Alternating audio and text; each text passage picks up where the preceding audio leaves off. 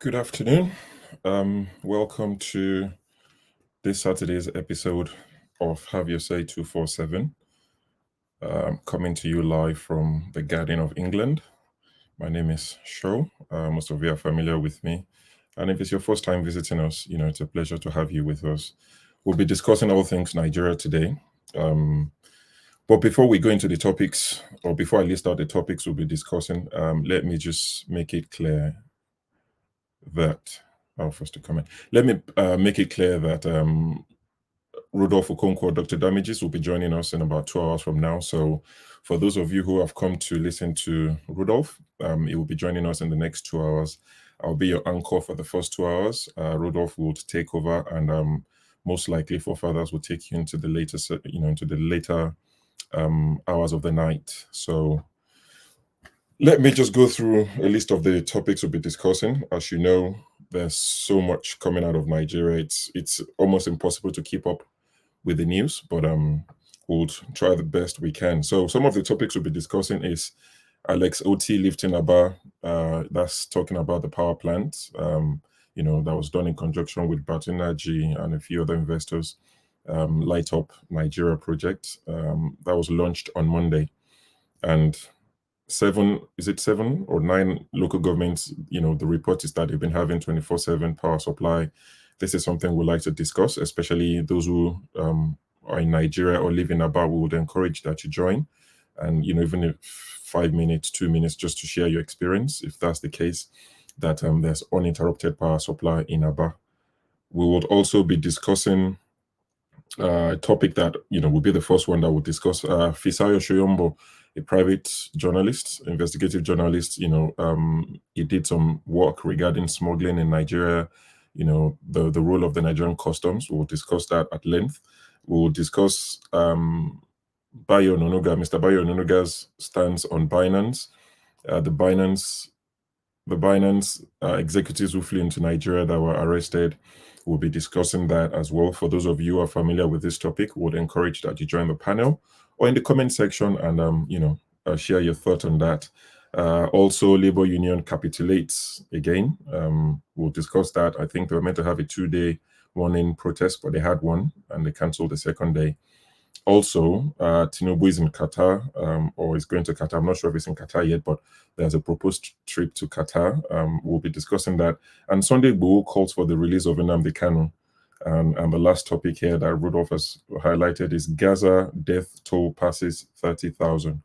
So these are some of the topics we're going to be discussing today. So like I said, we would encourage that, you join us on the platform or join me on the platform. And also in the comment section, we would appreciate your comments. We would highlight the ones that we deem fit. But before we go on, let me show you a couple of videos. Look at what Binance is doing to our economy. How did the government allow the saboteurs to take over? How did the government allow the saboteurs to have a sway? That is why the government moved against Binance. Some people sit down using the cyberspace to dictate even our exchange rate, hijacking the role of the CBN. They just sit down and fix anything they like. And we were told, for instance, that if you don't clamp down on Binance will destroy the economy of this country. They just fix rates. So it's a digital hijack of the economy. That's what it looks like. Sabotage. It's a digital hijack. There's some kind of hijack. And we are trying. Okay, so that was Mr. Bayo Ononuga, talking about the role of Binance. This sort of reminds me of. I'm going to send out the link in a minute. Don't worry, I'll send out the link so you can join me on the platform or on the panel. I'm just going to have like a monologue for about 10 minutes, and I'll send out the link, and you would join me, and we can discuss these issues over the next 2 hours. So Mr. Bayo Ononuga's stance, or the presidency's stance on this, reminds me of the days of the former CBN governor, who is currently having an issue with the Nigerian state. What's his name now? Whatever his name is, you know him. When he went after Abuki FX and he blamed them for the exchange rate, or for determining the exchange rate for the failure of the Naira, basically pinning it on Abuki FX. This is just very similar. We'll be discussing that at length. Also, I would share a couple of videos, which is the first topic we're going to be discussing. So let me share the videos and we'll flesh it out. Initially, the impression I got when you published the report and I read it was that it would seem that some smugglers are terrified of customs. I mean, you cannot just carry the goods across because in some instances there were hillocks on patrol. In other words, there were still people who were doing their jobs, but that there were people within the system who were corrupt, who were willing to take money and tell these people where their colleagues were, and as such, betraying the entire efforts of the Nigerian customs system. That's the impression I got. Not that the entire system itself is degenerate, but you seem to think otherwise. So both statements are correct. The entire system is degenerate in that the good eggs are few, and then they cannot deliver when they're being betrayed all the time. If you pick a customs patrol van, you know, hillocks is street lingo among smugglers. Say hillocks is coming, you know that's customs. If you pick the customs patrol van and you go to the street, and smugglers already know you are coming, what can you do? You know, there is nothing you can do. As I said, the only guys who get caught are the ones that have not bribed anyone such that the patrol team can be sabotaged. Well, I do also know that in the period of this investigation, I mean, which you also have admitted took a while for, you know, many reasons, the hierarchy of customs service has also seen a shakeup of some sorts. We've seen the new CG appointed to the helm. Has there been any change in modus operandi? Nothing has changed. The new CG knows everything that is happening. You know, the biggest smuggler in the Southwest is friends with the new CG. There's a relationship. He's friends with the president. He was on the president's train to the climate summit in Dubai. He's friends with a number of governors. He's politically connected.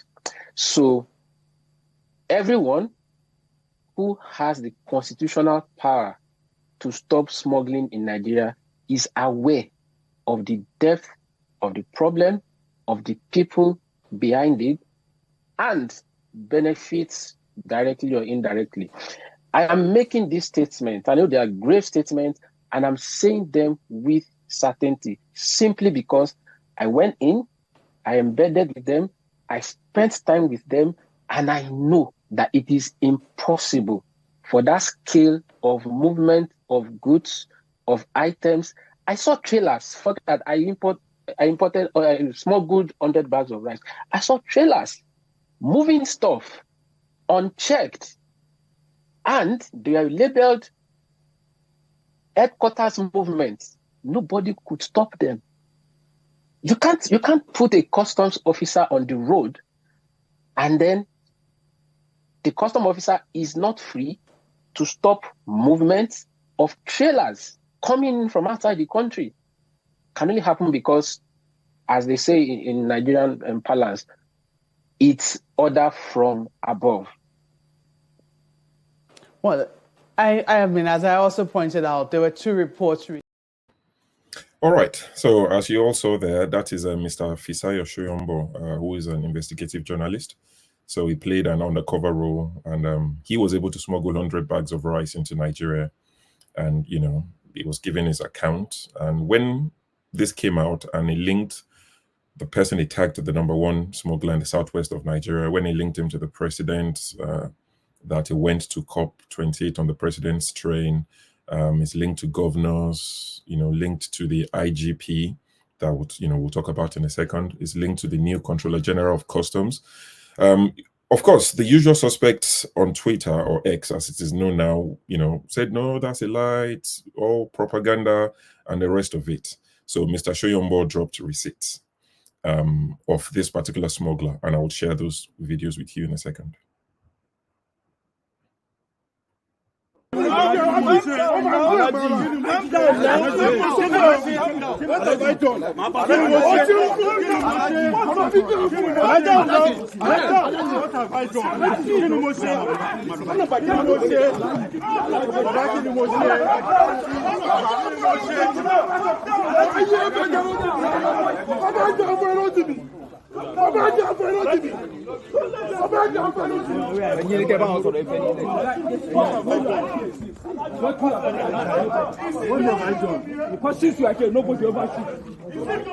What have I done?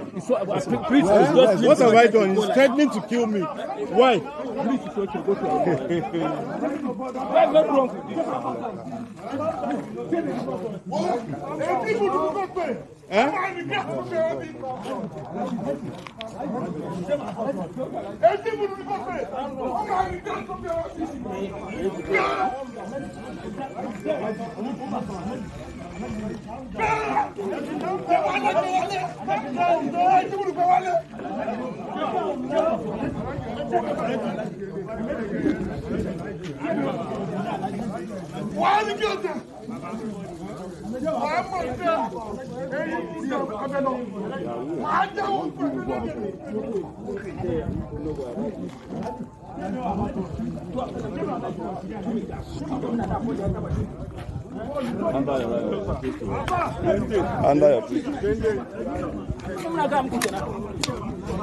Seriously.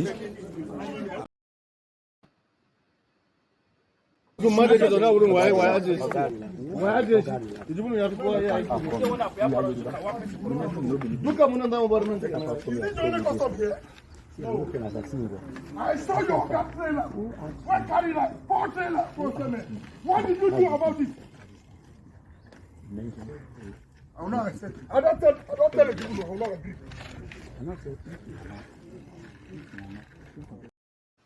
All right, you get the gist. That's the man. Is known as IBD Dende, who Fisayo Shoyombo has tagged as the most, prolific smuggler in the southwest of Nigeria. You can see him in the first video. For those who don't understand Yoruba, he was basically saying to the custom officer that he's going to show him basically who he is. It would make him regret being on duty on that day and the rest of it. And he was calling maybe, the custom officer's superior, to report him that his operation has been intercepted. And in the second video, you heard him saying that I saw 4 of your gas trailers carrying rice. You didn't stop that. Why did you stop my operation?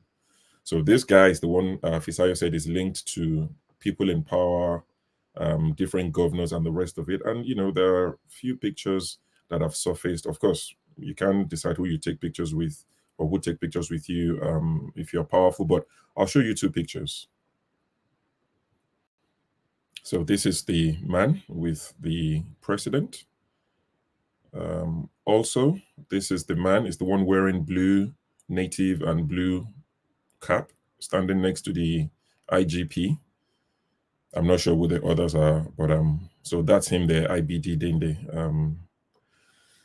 So this has generated a lot of conversation on Twitter, on X. I'm not sure on other platforms, but that's the one I'm on. And I've seen a lot of people discuss back and forth, for and against. But what's quite interesting is that after this video dropped, or these videos dropped, where Fisayo Shoyombo posted this video of the guy, clearly seen attacking or wanting to attack a custom officer, he had to be restrained. And it's quite funny that you see 7 or 6 custom officers with guns struggling to contain one unarmed citizen. You could clearly hear the custom officer saying, why is he threatening to kill me? What have I done? What have I done? This is Nigeria for you. And to go back to, for those of you who watched Electricity's broadcast yesterday, or those of you who would watch it later, Electricity had a broadcast yesterday on this platform. And his question was, can anything good come out of this government? Or he tagged it illegitimate government. And the answer is right in your face. My worry with President Tinubu's, associates is that quite a lot of them are corrupt. And I fear that people like that would hold significant positions, important positions in the country. Now, the IGP was linked with this man, and you saw the picture of them standing next to each other. Fisayo posted something on Twitter or X, and I'll let you all read it and make up your minds.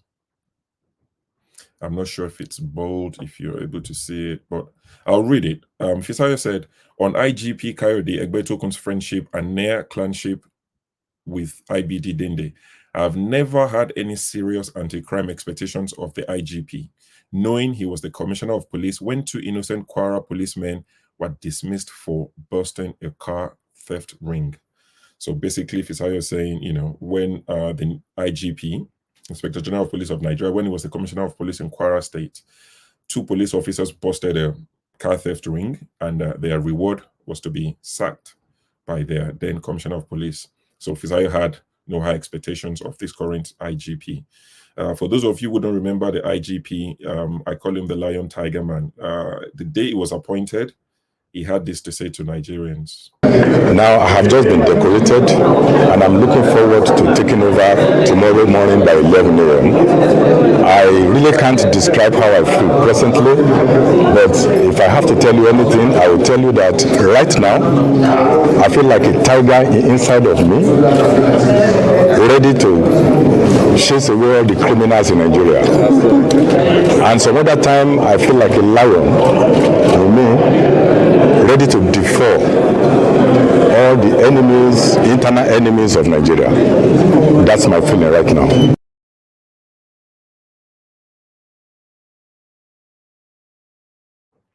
All right. Hide. Let's take away this picture, and now we can get started, and I'll bring people onto the platform and we can have a robust conversation. Right, so you've seen him as the lion, as the conqueror. He wants to get rid of all the criminals in Nigeria. So a good place to start would be with a man he was seen taking pictures with, IBD Dende, who's now said, he was provoked. That's why he said what he said. Obviously, he doesn't intend to kill a Nigerian police officer and the rest of it. But I'm sending out the link for those who want to join. You can join us and let's have a conversation. Also, please like the video, share it, even if you don't agree with what we do, how we do it, still share it. Some of your friends contact might like what we do. So please click on the like button, the thumbs up icon, click on that to help us with spreading the work we do here. It's really good for the channel if you can spread the word, please. We do appreciate your support. I can see people joining me. Femi, welcome. Paul, welcome. Good morning, Papi. I see your message. Good morning. Egmont Alexander Gomez, you said, "Show, put a smile on your face." I think you sent that when I started sharing the video. Some of these things, there's no way you watch them and you smile at the same time. Honestly, put a smile on your face. Bro, come on now. Greetings, folks from Texas. Egmont Gomez, thank you, sir. Oh, Tone, good to see you. You jump fence. I'm Tone. Okay. I think I know what happened. Who's singing? No, that's praise and worship. Please, now, take the person. who's having praise and worship? Okay, Mazi Prince, welcome to the show. Okay, so let's get started. Femi, if you've watched from the beginning, I've reeled out all the topics Rudolph intend for us to discuss today. I've started on the one that I find most interesting, that I want us to discuss for the first hour or 90 minutes, depending on how much people want it. That's the Egbetokun IBD Dende, the smuggler or the alleged smuggler. But is there any news that we've missed that you would like to throw into the mixer? Let me just reel out a couple that I know you know. You come with your list. I always narrow them down to it's too many things to discuss about Nigeria. There's the case of the Lassa fever epidemic that's beginning to spread out again, notably in Kaduna and Benue. And I'm particularly drawn towards that because of the fact that I worked in that space previously. And it's something that's they've not found a solution to ever since the very first episode of Lassa fever was found in about 1976 or so in a village called Lassa in Plateau. And then there's the case of the red line commissioning. I mean, maybe some kind of kudos of sorts. And just to mention that apparently there was news that Tinubu actually traveled after the commissioning. Of course, the not so little matter of Air Peace starting operations in the Lagos to London route. I believe it is not Abuja to London now. And of course, I know they were allocated Gatwick, and I keep telling people that if Nigeria was a country that had common sense, just as they're giving us Gatwick, we should also give them Port Harcourt, you know.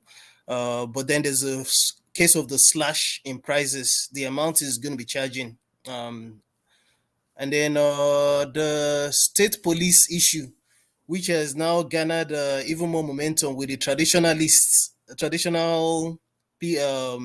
it called, rulers from the West, asking us to, in Yoruba, we call it Towo labor. Let's add our local means to solve this insecurity. They're suggesting that. And of course, the NIN and BVN, Bruhaha, the linkages and the fact that the chickens are coming home to roost, knowing that we do not have a single database for everything. Everything you have to either go line up in Nigeria. Of course, I like to add this positivity as well. Iwaju, that Disney movie that was premiered on Tuesday and released officially in Nigeria and to the rest of the world to world acclaim on Wednesday. And there's a little story to it as well. Not only a story to it, because it also falls within my space as well. Of those two Nigerians and one Ugandan that were threatening Disney with the fact that they were going to show Disney Pepper in Africa. And of course, they were co-opted into this movie because Nigerians are really doing well in the IT space, if truth be told. Of course, during the week as well, we're also enamored by the senators and reps, or basically the National Assembly, letting us know that by 2025, we're going to be having a new constitution. Of course, we continue to deceive ourselves. Restructuring is the answer, whether we like it or not. Yeah, and I don't know if you saw the video of the residents of Kaduna that barricaded the Kaduna Abuja highway as well over this incessant kidnapping. Of course, we're also treated to the fact that recently again they're stalking in Katsina and I think in Borno as well. That's obviously not abating yet anytime soon. Well, what else? I mean, there's so much. The CBN Act amendments being carried by the Senate as well. To what end? Well, I guess I'll just stop there for now. I mean, it's a lot. All right. Thank you, Femi. That's why I said keeping up with Nigeria should be, Netflix. Paul, I'm liking this, your gray beard, though. Good to see you. My brother. Is there anything that we missed too out? much. We not still better food job for America. That's why. No lie. Yeah. I think my first concern is Femi make mention of it, but I'm saying it from another aspect of it. Talking about the Air Peace thing, I'm a bit worried because if Air Peace try to achieve that purpose, the Lagos-London route or Abuja-London, I don't know, if they achieve that purpose very well, another frustration might come because not like Air Peace have their own aircraft that they want to use in flying that airline. They're using some Norwegian aircraft to fly that airline. So when you lease an aircraft to fly a route like that and you tend to bring the price down, just think the challenge. You understand? The challenge may come from both places because this thing is politics going on and everything. Though I know the North Airline, it's not so big. They are good with this cheap thing on their own, but the politics behind it and everything, sometimes it get me worried. I'm a bit skeptical, because leasing an aircraft to fly a new route, it's always challenging. You don't know what you see there. Mostly when you are coming with a cheap rate, it's a route that you want to go find big players, because the big players on their own, they can play those parts where they can choose to say, okay, now that you want to come, let's slash our price down to drive you out of business. It's challenging. So that gave me a bit worried with that. I hope some of us, people will talk into it more I know many people may not really have much knowledge about that. That is one. Then also the Otti thing, the Abia thing, it gets me also concerned again, like the airpiece thing. It gets me concerned the way people are bragging with this 24 hours electricity and the likes. When you start generating power, then you go to the media, you start talking. We've failed to understand that the distributions and every other thing, most of these equipment that will take it to people's house still owned by different organizations.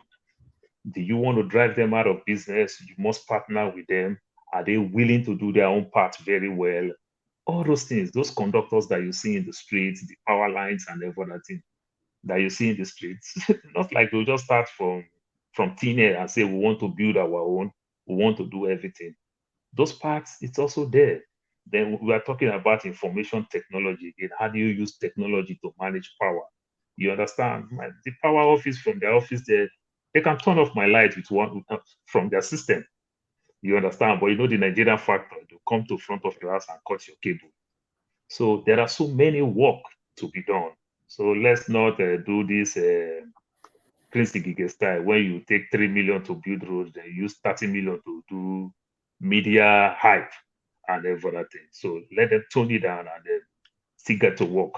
Not by bringing president, bring this, bring that, bring this, bring that.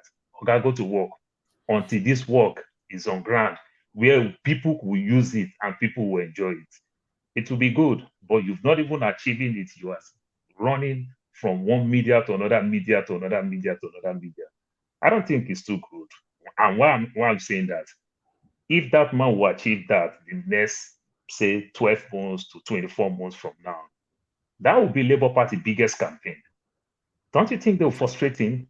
Yeah. So Yeah, Paul, I think it's a topic we'll discuss, at length. Especially would encourage people from Nigeria, if they can come in and let's discuss this power plant, the implications, the pros and cons of it. But let's just go around and find out if there's anything we've left out. Tone, good to see you. Is there anything you would like to add to the discussion, throw into the mixer, or have we covered everything for you? I guess we've touched on everything, but I would like to say to people that live in London will appreciate the positives of Air Peace flying from London. And as of this afternoon, BA has slashed their price. And I think one more airline, KLM or something like that, have also slashed their price. I think it's a good thing. It's because we've been having the wrong end of the stick for years and all that, because it's so disappointing for a country as big as Nigeria that we do not have an airline. Look at the kind of money that is being looted every day. Is enough for us to run an airline? So I think I welcome it. The only thing is, I hope they will keep the standards up, operational standards and otherwise. It's not just about having the slots and then the standard is Niger standards. So kudos to Air Peace and congratulations to Nigeria. With regards to the smuggling thing, this sort of thing has been going on for years. It's all about man on man. When you catch a big criminal that has friends in high places, when he's caught, he will start raking. And I think he was just lucky that there was no hot-headed officer there. They will have done what they need to do regardless. But then everybody is they're being careful because just one phone call might redeploy them, and that's spot where they are. That's where they make a lot of money. So they just need to be careful. Right. That's all I have to contribute for now. All right. Thank you. Mazi Prince, good to have you. Welcome to the show. Is there anything you would like to add? Sure. Good morning. Good morning, Paul. Good morning, Tone, and good morning, Femi. Yes, couple of things. We're talking about how hard things are in Nigeria, and it will surprise you that a deputy speaker was being interviewed yesterday by Sheun Okimbaloye, And this one could open his mouth to talk about how it is that their salary needs to be increased. And I can, I stood for a minute. I could not fathom why at this time the National Assembly is talking about an increase, talking about how it is that they give money to constituents and that. And I'm like, what is all this? Not only that, the constitution that they said they have in a review, he stated that it will not be ready until 2025. But they want increase in their salaries. That aside, so this is not speculation. Okay. It's becoming real. Nestle Foods, MTN, have just announced that it looks like they might be leaving Nigeria. Things are bad. Things are bad. Because one of the things they check in is not even, it's just that the currency of Nigeria is being devalued, which means whatever they do, they cannot make ends meet. They've already started dipping their hands into that of shareholders. So it's ridiculous. They might be moving. It might mean them moving to a country nearby or live entirely. It's so sad. Another thing that came to my attention, though I was happy somehow, was that of Pizarro, the Super Eagles coach. I think for me, left alone, probably the man is seeing that he might not be getting his salaries the way things are going in Nigeria. So the man will like, let me take my leave. But he already got a place. I think he got somewhere in Egypt, Ali, Ahali or whatever it is called. So I don't blame the man. Things are bad. It's so sad. And the president will stand on the podium in Lagos to threaten, to talk about he's talking about he's throwing a jab. That was not a jab. Whatever he was saying, he meant it. I rest for now. All right. Thank you, Mazi Prince. Xero, welcome to the show. Is there any topic we've omitted and the panelists haven't highlighted? First of all, good afternoon to everyone. Good afternoon. I think I quite like the choice of subjects. You didn't miss the miracle of Abba, and then the one that came in late. What's his name? The guy that slapped the customs officer. I think these are two pertinent issues. Though there are many other issues, but I like the way you streamline it to two. I'm overjoyed, with the fact that not just the electricity that came to Abba, but the multiple effects that is going to bring to this part of the country that has for so long been clamoring against what's it called? They're not getting any, they're not having any government presence, no investment. I just like the fact that it coincides with the period that companies were living. And in that Abba, there's nothing they cannot make. Even if Nestle leaves Nigeria, what is Nestle manufacturing that we cannot manufacture locally? What Nigerians have been clamoring for is electricity. Give them power and see the miracle. I just know that within a space of 2, 3, 4 years, those companies that are going, they will be replaced by local companies. And that's my joy. Let me hands off until we start the discussion. Okay. Thank you very much, Xero. So we'll start right from the top again. So Femi, the topic that I would like us to start with is the smuggling those people that have been pinpointed by Fisayo Shoyombo, who did, very good job. People like that have to be commended. The defense of the usual suspect on Twitter, it would amuse you. When the first said, oh, it's propaganda, how can you link the president? And the guy said, this particular person we're talking about was on the presidential train to COP28 when they took over 1,000 people. He's close to the president. It's not an unknown person to them. And he linked him to the IG of police, and he posted pictures, and he posted the video of the guy threatening a custom officer. When they saw the receipt, they now started what would shock you. They left the matter and they started saying, now this is how you do journalism. Unlike that useless David Udeyi. David Udeyi will have made it about himself. And I'm thinking to myself, sorry, what's this got to do with comparing two journalists? Why are you trying to pit Fisayo Shoyombo against David Udeyi? Let's stay on the matter and discuss this. Like Tony said, it's not new. It's not new. It's not unique to President Tinubu's presidency. So let's get that right. It's been going on for a while.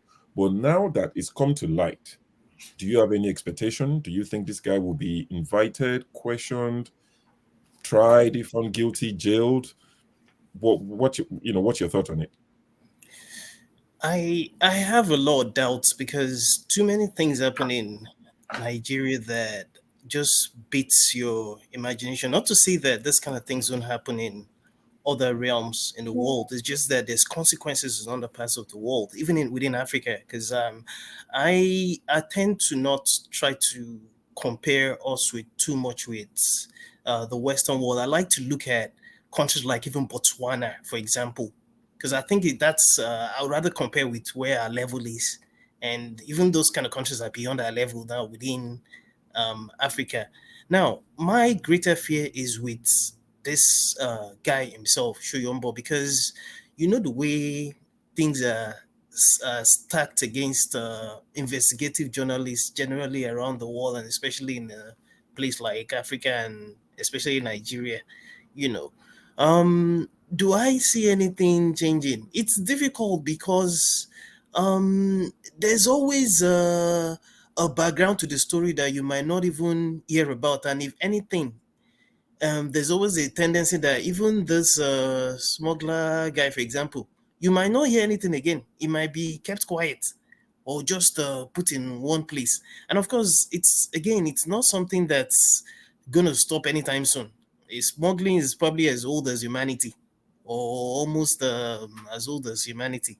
Now, there was a part of because I saw a bit of the call it mini documentary, if you will, where he actually highlighted the fact that you could tell that he highlighted that part, which, not surprisingly, where within the customs itself, they're the ones that would tell these smugglers the movement of the custom officers, their colleagues. So, and does it even surprise you, especially when you even trace things like Boko Haram back as far back to what Jonathan said, especially I think the midway during his presidency, about how he knows that there are Boko Haram elements not just within the security forces but also within his government, because that's the way we operate. That's just the way we operate. And that's why I agree with you that this thing is definitely not limited to just what's going on now, but it's been like that. It's been like that for a long, long time. So I don't see it abating anytime soon. In fact, as who knows how many of this is being replicated all over the country in various shapes and forms. Not just when it comes to smuggling, but just in our general life. We just have this anyhowness way of doing things, And who is going to bail the cat when is it the armed robber that wants to catch the thief? It's the same scenario, the same things being replicated even within government itself. I don't have too much to say. I don't have too much faith. I don't know. It's just annoying, but I don't have too much to say. I beg. All right, Paul, over to you. Customs, smuggling. Oh, Big QB is here. The man that said he won't fly airpiece. Okay, it would be nice to hear the reason why he won't do that. But Paul, so with regards to this this video that I shared, which you probably would have seen, Fisayo Sheyombo's work, you know, when he went undercover, he was able to smuggle 100 bags of rice into Nigeria. You know, he said all you need to do is pay the right person. And I saw one man's super chat. Thank you for that. I know was being sarcastic, saying that criminality started under Tinubu. If you paid attention, I mentioned it to say this didn't start today. It didn't start 9 months ago. But the question is, Tinubu is meant to make a difference. And this guy that's been fingered out is linked to the president as a friend, as someone he knows, is close to. You know, do we have expectation that this presidency will deal with such people? Yeah, just on the soft side, I'll use like 30 seconds on the soft side. When one man said criminality started under Tinubu, I think he's saying the truth, because in America, when you see small people who do this drug peddling and everything, they do it in the gas station, front of the, you know, the small stores and everything. But Tinubu recruit men. He was selling these things in Chicago State University all around. You forget to enter class. So Tinubu started new type of criminality in America, you know, so before he brought it home. Talking about this guy that they arrest, it's just kind of funny again. If I would say on the flip side again. They didn't arrest him. Yeah, no, I'm just saying, talking about him, it's just kind of funny because they didn't arrest him, but he's going to go under for the time being. And guess what? That can even increase the price of rice smuggling.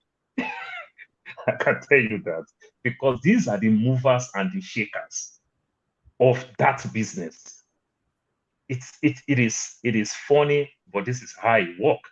I have done that back in the days, many years ago. We go to Badagry, we'll go buy, those days, we'll buy all this GSC, we'll buy all these things that we hardly get in the market. We'll buy shoes just to go sell and the like. We've been doing that back in the days. We'll go to Badagry. From Badagry, then we'll move to Cotonou. Are you confessing that you used to be a smuggler? Yes, I will say so. You understand? But we don't understand what we're doing. We're so young. So we buy. So if I can buy in excess, I will wear so many on my body. We'll hide some of these things. You don't even understand the weight of what you're doing. That's how you grow to become something else. You understand? Then you come back and you sell to people, you know. But why am I saying this? You will be so shocked that I was in Badagry 2022. In Badagry, where you see the slave trade thing and everything, there is a prison there, the prison yard by the slave trade thing there. All those water guys, these are people who help you smuggle rice. They all have their bike, they all have this thing. You don't want to do the risk yourself. So they smuggle, they charge you, so they can relate with custom, they can relate with police on the road, than for you to say you want to deal with custom and police. It's a big business. You understand? The business itself understands itself. And why I'm saying this guy will go free, assuming you provide all these receipts that this guy had good relationship with Peter Obi, then I know the guy will not go free. They will probably punish him like Dazuki or Nandi Kalu. But for the fact that you are seeing the guy with the Tinubu camp people, my brother, the guy will just go like one clothes that Wasiu and Yude put many years ago called Slick. But I like the way they say Siliki. Oh, the jaw. It will just rain go like Slick. You understand? The case will just rain go. That is Nigeria for you. You understand? Our president is the negative side. It's never be the positive side. Make mention of one good case that will know somebody that have been in jail for 5 years, 10 years, 20 years ago. Any notable case as to call that country, you understand, highly criminal, corruptions and other things going on. You can't Someone take even asked anybody. in the comment section that what's happening to the Better Edu case? Has anyone had anything? I say it will rain go like slick. It will rain go like slick. I'm telling you, it will rain go like slick. You might see. So this is just the thing. So our president is just on the negative side. So I don't really think anything will happen. Nothing will happen. All right. It's so painful, but that is it. It is what it is. All right, thank you, Paul. Thank you for your contribution. Tone, so a slightly different angle from you. So I'm so sorry. I forgot one part of it. When I make mention of those water, you understand, helping people carry rice, you will be so shocked that Oba of Badagry They also store. They also have a depot there where they transfer, and other people will come by. You know, you put it in a place there. Yeah, where they smuggle. I'm not saying the Oba. They use the privilege of him, but you cannot tell me he didn't know what is going on there. This is the thing. You understand? Army and the so-called warder help people to transport these things for you not to deal with police and custom on the road. It's a big business. So when they bring some crazy people from Abuja, like they say, to come block everything, price will go up. It's just simple economics, demand and supply. That's my take. All right. Thank you very much, Paul. Tone. So as I was saying, I want a slightly different perspective from you, being an ex-military, personnel.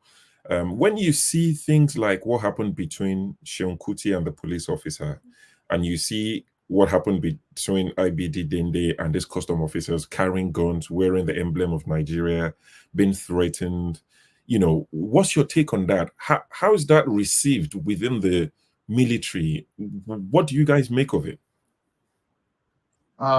First off, I must commend the officer for his composure, because He wasn't composed, he was scared. Huh?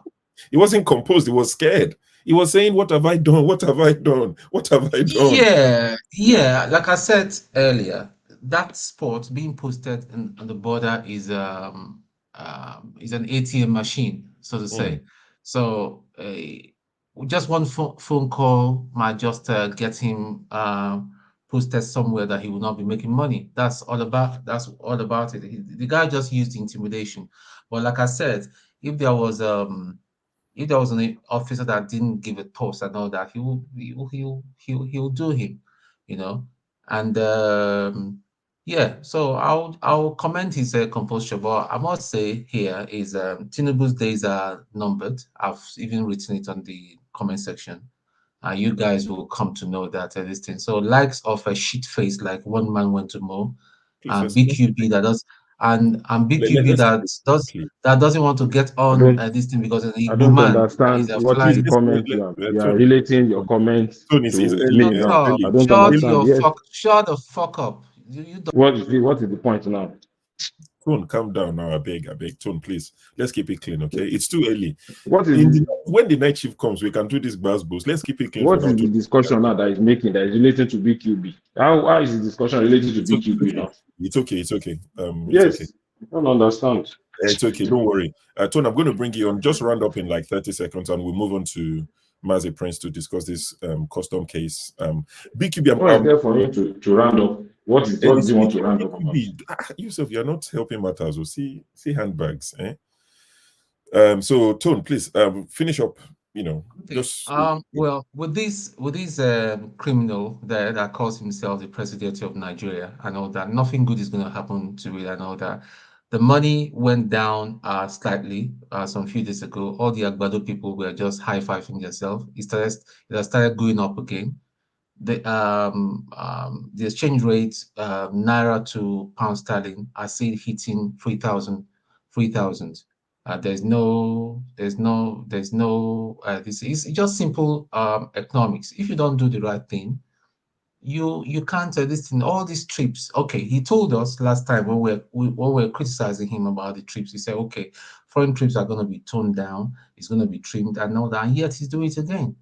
If you really want, you don't chase after investors. Create the atmosphere where investors will come. Investors will naturally gravitate to Nigeria. There's no security. There's no investment in a cottage industry and all that. So how do you want investors to come? It doesn't just work that way. But again, like I said, I'm just being calm and enjoying it. I've started eating my popcorn. One morning, you guys will wake up and you realize. And then all the Agbado people will start crying. Their crying have not started, but like me, I will keep saying, let the hunger continue because they needed to reset all their head, all their bigoted head. Thank you. All right. Thank you. Exero. So sticking to the topic now, do you have links? Do you have links to the borders? Are you making, is that your side hustle? Do you know? Why did you switch me there? Sorry. It's because of the way the tiles change. I beg your pardon. Sorry, Mazi, I apologize. Xero, You know, 1 second. Mazi yeah, Prince. am I not the next person? No, it's Mazi Prince. Oh. Then after Mazi Prince, then it's you. Yeah. Okay. Yeah, Mazi Prince, go ahead. Ngozika is because of the way on my screen. Sorry, so it's got Ngozi. You know how this works. When you came in, I can't even remember when you came in, but because you went right up, because you're a moderator. So in my head, I'm just going round. Sorry, do you know when you came in? Do you remember? Don't worry, all the gentlemen in the studio came in before me, but we don't have lights and we don't have network in this country. So, Okay, and Mazi before Prince, it gets to the time, let me plead your indulgence, Mazi. Let's hear from Ngozi since she's in Nigeria. Sure. Please, I Sure. beg your indulgence. No problem. No problem. Ngozika, looking very beautiful. Go ahead. Thank you, Mr. Show. Been a while. You started to join us today. Abia for Thank you dinner. for coming on. Welcome, sir. Good evening, gentlemen. So nice to see you again. Saturday. I pray we don't miss Dr. Damage too much today. Because he's like the cold water that we used to pour, and everybody went in. Anyway, we're still. Can I comment on anything or just the custom series? So since you're here for a brief, you're here for a while, you can discuss whatever you want to discuss since you're not going to be with us the whole show. Yeah, I will be joining in and out as the network is quite good, but if I leave, I can't guarantee. So, about the custom issue, at the end of the day, my thing is that it is the masses that suffer. And when it comes to the masses suffering, there's no distinguishing between those that voted for Bloom, those that voted for Umbrella, or those that voted for Mama Papa and Pikin. I've come with my market analysis and I went to the market. What's the price of yam? This time around, right? The bag of rice is 95,000 naira. And my present foreign rice, 95,000 naira. So, minimum wage is 30,000. Bag of rice is 95,000. Make of that what you will. And when we say let the hunger continue, I want to say, yeah, let it continue. But I'm also here. I have family here. And I can beat my chest and say that we didn't vote PPP. So if you are wishing hunger on everybody because about the people voted PPP, what of us that didn't vote for them? We are suffering the same thing. And this unfortunately is going to continue for a while. It's not looking any good. I'll be shocked. All the things they are doing that they are defending the naira is complete BS. Complete BS. It does not reflect in the market. It does not reflect. And you know the saddest thing about this country? Once prices of goods and services go up, it doesn't come down. That's the saddest thing. And the rich, I said this some days ago to somebody. I don't have a problem with prices of goods changing. No, I don't. Of course, prices are not going to remain static.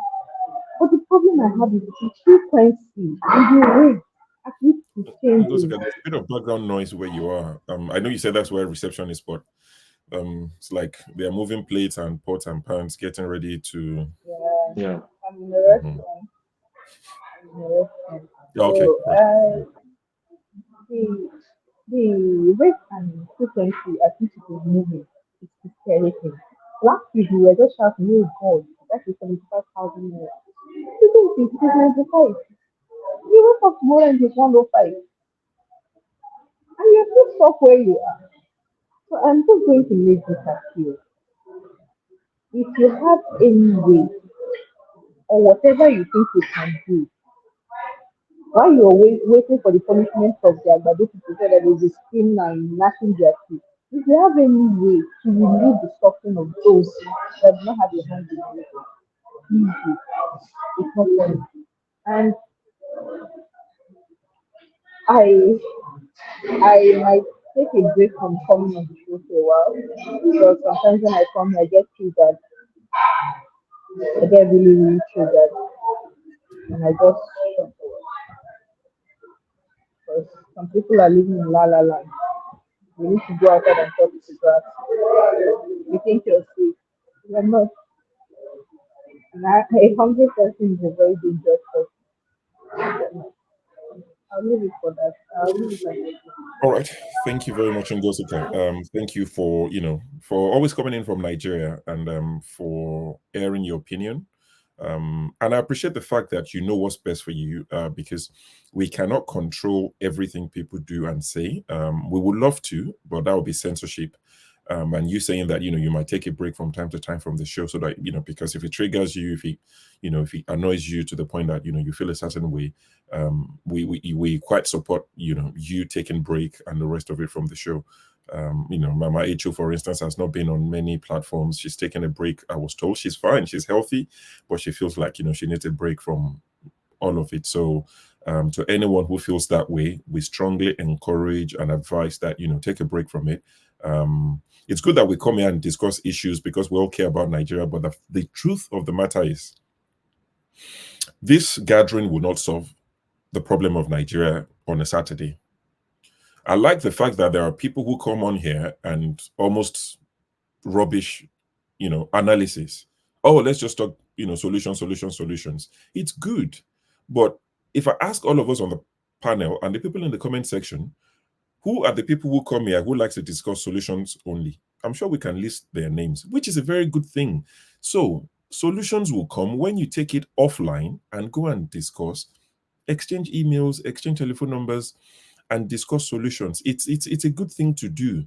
Analysis is also good. There are different roles that we will play. Some of us will just analyze.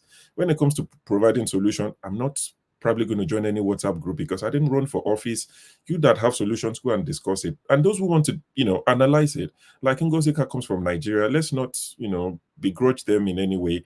Let us say a piece. Let's respect one another. Of course, it will get heated from time to time, but we shouldn't pick on people. It's dangerous. What it can drive people to do, you'll be shocked. We hope and pray it doesn't happen to any one of us. But if it does happen, that's when people will realize, like, oh, snap, I played a part in this, and people will run away, and you won't see them again in the comment section. So let's be nicer to one another, okay? You might think it's not a big deal, it's just banter, but not everyone can take it. For someone like me, you say whatever to me, I just laugh and like, life is good, whatever. But some people, it really gets to them. So let's be kinder to one another, please. Right. Mazi Prince, customs. Have you been importing Okay, rice? Exporting rice? so pretty much, I just totally agree with what you just said. Sometimes when we come on this platform and we talk, some people take it as a joke. Some people want to, whatever it is, that's their business.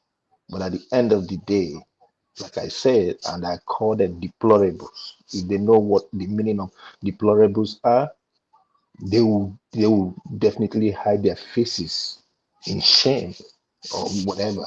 But that's by the way. Going to the customs of a thing.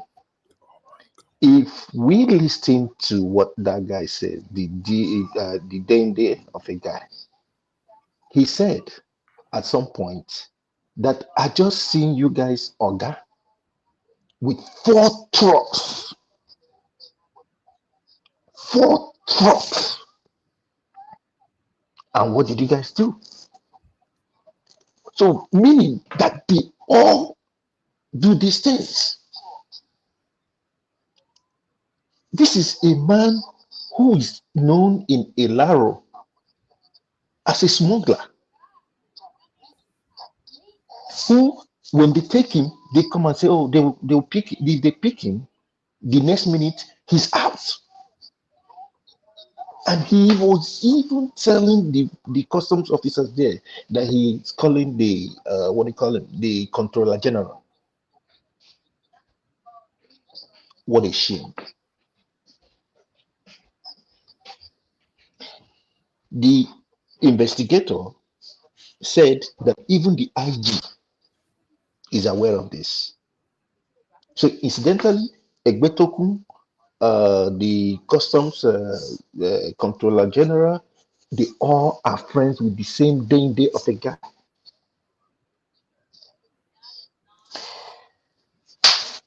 For me, I will say it this way: it's a pity. It's either we take it or we don't take it. Nigeria is gone. Nigeria is old time. What do you call this place? Close to Venezuela. I'm trying to remember the name. Uh, these guys that were, that were running things and all that kind of a thing. What is their name? Are you Why talking am I forgetting? Colombia? Colombia. Thank you. Colombia. Since have we ever heard these guys talking anymore? Mawa doesn't talk anymore. And drugs are coming into Nigeria. The journalist guy said the amount of drugs that go through the border, the arms that go through the border. He's not just saying, he's not just speculating. He said he saw it and it broke his heart. I pray, one thing I just pray, I pray that guy is hiding well because they're going after him. I know they're gonna try to take him out. So who's gonna investigate who? And EFCC came up and said they found in some of the customs, the top customs, about how many billions in their accounts. Jesus Christ. What are we doing? And somebody will come and tell me he's fighting corruption. Please. Arrest for now. All right. Thank you, Mazi Prince. Good contribution as always. BQB, I see you frowning. Put on a smile. Come on. I thought it was At least you're not in Nigeria. You're not feeling it directly, even if they're asking you for Give a him year. agbado to chop.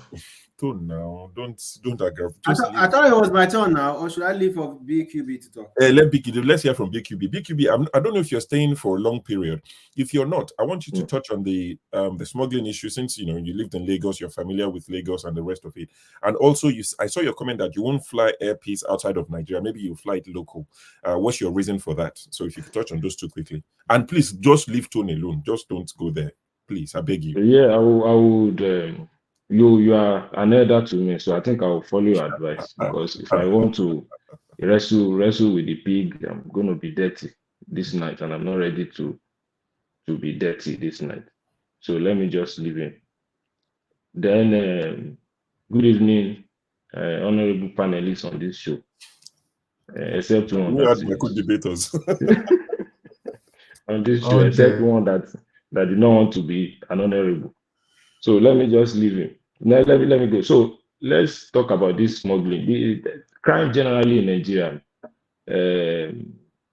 This is an criminality and corruption has affected every aspect of our society in that Nigerian country. So it's just one aspect. I know if we put a searchlight to some other sectors too, you will see something similar happening there. So I think that's just what I'm going to say about it. There's no way you can smuggle without the buy-in of custom officers, and we'll be successful at that. So the guard built off, obviously, this chain of successful smuggling in that axis, and those axes linked to other neighboring countries, Agbara and all those places. If you are close, if you know about those routes very well, those routes are one of the popular smuggling routes for cars, all these used cars. So, and what they put in those cars, if you guns, drugs, and so there's really nothing for me to comment on it. But we know the country response to any crimes depends on who you know. So depending on who the guy knows, who is who in the security agency and the custom will determine how the case is going to go. So if I really look at it, there is nothing much for me to say. I wish justice can be done, but justice in Nigeria mean different things to different people, depending on who you are, where you are, and how involved you are in a particular case that we're discussing. So I think that's what I want to say on that smuggling case for now. Then the issue about airpiece, I've had to fly the local wing of airpiece a couple of times in Nigeria, and I will say it, I'm not satisfied because I fly local airlines to another country, so I know that the service I receive is below average service. As I mean, in terms of cancellation, in terms of I mean, it can improve on its capacity itself for local route. So adding, going to Jeddah, going to London, going to USA, going to Gatwick, I think it's just more problems. That's just the way I feel. Because even the local one that you have that you control, there's still so many issues. Cancellation, delay. I had a flight in December, I had a flight in 9 a.m. from Abuja to Lagos. I flew 9 p.m. in the night. So how can anybody explain that we were just in the hotel? We were just in the airport. Everybody was angry. There was some northern Lagos bound flights. If you are coming from maybe Gombe, they route them to Abuja to connect with some of the Lagos bound Abuja flight to come. There are some other flight going to maybe Anambra. They route the people coming from Lagos to Abuja to.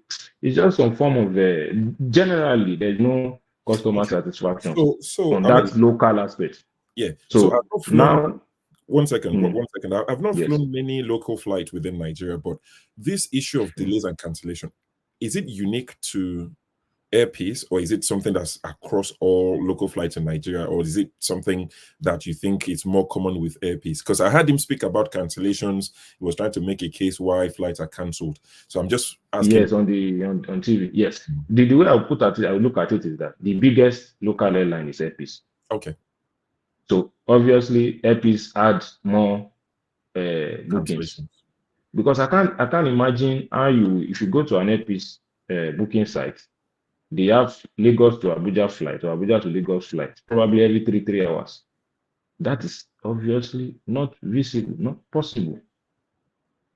You have 7:45, you have 9, you have 12, you have 3, you have 5, you have 7.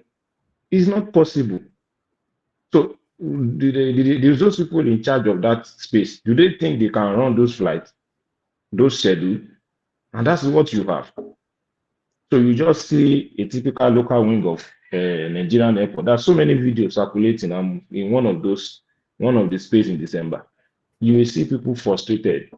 All of us were just angry. It turned an average Nigerian that can still fly, that will not take a bus to anybody that can still fly. An average price of that flight then was 100,000. So anybody that can still do a 1 hour, 45 minutes flight to Abuja, I still have some change with him to do that. It turns all of us to an angry Nigerian, because there is a limit to how much frustration can reach you that will bring out the demon in you. It's not a tone. You are not the only one that is crazy. So an average Nigerian, we have crazy in us. So I just look at you coming here. All right. Thank you. So now let me just make this one. So now bringing in international routes to it. It's just going to. It's just, even if I wrote there in the comment section that even if it's cheaper, I'm still not going to fly. I'm still not going to fly if it's cheaper, because cheap things sometimes you are going to compromise so many things for you to make it cheap. If you see those reputable airline companies that have been doing those routes regularly, Qatar Airways, Ethiopian Airlines, even Egypt Air has low rating, you will still fly Egypt Air than to fly airpiece. So is we Nigerian customer that they want to fly? BQB, before you start criticizing airpiece, let's see how they're going to perform on international routes. I'm not saying you see. I'm just putting out my customers review. This is a customer's review. I've flown airpiece on the local route. BQB, review them for domestic flight or domestic. Don't review them domestic to regional or international. or international. See, I agree because with of you, Mr. our Ford. Definitely. BQB, hold on, because I work in the airline. Yes. Let me explain to you. Even in America, there are some small airstrip airports that you fly that they do one flight a day. If they cancel that flight, my brother, sorry, na the next day. You understand? So this is what is happening in Nigeria. Our airport close. So if flight delay, it affects you. But our international airport don't close. Is Airpeace having that problem with their regional flights? Is Airpeace having that problem with the international flights where our international airports don't close? They don't. Yes. You understand? So you are so sometimes to some extent you are talking from a layman's point, and I do understand. Then also when you see people also mad, like you say, we have so many mad people. Remember that we that live abroad will be very polite when we are living this side of the world. When we reach the other side, we are going there to go intimidate anyway. So we started from airport. Yeah. You understand? Yes, I made the point. That's how it is. Yes. I made a point to you if you follow my. Let me just. Yes, I made a point to you. Yes, I made a point to you if you follow that. I've given you a typical schedule of an Airpeace flight from Lagos to Abuja bound flight, which is the commonest route that they go to. I've given you, they have a flight every 3 hours. You are a professional in that industry. I'm a layman. I don't know anything. You think your knowledge, they have a capacity to fly every 3 hours, Lagos to Abuja. So they do. I hope you understand that turnaround is between 15 and 25 minutes. It's called turnaround. But as you get out from the flight, they just pick all the old trash from cabin crew. They pick the old trash, they call for boarding while they're putting gas on the aircraft. That is what it's supposed to be. But you discover that an averagely the 9 a.m. flight will fly 12 midday. 12 midday will fly 5. And that is not a single occurrence. It happens regularly. I'm only giving my view that even with the reduction, I'm not assessing their performance or regional or international. I'm only telling you, I've flown probably 2 or 3 times in a year, local flight on Airpeace, and I've flown in another country, local airline. I had more delays, more cancellation with Airpeace than in the other country that I've flown to. So I'm only comparing as a customer. All right. And I have my right as a customer to complain. You can't intimidate me for complaining. So I think that's just my contribution. Yeah. Thank you. Yeah, no worries. Good to have you. Exero. So quickly to go back to the custom case. I'll go around. Sure. Can I just make a comment? In 30 seconds, please. Sure. We're going to discuss Airpeace if that's what you want to discuss. I know. BKB, you are very much entitled to your opinion or whatever it is. I kind of see where you're coming from. Yeah, there are delays, but the thing is this: in other climes in the Western world, you get a flight that can go from Abuja to Uyo. You can also get the one that can go from Uyo to Port Harcourt and other places. But in Nigeria, the only thing you guys have is either from one state to Abuja or from that state, from another state to Lagos. You guys don't have like the way they have it. You guys, in Western world. Who are you guys? Who are you guys? I know. I'm not. There's a direct flight from Abuja to Anambra. There's a direct flight from Abuja to Anambra. So I don't understand what you're making. BKB, what I'm saying in essence is, in order to eliminate those delays, if they have it in such a way that airlines can go to different places without it being that they go from one place, if they go from one place, they come back to Lagos. Assuming if you want to go to Uyo, you want to go to Cross River, you have to go to Uyo, come back to Lagos, and then go to Cross River. If they have it that way, that they allow them to run multiple flights. It's possible, Maxi, it's possible. Right. It's possible. I know. It's possible with Port Harcourt, Abuja, Kano. Lagos, Port Harcourt, Abuja, and Kano. Yes, now this four airports is possible. Now. It's available. Yeah, it's possible now. So if they do that, then you guys will not have delays. All right. I don't want to blame them for. I don't want to blame them for all the delays and all that stuff. All right. It happened to me too. This seems like an interesting topic, and I watched the interview that the Airpeace CEO did, Alain Oyema, who I know CM loves to beat. So we'll discuss that. We'll create maybe like a 45 minutes. We'll talk about it. I watched the interview, the struggles he had to go through to get the license. You know, they were offering him Luton and Stansted and all those small airports. So we can discuss that later. But let's stay on track. Xero, rice. Can you hook up my family in Nigeria? We need rice. Yeah. Somebody said on the comment section that why are Nigerians so obsessed with rice? There's Agbado, there's well, you know, Baba Show, just as these guys were even discussing about Airpeace. There was a smuggler that actually has an airline now in Nigeria. I don't know if I don't want to go into detail, but you know, they said a particular president couldn't stop him. They had to bribe him to go into legitimate businesses, and that's how he became an airline owner. You see, in Nigeria, it is very easy for a government to be derailed by some of these smugglers. They have made so much wealth that if you come in and you say your first mission is to stop them, they can bring you down, especially when it comes to that custom. So, we had former vice presidents who were custom officers. How did they make their billions? That is a serious, big industry that we are just discussing it like it's just a few criminals here and there. There are so many criminals in that sector. Where do you want to start from? You just made this one now. Do you know the other ones? You cannot stop them. It's not easy to do the right thing in that country. And the funny thing is almost everyone in that country is involved because they have to sell it to your citizens who will now resell. Don't forget that route, especially that Badagry route, there's a lot of things coming out from that place, apart from rice. There's jewelry.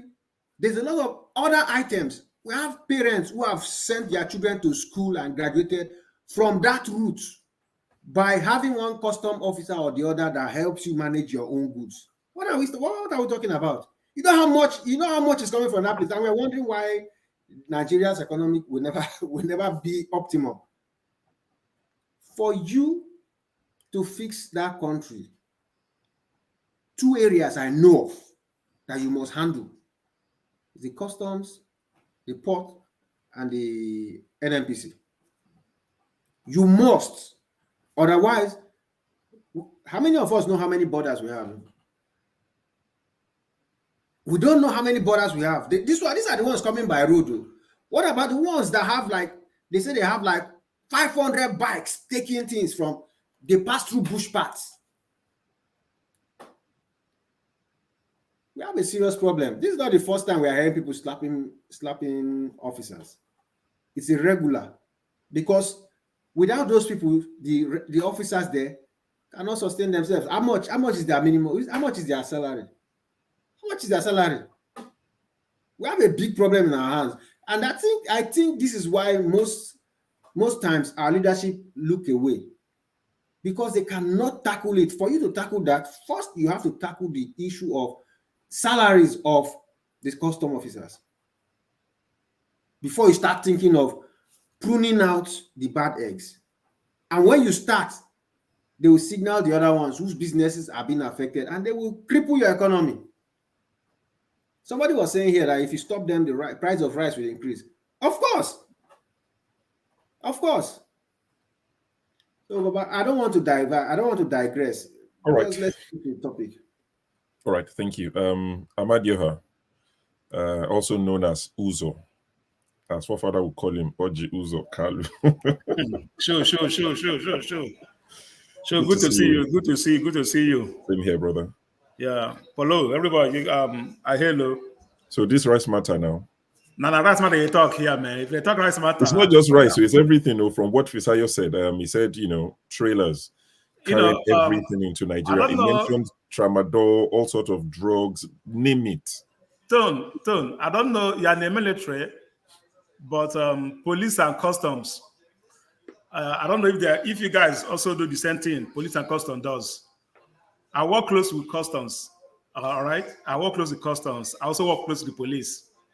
If I tell that after 10 years of retirement, a police inspector or a custom general is still collecting entitlement from the boys, where will all those entitlement coming from? I work close to Buba, from Jos, and all their groups, all right?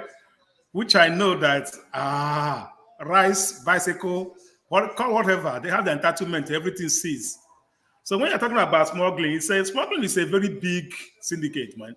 If a customer officer, if you want to punish us as a customer officer, they will send you to Imo State or send to Anambra State. Yeah, you have nothing to seize.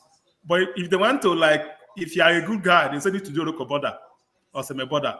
Those two places, I think that place in a year, you're a billionaire already. If they want to they'll punish send you, you to training school if you're a good guy. Training they will school. send you to Benin bypass. As a customer officer, when you're at that place, you'll be begging. But if they send you to Joroko border or Seme, that means you're doing good.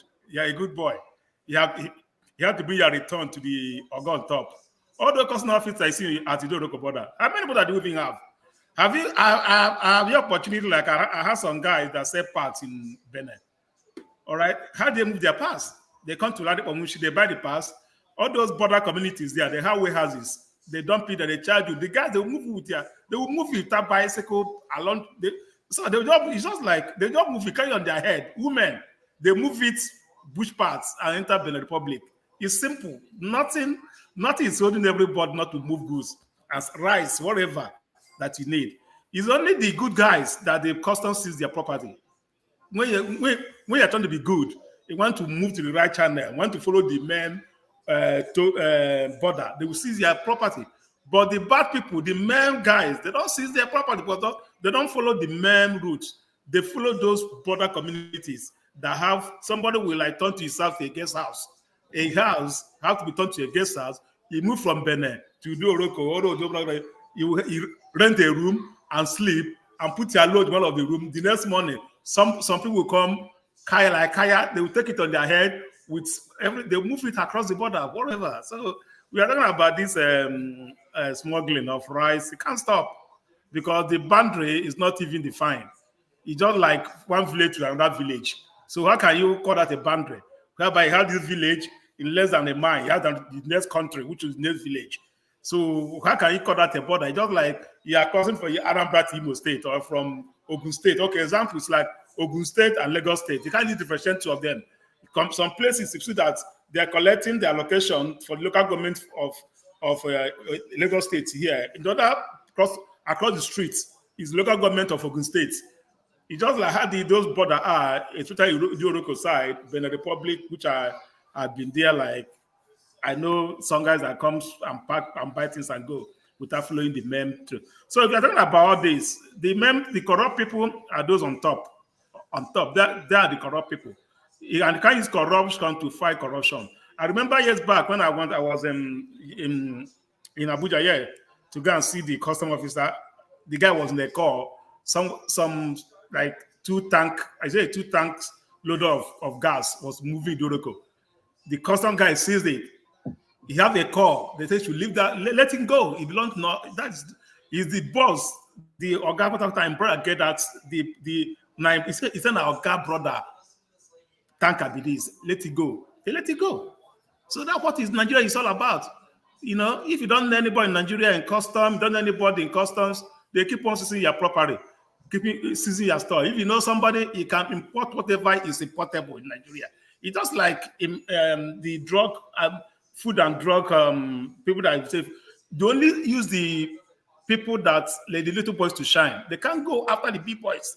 You go to Lagos Island, where they do all those chalk machine doing chalk. They go there arrest them doing fair drug. They won't go there arrest them. They will let a little boy that just imported a good stuff from Europe or America. They will seize that one and use it to shine and burn it up. But they won't go to where they are manufacturing the chalk itself with 3D machine to like arrest them. They won't go there. They know they won't arrest them. They will use the little boy that just started a business new, that even doing the right thing to shine. So that's how Nigeria is. So don't blame the custom officer that are in the Oroko or whatever they are. They are being controlled by the big boss. The big boss, which are at the office there, telling them how much you are going to bring. In short, There's a time, all of like the guy I work for in Jos, he have like 2 acres of land. Every day, what comes in a container, open it may be bike, open it may be rice, open the container, it may be anything. That is Oga this thing. All right. Each of those guys have it. So if one is successful in custom, he has to do what?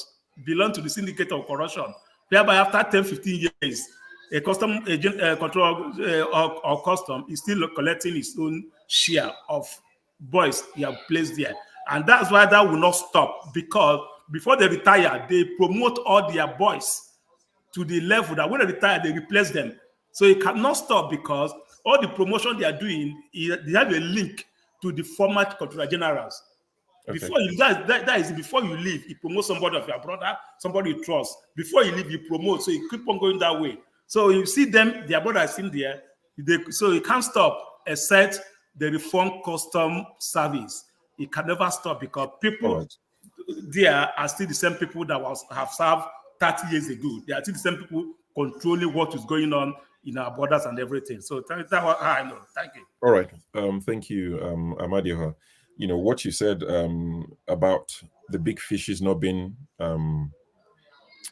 punished, or nobody goes after the big fishes. It reminds me of what happened during the week when Peter Obi spoke somewhere, and he said, the chase after young boys with laptops, the Yahoo boys, but we have the bigger thieves in Nigeria who, talking about politicians.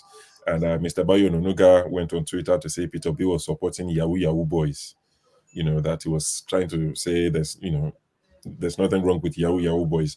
So Peter Obi was basically saying, let's go after the bigger thieves and we can solve the problem of the little thieves. This Yahoo, he wasn't supporting it in any way. He was just saying, go after the real criminals that is driving some of these boys and girls to do, some of this petty criminality. But before I sidetrack, now I've checked, we have over 330 people watching, and I thank you for that. You must enjoy what we're saying, or you hate it to the point that you can't even look away. But you're here with us and we're grateful. But please, can you go one step further and click on the like button? Just click on the thumbs up on YouTube. You won't be charged. Your bank account is fine. It's not linked. So we're not taking any money from you. We just ask that you please click on the like button. We have about 50 likes with 340, 350 people watching. Let's take that up. I know some people will stop the broadcast on different platforms. People will stop it. Even on football channels that I watch, they will literally stop the show and say, if you don't press like, we're not talking again. But we won't do that. We won't bring the military Abacha style. We trust you to partner with us and just click on the like button, okay? You won't take your data. If you're in Nigeria, it doesn't cost extra data. So please like, share the broadcast. Let it get to more people. Dr. CM. So you talk about big fish and you are doing the same thing. You just keep accusing all of us in Lagos that we are the ones doing the smuggling. Meanwhile, there's a big smuggling going on in Ibadan. Shaki is also headquarter. That's why Custom Day Road, Shaki, headquarter, and you be Ibadan boy. Yeah. You know what I'm talking about. Even if I don't go Ogun State now, I'm not safe. There's smuggling in Ogun State as well. You see, I'm not safe either end. But Dr. CM, good to have you. Smuggling. This smuggling, thank you, Shu. This smuggling issue, they send a solution they want. The solution to smuggling is, if customs say smuggling will stop today, it will stop. That's all. That is just the solution. There's no amount of resources of do budget here, If customs say smuggling will stop in Nigeria today, smuggling will stop. So that is the solution. It's in the hand of the custom. That's all. That is my solution to it. There's no need debating it or anything. The moment they say smuggling will stop today, you see smuggling stop. That's all. Basically, yeah, thank you. So basically what you're saying is it's about the willpower of the people in charge. If they're willing to stop it, they would stop it. And I agree with you. Yeah. And that's why it's important to get the right people in charge. As much as we might, say piousness doesn't build a nation. We're not looking for a pope. We're not looking for a perfect president, leader, governors, whatever. We just need people with the right mindset, the right attitude. The less criminal they are, the better for us. if it helps in terms of communicating this to people, because I know the next thing will be, oh, your principal is not, we're not looking for saints. They don't exist anymore, at least not in this realm. So we just need the least criminally minded people who can go in and say, let's cut this crap. Anyway, Femi, are you in any way involved? Are they smuggling your tech products into Nigeria as well? You know, as a tech guy, your headphones, your laptops, are they being smuggled as well? You get link? So I would actually, I would divert from what you asked, and there was something I was thinking while listening to, because I like to listen, because out of listening, you come to find out that there are things that you never even thought of, that you're like, oh wow, you know. So I'm sitting here and I'm like, I assume, I kind of think all of us present in the panel right now are somewhere abroad, away from Nigeria. There's something about the way hierarchies work, even at our places of work, the way the Western world is. And even you would like to think Nigeria used to be in the past, even if it wasn't perfect, because you're not going to find perfection anywhere. Whereby, if you have a supervisor, that supervisor is it reports to someone who reports to someone, to the point where all of their job, the fact that they say, oh, the job is tied down to not just performance, but to whatever is basically is the case of accountability all the way to the top, to the point where you know that if whenever there's they're looking at your key performance indices, it's tied to certain variables that are expected of you. So I'm looking at it from that regards as a solution to this issue that, okay, if, for example, yes, we have the presidency, and you look at the fact that Buhari, for example, signed into law a new act just before he left office last year to replace what was in existence that was put in place by the National Assembly. And part of what is signed into law is, if you look at that act, it states the fact that you have not just a governing, you actually have a governing board for the custom on one hand, and you also have a management committee. How about if you hold them accountable to the point where, if the key performance indices are not being made for maybe say per quarter or per 2 quarters, then you should tie it to their jobs and make them resign or just fire them and bring in new people, so that it can trickle down that way. Yes, will it eliminate everything? No, I've never seen anywhere in the world. It's not just Nigeria. It's not just a Nigerian thing. It's just that ours is, and then maybe introduce there's also the technology angle, because let's not kid ourselves. There's too many unofficial borders in Nigeria where things go through. You don't even need to go through any official borders. So maybe if we're serious, that would probably also help to mitigate the issue of insecurity as well, because all these things are tied together. You know, technology and us being serious about even the people that are going to man the technology, because at the end of the day, you can have technology, but there's still people that are going to operate technology. So again, to summarize, like I started off with, if we can have accountability to the point where right from the top hierarchy, the governing council and the management committee, their jobs are tied to specific KPIs that you put in the place. I believe there will be what's it called? There'll be changes, but of course it starts from the box stops at the table of the president. First of all, you have to show leadership. You have to show seriousness, because again, perhaps to just put an end to my argument, this also ties into what goes on with our economy. A lot of these things are tied together. All right. Thank you, Femi. So the comment I've highlighted is from Can Do. Show, I'm going to ask Oga at Dr. Damages for a meaningful wage increase for you. Prices have gone up everywhere. Can Do, God will bless you. Let me tell my Oga to increase my salary. Living wage crisis in the UK. Things are tough. I see you, my brother. I'm going to come to you in a second. Let me just highlight Adewale's comment. So Adewale said, you know what's funny? You know what is funny? Half of the panelists lied to the immigration officers to get a visa to the various countries they reside in now. Let that sink in. Cast the first stone.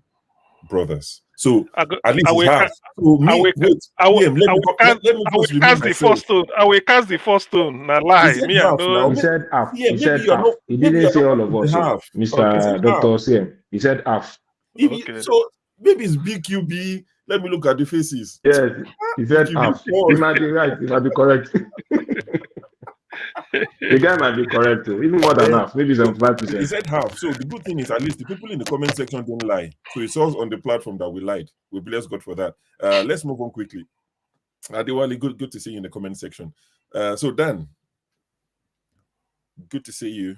Have you got anything to add to as the last person to comment on this smuggling issue?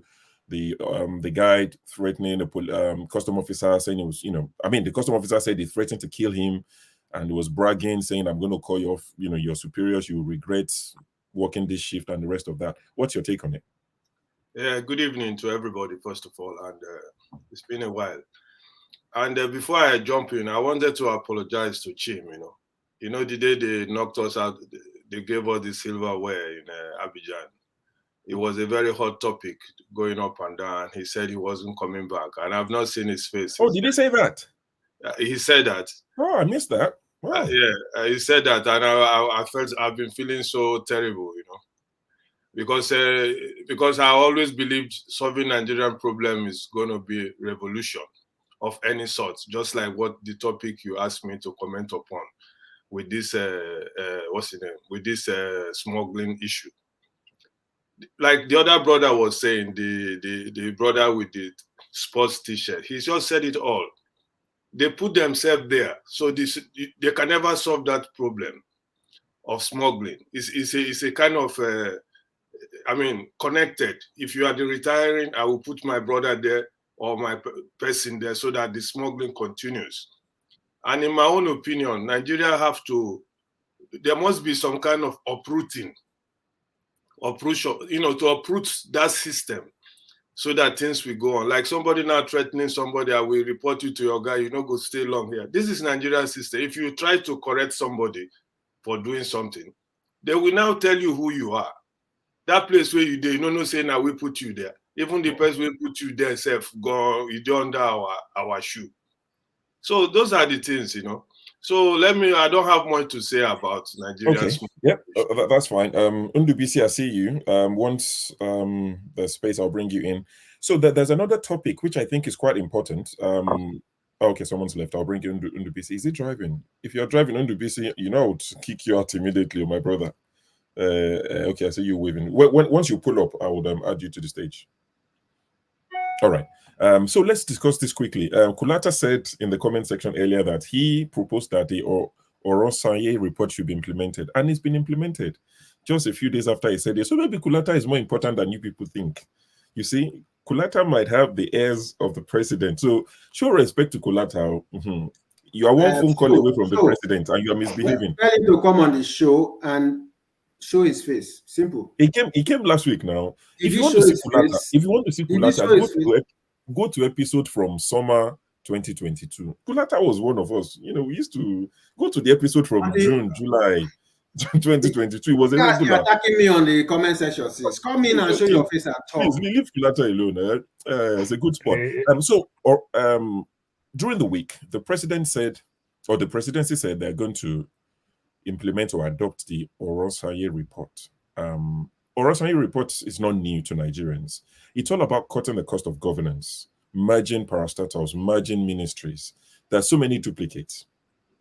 Now, in the same week that they said they were going to do this, we saw some of the moves that they made. Like the president's two sons going with them to Qatar for this business summit, which I don't believe they have any business, especially if Nigeria is paying. We saw the convoy in Lagos, which I still think is too much. They can cut it down. And, some other things that they do. So they say one thing, they do another thing. Do you have faith in this government to fully adopt this Orosanye report? Paul, over to you. I think I just like the way we discussed this custom thing. We didn't even flog it too much because of it just kind of weakened us. If you see today, you look like we were just tired because it's just the same of the same. What are you talking about, Orosanye report? When the president himself as the highest minister ever. You understand? So if you want to say so, I want to believe that you should just say it like the military used to say. You understand? I could remember Abacha, how Abacha makes us laugh. So when Abacha said new pen dissolve, pen gas in dissolve, then they ask Abacha, they say, what of Kokori? He didn't even know that Kokori is the labor man. He said dissolve. Frank Kokori, he said dissolve. You are talking all those things. I strongly believe that he, on that day, would have said, we are bringing so many ministries together on that same day. They will understand. But this talking drum is just for him to distract us, for us to say all these things, just like as Kolata is looking for relevance, so that he would throw one nonsense, then we'll deliberate about it and the likes, which don't make any sense and every other thing. Look, we don't criticize government in this part of the world where we see their work on ground in real time. You understand? Neither in my city, they're expanding the road. They put it there. They say, oh, the contract going to be 55.5 million. And they put the day that we'll go to city council to go criticize, to go complain, well, we don't need this project as at this time. Guess what? I went to city council. You barely see people there. You know why? And you still see people there who will complain, but you barely see people there because, first of all, they trust what they are doing. And when they say they are doing things, and when they give you their time stamp that we're going to do it for 11 months, guess what? That project will finish under 11 months. But Nigeria is a country where you see where they say they are doing road, then they tell you rainy season. Is it that when you carry out those contracts, you didn't factor that there's going to be rainy season? Is it that when you are giving those contracts, you don't factor that there's going to be a budget? Then you say, oh, it's not in this year budget, it's next year budget, and next year budget, rainy season don't come. You understand? It look like people just have selective amnesia. You understand? So you just see all this nonsense talk and everything. A president who hire 48 ministers, as the case may be, calculate how many parastatals, only aviation, investigation and bureau, NCAA, FAN, this, that. It just makes you laugh. You understand? And it can't bring all these things together. And if he's going to bring it together, when you say Orosai report, I want to believe that you're supposed to just quietly finish everything and bring it to play so that we'll see everything. You take pages of newspaper, how you match the ministries together, how you match the parastatals together, the things you do that will just make things work. Certain things, even though let me even say, even ordinary consulate and embassies, things like that, the reasons why we'll go here, the reasons why we'll close some of these offices, things like that. But no, nothing. It's just a talking drum. You understand? It's just a talking drum and everything. So Kolata is hiding and nobody is pursuing him. So he's just using text message for us to find his relevancy and everything. Nothing will happen. Kolata plus his Oga, nothing is going on. All right. Thank you, Paul. Tone, so what do you think? So the Orasanye report, if they were to implement it, do you think that Tinubu might struggle to implement it? Because if he does implement it to the letter, that will be the end of his presidency. I mean, not saying that he won't finish 2027, God preserving his life, but in terms of re-election, I know you think he's going to be, I mean, not think, but you're saying that something will happen, number five, and I remember your number 5. But let's say number 5 is not in play now, and 2027 comes and it's implemented. Your Orasanye report is scrapped so many, parastatals and offices, and it's cut down, and all the job for the boys are gone. Some people are even saying that part of the Orasanye report is to scrap the first lady's office. That's part of the recommendation. So imagine a council, his wife's, office and the rest of it, because that could spell the end of his presidency or re-election. That would cost him. Could that be the reason why he won't implement this? It was reported that he was going to fully implement it. The operative word here is fully. He has not done any of those. I mean, we have seen the antecedents from him. It's his administration is about, I wouldn't want to use the word lying, but saying half truth. They will say this, but it turns out to be the opposite. So it's just all about half truths and propaganda. There's no Orosaya report. He's just doing this to seek what's the word now? to seek relevance, that he's seen, he wants to be there, to be seen as doing something. Like he addressed the NLC saying that, listen, you guys can get me out. Wait until 2027. Who tells him that 27 is promised to him? I don't wish him bad. I don't wish he would die or any bad thing. I know that nobody's wishing anybody bad. But who tells him that he's going to see 2027? There even could be even a global event that will cause things to happen, and there will not be any election. There will be no APC. There may not even be a Labour Party in 2027. So Mr. Tinubu and the group and all that. I personally, what I'm even starting to see with him is that I think he has looked at himself, looked at his age, and said, listen, you know what? I don't give a toss. I'm going to do it my way and all that. Worst case scenario, I will enjoy myself, solve whatever it is and all that. At the end of the day, either they kick me out by coup d'etat or I lose the election, but at least I have on my CV that I've been the president of the Federal Republic of Nigeria. They are not going to do anything. That's just it. Let's not just deceive ourselves. This man has no clue. Look at the people that he took to Qatar. the latest trip here. It doesn't make sense. That trip too is needless. It makes no sense. Even at this critical time that even people that voted for him are swearing at him. I mean, where's his conscience? Does he not watch telly? Well, he has said he doesn't even listen to social media, so I won't be surprised. So the thing is, they're not doing anything. They're just doing whatever they want to do, and that's just how it's going to remain. The only sad thing is that the poor man out there in Nigeria that don't have any connection, they don't have possibly even no relative in diaspora that will send them money and all that. Even living in Cameroon right now, their money is even better than Nigeria. When you send people money from Cameroon, I mean, it's even higher. So Tinubu, I don't believe him. I don't believe his crew. They are all there to run. They will run down the country to the very, very ground. They have even succeeded. They don't care. They're not even feeling all this thing that we're saying that are being power or things are very, very hard. They're not feeling nothing. Have you seen his entourage? You think they are going to go and invade Niger with that kind of entourage? It's fearful because the man is just fearful. But again, there's not going to be any 2027 for APC, sadly. Thank you. Thank you. I just highlighted Adewale's comments, in response to what I said about the convoy in Lagos and what Stone just said.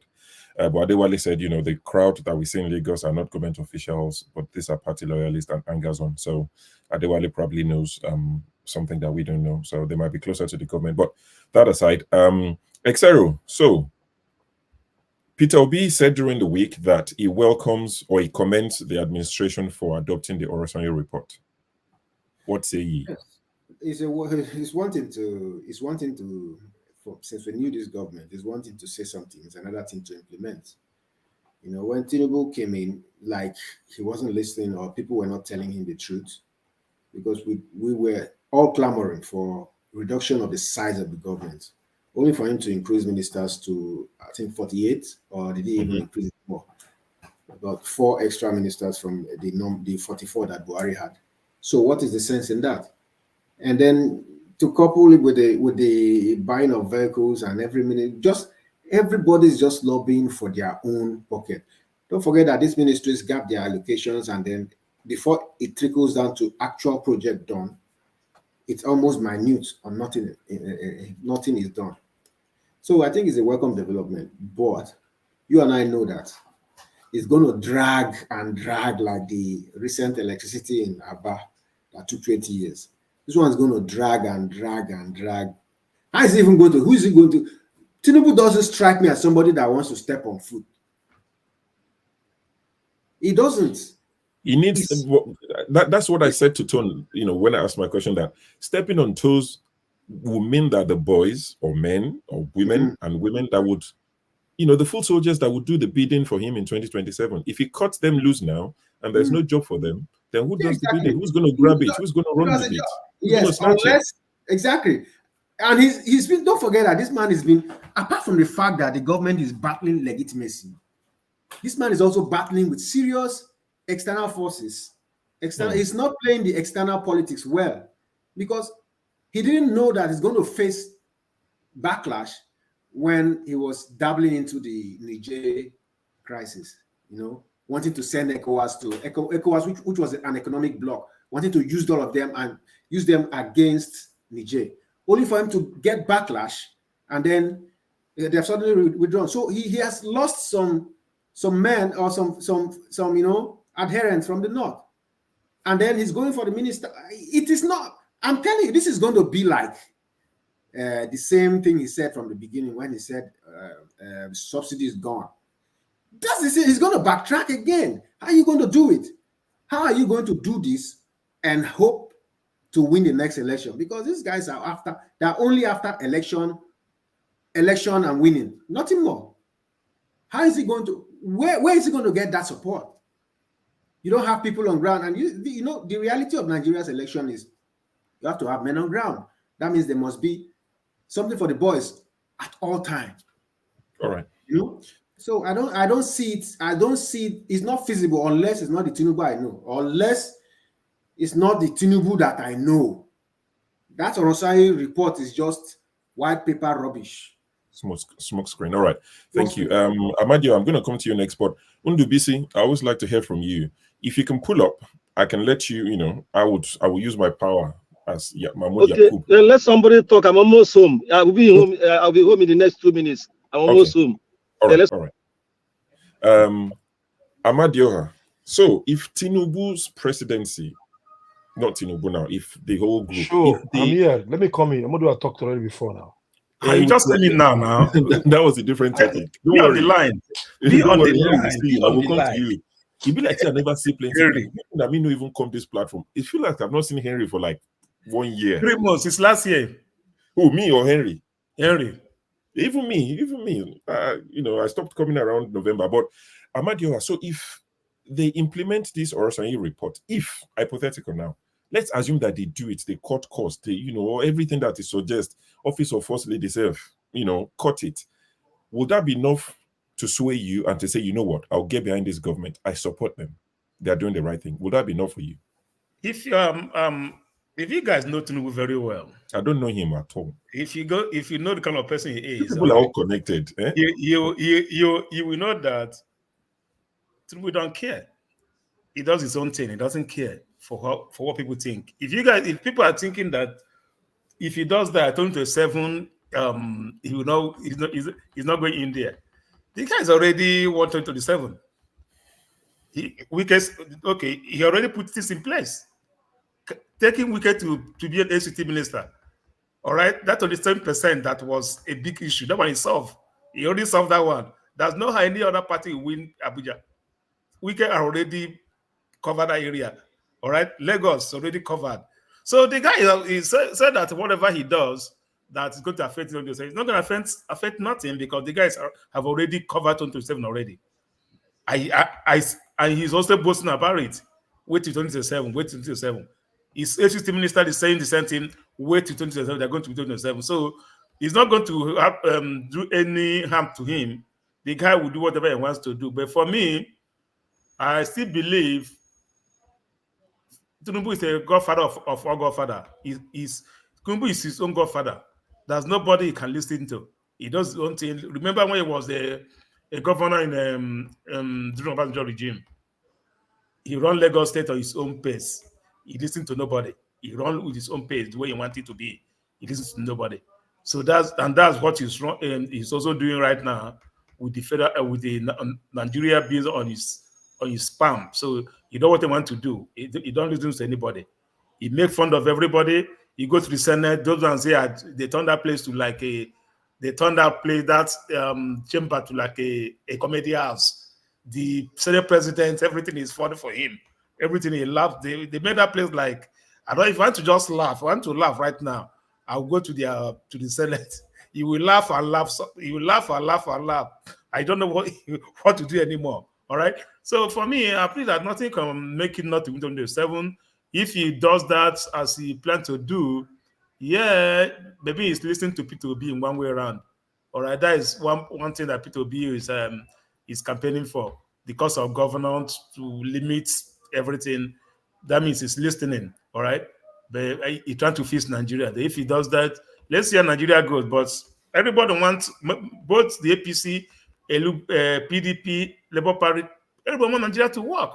If he does anything that work in Nigeria, we are all going to praise him for job well done. All right. So if he does anything that's bad, we're also going to say you do bad. If anything that is that, we praise him for job well done. That's why he's the president for now. So for me, that's how I see it. All right. Thank you, Amadio. The Mogul again says the last time the head of state was driven around Lagos without security and was assassinated. The president's security is now non-negotiable with no expense spared for his safety. Okay, that's Adewale's take. Dr. CM. So this Orosai report, I know we discussed it yesterday with electricity, you and I and a few other guys.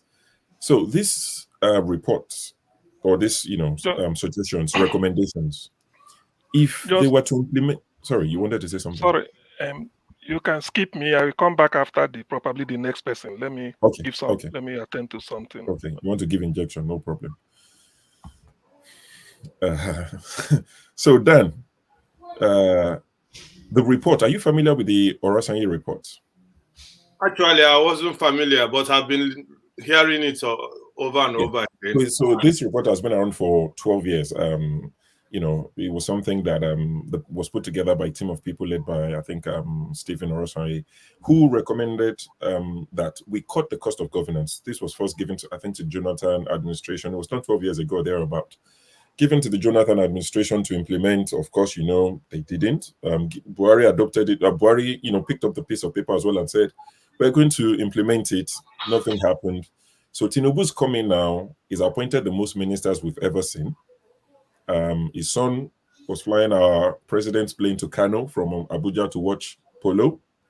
The supplementary budget, they're going to renovate Dodam Barracks, which is the president's villa in Lagos.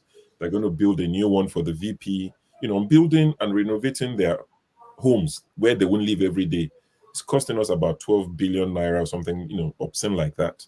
Now, a few months later, they're saying that they want to adopt this recommendation and they want to cut the cost of governance. Do you believe them? Do you think they can do it? And if they do it, would you acknowledge it and say, you know what, for this one, you've done well? Well, I will say something. I will start by saying, if you plant corn, for example, as a farmer, like corn in that country. If you plant corn, for example, during the rainy season, and then all of a sudden you want to harvest cassava, you go there. I bet who plant cassava here? But you planted corn. It's not possible now.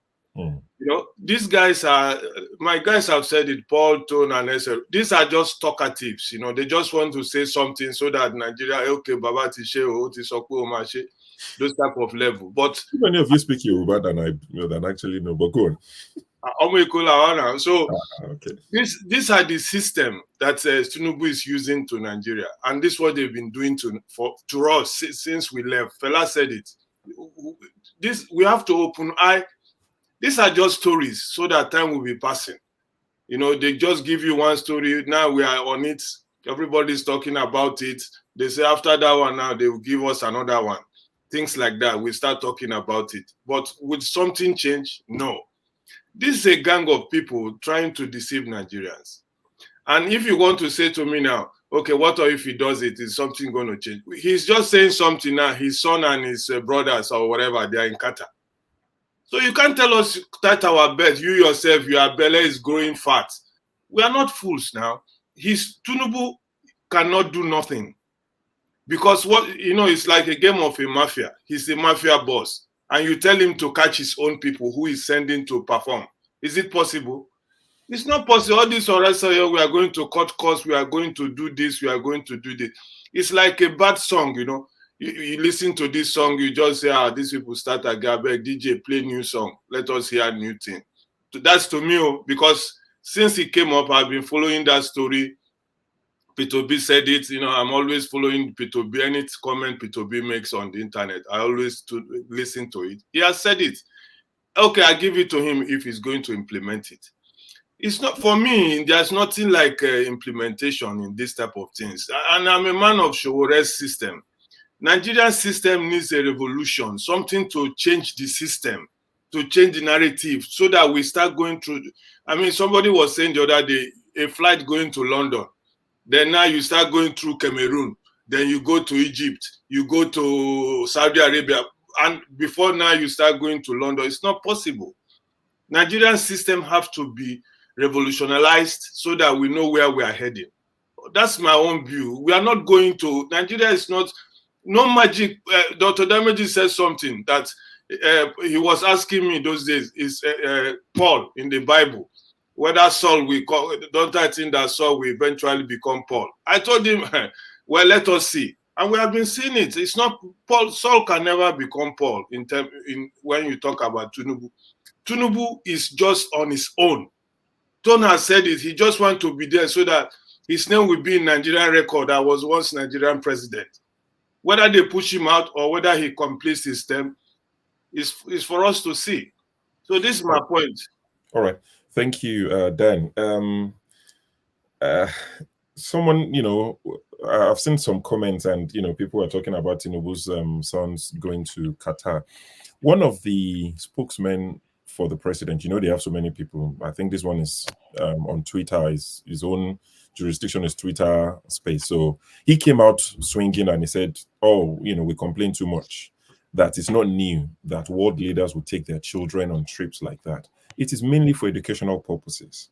And he compared it to the Obamas when Malia and Sasha were quite young, not even teenagers when their dad was in office. Maybe they became teenagers before they left, but they were quite young. And he compared, Boris Johnson, who has quite a lot of children, if he remembers who they are, that they take them on foreign trips. And it's for educational purposes, and that's no big deal.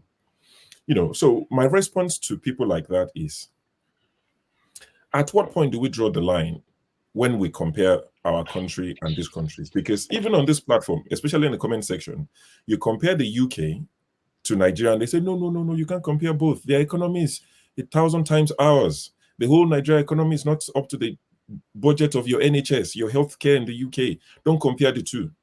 They are quick to say that. Mrs. Obama said when they were in White House, they paid for their food. If we ask our president, regardless of what the name is, forget Tinubu for a second. If you ask our president to pay for his food, they will call us crazy. How can you say, is there too much for him to, how much is the food in the grand scheme of things? Food is not, how much do they spend on food? So everything you point at to say, let's cut cost here, people will tell you, no, that's not going to solve our problems. But if I have 500 naira and I need 5,000 to survive, I should be even more judicious with my 500 naira. That is what some of us are saying. But people will tell you, so the cost of food in Nassau Rock. So even if we cut that, does that solve the problem? No, it doesn't solve all the problem, but it doesn't add to it. Do you understand? That's the point some of us are making. But Undubisi, I'll come to you before I welcome my Oga. My Oga, they've talked about my increment too. We have to, and when you open shop for me, you have to set me up, open shop for me, the Igbo way. But Undubisi, good to see you. You've listened to the discussion so far. You can take a stab at the two topics. Thank you. Can you all hear me? Yeah, the custom guy and this Orosanyi report, the two, you can have a go at it. Okay, your guy has come, so you shift to the lower seat. So guy will take over. You just look like a typical Igbo man. The way we do it, you open shop for me, no goose and all that. That's the way. I've been called like you really know us very well. I've been called an Igbo man, and somebody in the comment section who I won't mention the name, but you can take a guess, said, I look like a Taliban, and I was trying to toast Ngozeka because I said, oh, you look beautiful. For someone like that, if you compliment a lady, it goes beyond compliment. And telling me I look like Taliban. Take a mirror, look at yourself, and come back. But sure, if one give you if as my in-law, one give you if I don't know what happened. If Ngozika is still available, anybody who is interested should indicate interest directly to her. Very, very married. But carry on. Let's not. Okay. Let me say a little about the customs. The video you played earlier. That has been the way that has been the way over there for, I don't know, decades. Well, maybe smuggling is as old as man itself. I don't really. It's a terrible thing, and it's a cartel. They have a strong cartel. They run that place like the drug mafians. So the boys will be at the border. They are working for. They're not even working for themselves. They have the backing of the orgas to do what they do. It's a whole lot of mess. Like CM said, if they say they want to stop it today, they will stop it. But apparently, many of them politicians and their hangers on, they benefit from all these things. Some of them, that's the way they settle them and all and their likes. So it will be a tall order for a government that is not sincere, that is dishonest, like this government we have, people who didn't come in through the right way. So there's something they can do that will be right. They will always be trying to divert attention. On the Oronsanye report, we know that if they implement it the way the man and his team proposed, they will cut cost of governance, reduce MDAs. But we know that in the last 8 years, or even in the last 12 years since that report, there has been some increase in the number of agencies. I think somebody was saying they have over 1,000 plus now of agencies, or in all, compared to the number they had when that report came out. And the man who is sitting on the throne now has gone ahead to constitute the largest cabinet ever, and created, like CM said yesterday on that platform, blue economy, red economy ministers, and all that. So these things are what we see, and we say, these people, do they really know what the kind of crisis our people are facing? Hunger and starvation and insecurity. So they are not sincere. And like Exero and others have said already here, if they do those things, it will create some instability among their ranks, because some of their boys are looking to get a cut of the pile from those kinds of agencies they create. And we are not even talking about the regular civil servants or workers who may be laid off with the system, with all these things, who, if they manage it well, they can find a way of settling them. Those who will go, paying them off, and those who will remain, they will remain. But they will not do it very well. And when they want to do it now, if they really want to do it now, you might see ethnic and religious targeting of people they will lay off. I was in the service before, even though they didn't do it that way, but people, we are worried about those things then when they did some civil service reform. So, and then some people in the service themselves who are high there, and their elders who have left the service, who are probably getting something from how the system works, they will oppose it. They will not want it to have the light of the day.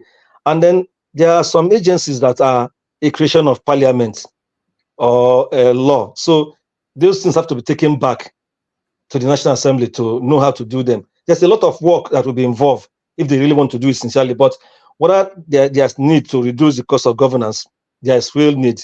And I think it's supposed to start from them who are in power. All those, their long retinue of aides, this, that. When I was in service, you go to some of their offices, they are doing nothing. SA in this, SA in that. All are just conduit pipe to target where money is moving around and all that, and snap it off. It's a whole lot of bad system. Like me, I've been saying this from time. Our country needs to be short. Like I don't know if it's our man in by my left that said it. We need to dig the country out and dismember it and start again to build it together. There is need for all of us to sit together and decide, do you want to still be one Nigeria? If yes, under what condition? Because the system now is not working. Everything is being treated. Any little thing, people hold on to their mainly ethnic cleavages. See what some people who came here earlier, or even in previous shows, are saying, when they mention how this man has been running the economy down, they will say, is he the first? It's happened before him. But why did he come to power? Why was he seeking the presidency if it's not to rebuild the country? Why giving excuses? So nothing will work until we go to the root of the matter, which means the faulty structure of Nigeria, and it needs a total overhaul. That total overhaul means everybody has to come together. particularly from the way it was before independence, from all ethnic nationalities, and sit down. Because all the problem we usually have is ethnic based. Anything they want to do, you see some policies being made, they are targeting either this group or to better this group or to pull down this group. Rudolph, let me say this before I stop. Some weeks back, I don't know if I sent you that that small video. Another round of demolition in Lagos. It's in my area. It's part of the area where I live in Ajegule. She said, Paul may know the place. That Trinity area where spare parts guys do their business. That place has been there for a long time. I can't even remember when. Even before I was born, that place has been there. Suddenly they came, whether they have informed them earlier or not, they came and did what they did. The same thing. If some of us who are Igbo say they are targeting us, they will say, no, it's not so, it's not so. But how will you build a country where some people are being targeted for no just reason? Is that the only market in that place? Even if you want to restructure the place, is there no way to call them and rearrange the place? You just went there. I saw some men crying like kids because their goods has been brought, their shops and goods has been brought under the rubble. It's a terrible thing. We may have to, if permitted, we may have to discuss that as well, alongside other things that has this ethnic coloration, because we saw it in Buhari's regime, but it is like it has been amplified more under this man. And if you want to talk about it, they will say you are trying to engineer ethnic hatred. They don't want us to discuss it. These are not the way a country is built. You can carry out injustice from time and time again on some groups. Even the so-called, I don't even like using those words, minorities, majority. Those things are there. They're not supposed to be there at all. You make others feel inferior when you say those things. We are all supposed to be equal and carry ourselves, our activities at equal level. Let there be sincerity and honesty for all Nigerians.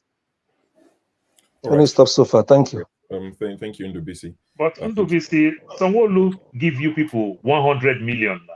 Why can't they toss it at destroyer? I beg, no start wahala. Thank you. Don't give any money, no mind now. That was where born.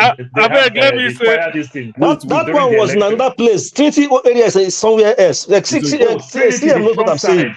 Okay, I don't. Okay, yeah, I remember. All the way to New Road was where I had that fire thing. CM, I know you're next. Let me just say a few things before I round off. I was even going to say CM would go before Blackstone, but Blackstone has dropped off. So in rounding off, if Blackstone can come back, that would be nice, because I know he's familiar with all this, crypto money transfer and all this. The Binance story, their executive being locked up, we've not discussed. Just handing over to Rudolph now. So the only topic from your schedule that we've discussed is the customs case. And I thought it would be nice to discuss the Orosanye adoption by Tinubu, which is the second one. So we spend average an hour on each topic, so that when I have my appraisal with you, I'm just handing over now, so you know what I've done, what I've not done. But the other topics are still to be covered. Also, Adewale, let me highlight your comments. It's you and I today now. So Adewale said he was replying to someone called Sake, and he said, Shosho and I have a long history on this show. I fondly recall our thought-provoking and intellectual discussions, which were far more substantial than the shallow banter that now prevail. I agree. It looks like banter these days from me. I used to get, passionate about it and riled up, and, I would conjure things that people would probably find more cerebral and, do research and come and... But we're stuck with Tinubu for 4 years, minimum. There's no getting him out of office. There's nothing you say to him that... Is it me that would advise Tinubu on what to do? And if I would advise him, is it on this platform that I would do it?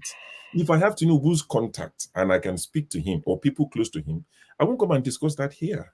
I would speak to them and would expect them to forward it on. But I doubt that would even happen. I don't even know anybody that's like 10 phone calls away from Tinubu. I've seen people here say they know this person, they know this person. I don't know how I live my life in Nigeria. I don't know anybody.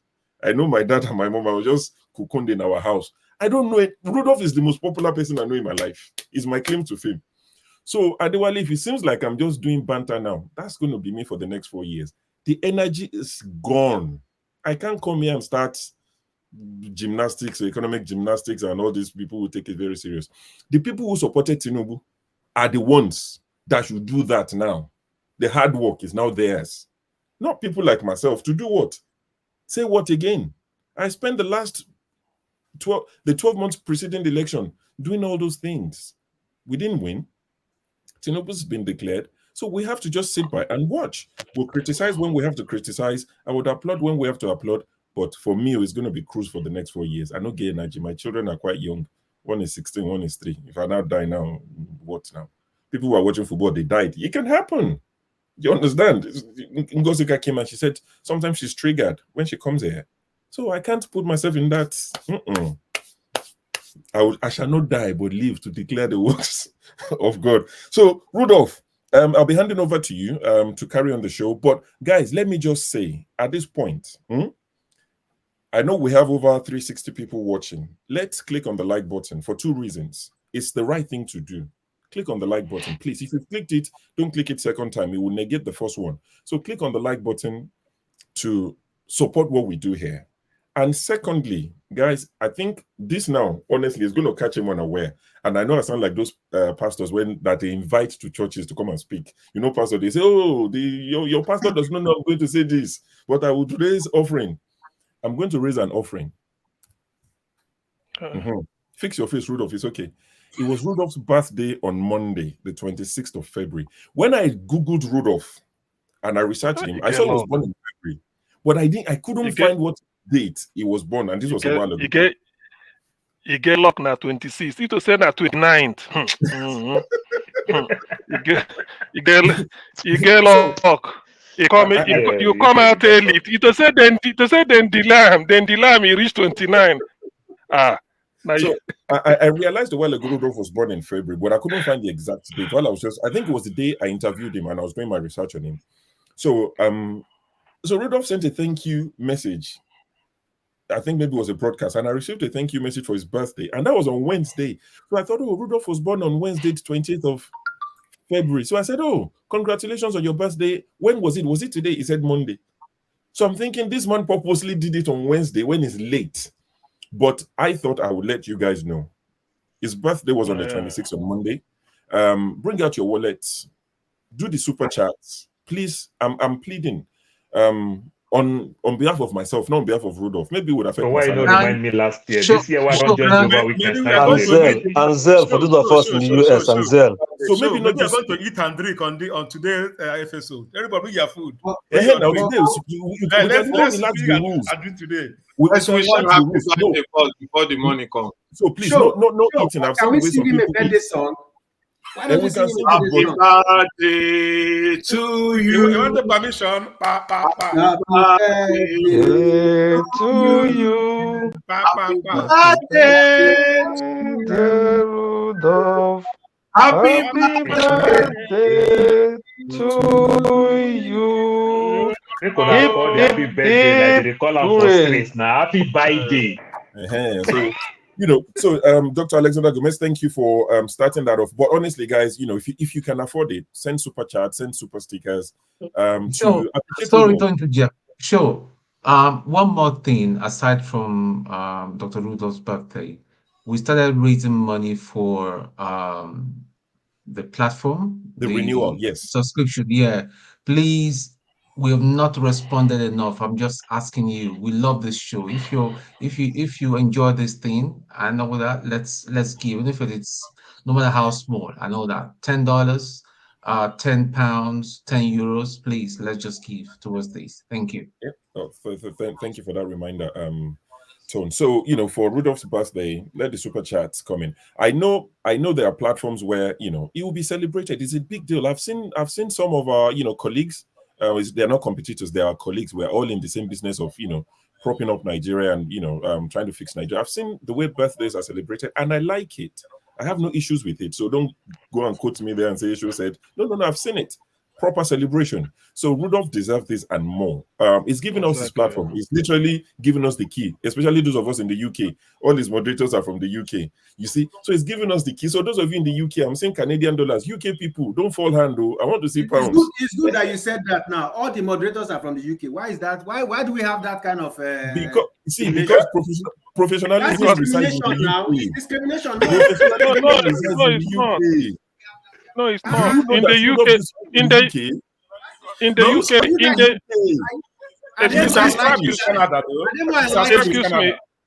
excuse me.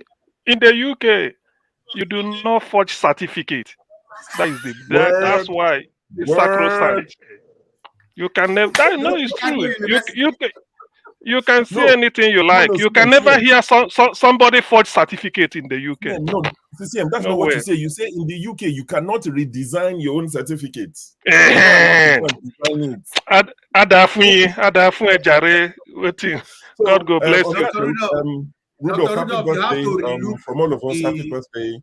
We wish you long life and prosperity. Thank you for all you do. Thank you for allowing us, to use the platform to discuss Though Nigeria. there's something you didn't discuss with Dr. Rudolph.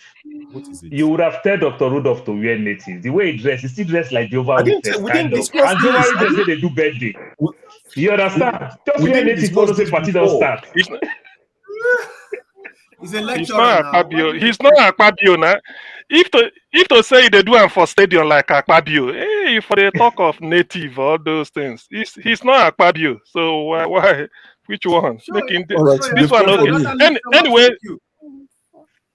Anyway, Hey. gentlemen, please, on this Oronsai report, Shows if Tinubu Shine will have saying the hello to us. All right, gentlemen, okay. I have to bail. I'll come back much later. But Rudolph, over to you. All right, sure. Thank you so much. I No worries at all. Thank you. Take care. Bye, All right. everyone. I don't know what to say. I thank you guys for coming here every Saturday and being part of this conversation.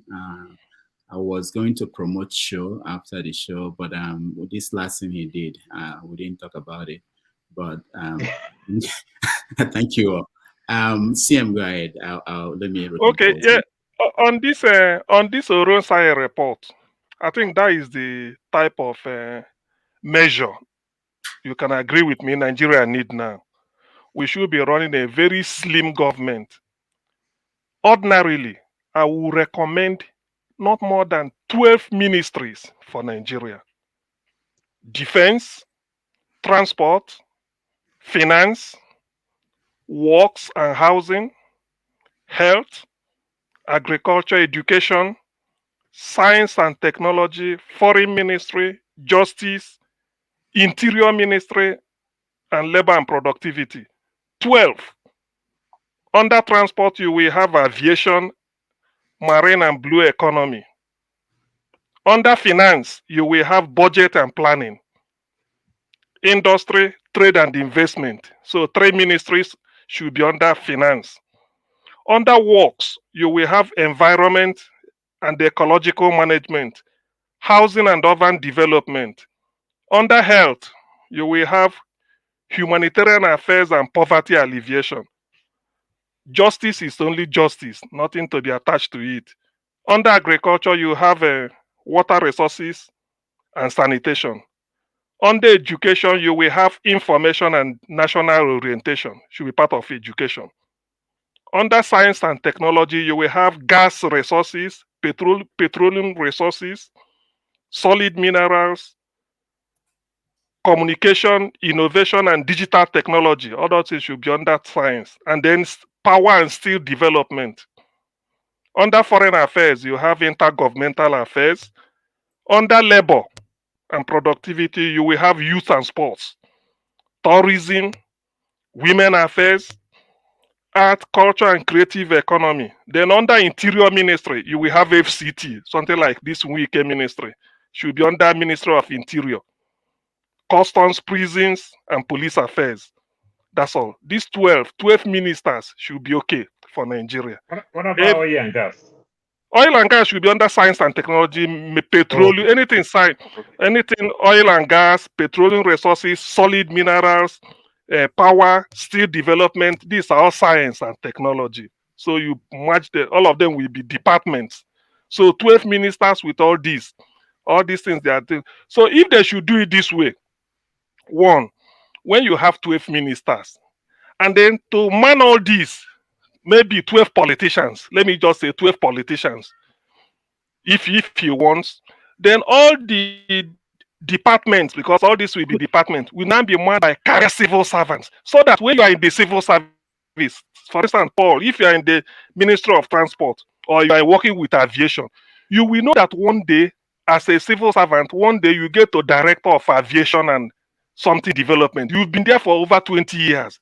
So you can be reporting directly to the Minister for Transport now. Then somebody in Marine and Blue Economy who joined the ministry for over 30 or 20 years will also rise up. So it becomes a career whereby you look up to one day, you will be somewhere. And not that they will bring one type of Agbero because they help you to rig election. You reward him with one type of ministry or something. Imagine saying solid mineral. You give it to one journalist because he was able to liaise with Oluomo, they threatened Ndi Igbo in Lagos, saying Ndi Igbo voting is an interference in Yoruba affair. Then you give him solid mineral. What is he going to a journalist? No. Find somebody who has been a geologist in the Ministry of Science, then who must have risen to that position, and they make him the head of, say, solid minerals there. So this is type of something they need. That is if the man will do it and then scrap so many things, office of face lady and all those and all those gbogbo, so many things that are being duplicated just to eat money. That is if he's willing. If he's willing, all the presidential fleet, sell them off. If you want to travel, you go by what is it called? A commercial airline, maybe economy, like the president of Argentina. They do it. There's nothing that will happen.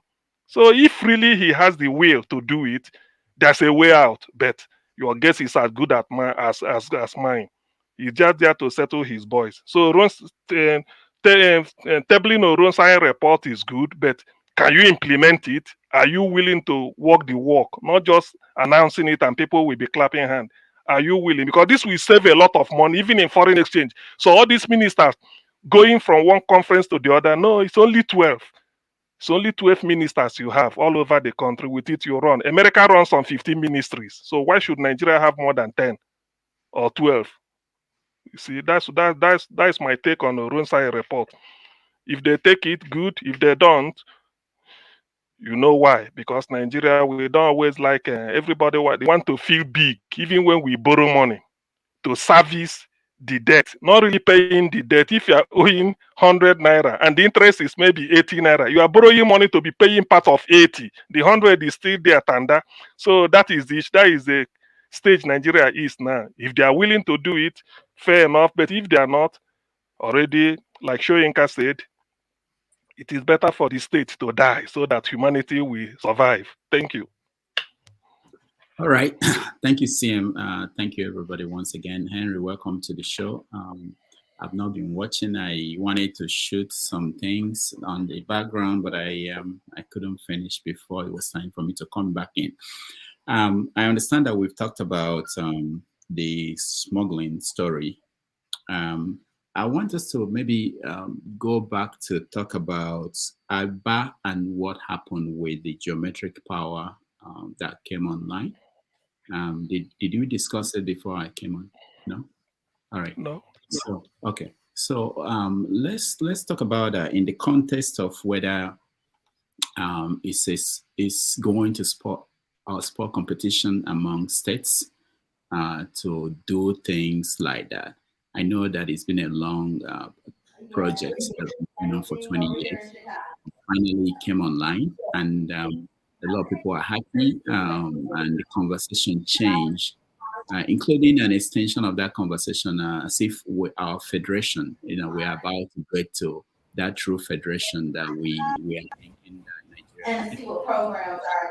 So let's have a conversation around that. Let me start with you.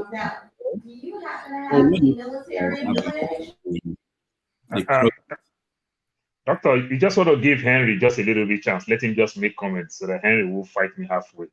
All right, Henry, welcome. Maybe the black sheep now, so it's okay. The sacrifice lamb. Good evening, everybody. Nigeria more than. Henry, your network they bad. Henry, your connection is not very good. We're getting very bad. All right. Please excuse me. I'll be back. Let me just hang around, do something fast. All right. Okay. Yeah, so Doctor, briefly, I spoke initially about the geometric power thing, and I spoke briefly because I see it like what Alex Otti is doing now is the talking and the media thing. I don't really like it, maybe because I've been a little bit in the West. I don't know. I don't really like it. Coming to the media, bring this, bring that, invite presidents and the likes. You've not finished this project. You've not carried out this project. And even though if you finish this project, why are you spending money for this commissioning thing? The people will testify that we are having 24 hours electricity. The people will testify. Doctor, you and I don't need to tell people that we are having 24 hours electricity in America. People know. In fact, people in Nigeria will tell me that they put internet on cloud. Anywhere you go in America, there is free Wi-Fi. I don't know where they get it from. They assume so. They know so. You understand? Because probably they've seen things when some of us will say, oh, I'm in McDonald's, I'm in the airport, I'm here, I get free Wi-Fi, I'm in the department store, I get these things. You don't need to spend all those money. You not commissioning or starting a project. Why spending all this money? Why doing all these things? The man have a very good plan, and he has been with it for a very long time. I really, really embrace what he's doing. But doing all these things from the party that he comes from, don't you think the system will frustrate him? You are generating power. You don't want to allow people rest. What about the transmission and the distribution process? You understand that is also not your property for now. You understand? One thing is for you to generate. Paul, I thought the geometry they also distribute, not only generating. So you're going to work with the people who already have those things on ground. You remember? It's already on ground. So which means they're going to work with the one that is already on ground. Not like you are building your own. You want to run all the high tension and everything. So which means you're going to work.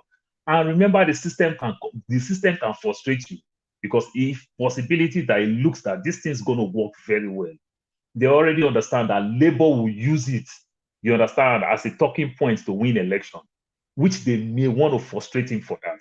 That's why I just feel that just keep it low and be doing your thing. You understand? Before you know, look at all the companies, the MTN, the so-called Nestle and the likes. They spend a lot of money in terms of generating power. These are the things. So when you put all those things, remember so many industries who want to relocate to that part of the world, which we end up even work well. But coming with all this media, I don't really like it. I could remember back in the days with Chris. You understand? You do road of 10 mile, you call AIT, you call channels, call this, call that, call this. For all this commissioning, you spend money with media like Wike will do. Call, shoot, national statistics, then tell us next month I will give you the information. It just, I don't really like these things. You understand? I want it to work, that is working, that we see it.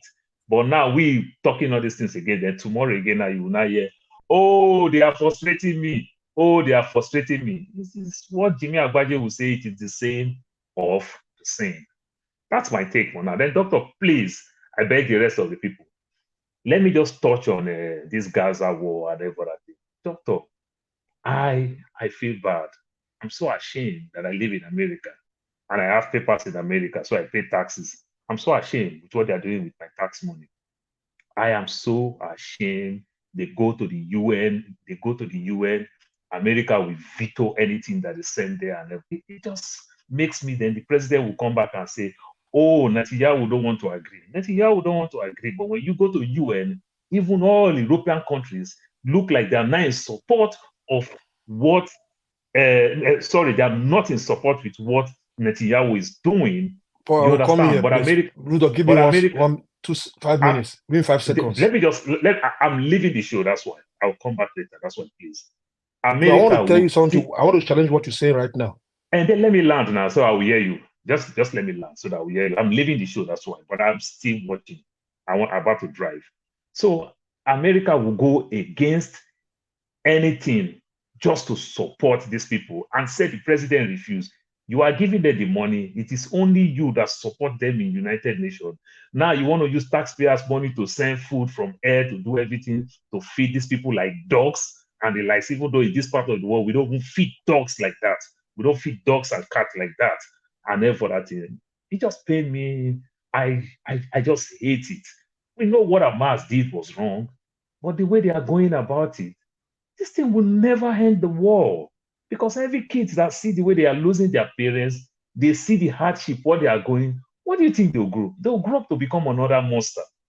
You understand? It just pained me, the height of, and I feel so bad with what Netanyahu is doing. This is more than genocide. This is more than genocide. In this age and time, I can tell you that what the Hamas people is going through with what Netanyahu is doing right now, I don't think they themselves went through that same thing with the Germans. I don't think so.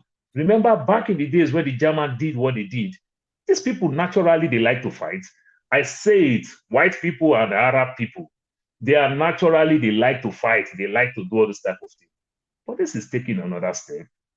It's taking another step, and they find a way to reconcile everything that they did. America find a way of reconciling Germany. They find a way because of their color. But when it comes to this Arab and white people, no, never, never, never a time that they'll find a way to reconcile. And people are just dying. It's so painful. It's so painful. Thank you. I'll be on the background watching. I'm about to drive. All right. So Henry, I'm hearing you. Rudolph, give me some 5 minutes, please, or 3 minutes. Okay. Like Paul was talking about the Hamas and so-called. Do you know when the Saudi Arabia was bombing the Yemen too? Nobody talk about it. The Arabic. When the Nigerian government was doing to Nigerians, what did the American did? Nothing. What did the Arab country did? Nothing. The massacre in Lekki. Who came to our aid? Why you bothering about Hamas and Israel? Hamas started the whole thing. They went to Israel to kill people. We saw it on live TV here. So why should we be sorry for them? When you attack one Israel, 100 Palestinians will go. They know this. So why we have to sorry for them? They are brothers and sisters. They should settle the problem themselves. When Paul said, feel sorry. What about what is happening in Nigeria every day? Do you ever feel sorry? What is the international community did about our atrocities that's going in Nigeria? Nobody talking about Nigerians who is dying every day. So why we have to sorry about their issue? They started the war. Let them fight their war and settle themselves. Paul, you should be worried about Nigeria today because people are dying every day in that country. I was in Nigeria. I saw it. This is what's going on there. I move around the street. I don't hide myself. I move around. These are hard. Did any international community came out to say the killing in Lekki was justified, was atrocity, was massacre? Did anybody come out? But why are we bothering about Hamas and Israel? They started it. They should enjoy it. America can veto anything. What about Ukraine? What about Ukraine? Who's talking about Ukraine? When Russia went to invade Ukraine, who's talking about Ukraine? So they should enjoy it. So let's see. It's a movie. Let's watch it. But these people are going to die for sure. But I feel sorry for the innocent that is dying. But they started the whole things. They should enjoy it. You know Israel, how they are. Probably If you kill one Israel, 1,000 will go. Henry's connection. Oh, sorry. No, I could. Are you hearing me now? Yeah, I can hear him. Okay, yeah. So come on. So you see, when Paul is talking about, I feel sorry. Don't feel sorry for these people. Do you know how they did what they did to Deborah? Did anybody condemn did they come out to hold these people who attacked Deborah in the north? For the kids girl in the day, broad daylight, born her. Did you cry about it? Did you take it to Did you take it to United Nations in America to debate about it? No, you're talking about Hamas. Israel was sitting their own. They came to attack them. So Israel see the video, how they did to their citizens. They have to react. Only a stupid country like Nigeria government could not react when they treat their citizens this way. So let me leave it at the moment right now. But for Tinubu, for people who are expecting Tinubu to cut his government, people are wasting your time. Because he did not say he's coming to cut his government. He said want to continue where Buhari stop. You should be ready. I bought Smith at 13,000 naira in Nigeria. I bought it. So we should not keep on thinking anything good coming from Tinubu. I don't think nothing's coming out. It's like a thief. I've been asking a thief to take off your money for you. That's it. All right. I'll come back again. Let me just. Thank you, Henry. Alaba, go ahead. Good morning, everybody. Good morning, fellow panelists. Congratulations, Rudolph. Happy birthday. I kind of missed what the early conversation was about, but I just heard Henry's submission and my stomach is turning from within. I mean, that is the most unhuman, satanic version of a human perspective response I've ever heard in my life. First of all, we are all human beings and blood flows through all of us. Whether you're from Ukraine, you're from Saudi Arabia, you're from Hamas, you're from the Middle East, you're Nigerian, you're South African. That level of thinking that Henry just displayed, I find it utterly repulsive. While I don't hold the moral ground to condemn him, he's entitled to his opinion. I find it that as human beings, please let me finish.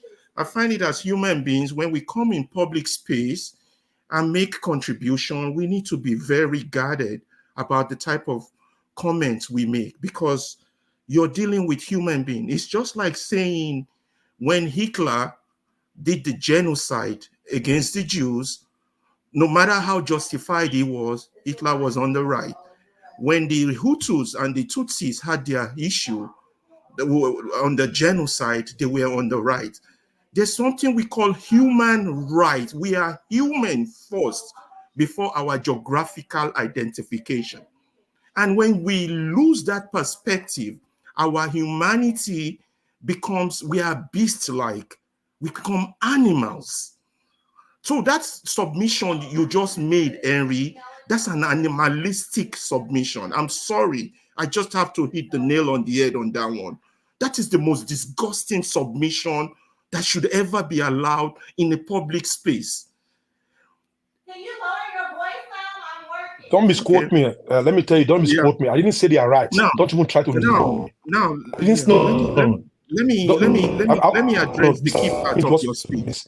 Now, you see, we're talking.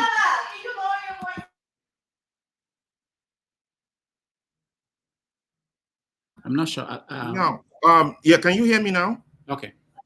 Yeah. So, the fact remains is that yes, Israel was attacked, but for 30,000 civilians to be killed, we have rules of law. We have rules of war. We have rules of engagement. You can't, because you have superior war power, abuse human dignity.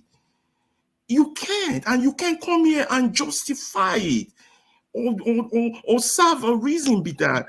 Have the fear of God in you. It don't matter what side you belong to. I don't belong to any side. Don't misquote me. Don't Ferreira. Excuse me, Henry. This is not our discussion, though. This is not our discussion. You guys go back. It's not, but you brought it up. It's a human discussion, and we are human.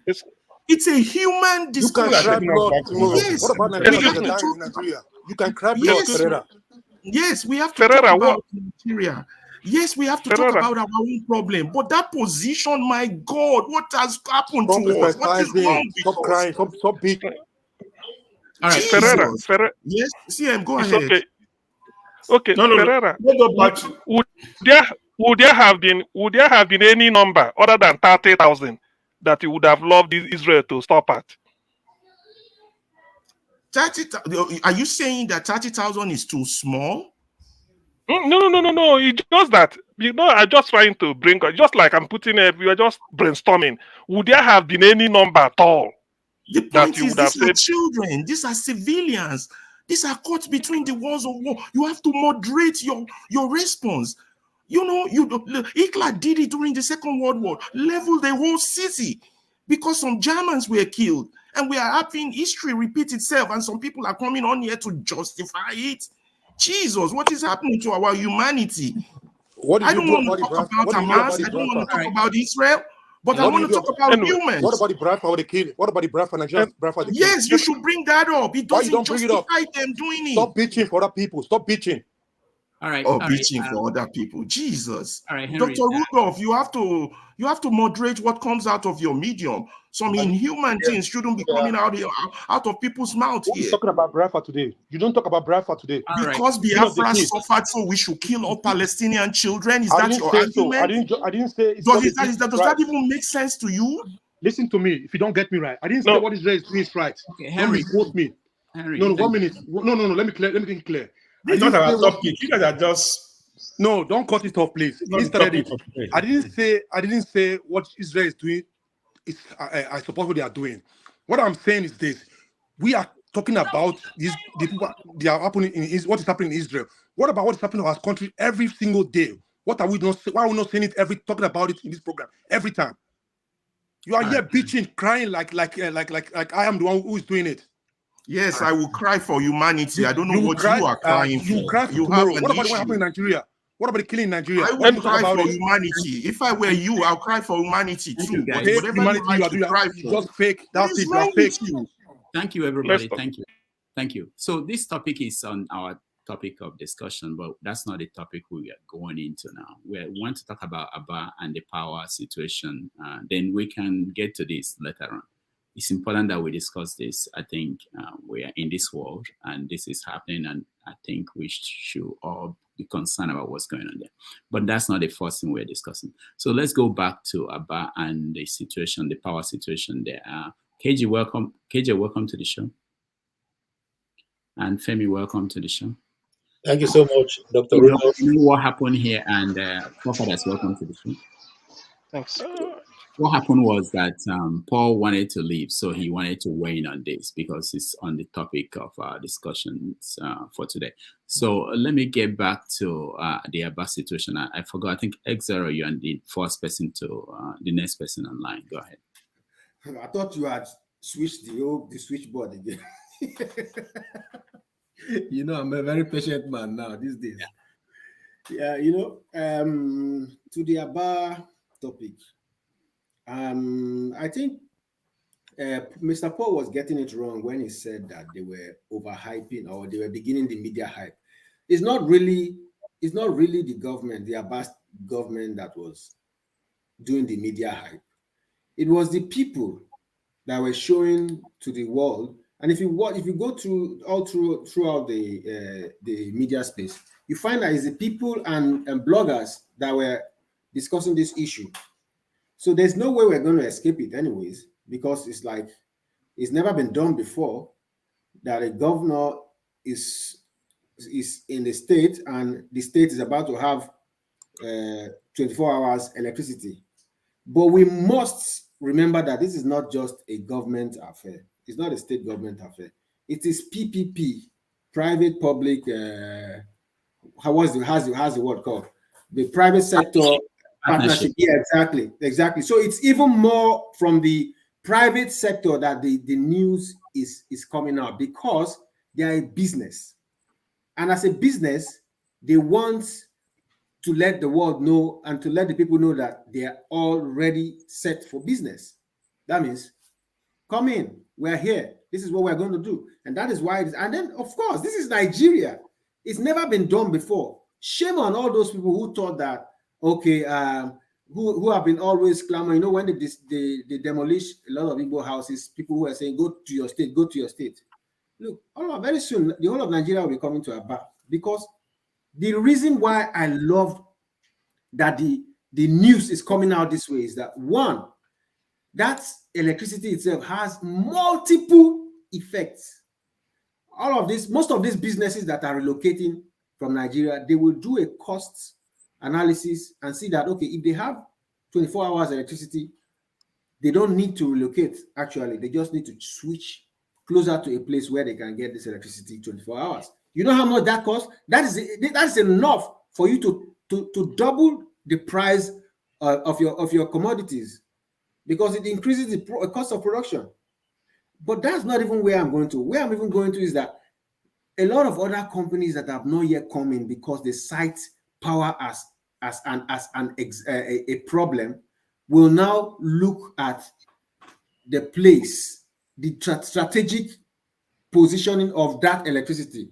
It's in a place where there's a lot of other producers that can connect with them and give them some of the products they need to complete the production process. So it's no longer like they need to come and site their factories and then start all the processes of production. Now they have other clusters around, which I think is just a masterfully crafted project. This is going to help the Southeast, this is going to help Nigeria's economy so much because, I mean, employment is what we have been clamoring for. And it is private, it's not government. So I don't see it dying like any of, collapsing like any of all the other government projects. This is here to stay. And I just encourage them to expand further, expand throughout the country so that for once, we can solve this problem. For once, we will no longer be needing any interventions here and there. Just give us electricity and see the full potential of the people. So I'm very happy. I'm very happy for this. All right, thank you so much, Madioha. Yeah, Yeah, I've seen it. I'm coming from my own. I'm coming to another angle. I listened to the governor's interview. Yeah, they asked him, your predecessor, which is Ibazo, did he, like, after 8 years, what did he, like, play any parts? And the guy said he didn't, like, that there's nothing the guy did for 8 years about this. So I just say this. Assume this guy was regal. Assume he was regal also. That means this electricity will not be. It's not like people say, who change can people do if he enters as a president of Nigeria? That the same thing will still be happening right now. That would drop back. Okay, what about if Otti has not been the governor of Abia State? Will this happen? So it's just try to balance it. People make this argument, even though Tinubu is a president, there's no change, nothing's going to happen. That Nigeria is still be the way it is. So on this about issue, you have tell people that it's not about being the president, it's about what you can do. If Ibazu was there for 8 years, he does nothing. Manos Ibazu, this place was mapped out and commissioned by Ozokano, if I'm correctly, with the Obasanjo regime. And since then, the government, everything, they asked him about sabotage. He didn't say he's a saboteur, but the system could have not worked, make it happen. So our problem now is if you look at it, is the system that Nigeria have, that we are in darkness. All right, system of everything for the financial institution to the gas that which we have. Now I prayed Shell should not shut down their gas off. All right, that's another thing. I'm talking now with some of the people I know that if Shell sabotage the gas supply, that's the end of it, which can go in different ways. So, but it's a contract. It's a private stuff. It's a contract. I pray Abba was going to be the way it used to be when I was growing. The years back when I was growing, Abba used to be every Christmas they will use a broom to measure my leg. I still remember the broom measure my leg, take it to Abba, not a broom. My uncle will come back, use a broom, measure my leg, take it to Abba and do a shoe that are going to match me, which I can wear for Christmas. I pray that Abba will come back to that glory, hereby every bags, leather, shoes, wears, we start like we'll go back to that glory. And it's a good thing that's going to happen. It's going to also affect not only the Southeast, the neighboring states. About to Port Harcourt is not huge. Obibo is there. There's so many things that are going to happen. It's going to have there's so many benefits by the neighboring states, Imo states, River states. So many Abai have boundaries to so many states. And I pray that this will open up so many cities with 24 hours light so that all those cities, other states can also copy from there. Or what's going on in Aba, the industrialization of Aba, this 24 hours electricity, the management team, the maintenance, what Nigeria knows that we cannot tell the truth. Nigeria like maintenance culture, even here in America. Nigeria like maintenance culture, no matter how it is. If you go to a Nigerian institution, you're okay. If you go to Nigerian restaurants here, Nigeria, anything Nigeria manage here, you will see a difference between Nigerian and what Nigeria like maintenance culture. It's in our blood. So that's the only thing I know that's going to affect that maintenance culture. Let's use it a little. It's going to we'll do it next tomorrow. Nigeria like that a lot. So I hope they're going to maintain the standard of other electrical companies by maintaining their system. Not only when it broke down, they will know that they are going to fix it. All right. they have time limit, use it for 5 years, replace it, whether it broke down or doesn't break down. But Nigeria would like it to break down before they fix it. So if they can go on with the maintenance culture and make appropriate good use of that, maintaining things in a good way, I think will bring a very, very economic growth to the Aba itself and neighboring city that are close to Aba, and also go behind southeast, south, or to southwest. But yeah, that's my own that's my own contribution here. Thank you. Thank you, Amadioha. CM, so if your contribution, I want you to weigh in on what it will mean for other neighboring states. I mean, the competition, the fact that this has been going on for 20 years. You know, Amadioha didn't talk about, gave the impression that this new governor, Otti, did much to make it happen. I think if you acknowledge that it's a private company and they've been building this for a while, I don't know that if Ibazo were to be governor currently, it would still have happened during his term. But CM, weighing on this, I want you to think about it, the wider implication in the Southeast. No, damages. Let me still say something. Yeah. Why it happened on this guy? Because from the beginning, on 2004, this guy has been, from the beginning, he has been there. So is okay, I know what you are saying. You are saying that as Diamond Bank chairman, he was part of the people that arrange the finances. So that's a different thing, yeah. But as a governor, you know, I can see the role he played a lot in terms of making it happen this period. But anyway, let's hear from CM. CM, give us your own view. Okay, yeah. First of all, it's a positive development, 24-hour power supply, even if it's for one local government. That has been the dream. And that is one of the things that has been holding Nigeria's industrial takeoff. And that's because of lack of steady power.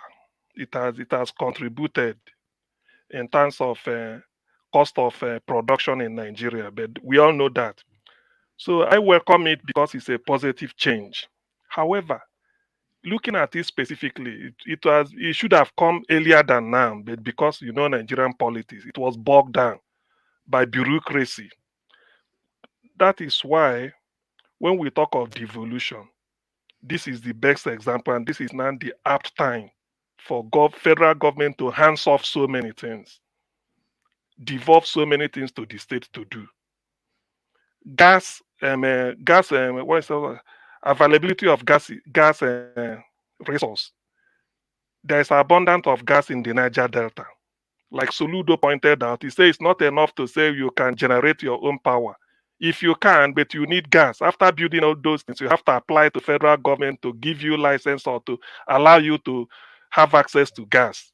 There's one they're building in Edo State. I think it's called Osiomo Power, something like that. And they will encounter the same problem. So if there is anything federal government should do now, these are bad case because it delayed, not really because it hasn't been ready. It could have been commissioned long time, but because of the politics of all this that I've just remarked.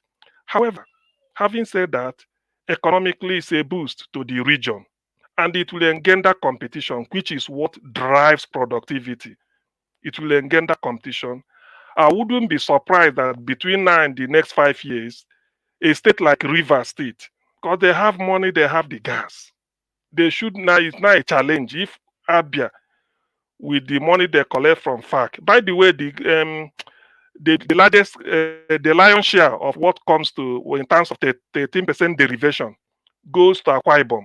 After Akwa Ibom, I think it's Delta. After Delta, then Rivers. Before you now talk about Bayelsa and they do. So I do not see why, or I do not see why a state like Rivers will not sort of, start their own gas plant or something similar to this. The same thing with Delta and Akwa Ibom. So it's a welcome development. And on the part of Southeast, of course, so many businesses will like to, even if you did not locate fully, but you have a branch at Yaba. And from what they said about it, 17 local governments in Abia, 9 will be covered by 24-hour power supply for now, which they hope to scale up in future probably in the near future, to get even as far as Umuahia, who knows, to Were too. I understand that Emeki Hedioha, as a short-lived PDP governor, was almost doing the same thing because the one of your guests here, Dr. Sama Amade, was to chair it. And somehow, I don't know what happened. They have to remove the chap and put hopes on them, and everything crashed. So there are a lot of politics around it. I think what if this is an eye opener for us. I welcome it. I want other states, something a state like Ogun State, which is always forward thinking. I'll be surprised within 5 years they won't be able to do this. Even Lagos. So taking everything in totality or just looking at everything holistically, Nigeria should, the issue of electricity should, as much as possible, states should be allowed. Not just saying it and then you are holding one of the major components. Everything it takes, whether it is solar in the north, because I'll be surprised for states like Kano, Katsina, Sokoto to be talking of gas, all this. No, no, no. Their own is solar. Sunshine there is more is of the desert intensity. So they should think of erecting a powerful solar plant that will use solar and then electrify the entire area. Then you get down to a place like Lagos or Ondo State, even Ogun. They can use a hydro the way they do it in Brazil. It must not be gas. Ogun State may not have gas, but they're on the coast. They can use hydro. Lagos might decide, do we use gas or do we use hydro? To me, hydro is quite because almost the entire length of Lagos is on the Atlantic. So they have the the liberty to put it anywhere. I say that of Brazil because I know what Brazil did to be able to host the Olympics in 2016 in Rio de Janeiro. That's what they did. It's not that a rocket science. They can do it. Then coming down, why shouldn't a state like Bayelsa, almost on the water on the Atlantic, why can't they go hydro? If they want, they can go gas. Delta can do so. Same. They are flaring gas in Ogoniland. So the thing is the policy. Federal government should hands off. Don't just say that that is you on your own. Generate whatever you want to do, and they use it to power yourself. So all this idea of you start somewhere, have to apply to federal government. They look at you. Oh, you are not a PDP governor. Oh, you are not APC. Maybe you can't. No, all those nonsense you stop. So I welcome what happened in Abia. As much as a lot of people will take credit for it. It wasn't just, it was started in 2004. Okonjo-Iweala was even the initiator. What I read, he brought in the former World Bank chairman, Wolf, something Wolf, is it? Wolfosin or so Wolfowitz. So she brought him to tell him that they needed World Bank assistance, and they agreed, though the man is late now. So there's a long history for that, but it was bogged down by politics and the official because federal government had to meddle and stop everything. In fact, they frustrated Professor Bat in Nigeria at a point. It was a frustration because the man wanted it to go on. Funding wasn't the problem. Funding wasn't the problem. Clearly, it's a capital intensive something. Funding is just politics that bogged it down. And I don't want any other state, if they start their own, they will use federal might to tell you federal government should approve. Federal for what? If federal should be a catalyst for development, in fact, federal government should be a partner that, and even if it's a local government that want to do something, that can lessen the suffering of the people, rather than even stop it, you even liberalize the law.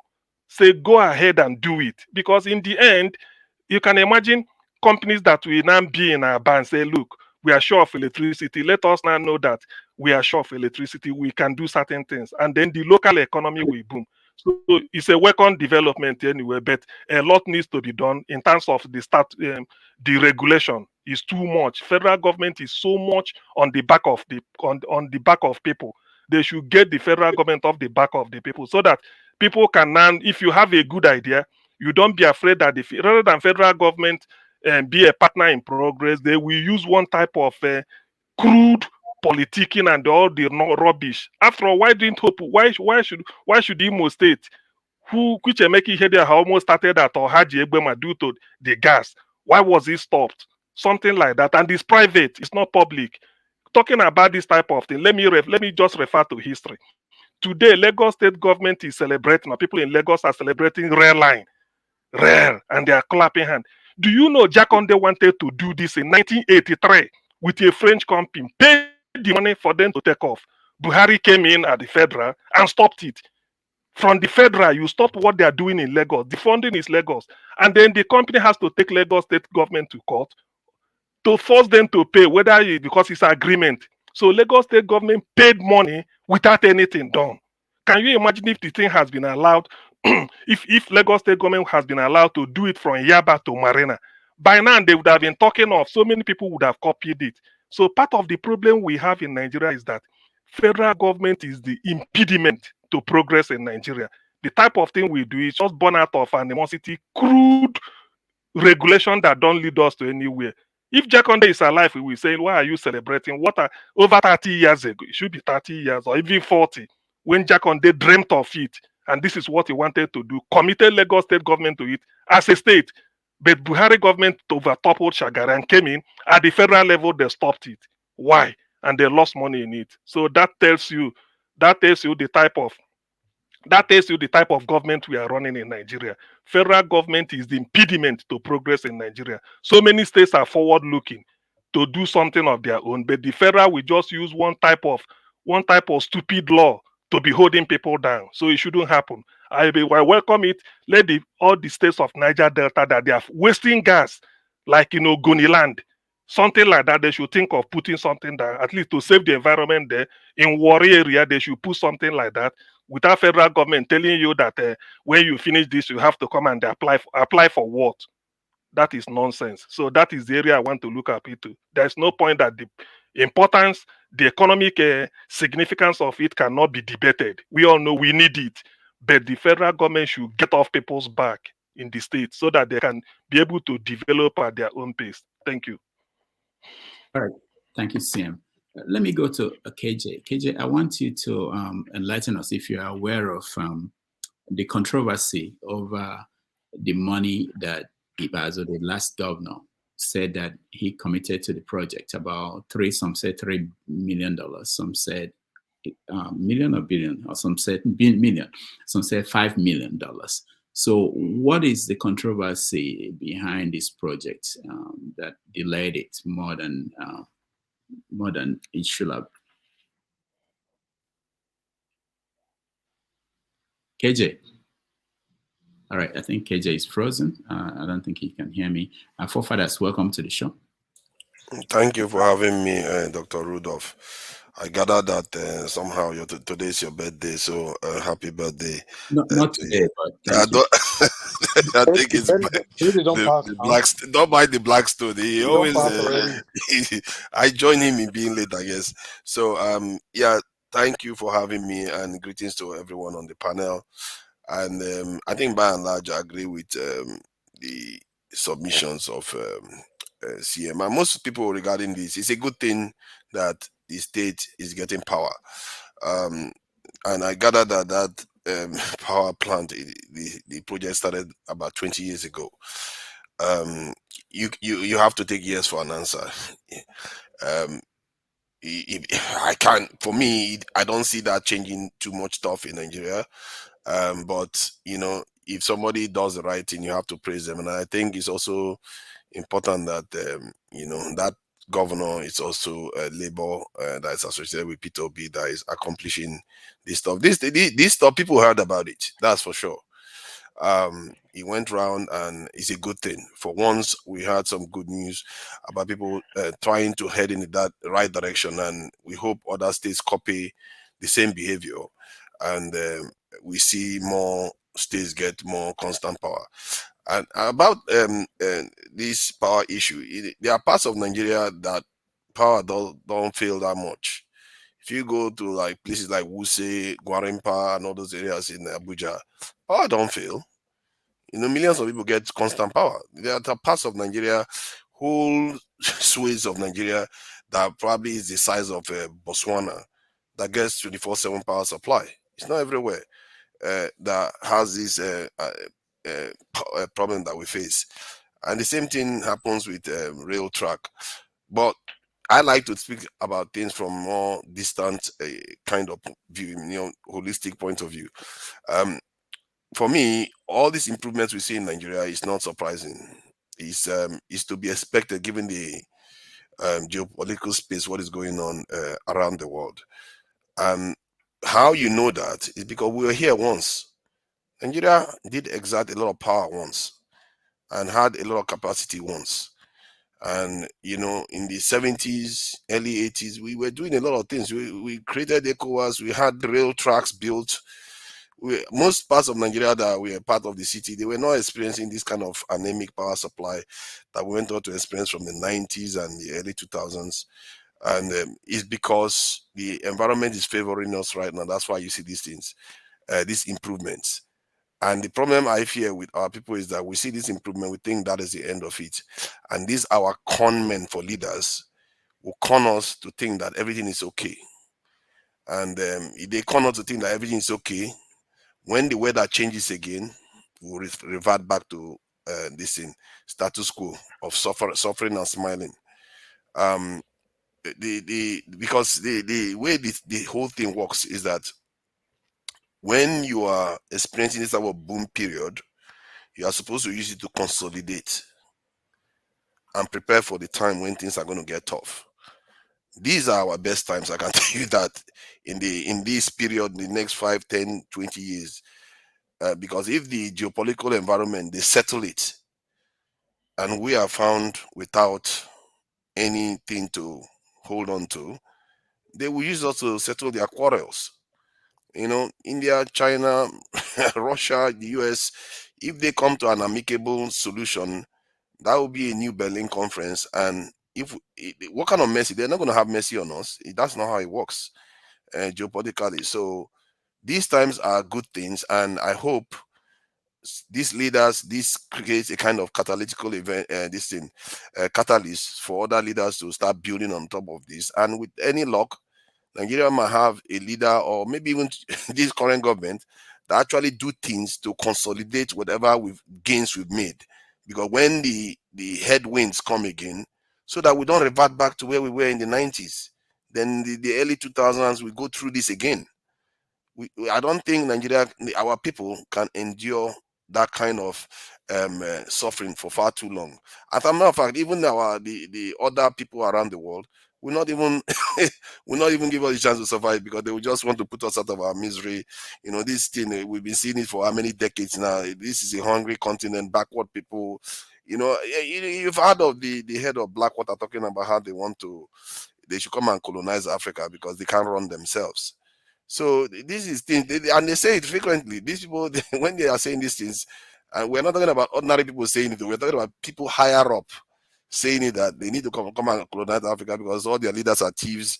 The people can't govern themselves. So I say we have to use this period that we are building upon all the gains we are making to really consolidate and make it so that whatever we gain now should not go back, because then you might as well dig a hole and cover it and say you're making progress. I don't get excited by that. I'm sorry, but I really salute Otti for doing what he did, and I've been hearing a lot of good things in Abia. Abia is an important state, especially for manufacturing. I grew up. When I tell you I grew up in Port Harcourt, people don't think I did. We used to go to Abia now and go and get stuff in Abia, and Abia, that place, they do stuff, man. They used to mess with electronics, make shoes, belts, wrapper, name it, all kinds of stuff that they sell in that place. And they supply quite a lot of electronics to Port Harcourt, and clothes and stuff like that. And it was a manufacturing hub, a strong manufacturing hub. If Nigeria is going to industrialize, Abia is going to be a major distinct player in that industrialization. And hence, what Otti has done, I hope it spurs industrialization to return back to that region, that state, and manufacturing to return back to that state. And it's going to make a big difference. If I'm to predict, I think it will happen. The question is whether we can hold on to it when it happens. Thank you. All right. Thank you, forefathers. Let's go to KJ. I think he has time for us now. KJ, welcome. Sorry. Thank you so much. I was trying to deal with an issue. Sorry. Rudolph, I want to start from you. Happy birthday. I didn't know you wear bongo. And I just only was wear bongo. All I right. didn't know you want those funny trousers. That's below the belt. That's okay. Okay. But it was good. I had fun watching looking through your Facebook page. Um, God bless you and increase you and cause your light to continue to shine brighter and brighter, Thank you. so that you live in good health and see the future of your children and give them out in marriage also and receive your grandchildren. Thank you. Yeah, in Jesus' name. Okay. To go back to my state governor, we are proud of Alex Otti. We, the people of Abia, have been wanting Alex Otti in the past two elections, but the powers that be refused to grant him the winner, even though he won those elections. And how do I know that he won those elections? You know, our communities are autonomous communities, so people take decisions sometimes based on the agreement that the people have come to. So most times before the election, I speak to my mom and she say, "Oh, we had a meeting today, and we have agreed that everybody is going to vote for Alex Otti." That was the first elections because they were tired of the PDP promising them and failing them. So I know that many of those elections passed. He was a very popular candidate, so I wasn't surprised um, to have seen him now. And it's yet to come. A lot is yet to come. I can assure you, a lot is yet to come. So if you don't have a land in Abia, please start looking for one. If you don't know where to, call me. I will give you land in It's too Uzuak. late. It's too late. Everything has gone up already. Call me. Igbo I don't will waste give you time. land in Uzuakoli. I can make sure that you have a piece of the action. But coming back to the electricity project, I listened extensively to the interview granted by Sam Amadi concerning it and how that was started over 20 years ago and how they were able to streamline what is happening now in Nigeria. That project was actually frustrated by the powers that be. It should have taken off a long time ago. But somehow, gradually they were able to rewrite some of the wrongs. Eventually came to the point where gas was not supplied. And that was the magic that Otti brought because that project was almost complete before he came in. But even after completion, they refused to supply gas for one reason or the other. So Alex Otti came in, went to the NNPC, and continuously to be on their neck until they got the agreement signed. And today, gas is being supplied, and that project has kicked off.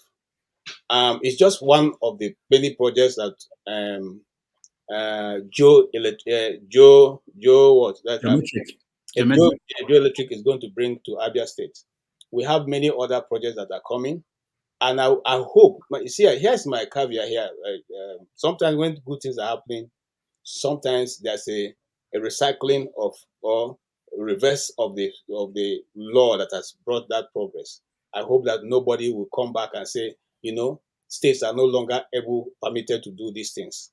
Okay, once that is not done, I'm sure that a lot of states will take off also with this kind of projects, which will want to bring about the industrialization of Nigeria.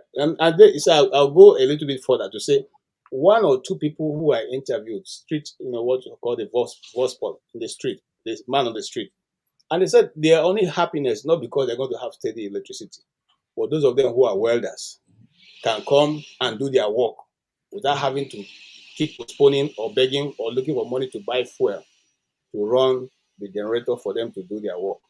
Hairdressers can do their hair. Barbers can work.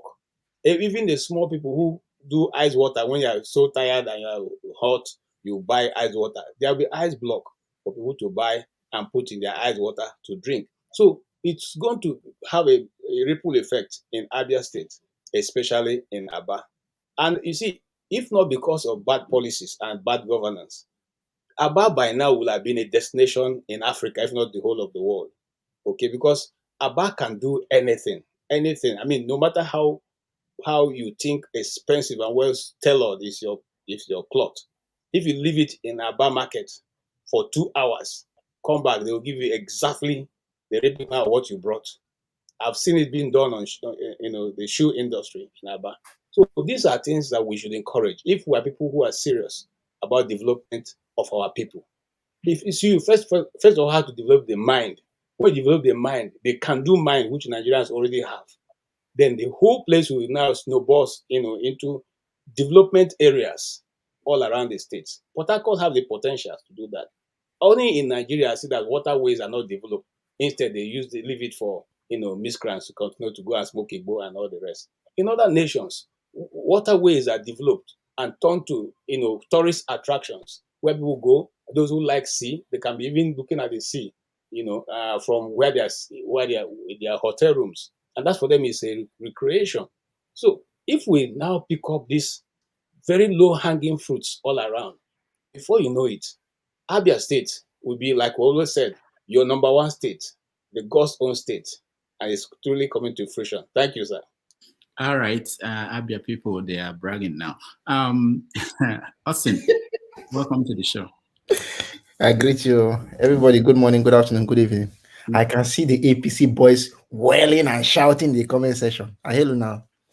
I know say some people there, some of them are original bigots. So once they know they pay them. Ulata Other ones almost they kill know himself themselves. there Let now. them start with K. That one they pay them to be bigots and to be messing up. Any other one no concern me. Look, I wanted to talk about anyhow. The reason why I came today was really to talk about this Binance stuff, but I will not talk on it now because we have not gone to that topic. But no matter how it is, leadership matters in everything. This plant has been there. Nobody was talking about it. Nobody gave that initial push for it to come to be. And I think that the coordination of Alex Otti should be commended. It's something very beautiful, which I think we should all clap for it. So I have this friend at Abba. Some days ago, I had to call him and say, "Guy, how far now? This the way that they talk like this, say me, I like people wait on ground to tell me. Say, wait, how far? Waiting they happen. Is it all real?" And the man told me that he's very happy that there has been a dramatic change in events in Abba. And he told me and gave me too many positive news. I asked him what of the power, and the rest said that the power has improved. So with that in mind, I felt that for real, the power has really improved because social media can lie sometimes, but when you ask those who are on ground, they will tell you. And there are some things that you hear and you know that, okay, they are trying. So I think that it's a really big plus to Alex Otti, and it's a big plus to those who are right-thinking Nigerians who always hold power accountable. One thing, as I said, I like about Alex Otti is not because he's doing the magic there. I like him because if he does something wrong and he's being called out, he will even try to respond. And that is one thing you see I've always loved about Obi as well. If you do the wrong thing, not always the right thing, we will not always do the right thing. If you do the wrong thing and you are called out and said, "See what your boy has done, see what you have done," will you come out to say, "Okay, it was a mistake," or maybe it was because of this, or it was not properly interpreted? So that's one thing I like about him, and that's one thing I comment here about. Those PDAPC, where did they join, and the ones where did they pay online to come and do rubbish, the ones who are bigots from their father's womb or from their mother's womb, sorry, all of them join now rubbish people. May they come. Sometimes I said, if it's time for NJ Michael to start giving one slap, I'm not going 1 minute start with Tinubu. I go 1 minute start with those who claim they're educated and refined, but yet they are mumu ntum, they no get sense. Let me end there for now and keep my comment. Let me comment my reserve, as they normally say. All right, KJ, what do you want to say? I just want to add a bit. You see, this project was started by Bat Naji. Professor Bat Naji was one-time Minister of Power under Obasanjo. He had all these ideas, but was never allowed to implement. In fact, before he could even say Jack, they found one scandal to put on his head, which made him to eventually leave the government. Now, why am I saying that? I'm saying that the technology and the brain work that have brought this forward is within Nigeria. It didn't go outside of Nigeria to come in. So if we are truly sure that we want our people to develop, we have the ability. We don't even need to import the technology from anybody. We will try and error until we get what we want. And I'm telling you, we cannot try more than 2 times. After all, the guy who invented the electricity tried 1,001 times before he was able to get it. The light bulb, that's what I'm talking about. So what am I trying to say in this sense? I'm trying to say that first and What is foremost, happening? he was able Is to it do only it. me? And could have been done by any other scientist or other engineer in Nigeria. If we put our head together, we don't need to go to anywhere to import any international company to do it for us. We'll build it from the start, we'll finish it. We need to trust our people. You see, it's just like what I was trying to deal with, a guy and his wife. I'm telling you, your wife is not your enemy. Your husband is not your enemy. Both of you have come to build your family. So if there's an idea that you don't like, sit down and have a discussion. This idea you're bringing, I don't like it. Can we tinker it this way or tinker it this way? So sometimes even to judge, we're not able to, because we think this person or this tribe or this individual or this part of the nation is Can trying I to. can I ask a question? Like 2 years ago, would this have been possible? Let's say Otti was in office, or 3 years ago, would this have been possible? The reason why I'm asking, did the change in the constitution help this, enable this to happen, or was it just Otti that was able to just finish the project? The tinkering of the constitution helped a lot. Remember, before now it was an exclusive list, on the exclusive list of federal government. You couldn't generate your electricity. Even when you build your electricity, company, you have to sell to NEPA to now sell to the Nigerian people. But that was removed by the National Assembly, and so in the that privatization, whatever, they removed that clause and allow you now to, you can generate your electricity and distribute by yourself. You can even decide to jettison the national grid and lay your own grids, to do whatever you want to do. You can choose a small community. You can choose but now it was a bit difficult, because eventually there was this PP privatization, PP whatever that they did, which brought in the discos. So most of these companies, these discos bought the whole state, or 3 states or 4 states or 5 states. So smaller people who were able to produce electricity and sell were not carried along. So that's why it took a bit, it took a longer than necessary for the what's his name, somebody or four, and then this uh, All right, KJ is frozen from my end. I think it's probably across the board. But he was talking about the role of Emeka for in delaying this project, which is something that most people in the Southeast, they were aware of that. Who can give us more insight? CM, do you know? Yeah. Okay, Xero. Oh, KJ, are you back? Yes. Yes. Okay, CM, hold on. Let's hear KJ. KJ, go ahead. So it took a bit of that to be sorted out, and the courts intervened, and that's what what's my friend's name? Sam Amadi was trying to explain the other day. There were so many things that were brought in that needed to be untied by the courts, and eventually they were able to come to an agreement, and then that company was now able to complete it. These things can be done. You see, and then you said, could it have been done 3 years ago? Yes, it could have been done 3 years ago if the people allowed the process to go through. Remember that Lagos State also have their own, electricity company, which they never allowed to transmit to Lagos. They instead rather put in the national grid. Remember that Oni, fertilizer company Oni, had electricity that generates for them. Ajekuta had electricity that generates for them. All those places, if we are people who are thinking, these people can be handled. Okay, say for instance, Ajekuta, before even Ajekuta became what it became now, during the days it was producing, Ajekuta was like London. The light never went off. We used to go to holiday there, okay, because it was like every place was lit up, and it was 24-hour electricity because it was coming from the factory. But all that now has been destroyed. So we need to be certain what we want to achieve as a nation, and then go about it. And I rest my case there, sir. All right, thank you. CM, you wanted to add to that? Yeah, the Emeka for factor is one of the crude policies of the federal government, because Emeka for felt that he had a connection up to the federal, so he was frustrating it. That's why EEDC, when they want to privatize power, he bought EEDC. That is for the almost the southeast states.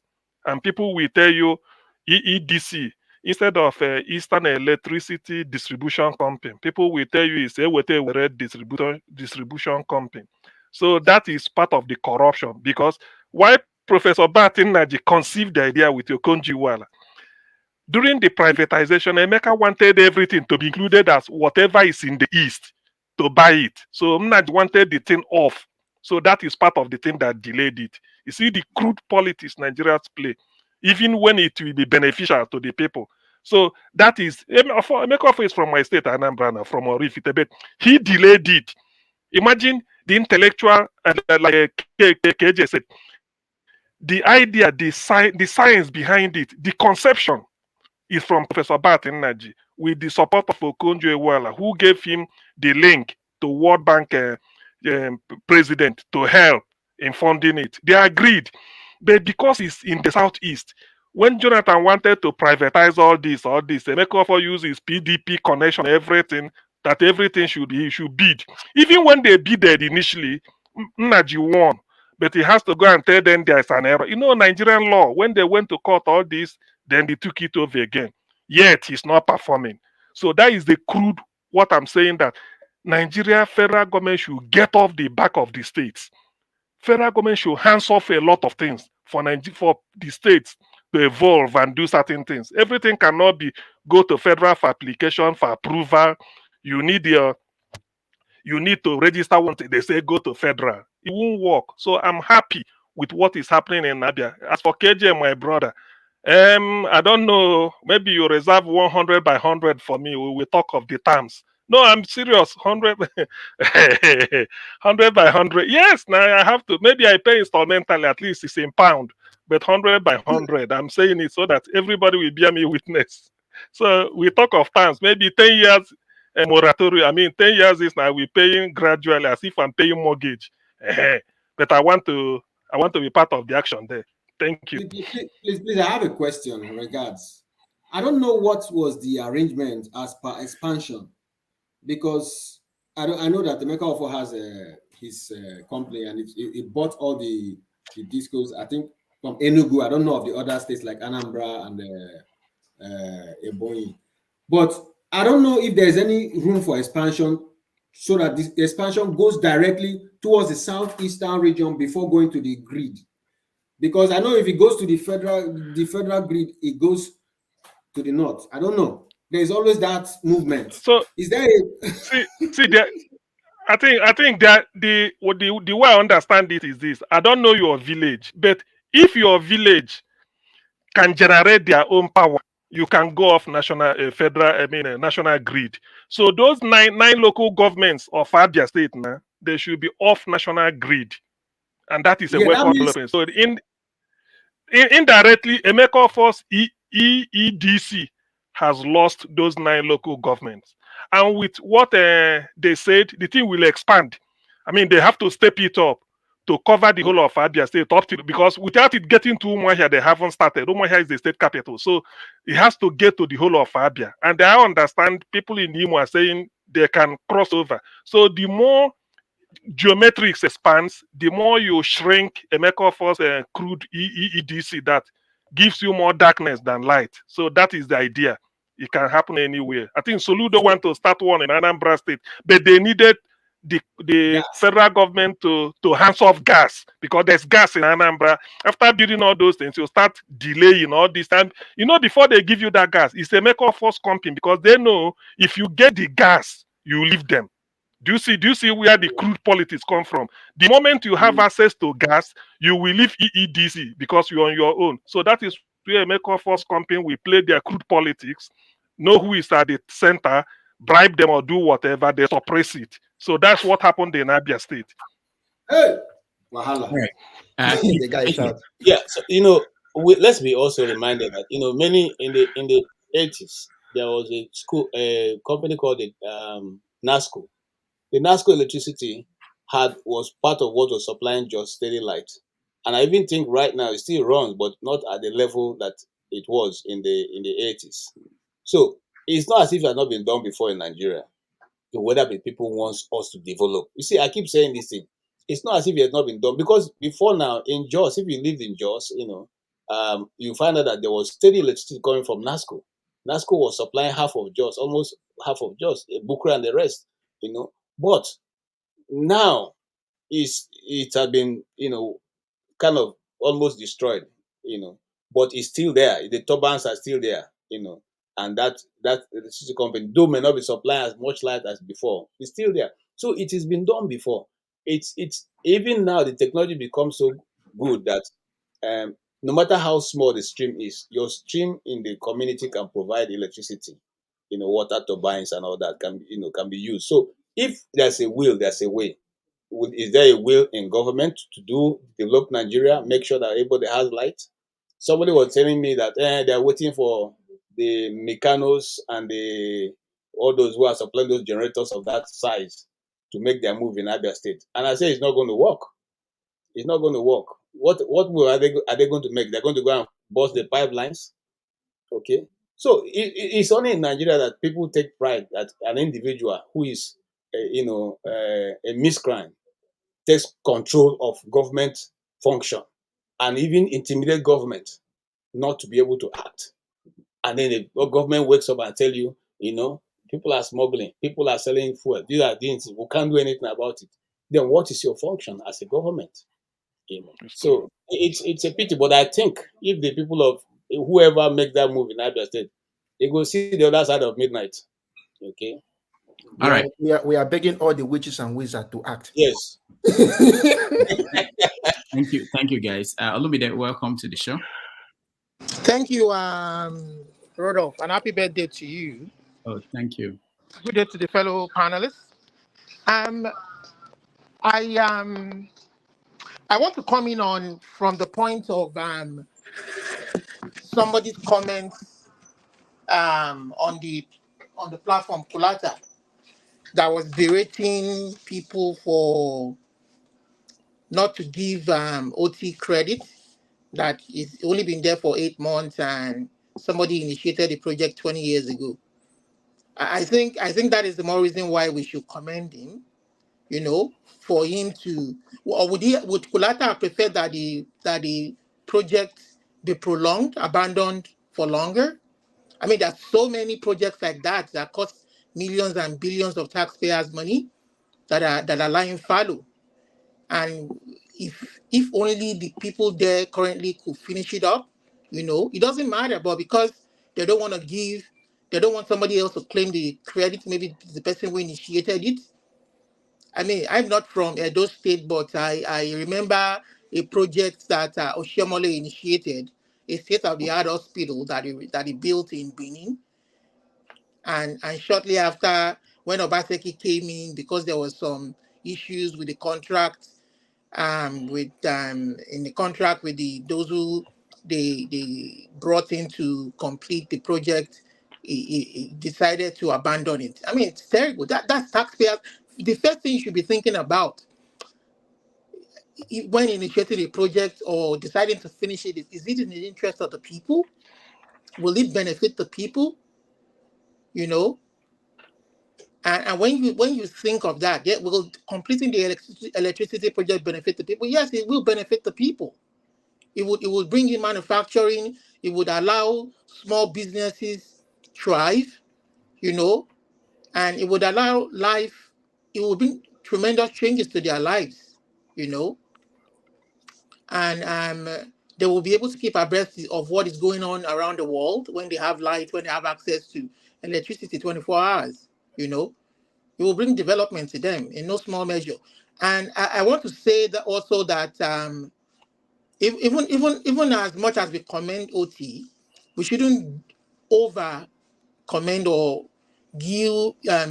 overrate what he has done. This is taxpayers' money. It is not his own personal money. Yes, we should commend the fact that he took the courage to make the right decision. That is why we're saying that when you elect who the people want,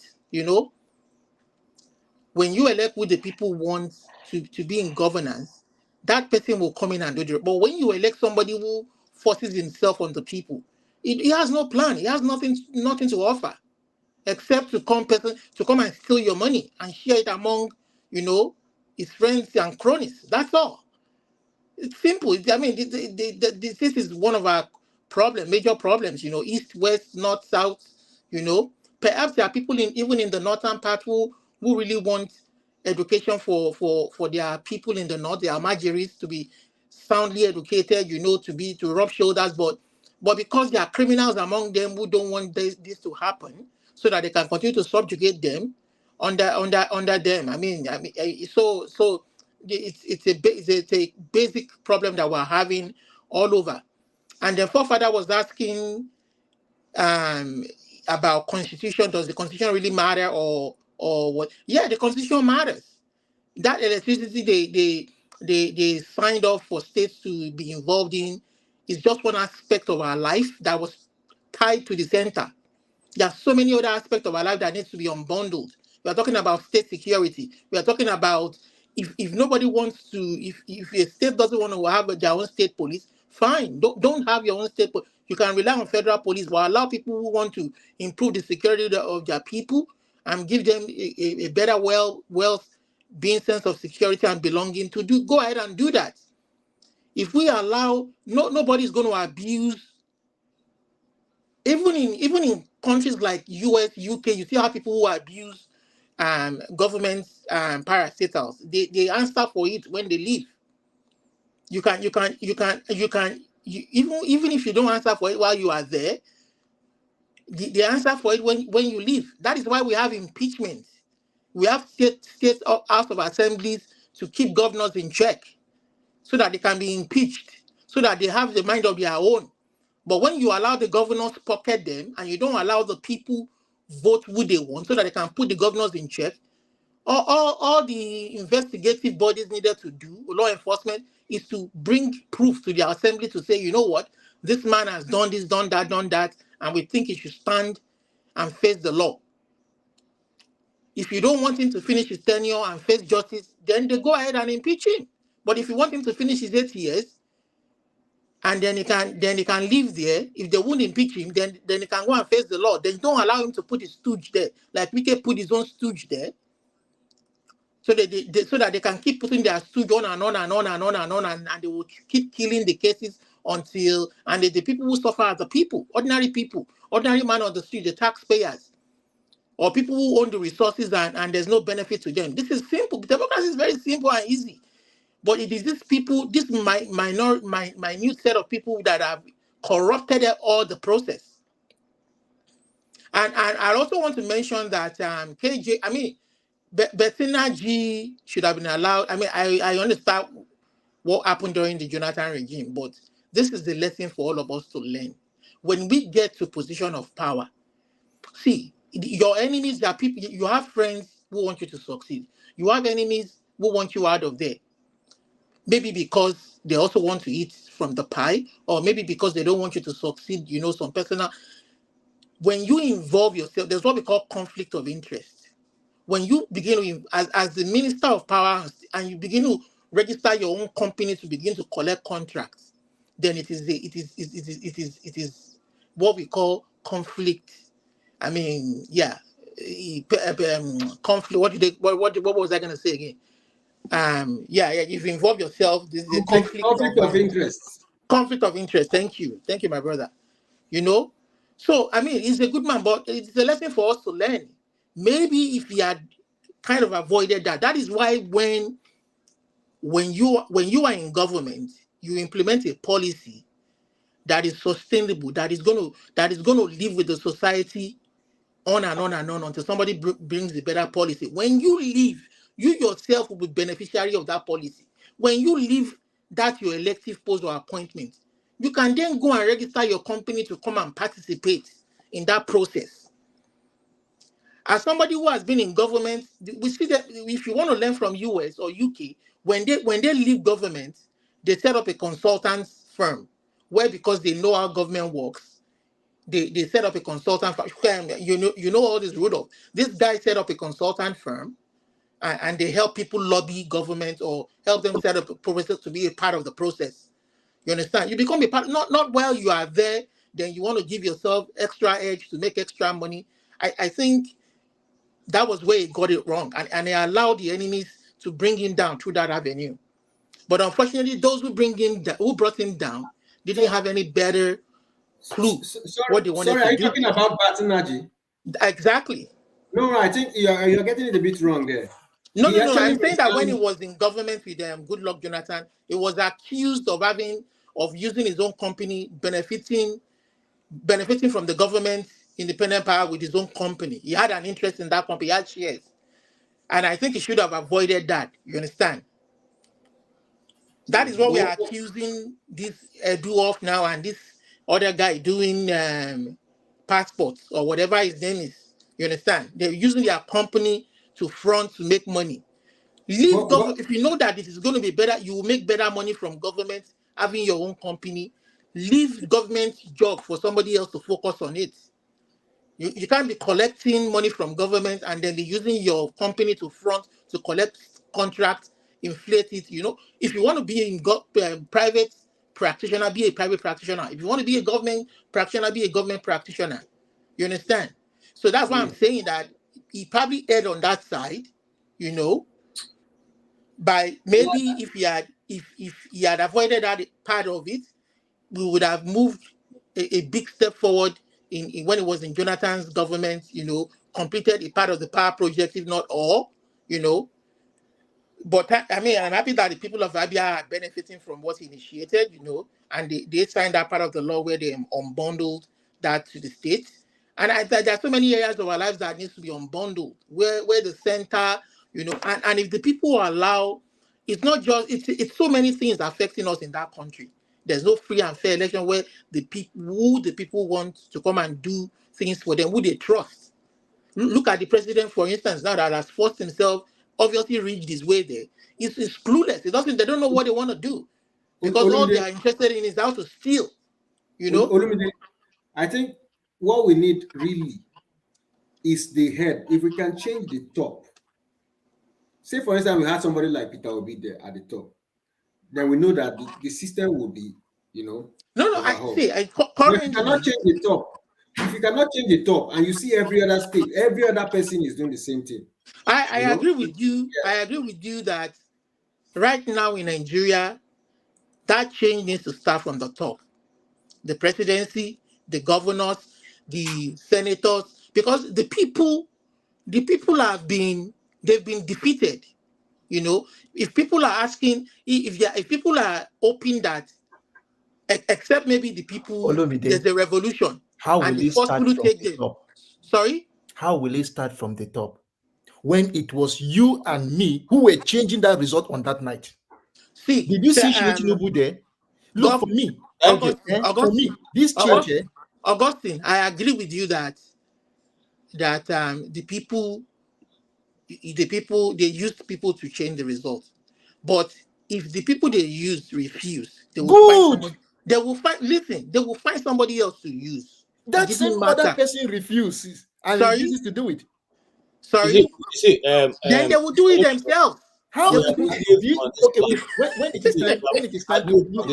is time to steal money, they will do it themselves. Can I just say something? When it is time to steal money, do you see Tinubu going to the bank to do it, or maybe Buhari going to do it? No, they send some people to do it.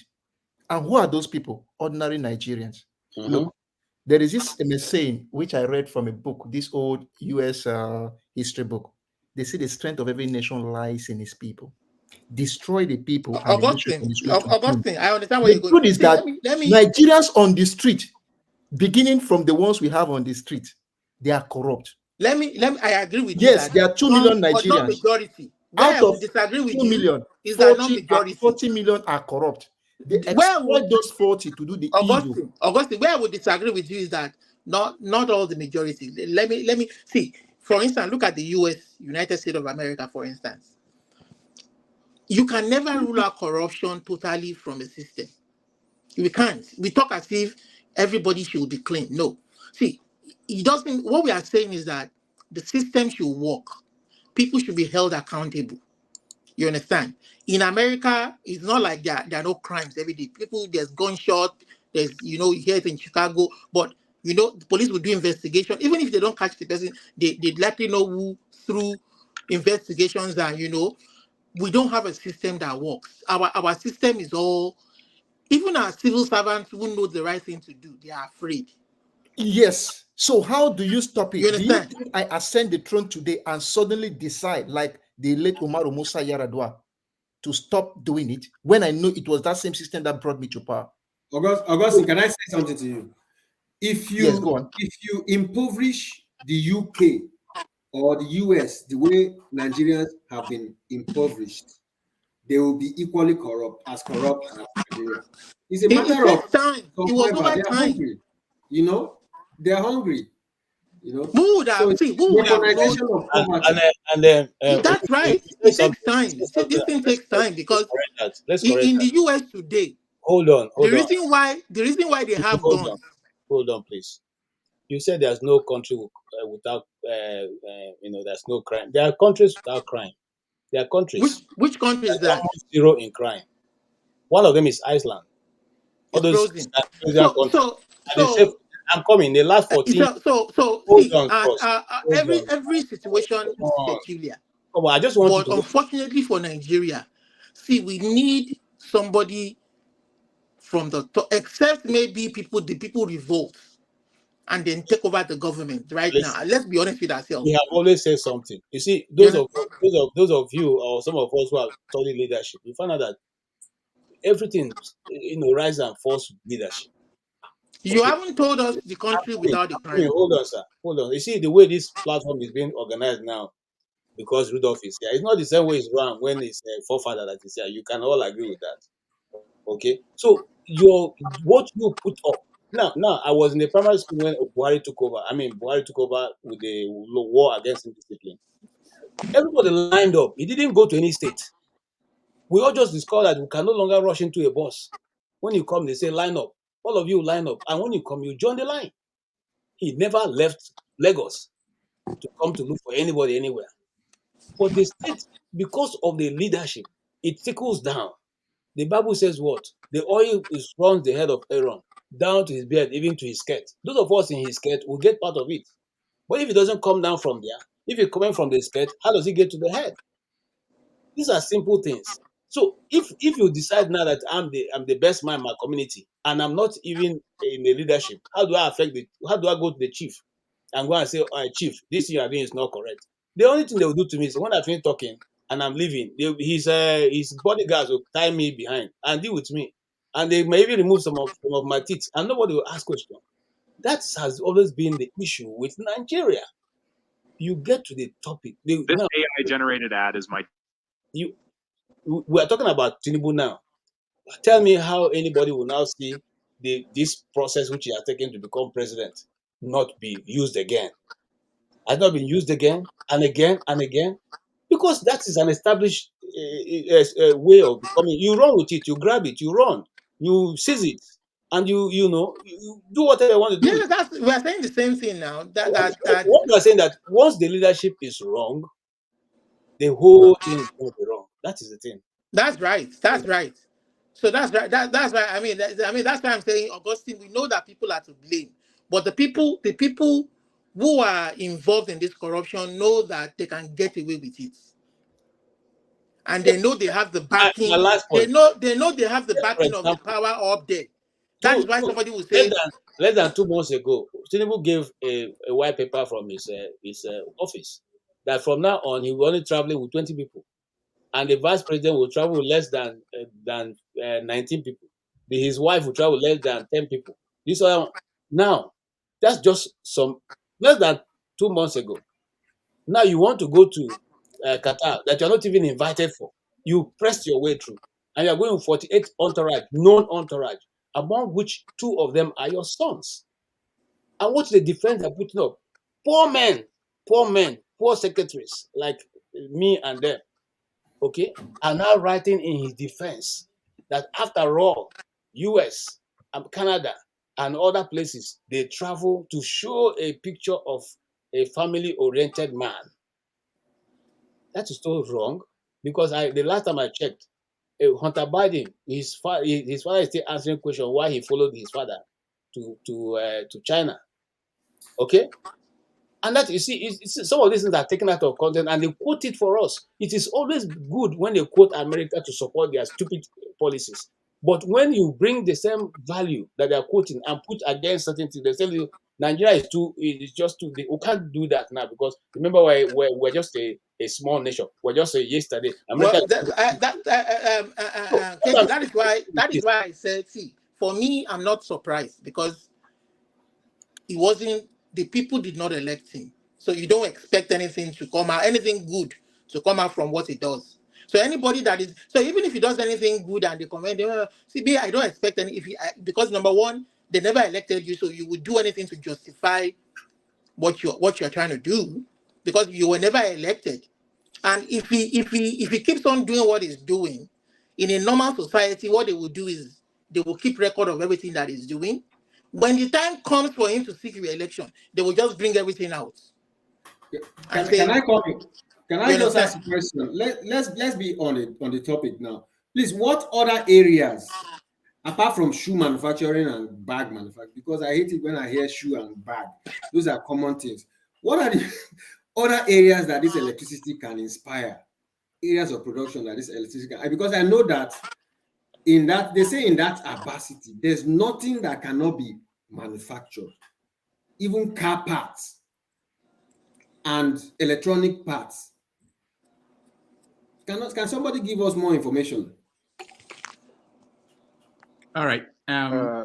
Let me cut me on that area Eagles, of that this question. Yeah, thank you. Good morning from India. So, my brother, thank you for this question that they asked concerning this electricity.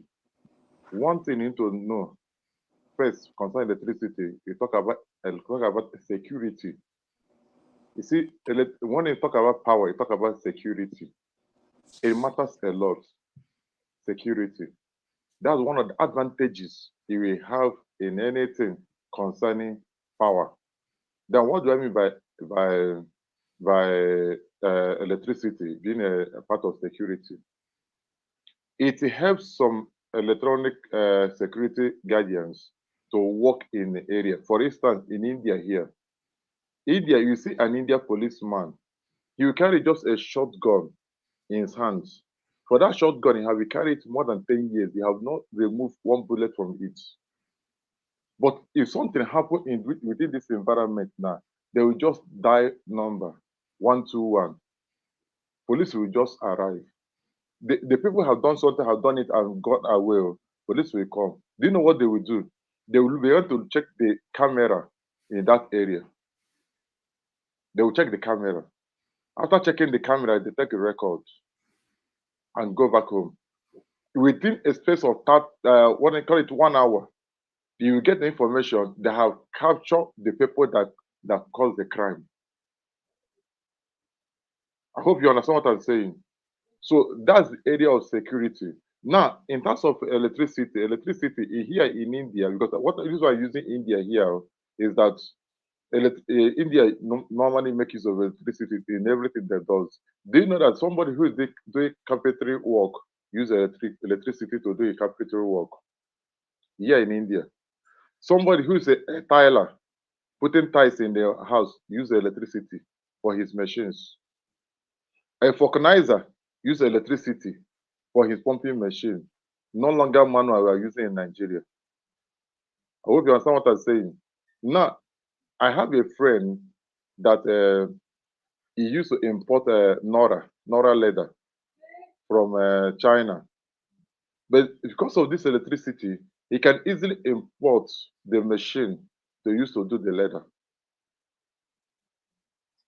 So you find out that now, because of constant electricity, he can use it to do some certain thing. Secondly, talk about fashion, come to fashion level, in production of fashion. In India here, there's a way they do their own production of this t-shirt or shirt they're doing. People that is cutting will cut it with electricity. They use machine as electricity to cut the materials. After sewing with electricity, people who are putting button is different from the company that produce this clothes. And people that put button, they live in just two rooms. They use one room as the area of company to put in button, and they use electricity to do all these things. I hope you understand what I'm saying. So in terms of power important in every society. It helps everything goes very well. But any place there's darkness, there's no way development will go on in that place. That's why every nation makes sure that they have constant power, because it brings development. It helps the society to go further in life. Okay, for instance, now let me finally Let me talk about if Abana, based on what Alex Otti is doing in Abana, and the constant electricity is there. Do you know that people will get to go for electrical car?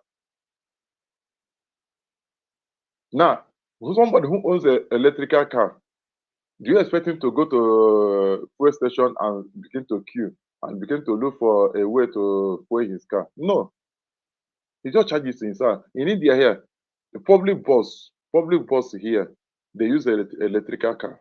Public bus, they use electric. Do you know that common keke that we are talking about it in Nigeria, in India here, they use electric. They have electrical bike in India here. Now, have you seen it now? If you go to their station, you will not see too much queue concerning petrol, gas, and CNG because they normally make use of CNG also. Have you seen the importance of constant electricity? Now, those of them inside market now, it like produce shoes, produce bags and all that use instantly. Do you know that some work they will be doing now is no longer going to be manual? They're using machine, and that machine will add quality to their own production.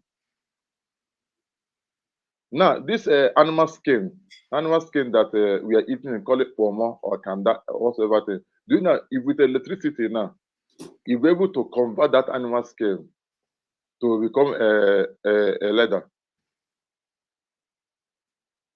So anything concerning electricity is very important.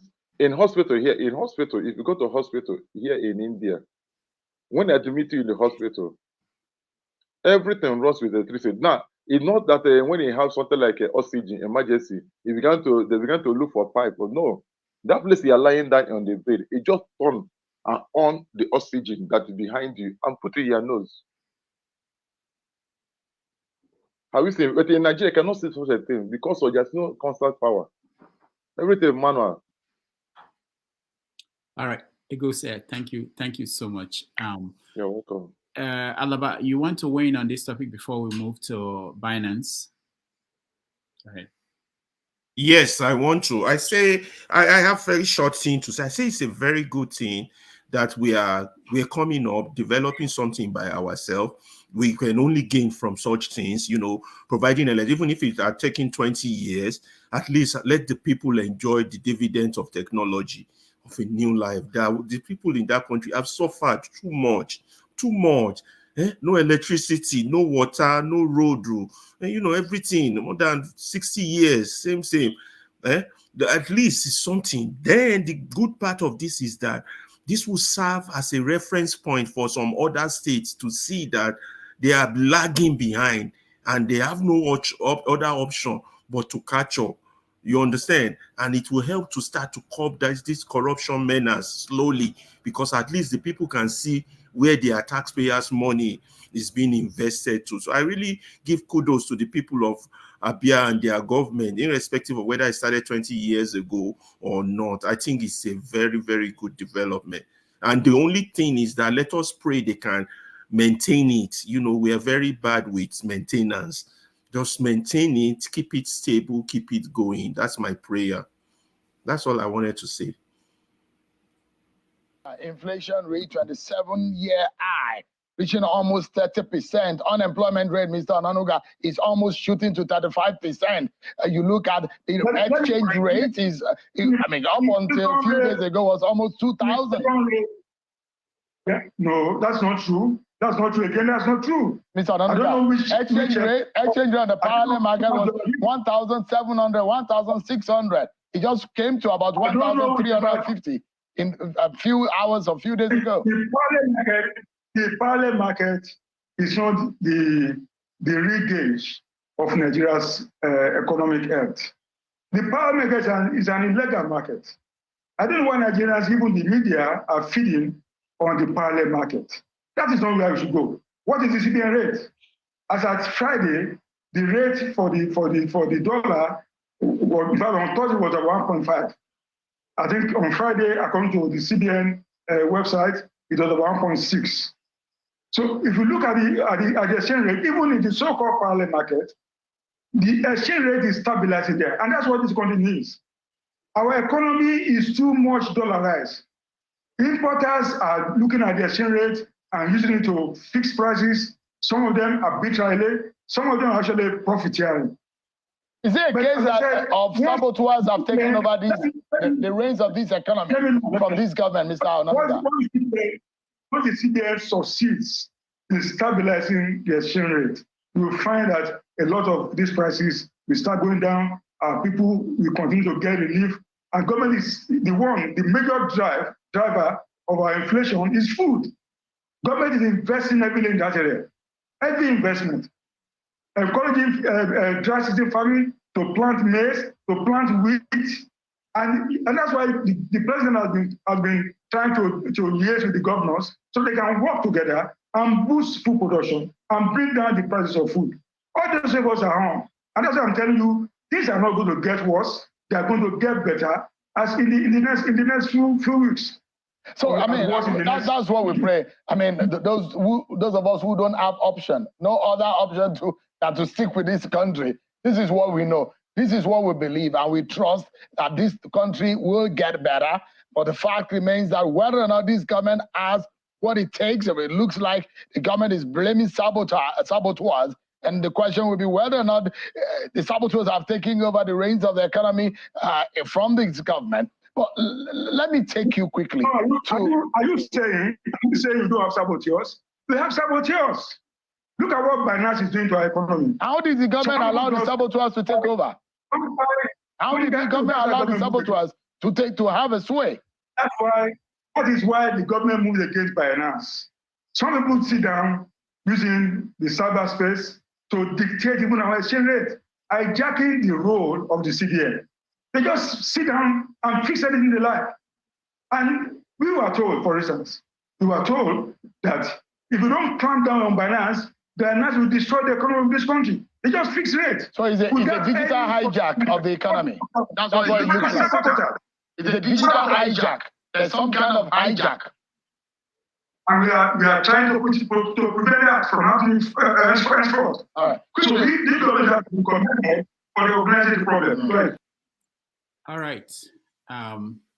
That's Bayo Onanuga, the advisor to the president on media, information, and all the other aspects of that job, blaming Binance for what's going on with our currency.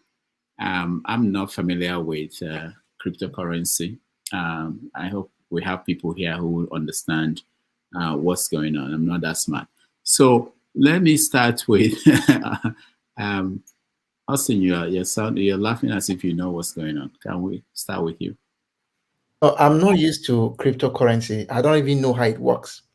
But the whole look, they used to say a lazy workman always complain about his tools. It is my hammer. No. It is the nail. No. It shows that those who are being hired, or those who hired themselves, because I know we didn't hire them, those who hired themselves to pilot this country are just they are big time fools. If you come to the live television, a national TV, and you are giving such frivolous excuses, sure you know get sense. So if we have forex coming into the country, why can't you direct it to the right position where it's supposed to be? The market force is all about demand and supply. So if those who are manufacturers are supposed to get this, and you direct it directly to them, eliminating all this middleman and the rest, they will have the finances and you will control your economy on your own. Somebody cannot stay on the internet and start telling you how much $1 goes for and how much £1 goes for. No, you are the one to do that through government policies, and that's why you have purpose-driven leadership that can move this to the next level. So him trying to blame Binance for this or that, as I said, I've never used Binance before. I'm not the cryptocurrency guy, but I feel that it's just frivolous excuses for nothing. One thing I wanted to talk a little bit related to this Binance and the rest is when I learned that some members of the team were being arrested. And as I said, it makes the government, as I said, too irresponsible. And I would say that it brands the government as if they are kidnappers. How can somebody come to your country and supposed to have a meeting with you, and somehow you arrest the person and, to an extent, from what I got, seize their passports? I don't know, but I feel that from my little knowledge in economics, Binance should be a public limited company. If it's a public limited company, it therefore means that the ownership of the company is separate from the members of that company. And if the members, the ownership is different from the members of that company, if Binance is supposed to maybe commit to have alleged to have committed a crime, then sue them to court and claim your 10 billion as they claim. If you sue the business, it's different from maybe if you have a chief executive officer of that business, you decide you go and arrest him. The business is different from the chief executive officer. So for me, I think that what we just did there was to step on the toes of even some foreign nationals. How then can you tell another person maybe to come to your country to discuss business with you, not knowing that these things will not go the same way? So to be honest with you, that action for me is very, very uncalled for. It makes the government to be seen as very irresponsible. It means they smash international laws to have ever done that. And I think it is not good at all for our image at all. It is not good. If they know what is good for them, let them return those people's passport and send them back. And if they have a problem with Binance, sue the business, not arrest people. Because for me, you are just trying to legalize kidnapping. Trying to legalize kidnapping. But let us see how it goes and let's see what happens. We'll just hope that that is true. Or maybe what we got is not true. Let's put it that way. That's just what All I'll right. say for now. All right. Thank you, Austin. Can I just chip in something? Go ahead. Can I just chip in something?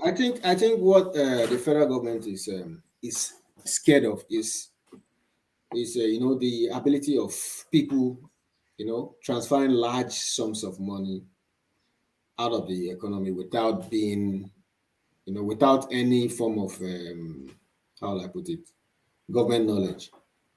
Yeah, because that is a similar situation with which Binance had with the US, and that's why they were stopped, from performing their business in the US.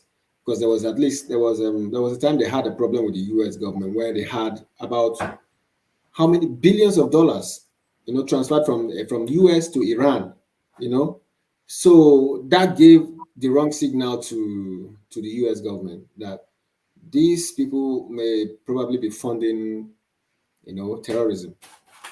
That is why they cut them out. But in our own case, since the dollar is getting high and there's no more dollar in the economy, there was this fear that maybe a lot of our business people are using Binance to do their transactions, and they have low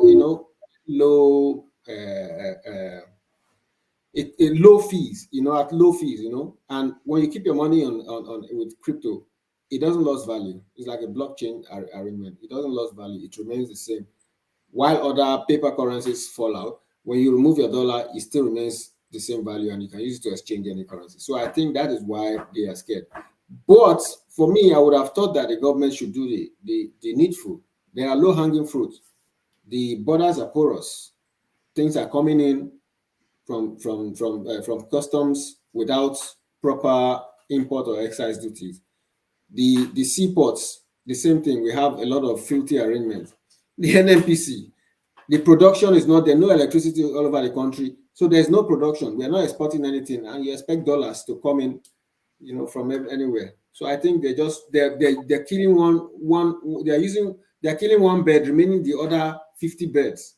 They have to do a total overhaul. All right. Thank you. Please, KJ. please, can I say so? Okay. Yeah, you see what's going on is it's clearly a rogue government, because when a government comes to start stealing from its people, then you should be very concerned. Now, the one that is remittance from Nigerians in diaspora has become government target.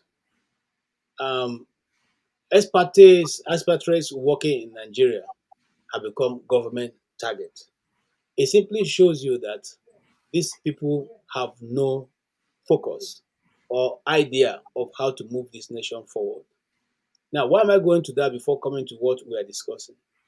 You are asking expatriates working in Nigeria to pay an expatriate tax. You forget that your people outside of Nigeria constitute majority of what you get in your every year finance. The remittance coming from outside keeps your government running. Now you are developing a way to tax the people, the very few that are still managing to remain in your country, to pay tax. You call it expatriate tax. Now, supposing these other nations all around the world decide to tax your own citizens on expatriate tax as they are working there, what becomes of the remittance that you get in your nation? You see, they just like the way they pronounce we are going to war with Niger, the same way they are still pronouncing fire brigade approach to everything, Nick Jack approach. Hey, let us just go. Somebody just, maybe in their beer parlor, they decide to, take one or two glasses and they'll make a pronouncement. We are going to just do this tomorrow. And they go and do it. Now, if a nation begins to reduce itself to cryptocurrency being the problem that's keeping a whole Nigeria, the largest economy in Africa, crumbled, don't you think we'll have a problem? Yeah, that's a big problem. Because how much of crypto constitutes your national spending? How much of crypto constitutes the withdrawal of money in the system? If you are lacking money and you want to make money, is it not even better for you to look into those your bloated travels, bloated government expenses, bloated budgets, repeated budgets? Every year they are buying spoon in all government setups. They are buying pots in all government setup. They are buying plates in all government setup. Every year they are buying new cars in all government setup. Every year. In fact, Aso Rock, Aso Villa pays rent. Those expenses that cannot be phantomed where they're going to, is it not time for you to first of all cut down on all those things? Your over bloated entourage, whether you are doing a state travel or you are doing outside travel, you have a bloated entourage. You have, because one time I sat down and said, okay, for a minister, when I was close to one minister, you have about 4 drivers, and each of those drivers drive government vehicle, and each of those drivers are paid, and each of those vehicles have 4 tires, and each of those tires are changed every 6 months. Check it. And each of those vehicles are fueled at every particular point. All right. And each of those people collect a ESTA code, or what you call allowances, whenever they're leaving and going to other states. And this runs over and over and over. Is that not too much for a nation that is still struggling to survive? This is just a minister. This is just a minister. And the reason that minister had these fewer cars was because he said to them, I don't have any need for police. Don't bring me any police. I just need 2 mopo, one in my house. The 2 of them were in his house. He drives himself. So once job is finished, he tells them, go to your families, leave my house. Now, why can't Nigerians reduce our spending, government spending especially? I don't care if Tony Elumelu wants to hire Nigerian Airways to be flying along when he's moving on the road. It's okay. That's his money. But when it comes to government expenses, don't these people see that there is... You see, Rudolph, for crying out loud, why should you even be serving tea in a country as hot as that as part of the privileges to be given to people when they come to visit your office? And you have big budget for that. And have you ever gone to Aso Rock? At least I had one or two opportunities. No, it is feast. It is feast. It is chopped in the quench. I'm telling you the truth. Every day, every blood goddamn day, those people, they feed almost like a whole village. Who does that and survives? If America is so rich, don't do that. Don't do that. As a president, you have a particular distant ration given to you. If you eat more than that, you pay for your money. Why should we now be running a charitable organization with the people's money? The people are suffering. So coming back to this one now, it beholds, and it's ludicrous to think that these people are the ones keeping the Nigeria economy from moving forward. No, if you want us to move forward, collect all the monies, all the dollars people are hiding in your rooms, bring it out.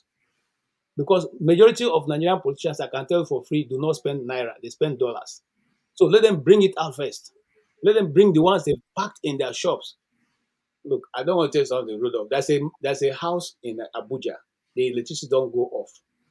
Down when I was still there, he's down. He's an underground. You never know, except you are a trusted individual. The underground has 24 hours electricity. Guess what is there? Dollars. Dollars. Okay. Now, I'm not. This is not new.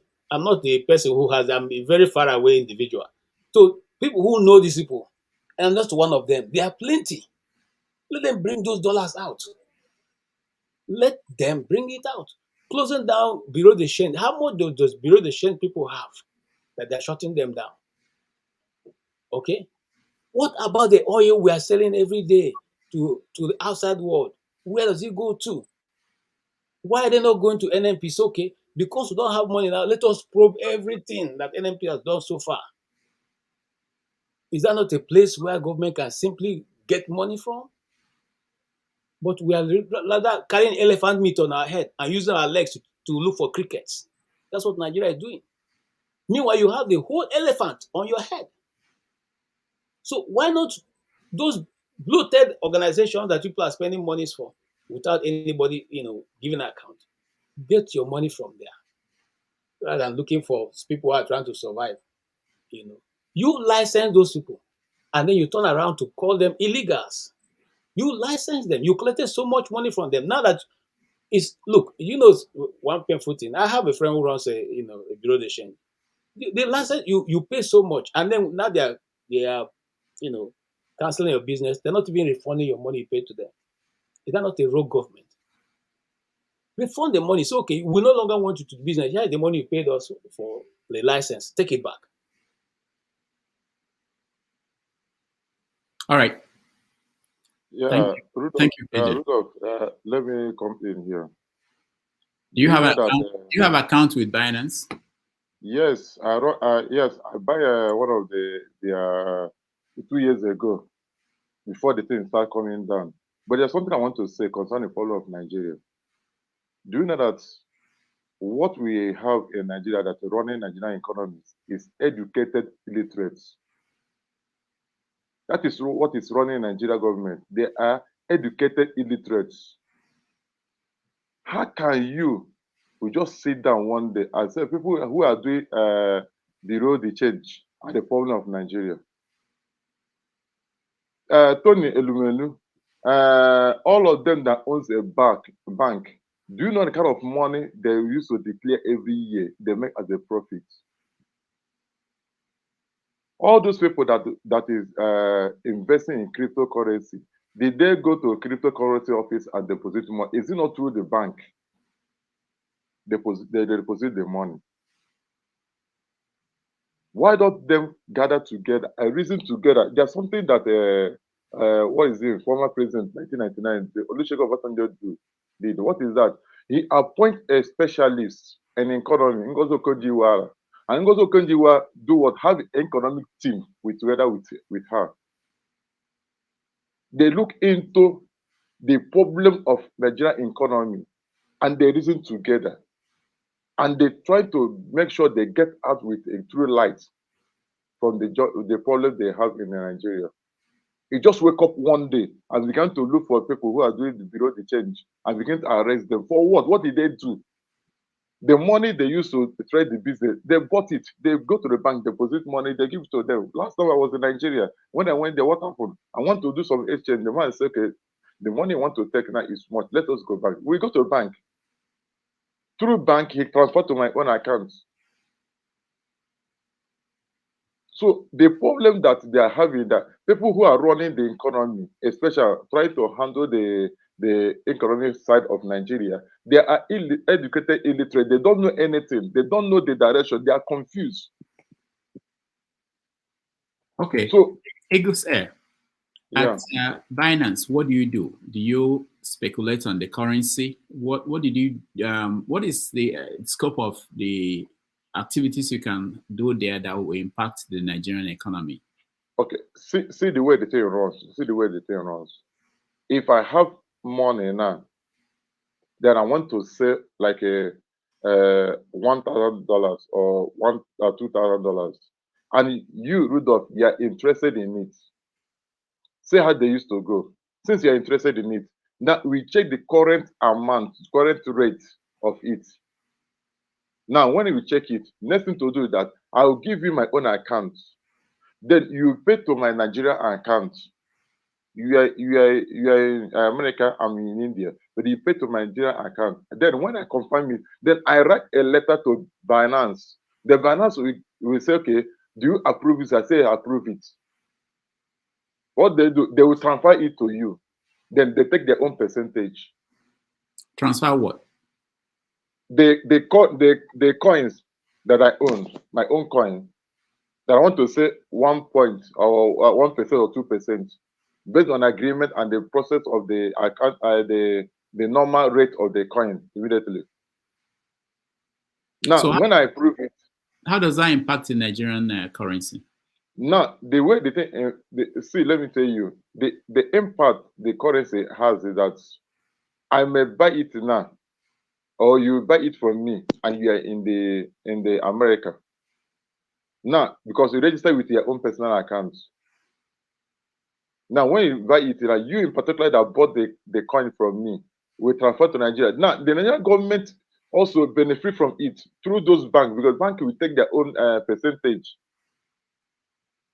But the only thing that is that currency, all this coin, is that the value does not go down according to the currency of the country. But the only way the value goes down is when there is problem in trading.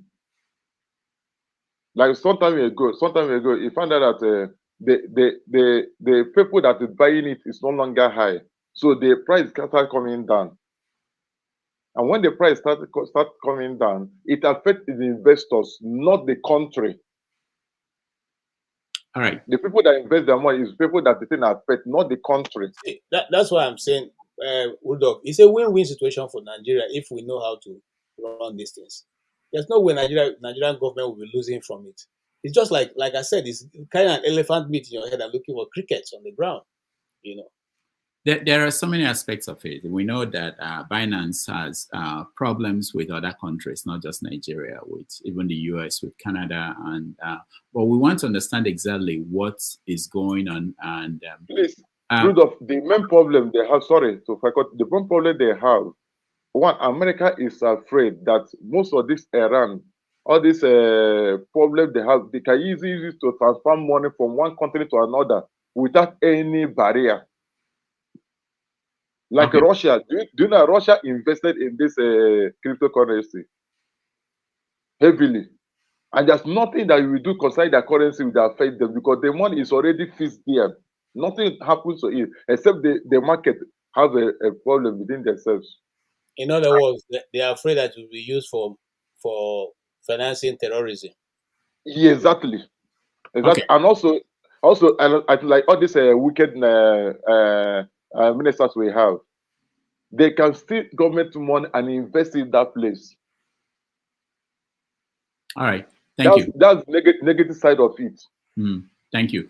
Alva, hold on. Let me go to Prince. It looks like someone who has a lot of money in Binance. So let me hear from him. Prince, JJ Man, welcome. Unmute yourself, Prince. You're muted. Can you hear me now? Okay, good. Yeah, Dr. Damages.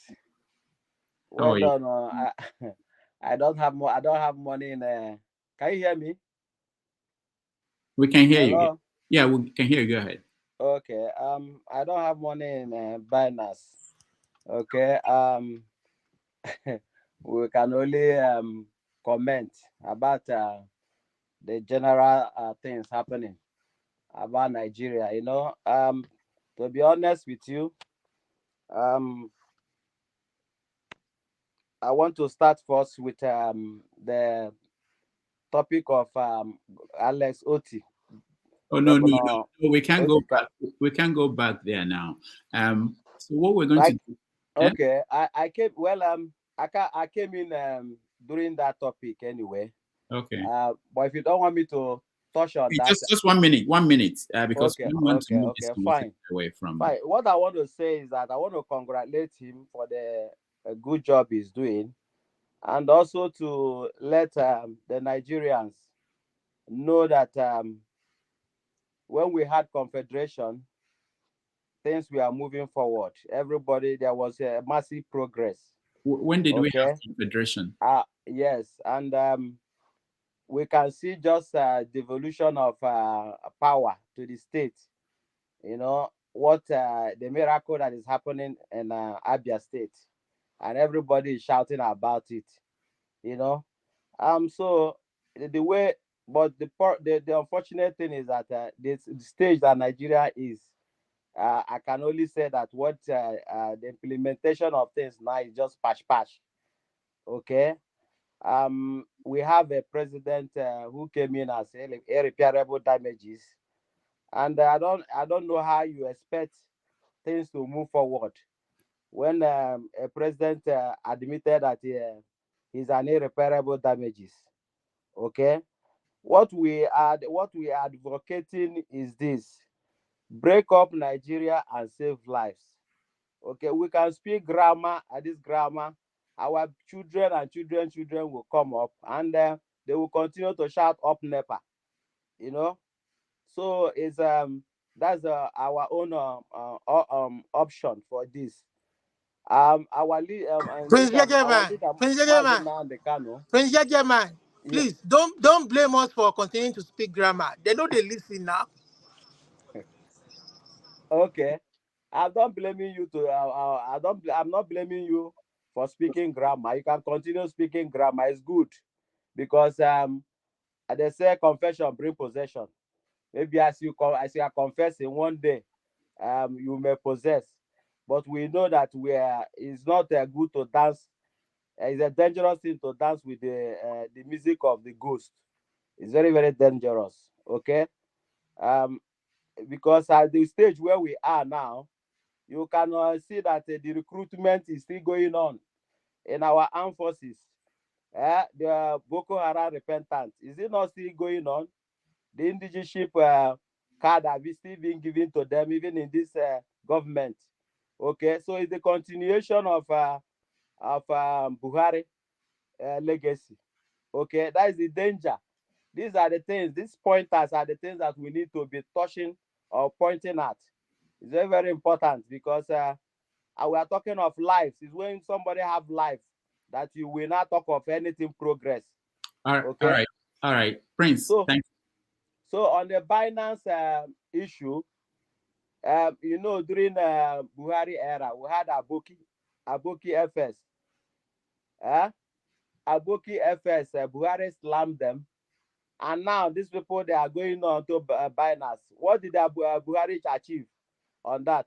He didn't achieve anything. And the legacy continues. Now these people are going to box the wind with Binance. At the end of the day, they will speak another grammar. It just cut a nail and join government. Okay, but what I'm advocating or advising is that we should all break up Nigeria in peace and have our life back. If we continue in this quagmire, it's going to consume everybody. Let them release Nnamdi Kanu for us. They have released Omoyele Sowore. They will release Sunday Igboho. Let them release Nnamdi Kanu. The era of Ruga and grazing route is over. This 21st century is only madness that someone will be looking for grazing route. So please, that's what we are asking them. Okay, because if they continue the way they are going in the southeast now, there are a lot of armored car there, and this guy in Finland is luring them into our land with telling them I have got soldiers on ground, he have jet fighters. Why there's nothing like that? IPOB is not fighting with anybody. All that we need is referendum. Do referendum for all Nigerians and let everybody decide how they are going to govern their lives in their own way of life, their own way of life, or the way they believe. How will I put it? Their own culture or their own belief, the way they want to live in their society. That's how it's been obtained. Okay. So thank you very much, Dr. Damages, and everyone on the platform. And also, finally, I want to advise forefather. We know the way you are talking to Nigerians. Everybody are angry with you sometimes because you telling us here today that Nigeria is improving. Apart from the power in Abia State, which other place do you see improvement with this irreparable damages everywhere? Please, don't know the way you direct things on this platform. Thank you very much, Dr. Damages. All right. And thank you all the panelists. All right, thank you, Prince. Part of the story that came up was I showed you guys the headlines from BBC, where Bayo Nanoga told the BBC that the federal government fined Binance $10 billion. And then there's a follow-up story. This one is from People's Gazette, where Binance, in a statement to the newspaper, said that the Nigerian government lied, that there were no discussion about fines, and that they won't pay any ransom or damages if asked. Now, we know that two of the executives of the company are currently in Nigeria. They came into Nigeria to have a conversation with the Nigerian government, and they were picked up by the National Security Advisors people. So that's what's going on. The next follow-up was Bayo Nanoga saying that he was misquoted, or that the media reporting that the federal government fined Binance based on his own interview with BBC was not accurate, that it was a misrepresentation of what he was saying. So that's where we are today. But we know that the federal government has been doing several things to try to contain the free fall of the Naira. One of the new things they did, someone mentioned it here, I think it was KJ, they decided to reduce the number of bureau de change in the country. They licensed the ones that are licensed, and the ones that they approved, they were giving them money, dollars, and they were telling them how much to exchange it. So people are saying that's the reason why the Naira picked up in the last few days. We don't know how long that will last, how much money they have to keep giving to these people, how long will they continue to sell the money at the price the federal government wanted them to sell them at. So these are measures that we don't know if they can last. All right, Alaba, welcome. All I wanted to say is that these people in government are using this Agbero mentality that they used in Lagos and trying to use it to rule Nigeria.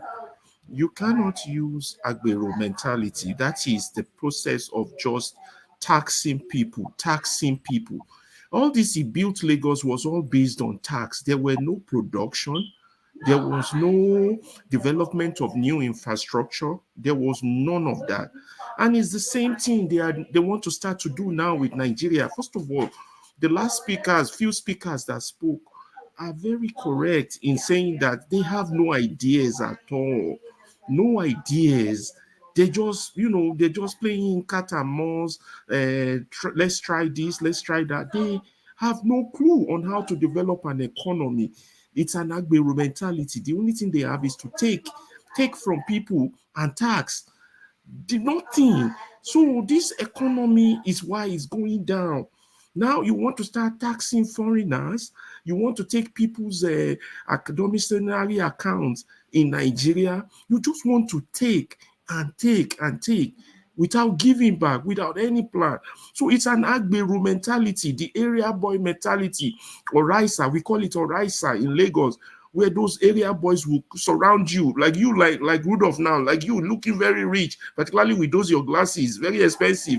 The boys will cover you, like about 6 or 10 of them, and say, unless you give them something, they won't let you pass. We call Oraisa. So the same mentality these people are bringing to this federal level. You understand? Whereby they take. It's not an economic principle. And to Bayo Onanuga, Let him be listening now. You cannot run a government on propaganda. It's not going to work. You can't keep lying to people, lying. Propaganda will only take you so far. There has to be something you show for your propaganda. And that's one thing these people need to understand. By now, all of them should be thinking of resigning, but Nigerians are not pushing them to do that. Nigerians are still expecting these don't know what they are doing people to produce results, which is the shocking part. You're not going to get any result. Things are going to get worse. Naira is going to continue to fall. It's just going to the same circle because you have people that are bereft of ideas. They have none. They can't give what they don't have. Agbero mentality cannot run a government. All right, sir. Mentality. All right, sir. All right, sir. That's where they got the all right, sir from. All right, sir. You know. Rudolph, don't go to Lagos Island, though. They will cover you. Oh, that's my submission for now. All right. Thank you. Thank you. Any other person has any idea of what Binance is doing in Nigeria and why the government is after them? Rodolph, I just want to I don't know how much value of a business they have in the country, but they are almost in every country of the world, whether Western, Third World, you understand? And see, the cryptocurrency market is just a digital money market that is largely unregulated. You understand? So when Bayo Ononuga comes on TV to blame Binance for the country's economic woes, I mean it's for me as a science individual, somebody who is science oriented. I want to see when you say something, I want you to back it up with proof. I want you to back it up with real proof, evidence. You understand? For instance, you mentioned the US fine. George approves, I want to read from Reuters. George approves Binance $4.3 billion guilty plea as US seeks to modify founder Zoa's bond. So February 23rd, a US judge on Friday accepted Binance's guilty plea and more than $4.3 billion penalty for violating federal anti-money laundering and sanction laws through lapses in internal control at the world's largest cryptocurrency exchange. U.S. District Judge in Seattle approved the plea, which includes a $1.81 billion criminal fine and $2.51 billion of forfeiture.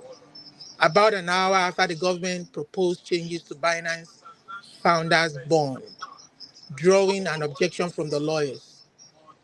So Binance plea announced on November resolved years-long probe that found the exchange had failed to report more than 100,000 suspicious transactions involving designated terrorist groups, including Hamas, Al-Qaeda, and Islamic State of Iraq, Syria, or ISIS. So prosecutors say Binance platform also supported the sale of child sexual abuse materials and was among the largest recipients of ransomware proceeds. So what I'm trying to point out here is that there were this is a proactive reaction to a private financial institution. What we are having in Nigeria is a reactive situation, which is baseless, needless. If you're saying that, in what way are they affecting Nigeria's economy? In what way are they? Perhaps the little gain that the naira made against the dollar is from for some other reason, but not from silly statements. If you are investigating them, be specific. You can see that the US, they not only investigated them, they took them to court. They had hardcore evidence, and they were able to get a guilty plea. That was how they got the fine, and they seized $2.5 billion in such money, illegal that they rooted illegally. So if you have people who are using Binance to finance the terrorist network in Nigeria, how much of that money have you seized? You understand? What kind of warning are you giving? What warning for what? And then the Senate is saying they want to call them for questioning, to come and do to embarrass themselves. These people don't know what they are doing. They're clueless. Because all I see from is for me is just a rumbling on the TV network with no meaning. They're just coming there to tell lies to Nigerians, to gaslight, to make statements that does not impact their life. How much of that Binance investment has impact on Nigeria economy? The people who actually lose money, the reason why the US is even taking that step is the fact that it is the people who have invested in that Binance that stand to lose a lot. Because if tomorrow Binance goes up in flame, it is the people who have invested their money that stand to lose, especially from that kind of a volatile market. So how much has Nigeria invested of their own money in Binance that is affecting the economy? I mean, people just come on there and think they're talking to idiots. Oh, we club Binance, but who are they talking to? Perhaps the people in Nigeria are not that educated, but they're certainly not talking to somebody like me from this part of the world. Because what he was saying on TV was just bukom, nonsense. Go after the people who have stolen from your economy, that have ruined, stashed the dollar, stolen dollars from Nigerian reserve. That is why the exchange is the way it is right now. We don't have any money to guarantee business for people who are doing genuine importation. So what is wrong with people importing? I was reading on the comments. Was it Kulata or BQB that was saying that it is because of people what is wrong with importing if you don't manufacture it? People want to use it. Your people desire such goods, and you don't have any manufacturing for it. And that some people are spending their money to bring it in to do business. What is wrong with it? Is it a crime? Are you okay? Whoever made that statement, do you think before making that statement? All right. Thank you, Olumide. KJ, I wanted to. Okay, just 1 minute. I need to hear from Jonava and Just Fofana. 1 minute. I just want to say, I think to my mind, these are some of the spins they throw into the media, so that Nigerian people will have a talking point, and they keep talking and forget their problems. So when they throw this in, we now begin to look for who to blame for haven't done what, or who have not done what they should do, and then the discussion goes on, and the government have another day to survive, without being criticized or without anybody shining light on their activity. So when you throw it in, you allow the ordinary man, they gather in the street and be discussing how Bureau de Change, cryptocurrency people, they are the ones weakening the economy of Nigeria and making it. It's just a talking point, nothing beyond that point. Because I've searched, I've not been able to find anything concrete. Thank you. All right, thank you. Janaba, welcome to the show. Thank you so much, Dr. Rudy. Someone wrote that in Matthew 7, verse 7, that a man called Binance will bring down the economy of a country in Africa. Do you know anything about Binance, Janaba? Am I the only one who is lost? Yeah, I think I've been watching it. I think my knowledge is as much as yours, just like you drink tea with God and you don't tell them about their problem. So what do you know about Binance, Janaba, and what is doing? One final thing, Rodolph. Okay. Please don't put your money in Binance. So if you don't chop well. I know that by the time we get to forefathers, he looks like someone who understands these things. Janaba, go ahead. If it's on Binance, you can offer further to go before me. But if it's another issue, I can talk about it. Okay. All right. Okay. Forefathers, you're always on the computer. You must know that word. I have no idea what's going on there. I've been here. I don't know that much about the specific case. It just came out from nowhere somehow. I think the matter. I think it has something to do with currency manipulation and this thing, exchange rate. The way they said the federal government is accusing them of setting Nigerian exchange rate somehow.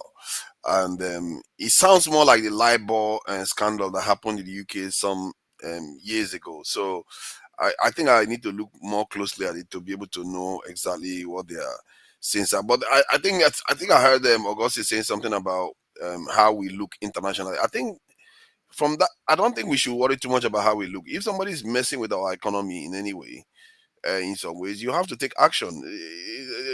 I think I remember when Canada held Huawei's CEO because they felt that she was breaking rules for year. I think they held her for almost a year or so, even because of that. So you can't have an organization manipulate your currency, and Nigeria is facing the problem right now because they are, the currency, the Nigerian currency is depreciating, so in value. You can't have this in the institutions that are just there sabotaging the country from within, and then they want to take off because you say that the company is different from the individual, which is true. But if it's criminal activity, you're not going to hold the company is an entity. The individual is the person you need to grab onto. So I think maybe I will look more into it to know specifically what their sins were, or what the government is accusing them of. But if Nigerian government is known to be quite all over the place, is accusing some other person of doing them dirty, I think we should give them a bit of credit here. Agboro know Agboro now, so they know each other. So let's see what happens anyway. I will look more closely at it to be able to speak more about it. All right. Okay. So let's change topics. Is that Agbero? No Agbero. Direct attack on me. I didn't say anything, no. Nothing. Let's go to Gaza. I know that it came up at the beginning. 30,000 Palestinians killed so far in a war with Hamas. The last one was people rushing to go and get food. Over 100 people were killed. Food that was being dropped for them. And in a reaction that also surprised a lot of people, American government, Biden is proposing that they will go and drop food from the air into Gaza.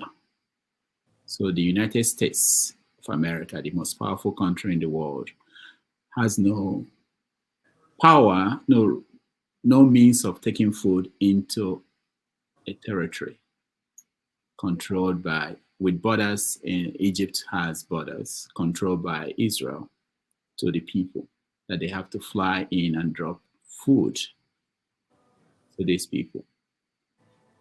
All right. I want forefathers to start. Yeah. Okay. I think obviously most people around the world are completely horrified by what is been going on there. As a matter of fact, if you go back in time, you know that this is not new, and the behavior of Israel with the Palestinians is just I think it's a corruption of power. When America grant them so much power, then they become corrupt. They think they can do whatever they like and get away with it. And America is culpable, clearly.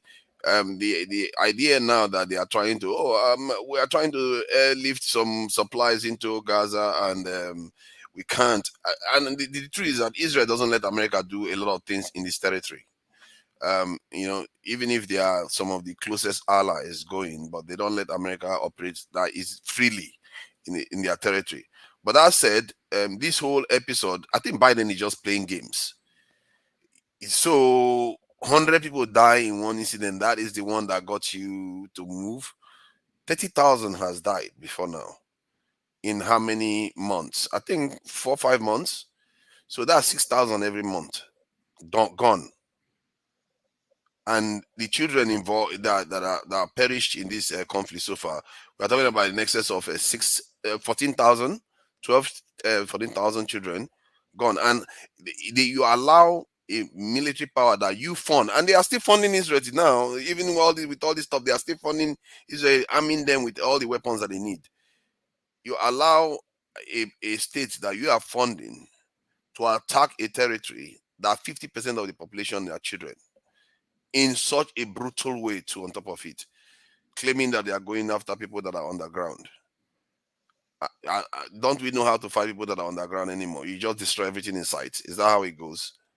So for me, what Israel has been doing has, it has been horrific for a very long time. They've broken so many laws. It's just they don't even care. They've undermined international law for a very long time, and America is aiding it because America and Israel, they are one when it comes to the function of Israel in the Middle East. They are one, and let's not make that mistake of thinking that they are separate. Even Biden has said it himself. He described it that without Israel, they will have to have so many battleships in the Middle East. So many battleships that Israel is a very, very good investment for America. So it's a terrible game, and in a way, it's revealing some of the things I've been talking about. How some things we really don't really understand what these people are willing to do to get what they want. That 30,000 lives lost is nothing to America compared to what they would lose if Israel wasn't there. That is why they are willing to allow that to happen. That what are they going to do to it? Oh, so Israel, stop being naughty, stop being naughty. 30,000 is too much. You're embarrassing us now. You're making us look bad. But in reality, their calculation is that to control that region is worth the trouble. Because if Israel is not there, they will probably need more soldiers to be in that territory. They will need more. They might even have to go to wars that will cost far more lives. That is the way this type of people think. When they think at this level, you are looking at it like Israel is doing something bad. To them, it's the price was paying, and that's exactly what Biden has been saying. Thank you. All right. Thank you so much. There was this story that has been out there. I was waiting for it to be confirmed from credible sources, but it's just been confirmed that Mr. Ibu is dead. The actor named Mr. Ibu, some of you know him, and I think he's a comedic actor out of Nigeria. And that's a sad story. And there are so many controversial things connected to his treatment and money raised by people to support his treatment. But anyway, while we go on, I'll probably find some of his videos and we can talk about that for a few minutes. But let's go back to Gaza. Janaba. Sorry, let me go to Janaba. I want to hear from him before we go on. Janaba, what do you preach when you're at the church and you're preaching and you want to talk to your congregation about what's happening? And what do you preach these days? What is going on in Gaza, between Gaza and Israel and the world power is in 21st century is shameful, but that is power. It's about interest. They don't really care about how many lives. To them, those are numbers. They don't attach so much value to it since it's not directly affecting them. And if that serves their purpose, it will be. But then it's okay for the world in 21st century to condemn it. But that is also tell you that everything they put out there is just to brainwash, wash white people, that they don't really mean what they say. They only say it because that's what they want you to hear. They don't believe in it, neither did they practice it. But it's also a caution to all my African brothers and sisters that have lost their root simply because they're also going to find a way to say there is a God from this place, these people are more of a godly or of a promise. But one thing I understand is that whatever the value you attach to your belief, it's all wrapped up in covenant. And covenant meaning that if me and you have agreed on sharing of any value, we should not hurt each other. But when in 21st century that this power and bloodthirsty people in power can do anything and get away with it, I wonder what will be the life of my children when I'm long gone. Is what I think. Well, when will this end? Because one day nobody have a monopoly of power of anything. What goes around comes around. So I will look at it with compassion, and I'll look at it with empathy that we as a human being, we may not have power to change anything, but we can speak to it directly without bias. All right, thank you. Let me go back up to Alaba. Alaba, yeah. Gaza. Hello, hey, hi. Yeah, I just wanted to say that this Hamas-Israel situation is creating a problem for the U.S., a moral dilemma for them. They are trying hard to address it because they can't just keep quiet and just watch Netanyahu continue to do what he's doing there, because it's creating a moral dilemma. Because what of one day if Russia decides to do the same, or North Korea decide to do the same, then they wouldn't have the mouth, although they are with Israel, but at the same time, they are really pushing behind closed doors to pressure Israel to tone it down, particularly with regard to the civilian casualties.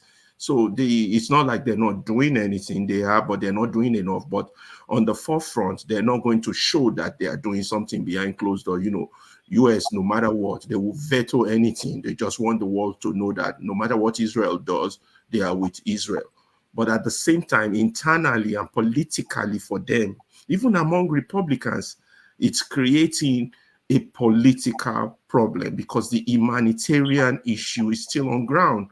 Yeah, which is why I was very offended earlier when Nigerians come on here and says, well, it don't matter what they do, this, that. Look, there's a line that can't be crossed. You know, countries fight, countries do this. There's that humanitarian line.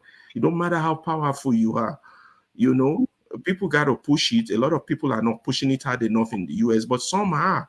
Some are a lot of radical people, not just people on the left. I'm telling you, people on the right are saying, this is a human crisis. This is a violation of human rights. Do something, Biden, do something. And he is responding, you know, so that Netanyahu doesn't just have an open check. They're letting him know, and they're pushing it forward for a permanent solution, a long-term permanent solution, you know, the two-state solution. But he's resisting it.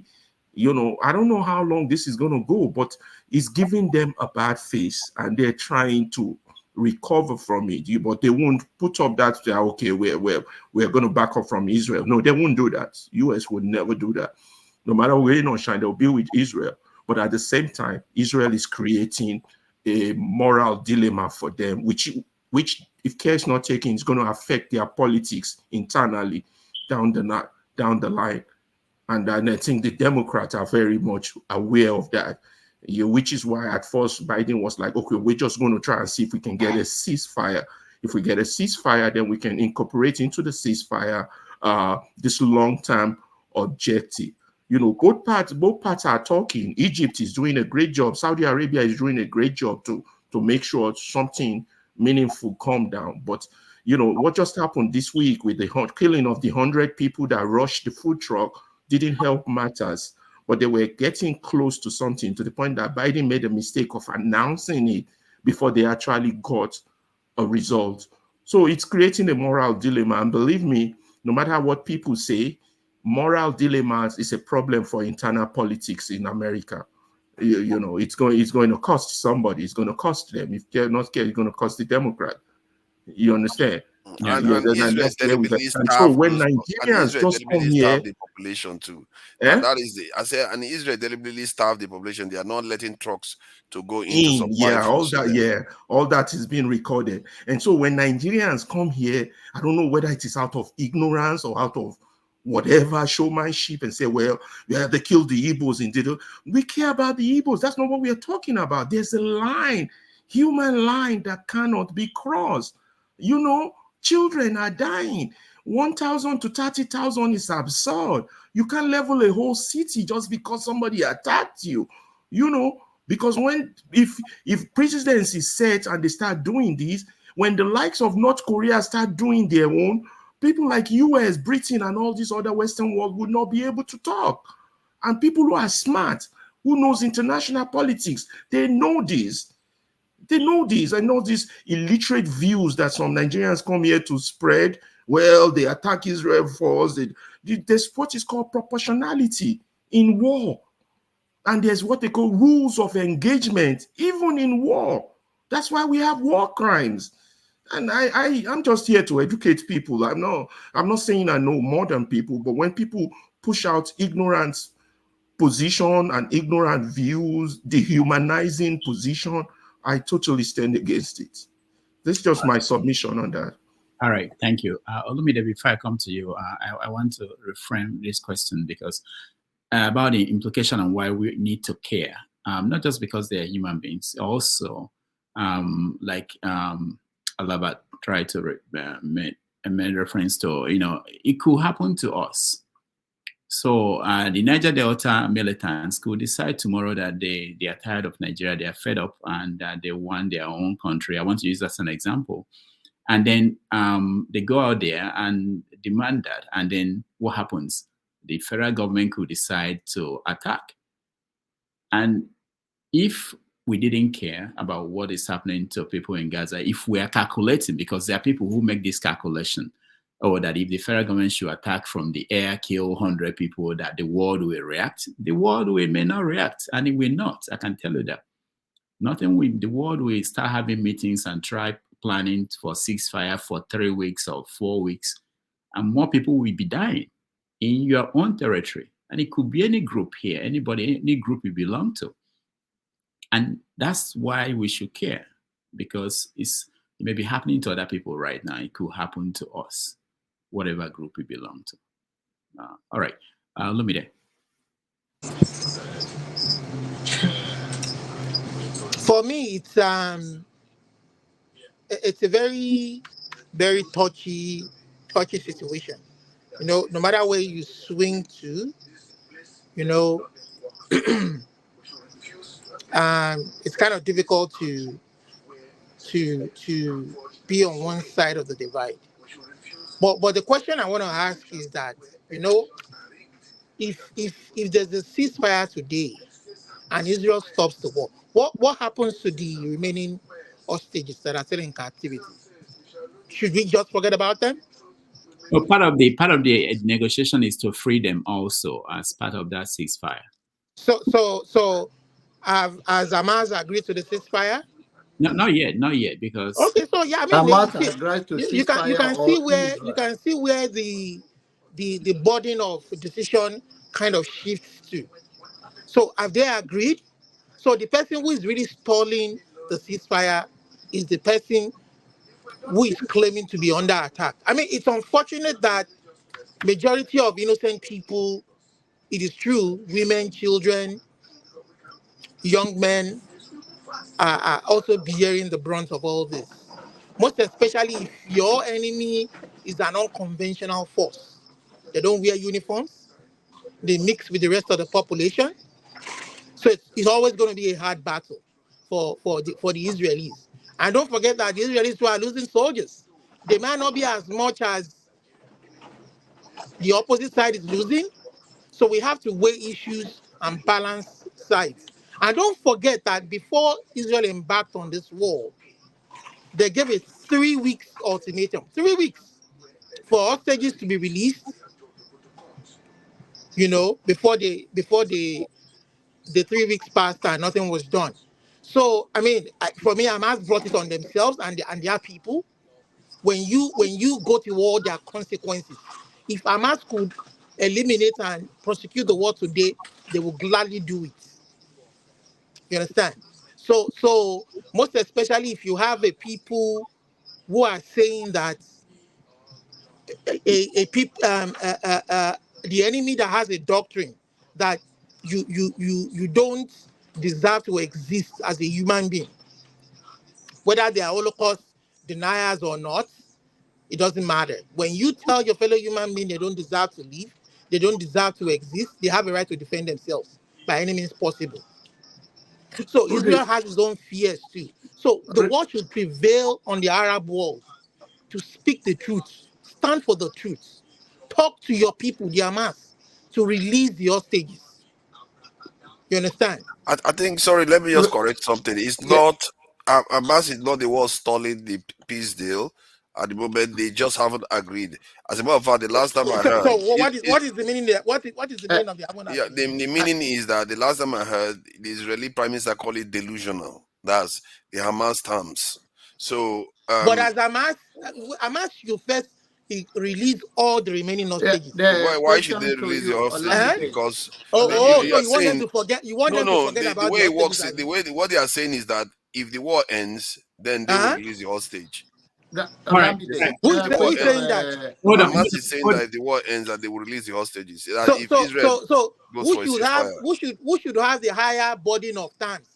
Is it the person who has the upper hand or the lower hand?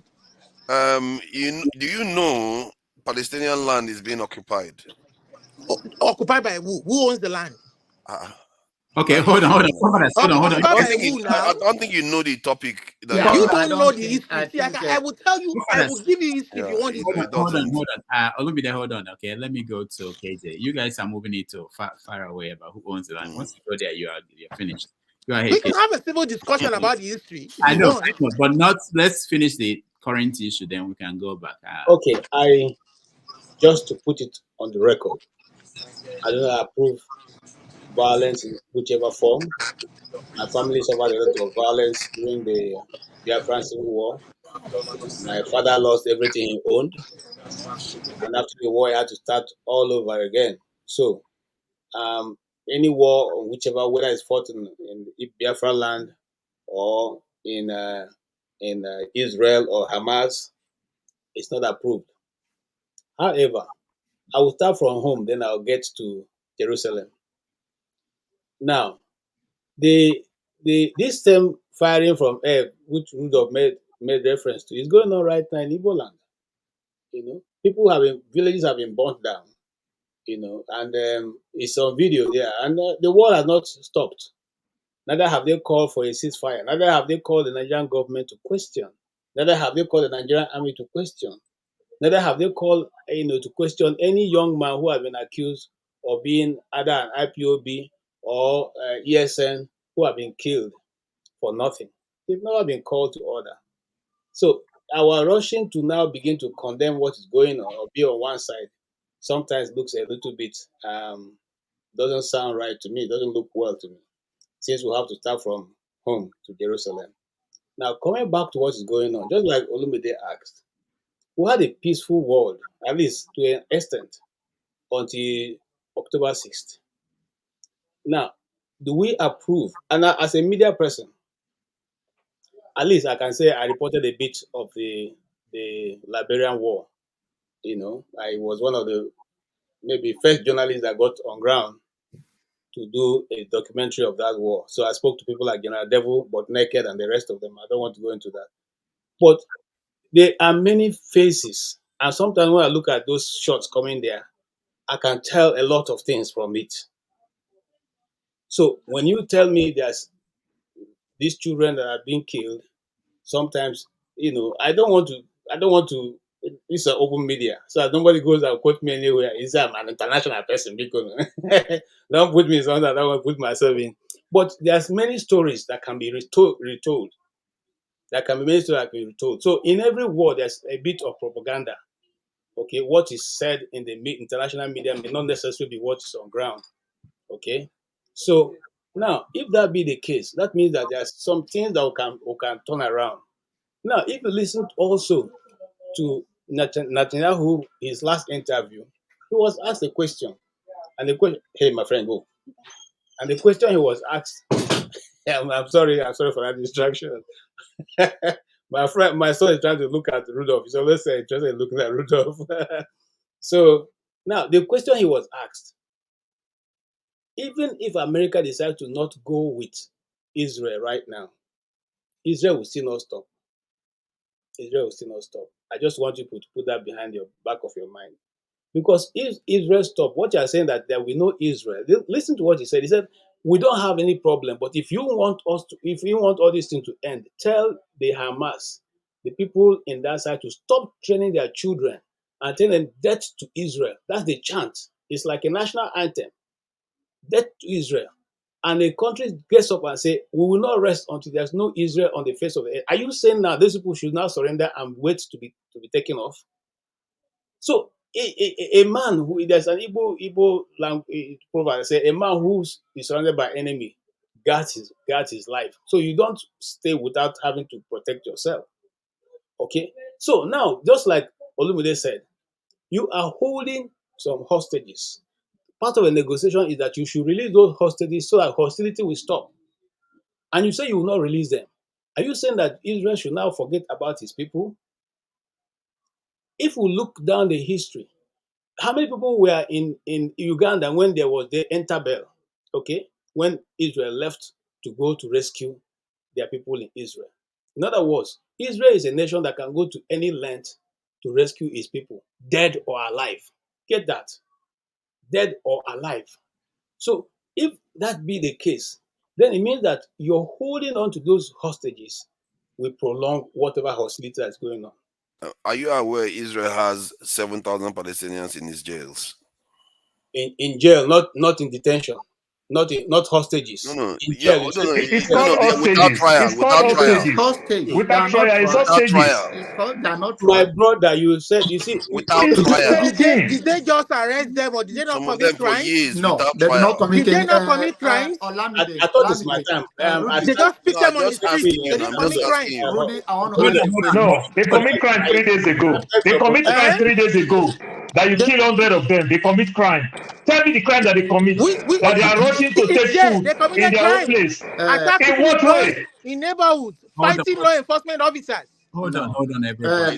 It's not more than 8,000 actually. Olamide, my question to you is that I No, don't no. want us to be talking about. Never hold on. We don't have to see eye to eye on any issue. I don't have to agree with you on any issue. No, I'm not saying that. I'm not saying you should agree with me. My question to you is that do you understand the magnitude of the story, or you just have a You don't get power. You won't go fight war. You don't get weapon. Go Okay. fight now. Okay, hold on. Let me let KJ finish. KJ finish up. Okay, thank you, sir. Now, here is the situation, and if you circle back to Hillary Clinton, and I'm calling examples. In that interview, some of the interviews she had done on this same issue, and I played it here when one night when forefather and some of the crew members were here and they were saying so. I just came in and I dropped that video. I said this is Hillary Clinton discussing on when they offer the two-state solution and who refused to accept it. It was Hillary Clinton, at least not Donald Trump. People say he's lying. At least Hillary Clinton doesn't lie. She's a sister of Mary, so she doesn't lie. She doesn't lie. So at least you can circle and look for that video. Now, why am I giving that example? I'm saying that see, peace is not achieved only on one side. Okay, and there's this term that they use in theater: the protagonist and the antagonist. Yes, you may be looking at Israel as the protagonist now because they seem to be big, and the antagonist, and then the protagonist as the other people. Look, no matter how you look at it, if you think you are smaller, if you think you are the one who is less in power, and somebody offers to mediate, you should use that opportunity to free your people.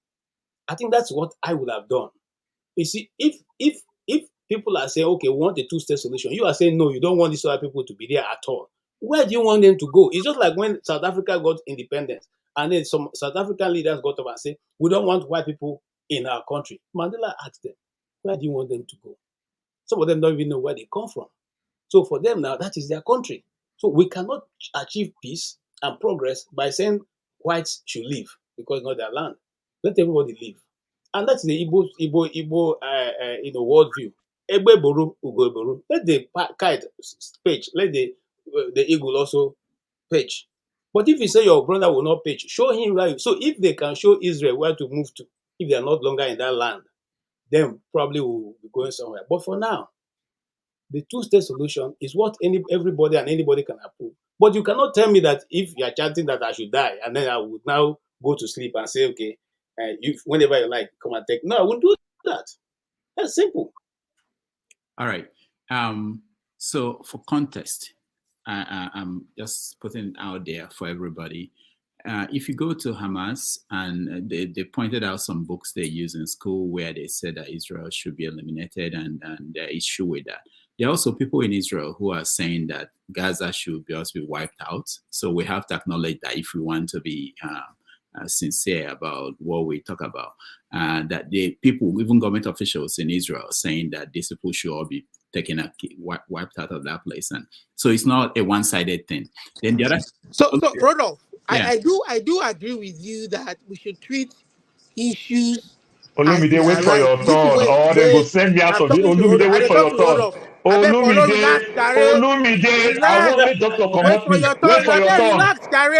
Not me. You look me like who go relax. Now let doctor go tell me relax. You, come on, shut up there. You look like you shut man like. Come on, shut up there. Olumide, hold on. If you say you don't. Hold on. Let that. Please. All right. So that's Dr. Rudolph, who not taking medicine? Is he Paul or Olumide? What do they call this local gym for? Both of us. Both of us. All right. I'll just frame this up and then I'll So Rudolph, I was trying to say that. Hold on. Olumide, relax. Olumide, relax. Olumide, relax. Olumide, relax. Olumide, relax. I've not finished. Okay, Olumide, I've not finished. So let me just say, so it's important to do this. Also, being an outsider and listening to the negotiations, and sometimes you hear the terms, I hear them say, Israel is saying that America is pushing Israel to acknowledge that there will be eventually a two-state solution. And Israel does not want that to be mentioned, that it's going to be a reward for Hamas for what they did. Okay? But no, I don't know you call like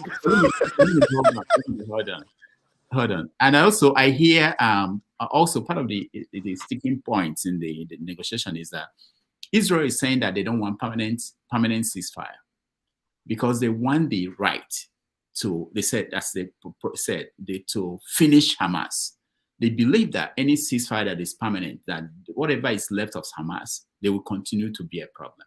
Okay? Now, for me, I don't want to be Hamas, but thinking from their own perspective, why will you accept a temporary ceasefire so that after they feed your people, after they free maybe another 3,000 people, because part of the deal is that they will free some 3,000 people in Israeli prison, then they will come back and continue to kill you and bomb the people that they fed.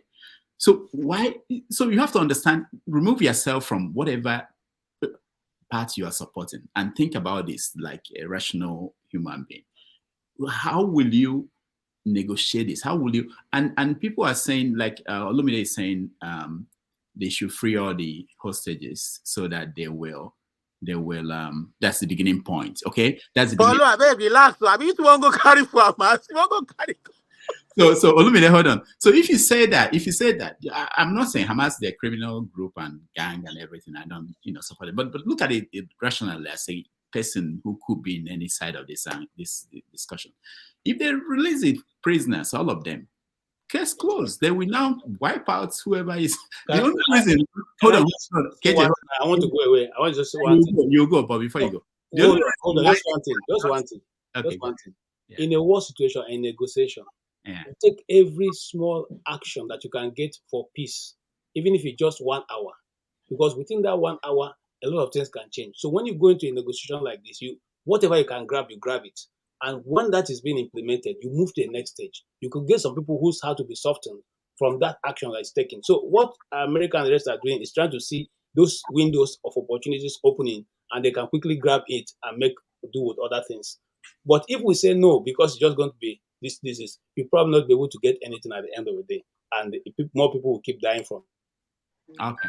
All right. Thank you, KJ. All right. So I just wanted us to always look at both sides and don't just look at this from whatever angle that we believe is the right one. Paul, welcome to the show. Thank you, Doctor. Yeah. Doctor, what KJ just said now, I strongly believe that KJ is covering this war that is going on.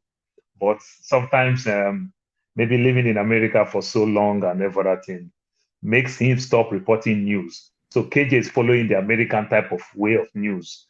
You understand, where folks will report their own type of news and CBS will report their own type of news, which we know that is not news. They are pushing their own information to the people. The people who are not well informed will just buy with it. You are talking about Hillary Clinton, who was the Secretary of State, that also pursued the American ideology. They say their greatest friend is Israel. How would Joe Biden come outside, said all these things, even up to 2 days to the primaries in Michigan? Joe Biden is licking ice cream. He said it that negotiation for the Ash thing that is coming up and everything. He said these things all just in the name of, because he's so ashamed with what these people promised in Michigan. How they're going to punish him? You know, that they're going to vote for uncommitted votes to Joe Biden. He tried to soften it and everything. The Americans are not doing anything. They are not doing anything to stop this war. And if Netanyahu keep bullying the Americans, anything you say, I will not agree. And you are increasing their $3 billion to $14 billion. It is your weapon that they are sending 2,000 pound weapon to weaponize these people, and you are giving them. Why don't you also stop giving them weapon? Why are you fighting, begging Congress to approve $14 billion US dollars? Let me say it like Ojinika Okwe will say, $14 billion US dollars to send to these people. You understand? And they will not take your advice, and you will not mind your space. Even all your so-called real ally, your fellow NATO member, they all kick against it. It is only you that go veto against it in UN. It's only America. Every other NATO country, every other European country. Are you telling me that America is so close to Israel compared to England? Let's tell ourselves this question. Are you telling me that America is so close to Israel compared to the Germans of this world today? In terms of trade, in terms of NATO member and the likes? Are you telling me that? America is so close to them, but they are going against America. France is going against America with the way they are doing. They can't say anything because of the bully of the big brother thing. So people should not come here and say all these things that they are saying. You understand? Every rhetoric that Hamas is using, the Israelites are using the same thing. They are using the same thing. I don't understand. It looks like one definition of any argument anybody want to argue with me. Please carry your dictionary. Whether Oxford or Cambridge, carry your dictionary and find the meaning of the word called occupation. You cage people. These people don't have passport, basic thing like you and I have. We can fight Nigerian government for all we care because they delay us to renew passport or to get a new passport for 1 year. These people can't leave. You cage them and everything. You are giving them food staples and everything. Does it make any sense? Look at the height of inhuman. You even went ahead where these people even bury their loved one and everything. Where they bury Christian people in Hamas, you didn't touch it. Where they bury other people, you didn't touch it. You went and dug a Muslim grave. Doctor, how many years did it take America to bring Osama bin Laden down? How did they bring Osama bin Laden down? They cut deal with Pakistan.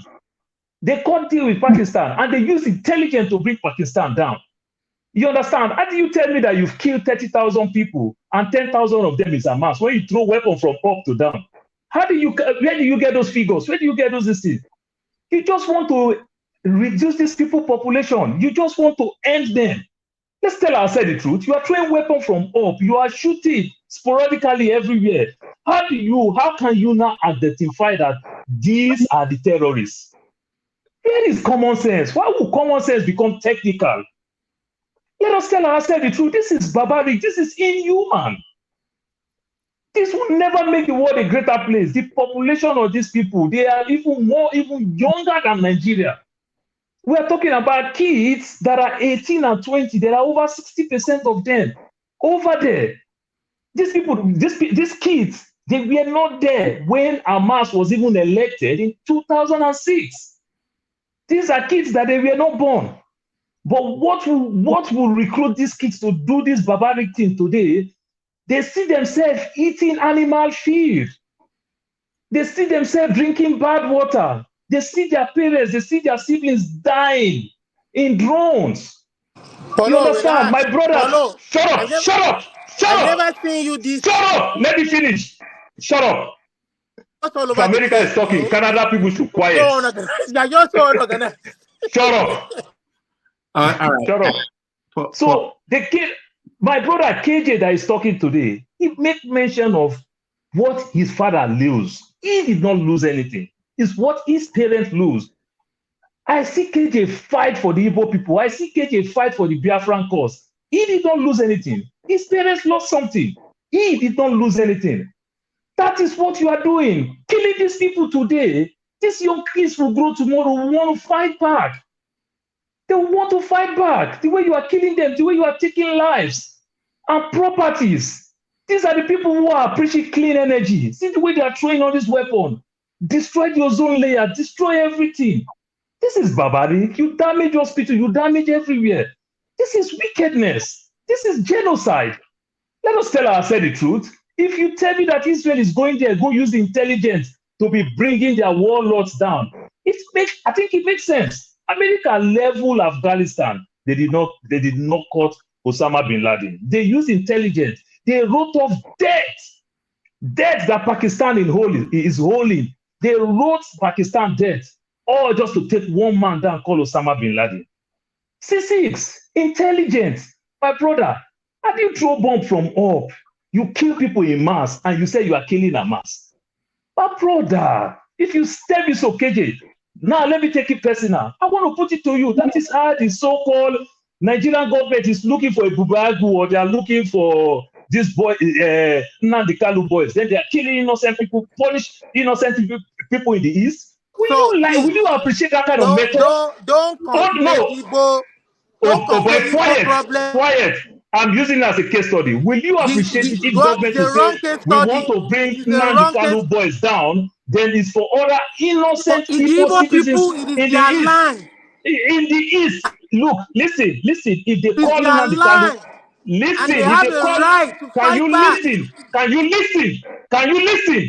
If they call Nnamdi Kanu any name they want to call Nnamdi Kanu because of Nnamdi Kanu and his boys, then they use that method to take down and make the people of the Southeast make that zone unrest because of they want to bring in the Kanu people, then which means every other people, law-abiding citizen in the Southeast will suffer. I don't think that method makes sense. That is why we have what we call intelligent gathering. Go and use intelligent gathering. Pick whichever people you want to pick. Let every other people go. Let's tell ourselves the truth. And I will ask the same question. In America, here, when you see mass killing and every other thing, did they go to the school and just bring everybody? If they say one child had mass killing and run into an apartment, would they go and throw bomb in the whole of apartment because they are looking for the person who kicked kids in the school? Is that how they operate in America? Why are they doing all these things? These are barbaric. That's all I'm saying. How do you throw a weapon from hope and you say you've successful taking down 10,000 en masse? Weapon that you throw from hope, no intelligent gathering. How do you identify them? Then some other person will tell me that, they hide with civilians. If they hide with civilians, it's a strategy. That is where intelligence comes in. Paul, let me just give this number quickly. You see, Osama bin Laden, they attacked America, resulting in thousands of lives lost. And the war in Afghanistan that occurred after that, from 2001 to 2021, that is 20 years or so. The casualties from the report I'm seeing here is the war killed. They said 196,000 people in Afghanistan lost their lives. 46,319 civilians. 46,319 civilians in 20 years. Israel has killed 30,000 in about 5 months or so. That's what we are talking about here. So that's something we really have to pay attention to. This is not the same as America at all. The kind of war America has fought, and this America was attacked. Pentagon, and they did not achieve it. See, they did not bring Osama bin Laden down. They still use intelligence to bring Osama bin Laden down. Intelligence. And nobody is saying that Israel doesn't have a right to go after Hamas. Correct. Go after Hamas. Don't kill so many innocent people while doing it. All right. I have to go to finish what I'm shooting, but I just want to say that, the other thing to consider in several issues like this is if the rest of the world are thinking in a different direction, different from how America supporting Israel is thinking, the rest of the world could not be just crazy people. It couldn't be that they did not understand it. and that should make us pause sometimes in terms of how we take positions. And then the most important thing for me is that I could be one of those Hamas kids because somebody decided to take a position on my behalf that I did not approve, and somebody decided to teach them a lesson. How will I feel if that is the situation? Okay, Right. okay. Before you leave, Rudolph, because this maybe one day you should set up one of these to be a discourse of how news is spinned, and let's get a news person to this platform.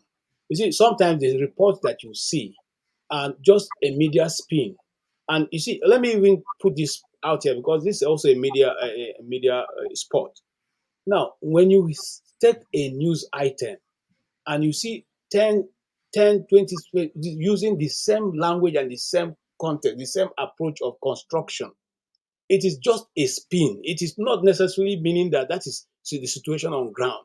Sometimes these things are spinned so that it is picked up and continuously being repeated over time. But with time, sometimes the truth come out. And when it comes out, not everybody carries it any longer. So I just want to put that out there. Sometimes the news you read is not exactly how. Which one is spinned? Which one is this? When you spin a news, it simply means that there's some buzzwords. I mean, give us an example. What subject are they spinning? Which story? Which story is spin now? There are many stories that there's a spin to, but that's a different thing for now. Like I said, let us have a conversation. Are you saying that the 100 people plus that died trying to get food, that it was a spin? Is that what you're saying? I want to know which recent one is a spin. Okay. Let me give an example of news I've reported. When they talked about people that when the first time that the Fulani attacks came in Nigeria, there was one of the first casualties was a place called Dogonahawa. Now, government report didn't say the people that was that was sent to the other side of midnight was 500. We only got that figure when we were on the ground. But what you heard from all the government media and everything was that this was 100 and something people, 120 people, 130 people. Nobody ever accepted that there were 500 and with men and children and women. So for those of us who went to this site and who were there, who went to the mass grave, okay, we spoke to relatives and saw the bodies being lowered down. We're able to tell how many it were. Now, if you listen to me now in the national TV and I come and say, oh, what government said is not true, this is what is on ground, will you believe me? No, because you rather believe government. So sometimes what you read or what you see is not exactly how it is. Okay? Now, and I said here, if you want to get a balance of this news, I'm not saying that some are not for Democrats, some are not for Republicans, some are not for independents. Balance all. Listen to the Democrats, listen to the Republicans, listen to the independent, then listen to free thinkers like Rudolph, and then you collect your information. You get a seemingly true situation of every news that you hear. That's my advice, but that's my idea. That's my opinion. You may not take it. No, you're right. But I would say that if there's any spin happening in this story of Israel and Hamas, it's actually happening on the American side, because the news we are getting from American media is totally different from what the rest of the world are seeing. We watch CNN, you watch Fox, they don't show you the graphic images of what's happening. America don't show one. They can't. So the spin is doctor, I'm so sorry. As of yesterday, I want to believe the 10 of us in this platform, every one of us, the whole world sympathize for Israel. The whole world love Israel. How did Israel lose it that people started condemning them? Many years ago, anything Israel said, the whole world believe Israel. And if today everybody keep accusing Israel, in this age with technology, Israel cannot bring any fact with videos, with anything. You haven't answered the It's question. laughable. What is going to happen It's to the laughable. hostages? Shut up, Olubide. What will happen to the hostages? Shut up, Olubide. Short man like you. Shut up. You can't see far. All right. See as you black like oh shit. I be black man now. Thank you. I think at this point I want Boy, to. you don't used to behave like this. What is happening? Did they send something from this I topic? think let's Olubide give me a medicine drink. What is going to happen to the I hostages? just take sorry. All right, Olumide, thank you. I want to thank everybody that wished me a happy birthday and those that supported the platform. Thank you all. I have to go back to finish what I was shooting before I got a message that. I didn't know your birthday. I didn't know your birthday at all. Once I leave, it will be time for the afternoon, evening shift. Happy birthday, Rudy. All right, thank you guys. I will see you. Happy birthday. Thank you. Oh, wait, hold on. One more thing. Tomorrow on the show, we have something different we're doing, something interesting. So we are going to have a cross-continental conversation. We've not done this, and we've been planning to do this. So tomorrow we're going to have a conversation that is beyond Nigeria. It's going to be from Marcus Garvey to W.E.B. Du Bois, Elijah Muhammad to Malcolm X, Martin Luther King Jr. to Barack Obama, exploring the relationship between Africans and African Americans and everything in between. That's for tomorrow at 11:30 on 90 Minutes Africa. So our guest will be Nasser Rahman, an African American who is an advocate for attitude of gratitude.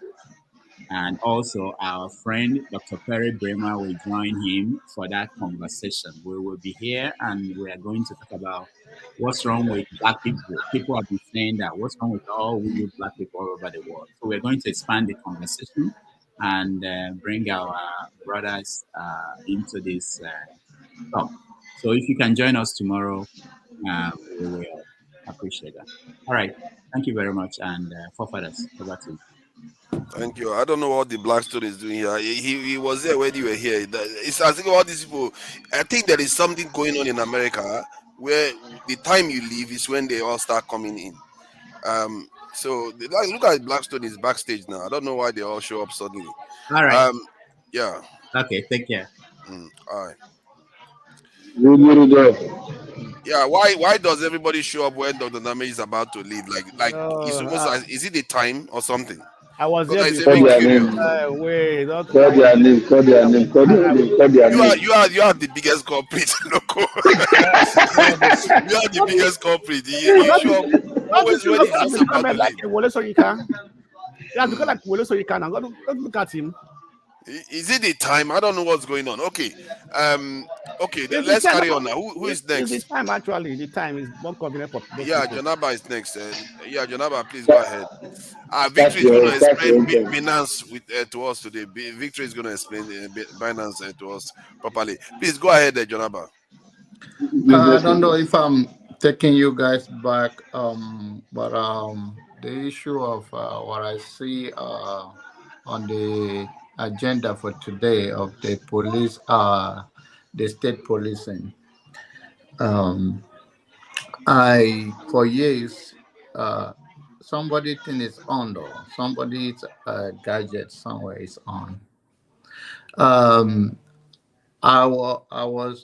am still for police, state police, but I don't think my idea is different from what they have. I'm for the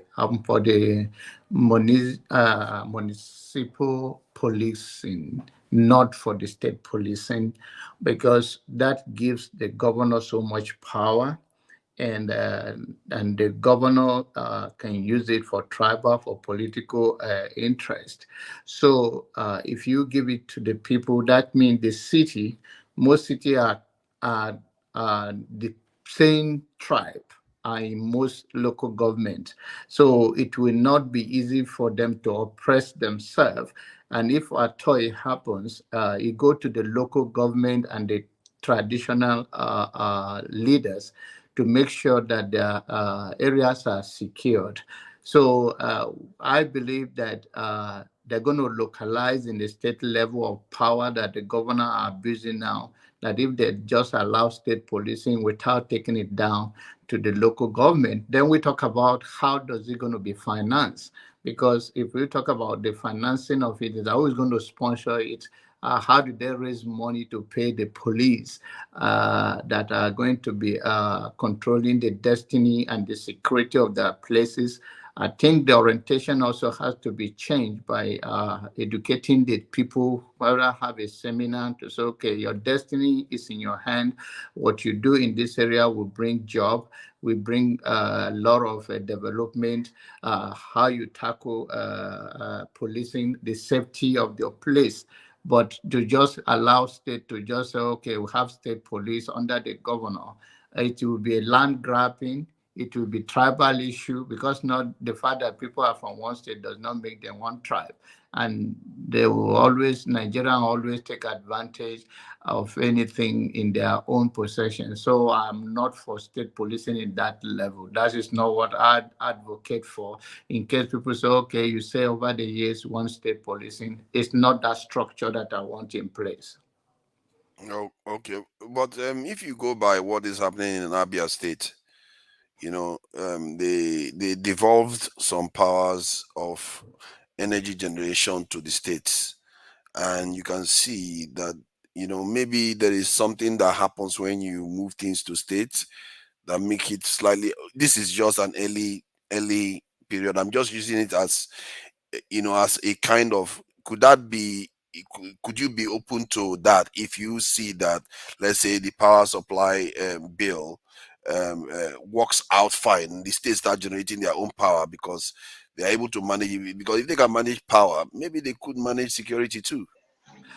In that aspect of that is that you are comparing one state or east that majority of them are Igbos. I also talk about the tribal of it, the struggle for political, and we can zone it, but we cannot. You cannot talk about the tribe. Like if you come to Benue right now, Idoma man have never been a governor in Benue State since the form of the Benue. That is a tribal issue. It has nothing to do with electricity or generating of all of that. So I'm talking about the power.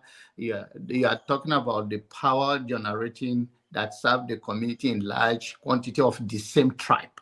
These are all Igbos. These are not.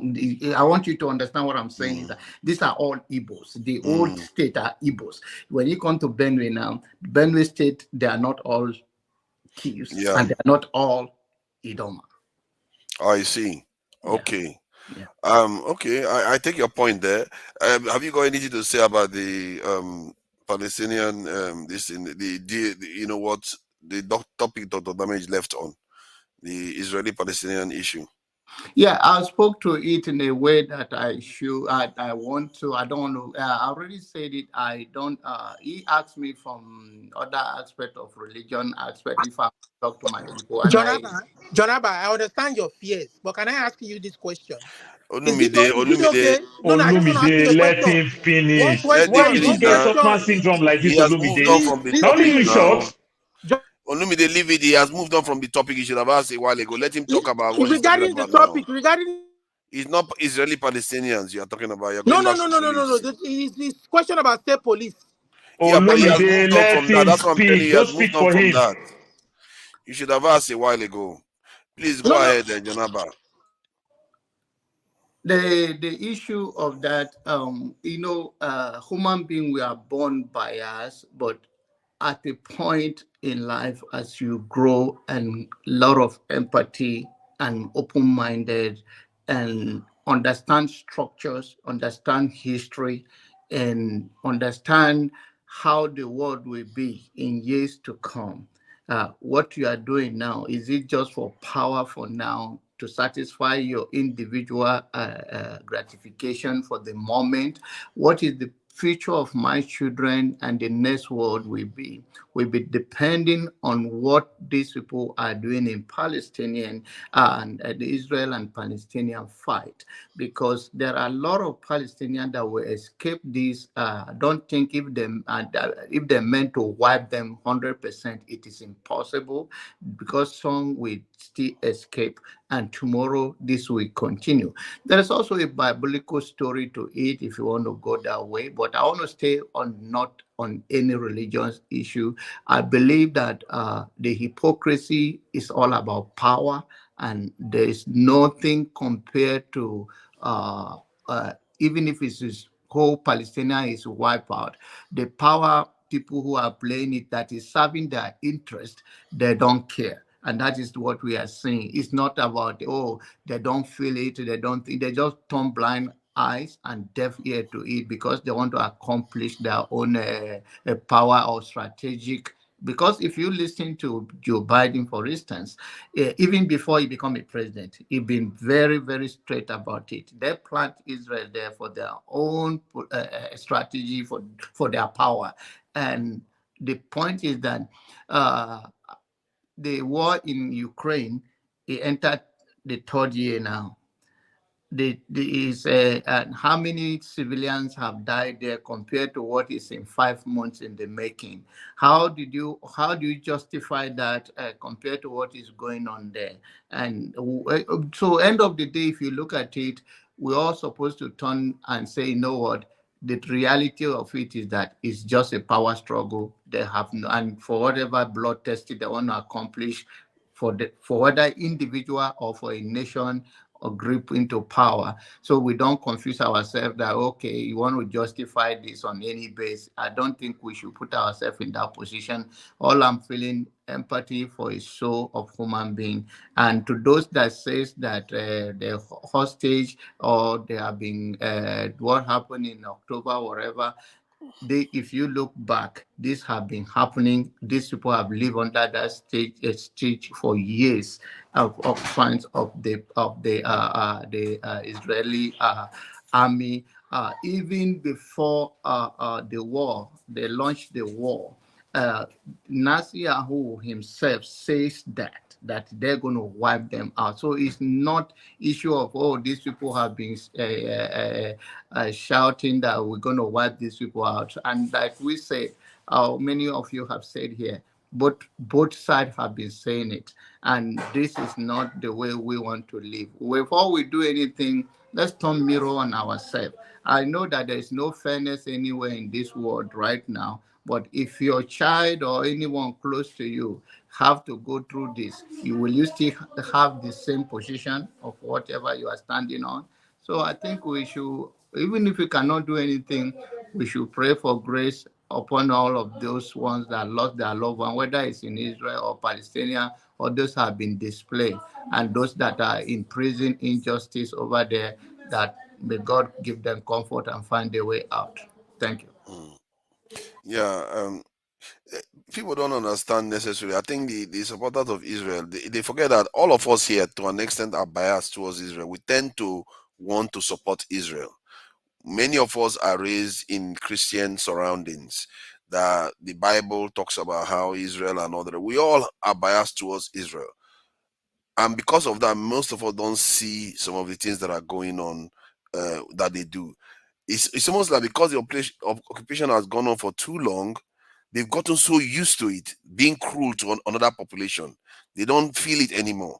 And it's not all of them, of course. There's a lot of peaceful Israelis that want to get to a peaceful solution and live amicably with Palestinians. But when I'm talking about the ones that are brutal, and some of all these people have lost people to terrorist attacks from the Palestinians too. So it creates that friction. Look at America. I saw America occupy Afghanistan and Iraq, but it was nothing like this kind of brutality that you see. Just sometimes quantum cruelty. You just see it's just being cruel to them just for the sake of it. And that comes from a long period of oppressing the people. Soon you stop seeing them as human beings, and you start treating them as if they don't matter. Whatever you like, you do with them. And that I don't know where this is going to lead the world, but man, my goodness, that's why I call it the most evil conflict in the world, because it's like it's slow motion. It's just burning. You watch people being cruel, and nobody's doing anything about it, because to America, it's a price worth paying Paul Father, for the you like support that they listening to have. yourself talk a lot, which is not so good. I have to say some things now. You should do well with your monologue. The monologue that you used to have How before long? Yeah, you want me to do that? I can do that. in the week. Hold on. You are making noise.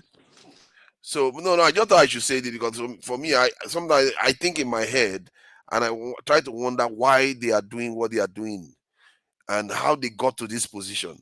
And it's a because if I imagine Israeli soldier versus Nigerian military, they are more cruel. Can you believe that they're actually more cruel than the Nigerian military?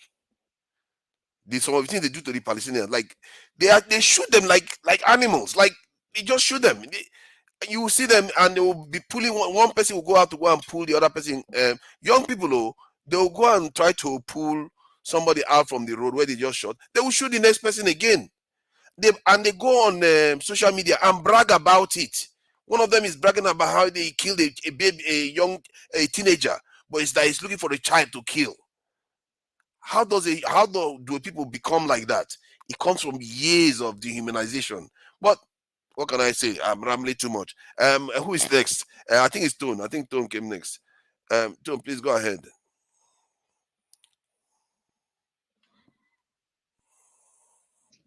Yeah, hello again, everybody. We're gonna leave Israel matter alone. We get bigger problems for Nigeria.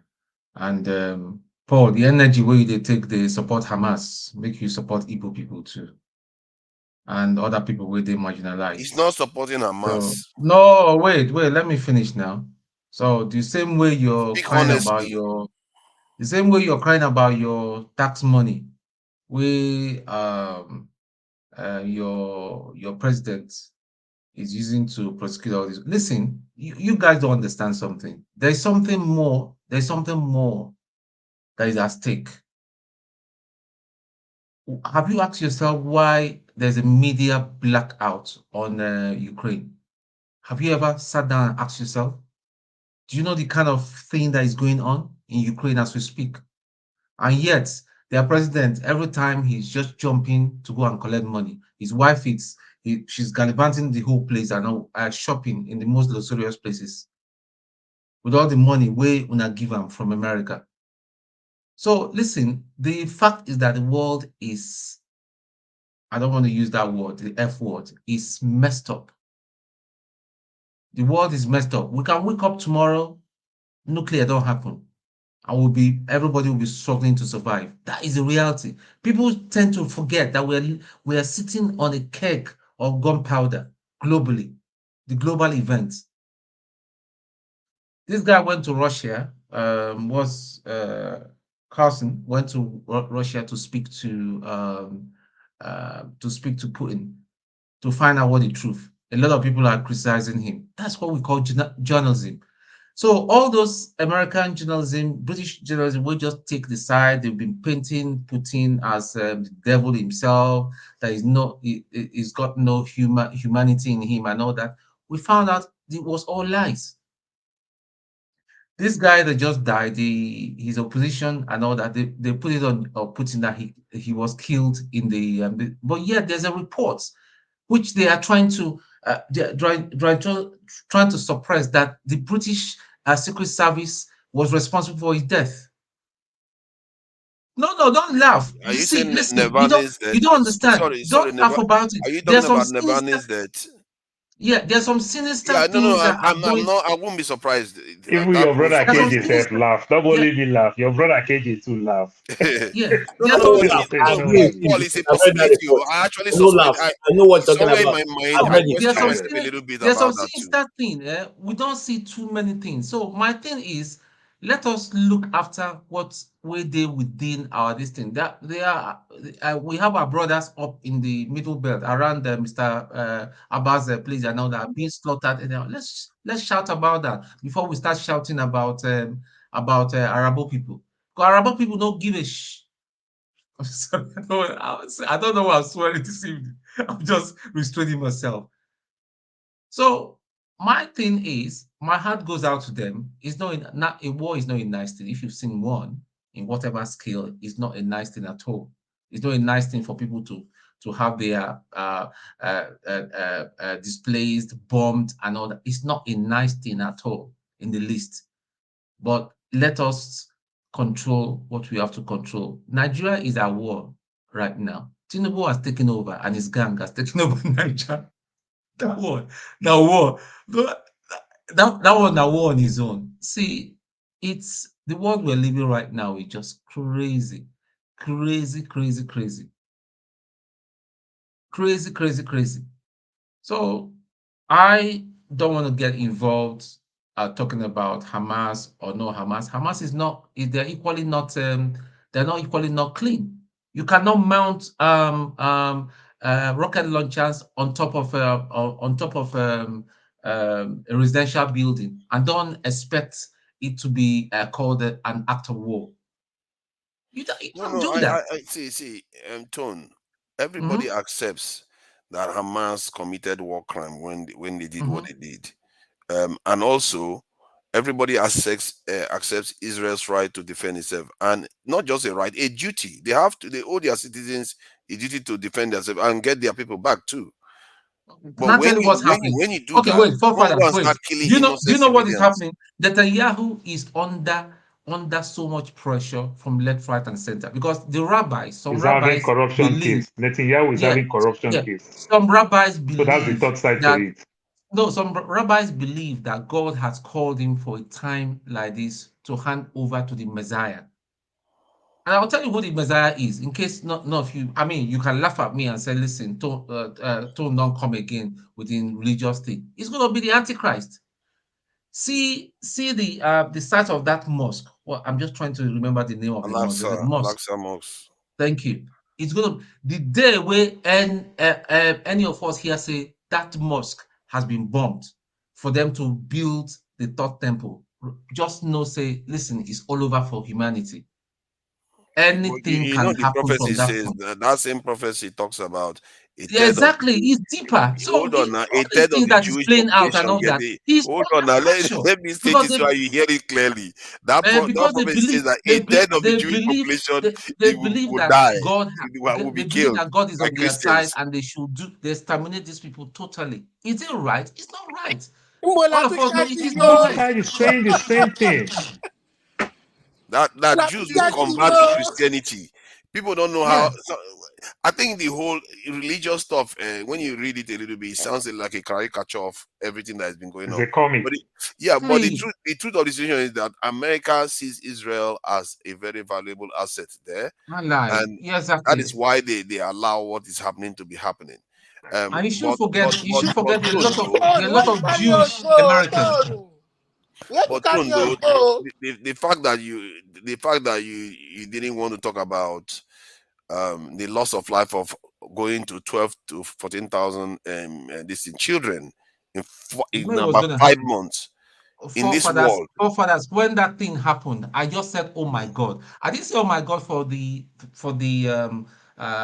act of killing. Because I knew that this was going to be an excuse for Israel to go out on them. I just somehow I just knew it. Is it right? It's not right. So How did Israel condition all of us to a point whereby if anything happens to them, they somehow have a It's right not to kill conditioning, so like many we people? said. All of us have grown. All of us have grown to believe that even these Israelis that we are even looking at are not even the real Israelis that we read in the Bible. They are not even the real. See, that is Yeah. even another matter for another day. So Correct. me, That one we I are am. straying into dangerous territories now. Yeah, exactly. So, So We are I straying into decided. dangerous territories now. Forefather, according to your question plus Tone, what Tone said now, let's put it in a proper perspective.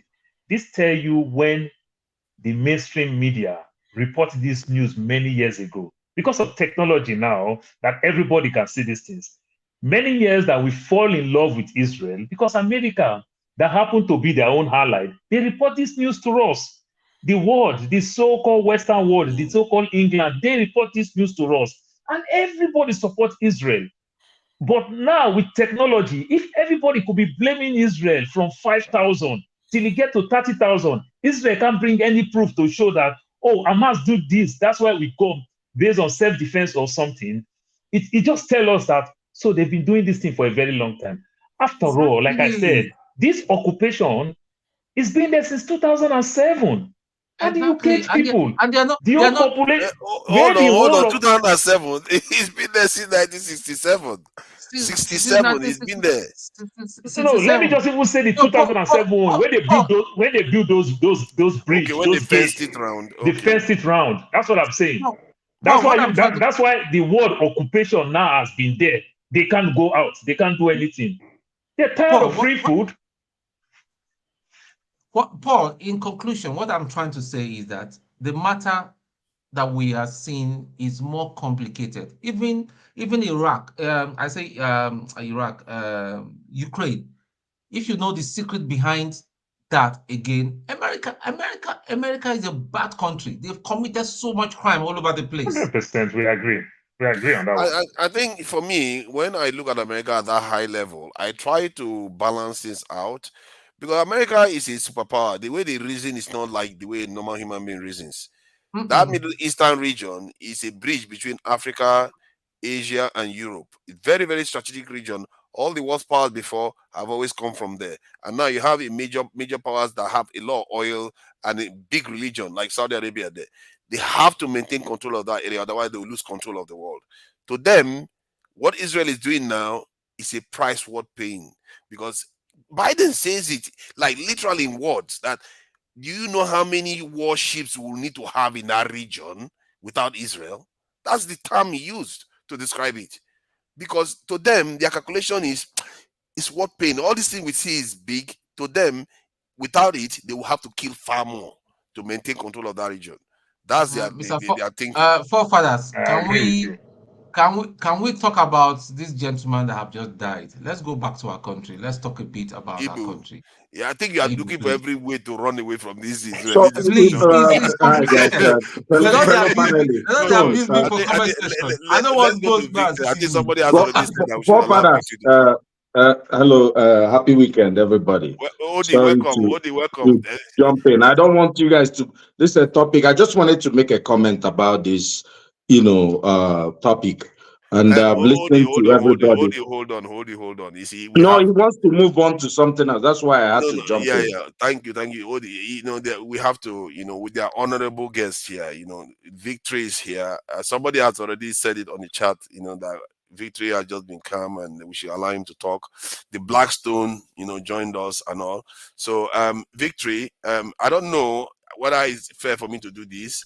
I don't because the Binance this thing.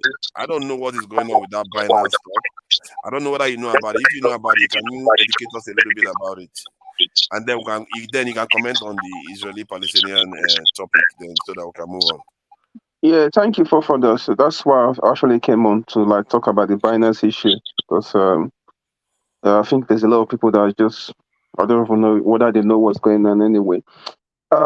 The question I have a few questions. I think in general, Nigerians do not.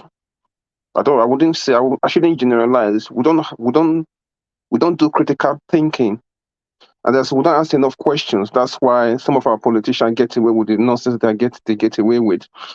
So I remember I came on this show. Was it last week or last 2 weeks? I said people should go and ask Mr. Cardoso that, Mr. Man, when you came to office, how much foreign reserve did you meet there?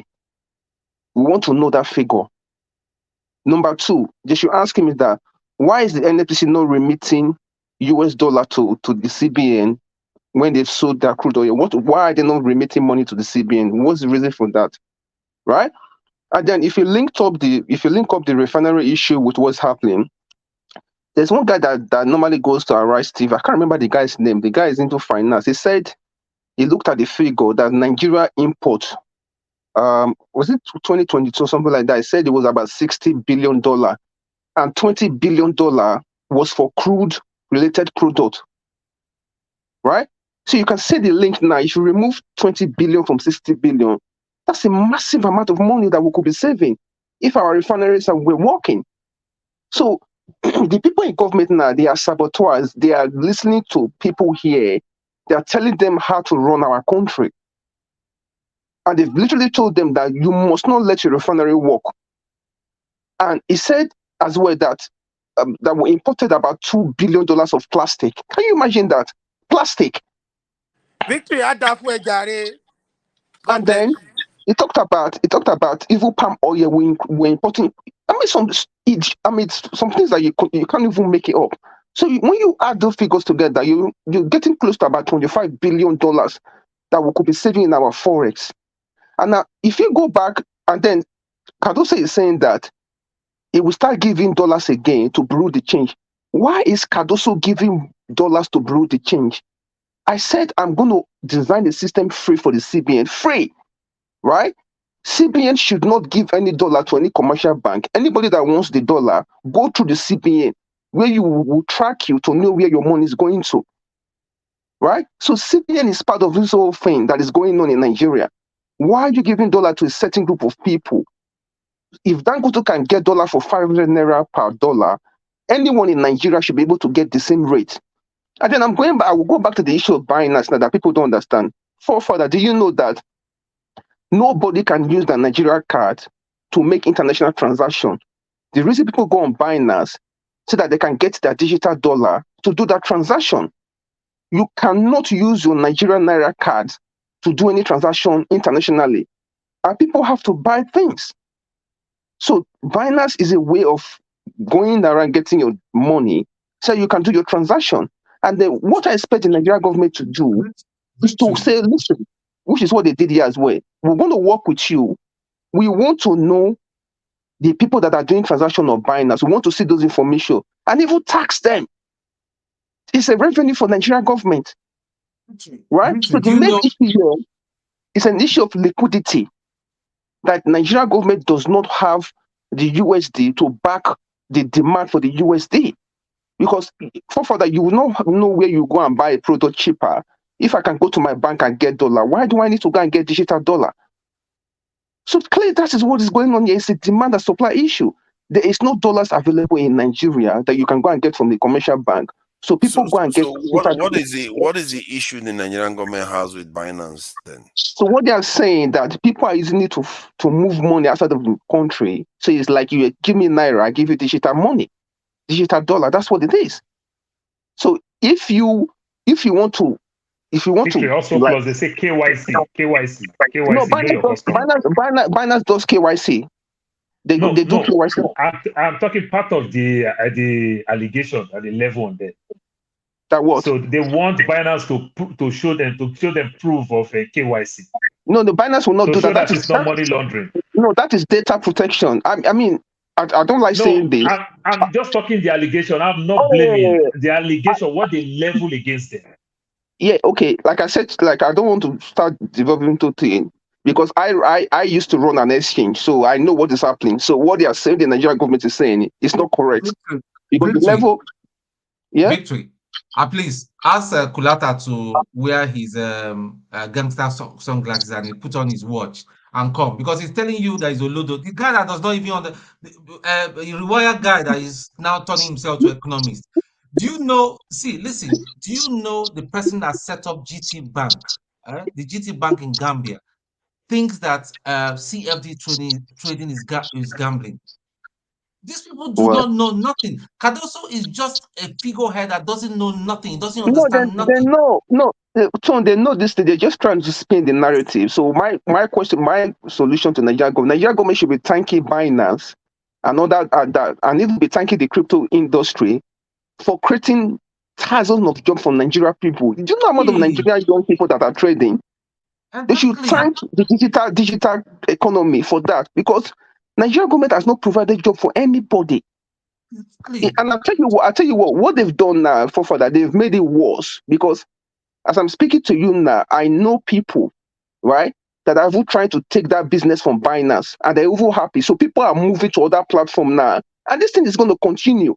And what will happen is that they will even make a bigger monster from this whole thing, because people will say, listen, if you want to go around chasing us, people will just go underground and just be doing underground. Which boys are doing that anyway. They trade among themselves. So what they should have done. But the trade, from what you explained earlier on, you said, wrong with that? Olumide, come on, we are trying to get somewhere on the. Where's Olumide? This market man. Where is he? I need to find him. He's even hiding in this thing. Can you stop Olumide? Hold on. Oh my God, man. Olumide, you really, I don't know, man. He No, harasses you that and you laugh about it at the same time. that guy don't drink It's all fancy. good. He don't drink Um, fancy for stuff. see, my regarding the Nigerian government though, because the way you explained it earlier on had something to do with like trading and people want to go and buy things from overseas. Binance is helping them convert their money to digital dollars or something like that. But I think what in Nigeria, I think I heard on the news where they were saying something about exchange rate, that the rate that which Binance was doing it was not in a kind of conform. It doesn't conform to what Nigeria standards was supposed to be. So in other Okay. words, they could be making excessive profit and driving the dollar rate up based on their No, for that, exchange rate. that's not the thing. For that, let me not tell you something again. In February 2021, Emefiele came out and said that the cryptocurrency is making Nigeria currency go down the drain. That all banks should close all their accounts of all exchange. They closed all the account of all the exchange in Nigeria. So all the exchange, all the digital exchange in Nigeria, they closed all their bank accounts. No more. Then Naira kept falling down. Emefiele came out again and said it was Aboki FX that was publishing the rate that was making the money go down. And yeah, the guy, they dragged themselves for social media for like a few weeks. The guy stopped publishing the rate. Naira continued falling down the drain. Do you understand? And now they're coming back with the same thing again, the same narrative and saying that it's Binance. So Binance have stopped the trade on their platform now. What happened to Naira for further? It went down and it's going back up again. So the issue we're having is the issue of liquidity for further. You cannot see where you go and get something cheaper, then you go and buy it expensive. If you can go to your bank and you get the dollar, why do you need digital dollar? I get what you mean, but I also think that the Nigerian government should have found other ways to decrease the amount of foreign exchange demand. The demand from Nigeria is a poisonous level of demand. You have to remember is that's why I said to you, the crude oil that they are importing to Nigeria, 20 billion. That is the leak there. Plug it. But it's not there now because they are busy importing petrol now because the refineries are not. Who are you going to blame? Are you going to go and blame the Nigeria like me that is going around going about doing my business? I agree with you on that one. I think a lot of people are under the impression that the Nigerian government cannot discourage use of dollars. They can. They can do things to reduce the demand for dollars, but they are not doing it. Maybe I'm not worrying. Everybody everybody is a fan of what they support. If you are a trader, you support Binance. If you're not a trader, you are not supporting Binance. That's what it is. Don't forget that. We'll do all the traders here today now. We'll do all the traders here. Don't clearly is a trader. no, it's a trading on cryptocurrency. That's quite different. I think I don't think there's anything wrong with it. I think nothing wrong with it. No, nothing's wrong with it, actually. But Blackstone, you're saying this thing. Do you know how much that thing put into Estonia economy? And Lithuania did the same thing. Czech Republic are doing the same thing. Yeah, but Binance also have a problem with other countries, not only Nigeria. Yeah, but that's what I'm saying to you. Even here in the UK, they stopped them from depositing. Isn't it? Even here in the UK, they did that because the FCA told them that we want to see your books as well, right? And they blocked them from depositing here in the UK. So what Nigerian government should have done, we want to work with you, but the ultimate problem in Nigeria is an issue of liquidity.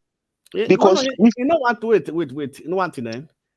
Binance cryptocurrency trading is more of a black market issue. Let me put it like that. There are so many things that are hidden in it. There are so many things like what? They are being accused of money laundering. Actually, there are many things that are being hidden that people don't know. Do you know you can track everything on the blockchain? Do you know that? Well, yeah, they are being accused of money laundering in America. Yeah, what I'm saying to you, you can track everything on the blockchain, and they can block that your account. When people say these things, I just laugh. People block your account. It doesn't mean you cannot launder money. Even if you can track it, you can still launder it. Yeah, that's what I'm saying to you. If you loan that, if you loan that money and I block your wallet, if you have $1 million in your wallet and I blocked it, what are you going to do with it? It's a dead money. No, when it has been converted to real cash, you can't. Yeah, but You're blocking empty stuff. No, before then. Before Yeah, then. that's before them, but that's the whole point of money laundering. Money laundering happens so that you don't catch them when the conversion is happening, isn't it? Like I said to you, that you don't understand. If you see what happens on the back end, then you appreciate when I start explaining to you. If you know the tools available at their disposal, you have no idea. Trust me. Who has access to those tools? What the exchange? The exchange. Who are the exchange? Binance, Abi? Yeah, but anyway, yeah, Binance and then other people that are the same. That's a company of its own, right? I didn't do this exchange. So what happens have access to it? Why did I don't understand. The black suit has started now. No, wait, excuse me. It said I asked a question. Who have access to it? It said exchange. Who are the exchange? Binance, right? And Binance is a company, right? Yes. You have access to everything. And no other person have access to it. So whatever Binance does is not to them. Most of the things is not to them. You understand me? But do you know that? But you know they are subject to regulation as well. Are you aware of that? I know they are subject to regulation. Let me tell you something. Yes. Let me tell you something. Companies are there are things companies even hide from regulators. Yes. Yeah. So what are trying to tell me that Binance are not hiding things from regulators? No, if they demand for this information, they will have to provide it. Anyway, I think I get your frustrations with the Nigerian government on some levels, but I also think that the Nigerian government have a right to hold whom they think is a lawbreaker. Now they blocked it now. This isn't the forefather. Let's give him another 6 months from now. Let's see who they will blame. They blocked them. They stopped it now, isn't it? What I think that Binance is not the influencer of Nigeria currency. That's what I don't know. The trading in Binance. I think there are a lot of factors, and there are a lot of factors. To be fair, you can say whatever you like about this government too. They are going after a certain group of people. Like they are going after demand and supply that determine the currency. Change people and different people. Currency. It is demand and supply. That's what it is. So nothing. So as far as they liberalize it. So it is demand and supply that controls the market. It's not balance. It's not other. No, I agree with you. I think Victory, when you say liquidity is the issue, I think we are leaving one aspect that demand is also an issue that needs to be reduced. If a nation doesn't have enough exports or enough foreign exchange, you need to reduce demand. You have to. For the demand that came, I told them from consumption to production. So people said, no, they don't want that. They play tribal politics in it. So why KJ is not here. Bello, yeah, all these people that didn't support. I'm not saying that. If you don't, is the same thing. If you don't produce, what are you going to sell? Victory is my turn. Victory is my turn. Forefathers, there is somebody here that make this place his office, and it's not contributing to anything. It's occupying a window. Who? It's working and it's working, making his office. Office working, but it's not occupying. It's not contributing, and it's occupying a window. And somebody's supposed. Are you talking about Paul? Okay. I'm not talking about Paul. I'm talking about Ferrara. He has been there since morning doing something. No, because it's not his turn now. You know what has been there since morning? Maybe we have been talking for too long. That's why. Say anything now. Somebody can take that window now. What are you saying? No. I think when he comes to his turn, he will be able to speak. It's only fair. Where were we? I think it was regarding this currency issue. Okay, I think we've. To be fair, that's what I wanted to hear from you to get an idea of what's going on with it. But I think we should give. See, I'm beginning to suspect that maybe the Tinubu government, there are certain things that is really annoying them. This currency, this thing that they failed at, that the Nigerian currency has gone crazy. So they are looking for people to catch. They want to punish people right now. They already pegged it. They are pegged it again. I think they are pegged it again as 1,300 to 1,000. You know the kind of mumu you have to mumu. They are pegged it again. You try to move away from the policies of Buhari. And you come back to it again after you destroyed everything again. That kind of mumu level. You have to give this thing. You have to really appreciate the Well, but I stupidity think I is like can that. jump in now. Why are you Because jumping in? if I leave you guys, Why are you jumping in? you've been talking now. You've been talking. I don't like Okay, go ahead. Go ahead. Say what you. Uh, yeah, I think this guy is echoing. No, yeah, talk. Let Okay. me do this. So No, this is I'm about not politician. You can let's talk, go. Odi. I Yeah, didn't yeah, like. You yeah. can pick a point. Thank you, the Blackstone. Thank you, gentlemen.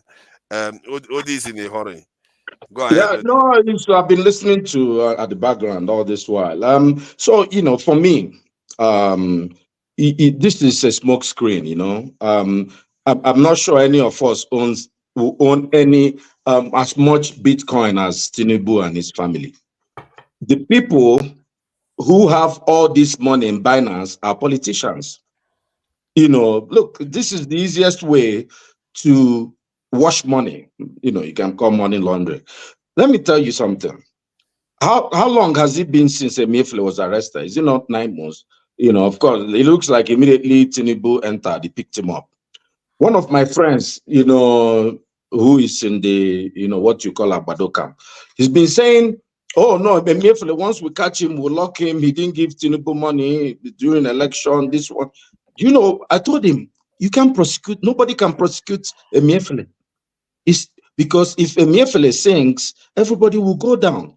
Emefiele, the corruption that Emefiele perpetrated was amongst APC people. And all of them are still in government.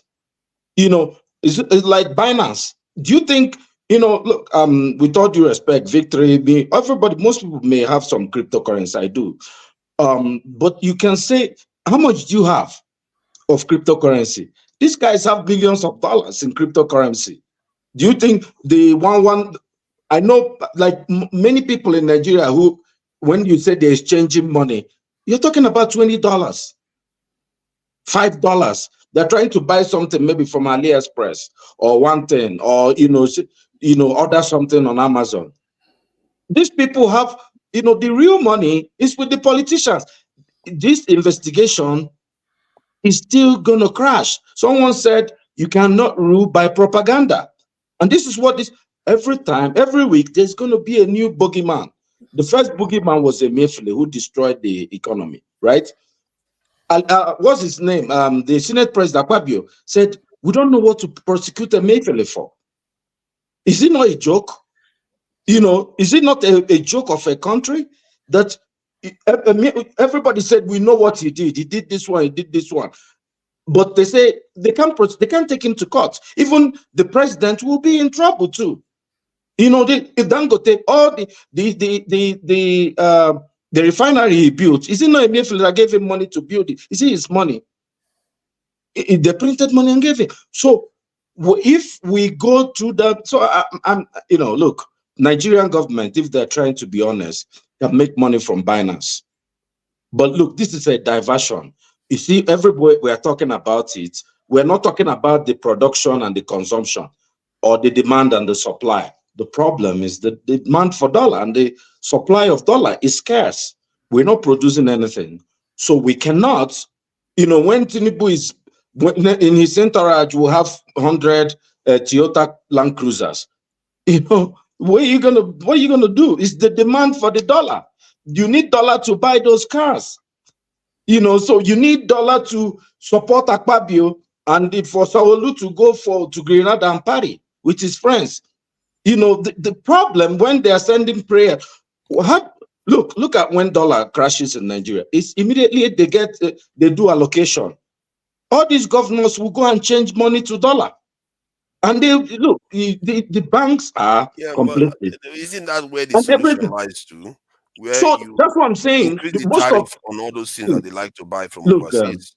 no. What I'm saying, they go to change it and keep it in dollar. Yeah, but if you increase These the are tariff on APC those things, governors. they cannot buy those cars. They will have to buy innocent cars No, and but cars it made has in to start Nigeria. with the president. Is it when people talk and they talk about governors and the Nigerian president is a king, almost. He can do and undo. People win election, they come and bow before his altar.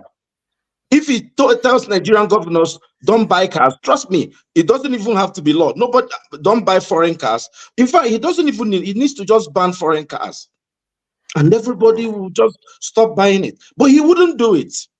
I just want to. I don't want to waste in. Because of his interest. It does not. See, this government is looking for 2027. They are all everything they are talking about is how NLC is colluding with opposition. It's all politics. It's all propaganda.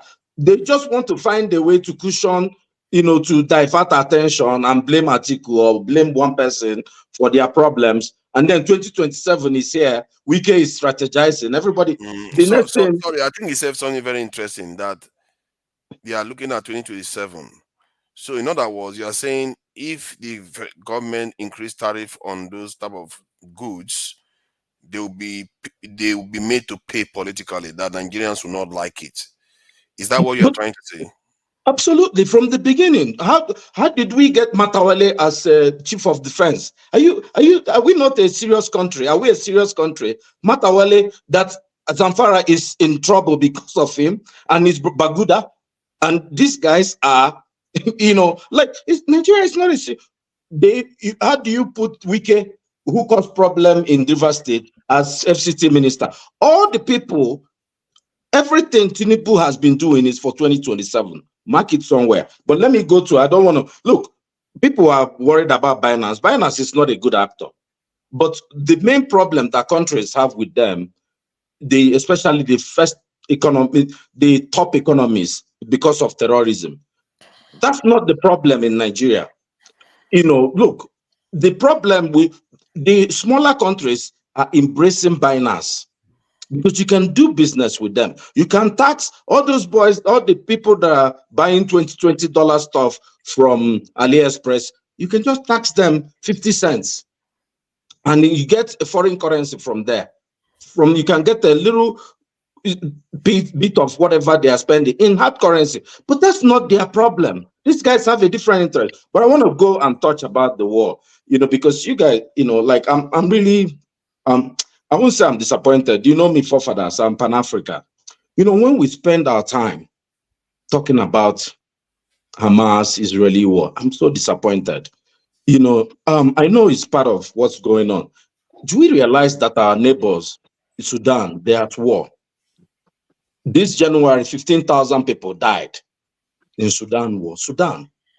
They are neighbors. Do you know how many Nigerians escaped to return back to? But that's their war. By this time, 15,000. And this is just what they have announced, 15,000 to 20,000 people. Nobody's talking about these guys. We are Africans. We are sucked into this Western narrative and media. And of course, it's part of, we're living this same world. But Sudan is our problem. Look at Congo. Do you realize that about 6 million people have died in Congo between 1996 and now? 1996. In Congo is the richest land in this whole earth. If these people can stop plundering Congo and giving arms to one group or the other, and we focus on it, and we even start talking about them, there was a massacre in Congo just a few days ago. I think the Sudan war is been on for about 8 to 10 months. Last April it started, I think 10 months now. And 33,000 people have, from what I gather here, have lost their lives in that conflict. I think one of the reasons why this Palestinian one is different is the pace and the population that are losing their lives. Let me land. That 30,000, no, you need to understand what you are describing. That 30,000 is one-sided, not like in Sudan one. Sudan one, both sides. Odi, I want to second what you're saying. I want to just second what you're saying, Odi. This idea of letting these people tell our story, it's a very terrible thing, guys. We have to be the ones telling our own story. Let me tell you what I read on Yahoo this week about Nigerians protesting for food. I swear to God, let me just give you the line word for word. World News, Yahoo. It says, first line, it says, Nigerians are protesting the harsh economic condition in their country because of the war in Ukraine. Oh boy, I weep.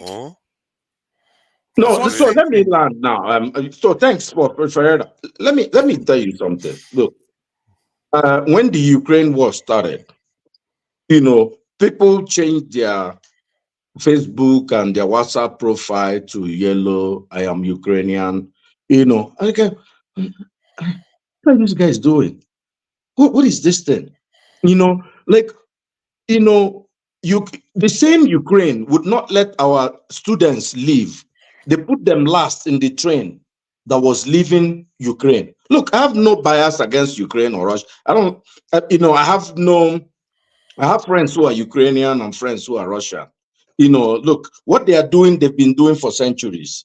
I like to talk history.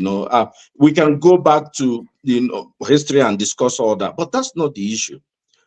These Ukrainians, when people were escaping from Ukraine, they told the Nigerian students, the black people, to let their people leave first. And they tried to conscript some of the people to go to fight for them.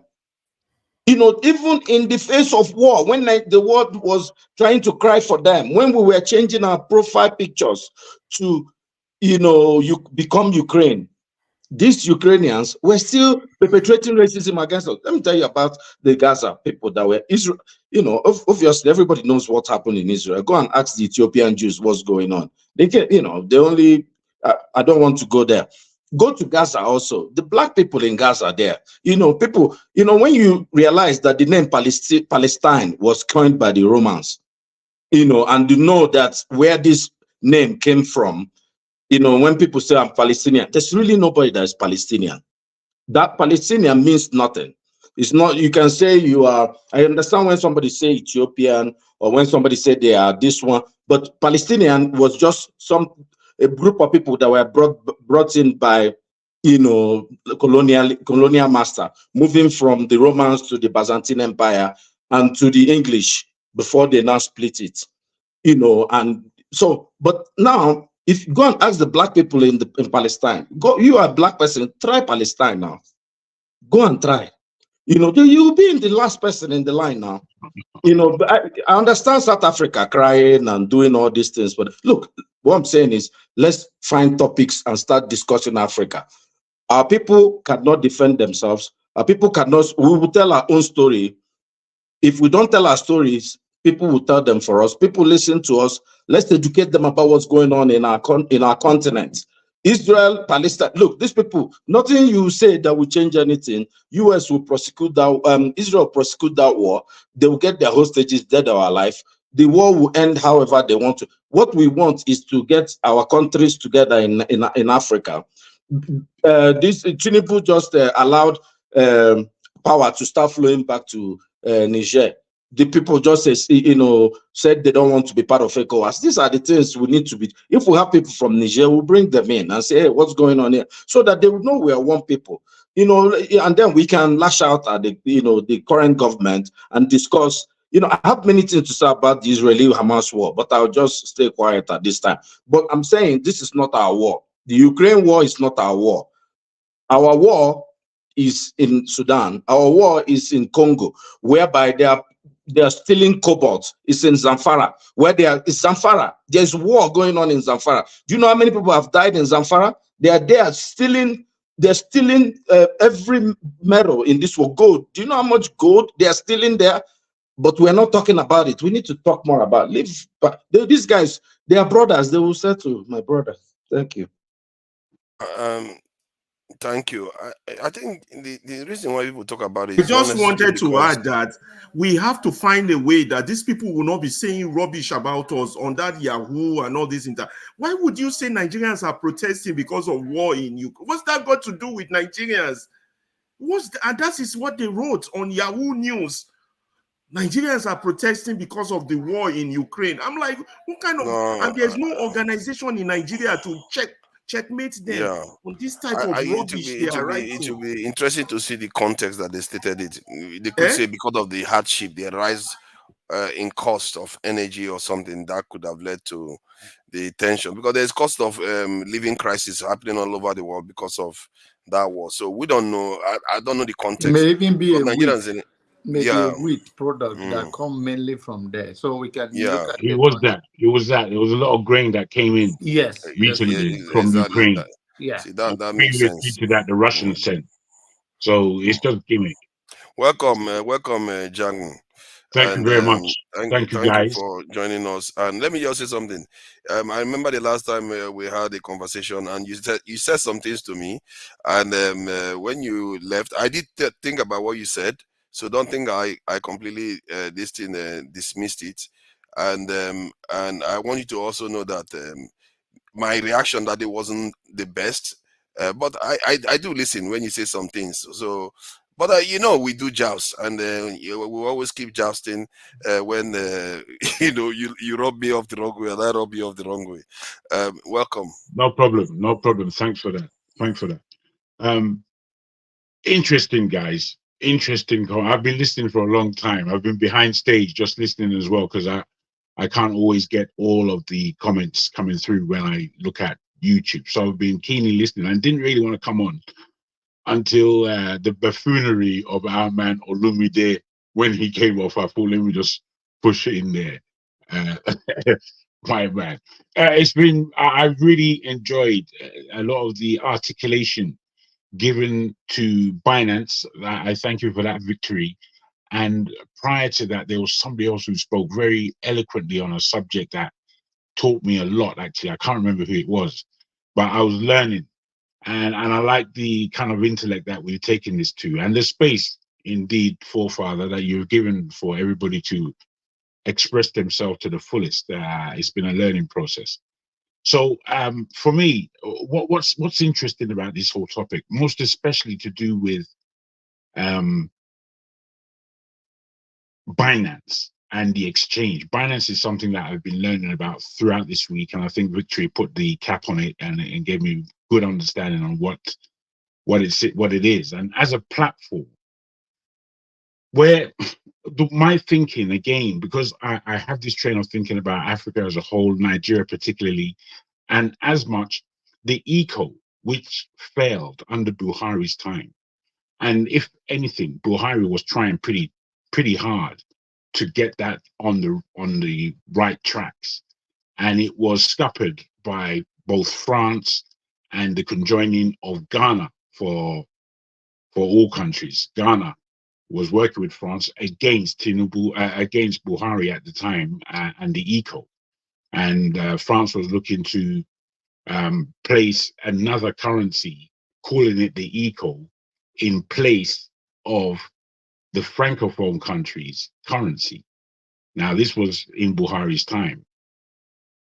So when we now speak about this, because I had a something to bring to the table at that time, as far as currency was concerned, because I knew how important it was for us to have our own currency, and how digital currency could be set up as a way to balancing the whole of West Africa's exchange rates, so that we could have one currency for that part of the continent.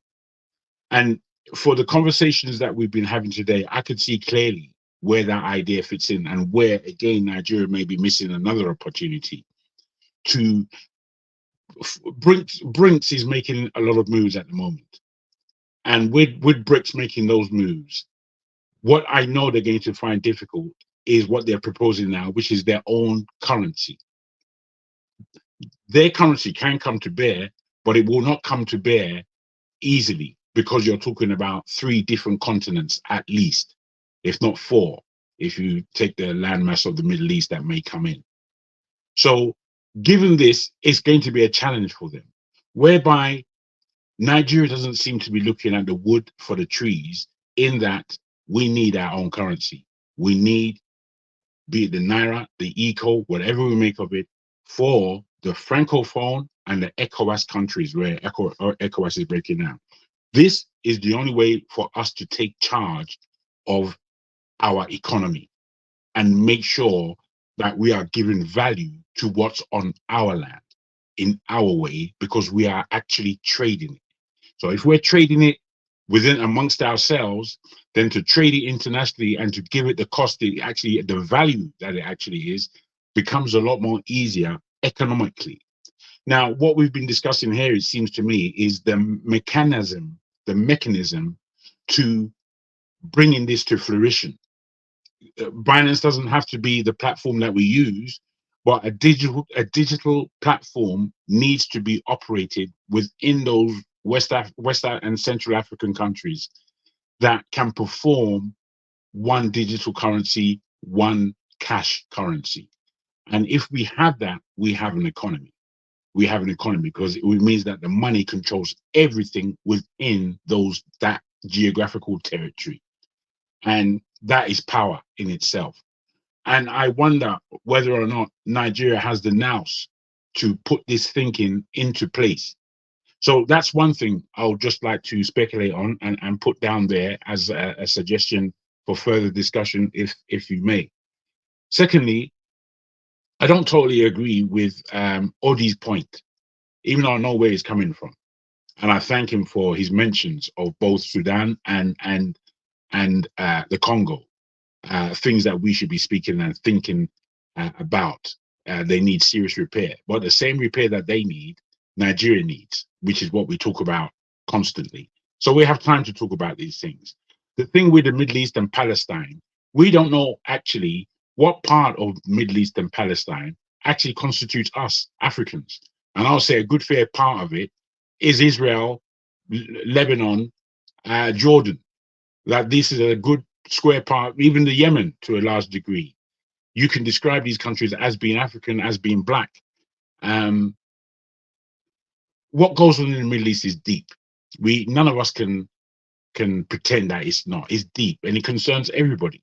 That's why we discuss it. And I think we should discuss it because we're intellectuals here.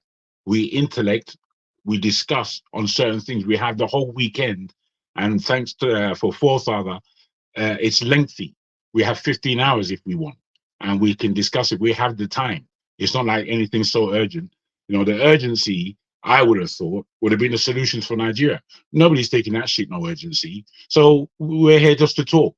So there's no urgency in what we actually talk about because we're sat down here in our front room, in our bedroom, in our saloons, wherever we are, just having a chin wag. So let's not pretend that we're doing anything urgent here. Is what I will say to that. And forwarding really again to where the nation is for me this week. Last week, I was just bemused with the way things are just getting worse and we're just sat around really. But there has been movements and I think there is frustrations that come about. But again, this week, even though we see what is happening about with the power station, which I second that. It's a great thing because it's an example of what's possible for the whole country. It's there. However, you know, again, I don't know who it was giving. It was CM. He was giving the history on that Abia project and the projects that were going on through the rail in Lagos for Jakonde at the time. And you're talking about the 80s, and these are my era, and when we were all thinking with a lot of energy of how great Nigeria can be, and still we're in the same position. I loved him for giving me that history and reminding me of that era in time when still we were looking up. But in all our looking up, there was disbelief in what was actually taking place. It's really time for us to change that around. We have to be philosophizing as to how we put things the right way around because they're clearly upside down. And I, for one, am still not persuaded that Tinubu is the person who can really, really bring us to where we need to go. And what is urgent is the time factor that many people on this platform talk about. You know, I don't want Tinubu to be there for the next 3 years. I really don't. I want his time to be cut short, and I want somebody else in place who can really partner the people to carry that country forward over the next 5 years, that the next 5 years after that, we're at a completion point as to where we should be as Nigerians. And that really is the project. The Tinubu government has to go then, doesn't it? Because if If the Tinubu goes, you get Shetima. You prefer Shetima. You said this before, and again, I repeat that when I say Tinubu going, I mean that whole regime, be it APC or PDP, that whole colossus of bullshit that they come with, it's all got to go. That's the kind of what I want to bring in is the kind of intellectual sparring, as honestly as we can make it, that we do here. I don't think they have this kind of intellectual sparring in those places. I think they have conniving, suspicious, grievous, greedy, inhumane discussions. I think that's what they have in those places. And hey presto, we've got a place called Nigeria. And I can't believe that they have discussions where there are honest people sat around the table, really jousting as to what they believe in. I don't believe that they do that. If they did that, we would have a country that we could look at and say that's a country. You know, I really worry about Nigeria to an extent, because just a couple of days ago, you know, somebody was talking about going to Nigeria, and another Nigerian in the UK was like, "Don't go, they'll kidnap you." And this is somewhere in the south. The person was like insisting that the person should not go. This is something that I would not imagine even 3 years ago. That's because of the people I know here. They wouldn't have been sounding like that, but now they are sounding like what has changed suddenly now that is making it even suddenly worse. We've had this situation before, but I've never had this person sound this paranoid. So it's almost as if things are becoming, it's reaching everybody now. You know, the other day I talked about somebody that I know in Abuja that got boggled, then got waylaid, and they took him to a cash machine to go and withdraw 1 million from his account. And that was about this thing about 2 months, no, just about a month ago. So you can see that this stuff is hitting everybody in so many angles. It's like things are just getting worse on the ground. Oh, But that said, Nigeria is desperate. Nigeria is at the utmost desperate position that you can ever think it is. Whilst it clearly Lagos, sometimes Yeah, anything. no, sorry, Jagan, to interrupt you. I'm going to take off, but I just wanted to make a comment. You know, look, I'm not saying we can discuss any issue in this world, and that makes it interesting. We can even talk about Amadioha and you know, anything. What I'm saying is, if we're going to discuss wars, why don't we discuss the wars that is in our own backyard? The wars that nobody is talking about, our people that are being oppressed. You know, there was a time I discussed about the eco and the role that France played to truncate eco and the weakness of Buhari, you know, to letting in France take over. There's no eco still. France took over the eco and they just abandoned it. What I'm saying is there is a war in Sudan. Let people come and talk about it. Let people discuss it. Bring it to the front burner. There's a war going on in Zamfara. Let's talk about that one. There's a war going on in Congo. Let's talk about those wars. There's war going in South Sudan. Then This we is what can I'm now saying. talk the You other know, one about the other ones as side. what I'm saying to you, Here's Otti, my is that problem. People get wait. people Given look. all these scenarios, given all these wars you speak about, where West Africa is concerned and where war is concerned, there are wars actually waiting to happen. There are wars that we haven't even begun to fight yet. Well, actually, in Nigeria, that's what there's war waiting to happen in Nigeria. If what Exactly. is So going on when we're talking continue. about these things, you know, No, what I didn't say don't discuss about Binance. I commented about Binance on Binance issues. I talked about you know the political. No. Having more You currency. don't have any Cryptocurrency is actually a disagreement with good me. thing. It I has have no increased. disagreement with you, Oji. The only thing I say No. is that Look, we have time disagreement to is talk about good. anything. No, what I'm saying is we see when it comes to the issue of Hamas and Israel, Nigerians feel they are Palestinians and some feel they are Israelis. They take up this because of our religious kind of pictures, and people get very attached and angry. You know, you could hear the discussion. People were screaming, "Shut up!" Everyone, This one, that. I've You heard know, you. look, Bros, people let should look. me finish my time, No Bros. matter what you're saying, Boss, this let is me not finish my time. our war. You know, I'm telling you the truth. Okay, thank you for that. I just want to finish up. I'll be very quick in just saying that again, again, as we're looking at the news and as we're looking at the current events throughout the world, there's got to be a spirited way that we as individuals look at things in order to encourage ourselves to be a part of this change and these changes that are about to take place.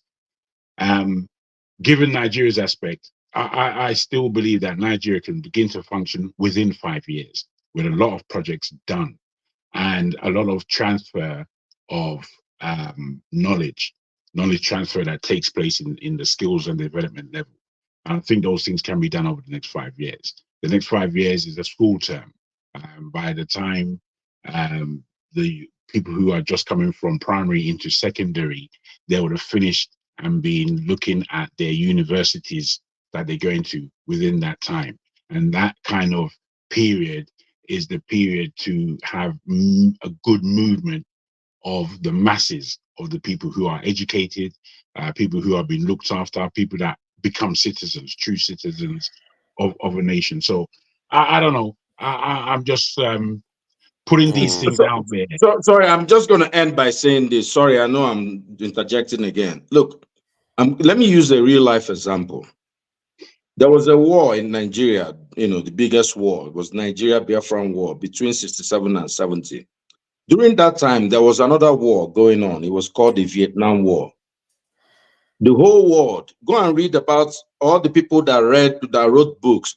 The whole world was talking about the Vietnam War. Africans were more concerned about the Vietnam War. They did not talk about the war in Africa.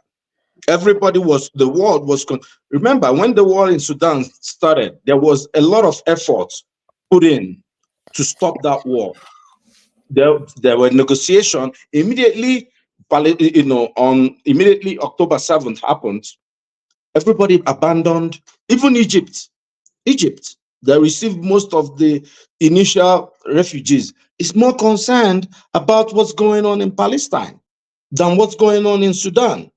Trust me, what happens in Sudan affects us. By the time, remember, there was a time when the Darfur War was going on in Nigeria, we had refugees. They were all over Nigeria. I can tell you, there's not going to be one Palestinian refugee in Nigeria. Not one. No Israeli refugee. There will be Sudanese refugees in Nigeria if this war continues. And there will be a lot. And we'll have to deal with it. I think you have a point that we don't talk enough about the ones affecting us directly. However, when people talk about the Israeli-Palestinian conflict or Vietnam, it's because the people engaged in those conflicts are affecting everything else. If you have a superpower in the world engaged in a conflict, you have to pay attention because every single dial that is going on there will come back to you. And also in terms of the morality of discussing these things, I think the reason why people feel tied to the Israeli-Palestinian conflict is that underdog thing where somebody sees a bigger power just abusing the power arbitrarily, and you might not think that. Sorry, wait, are you discussing Congo? Because if you talk about morality issue, that's going on. That's worse in Congo than what's going on in Palestine. The point I made was a bigger power abusing its power arbitrarily. In the case of Congo, it's not that clear cut. That is the reason why people don't look at it like that. If two people are fighting each other, like in the case of Sudan, where it's almost like equal conflict, people don't see it like that. But if one big power comes in, and even like the Afghanistan war, that people pay attention to because America is very, very powerful. Not only because it's more powerful than Afghanistan, it's also a superpower in the world, and it has the bullet mic, what they call it, the pulpit, to be able to attract attention. But that said, I think one of the most fundamental is just a human thing. Because if you see some evil going on and you pretend as if you don't see it, don't think it doesn't affect you. It will affect you because it becomes part of you and it's going to inform your behavior in everything else. You're missing the point. I didn't say that. No. I think, what Otti, bros, honestly, it's not Otti. You have to go back again. No. What I'm saying is that because we understand it from your point. Anything about the wars going on in Africa. You said what you said, and I understand what you said. There's no confusion in I, anybody's I mind was about what you addressing said. forefathers, not I you, know, but Gandhi. he still has his right to say what he said. And are you denying me my own rights? No, What are you because saying? you're He going. says What it is? No, Oji. What it is that you're going this to is why repeat it's a yourself. village square discussion. He Yeah, makes but his it's not point. like I that. make my What point. it is? You know me. I didn't interrupt you once when you were talking. Not once. I let you finish. I didn't interject at all. There's no need Well, to if interject. interjection You is a said what you problem, said. No, then you don't need to that interject, my brother. You've interjected yeah. me. You said something about what you said, but what I said was a small thing. It doesn't need this amount of interjection. You're not going to make yourself any clearer. You spoke. For Thank me, you. Yeah, um, if you want to finish, so Loco can say so. yeah, Loco yeah, has because been very I and think it's Bello too. this guy Bello. He went off unfortunately and came back and missed his position. He was actually supposed to speak before me, but yeah, I made my thoughts. I think hopefully clear. I won't want to repeat Thank them. you. Yeah. Thank you. Cheers. Loco, are you there? Loco is there. Are Now you there? Bello, for real. Loco is just faking us as if he's not there. He's Leave, like he's listening though. Bello, yeah, welcome, Bello. Yeah, go ahead. What do you want to what have you got to say? You know, I'm sure you have had listened to what we have been talking about. oh yeah, I mean, I've listened to work, the couple of things everybody has talked about, but just briefly to comment on what Odi said. I think we are human beings and that there's only one race, and that's the human race. So I understand we belong to a part of the world where we have to, at least I understand we have to talk about Congo, we have to talk about Sudan because at least this the people that come from that are close, kind of closer to us. But unfortunately, even the media is not even covering what's going on over there. Like the way they're covering what's going on in other parts, like Israel, Palestine, Ukraine, Russia. So sometimes many of us don't even know what's really going on. So it's really difficult to like deduct. You understand. Sometimes you don't want to talk about what you really don't even know what's the cause of the problem or stuff like that. But I believe like every either is Palestine, Israel, either is Russia, Ukraine, or Congo or Sudan. They all needs to be talking about to be talked about, and I mean, people over there deserve to be heard. In the world, to the outside world too. So to the major issues, the one I really like to talk about is the issue of Binance situation because I had Victory. I think he was the one that brought the issue, but I differ a little bit from what he said and what and I kind of line a little bit with what some other people say in the sense that first of all, for the love of the country and in the in the national interest, I think I kind of support what the government, the government stand, regarding the Binance because whether they're right or whether they're wrong, we saw that after the tackle them head on because Naira was almost heading to like 2,000 to $1 as I was it last week. And since they did what they did about them try to the clamp down and everything, we saw that at least there's been a kind of like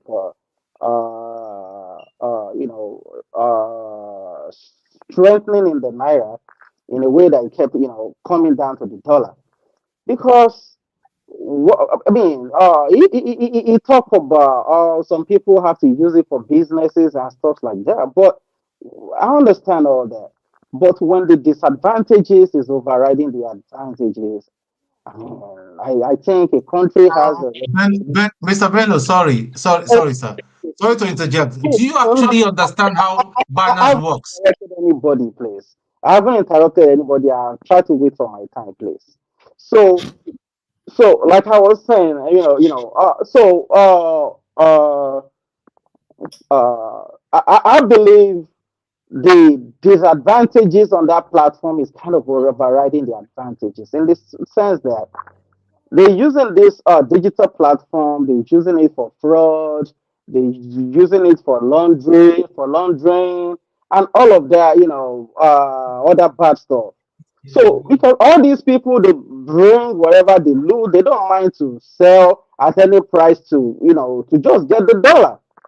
And mind you, I mean, that I know one or two, you see all these Yahoo boys, whenever they want to get their money, they get it through all these digital platforms.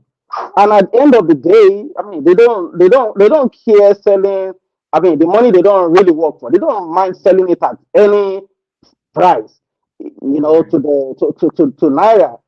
And these are some of the reasons. I'm not saying this is the all problem that we have, but so far we Sorry, see let that me try to follow what you are saying. No, no, God, forefathers, no, No, no, no, I'm no. trying to follow what he's saying now. We Let have him to shed finish. light now. I have one for him. Let him finish. Let him finish, please. Let No, him finish. I'm just trying. See. Maybe you understand it because you trade. I don't have a clue half of the things he's saying. So Bello, I will I want advise. I'm not attacking you. I want to have an Before you idea come what is and talk going on. about any subject, please read up on it and understand. Because this is embarrassing, what you're saying, what is coming out from your mouth.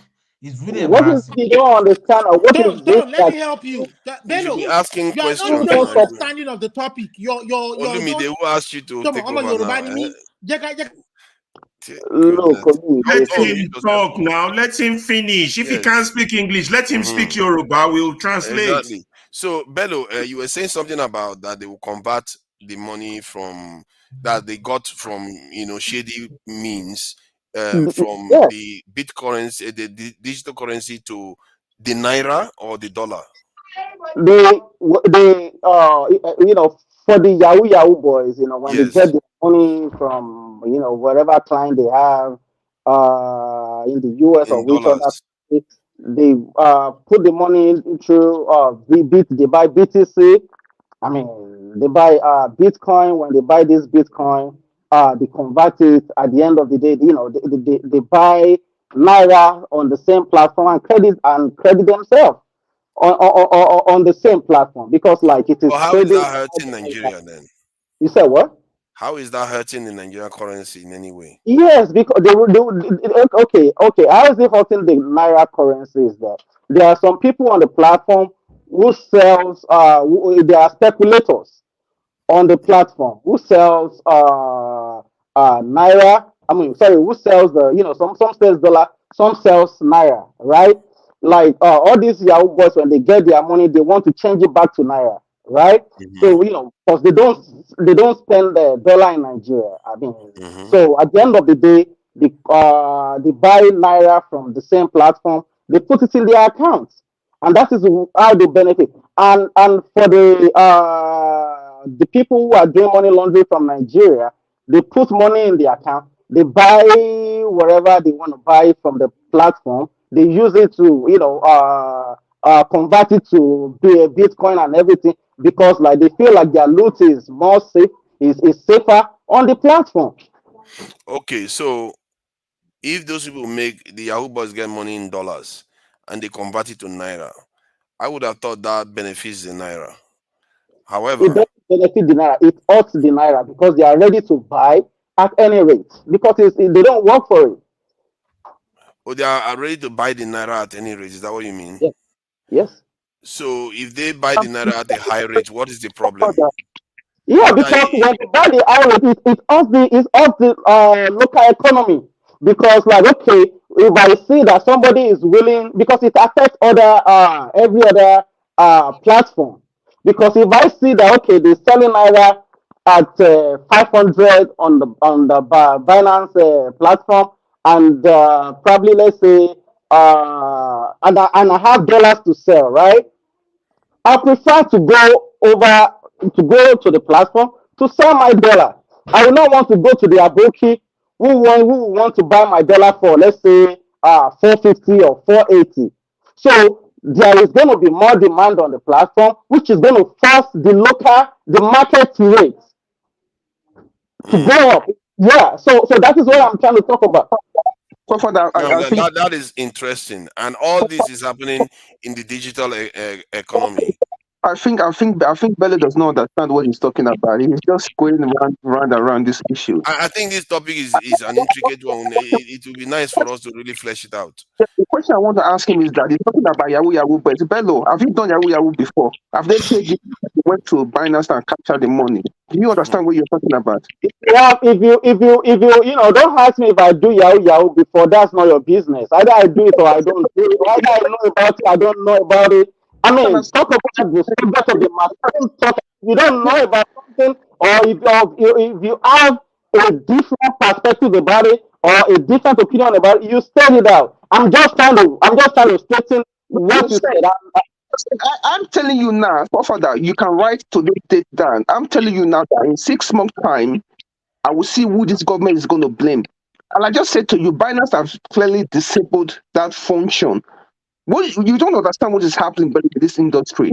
I don't understand. But since the price down, if something happened to the naira or something did not happen to the naira, you guys just want to come here, you want to give the dog a bad name just because you want to kill it. But you really don't know the really subject of the matter. You just want to say anything and Okay, just say anything. one at a time, please. One at a time, please, because Bumi, welcome. Thank you for joining us.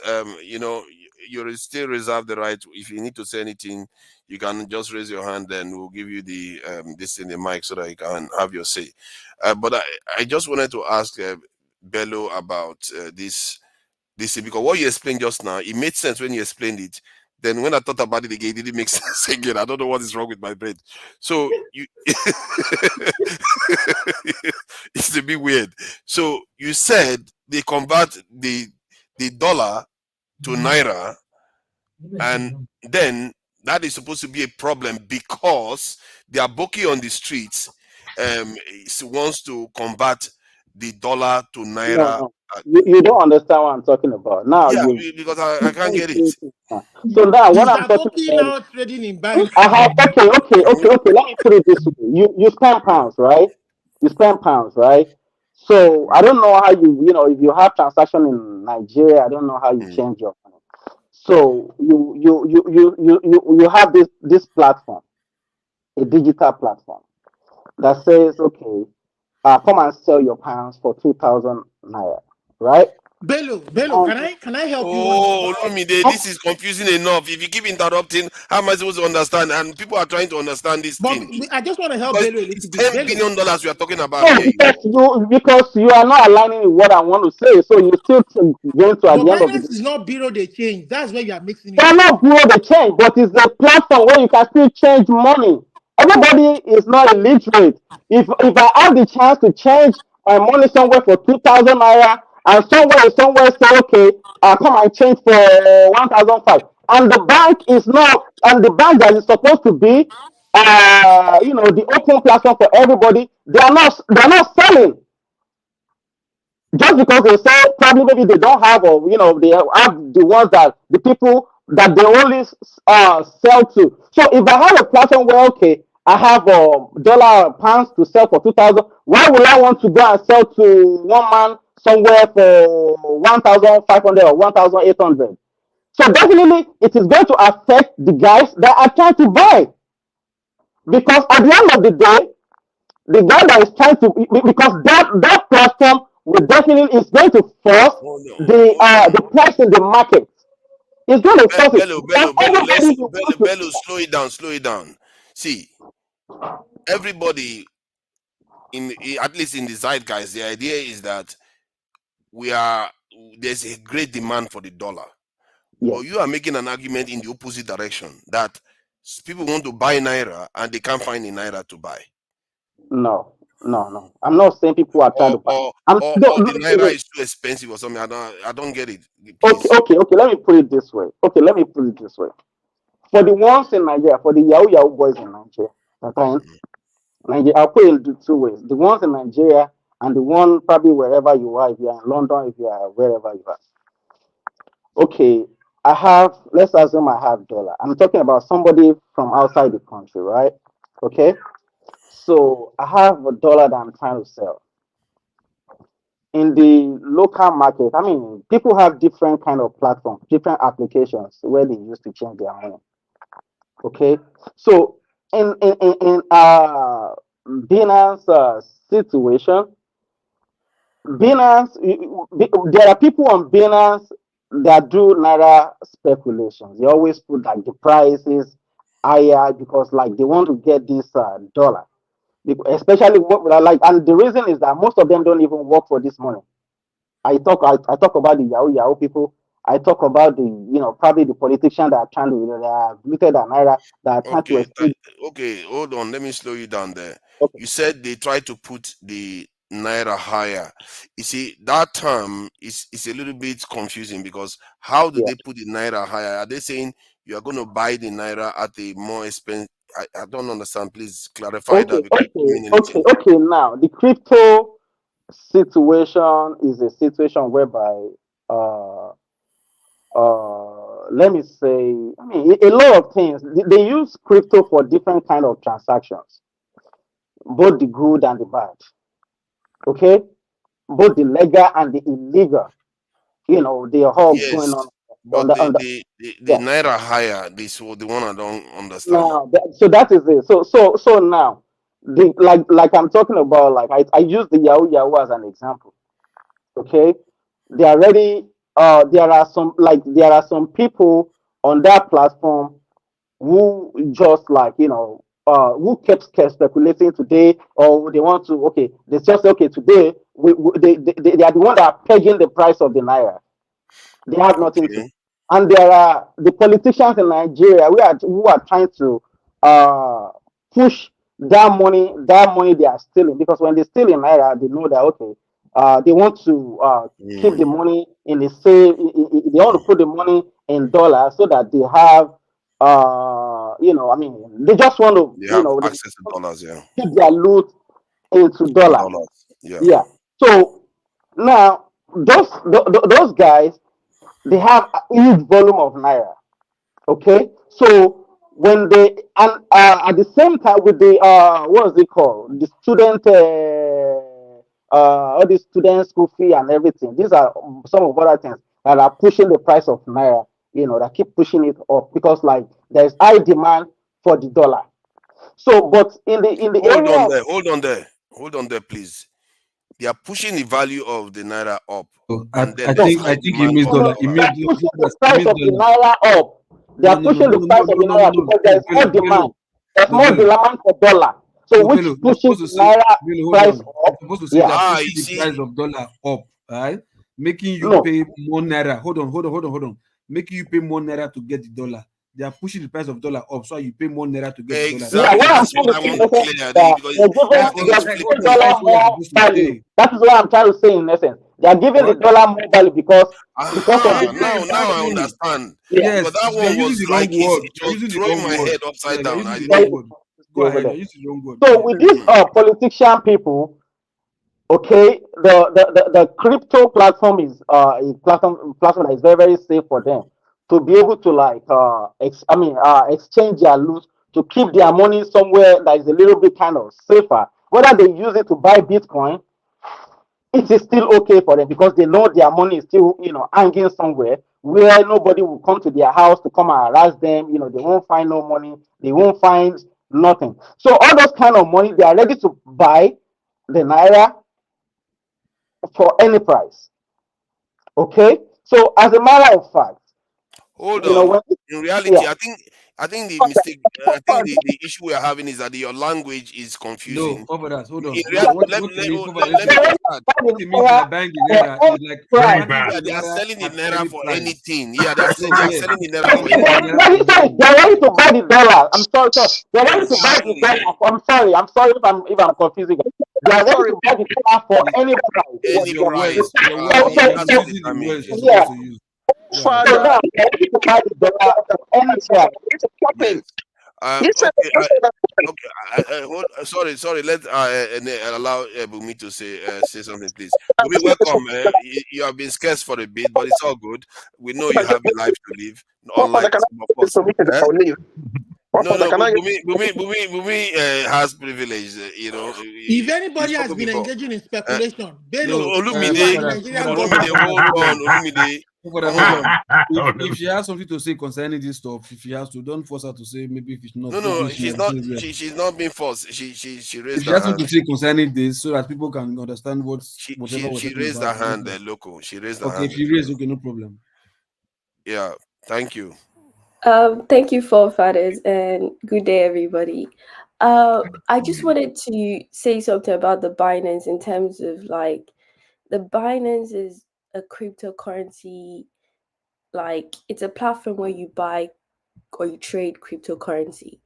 So it's not necessarily dealing with any country's currency, it's cryptocurrency. So I would agree, yes, people can do money laundering through Binance. Yes.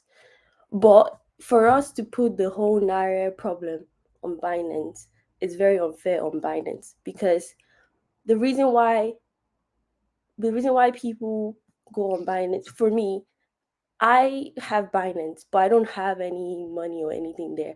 But if I would want to buy any cryptocurrency, it would solely be for investment.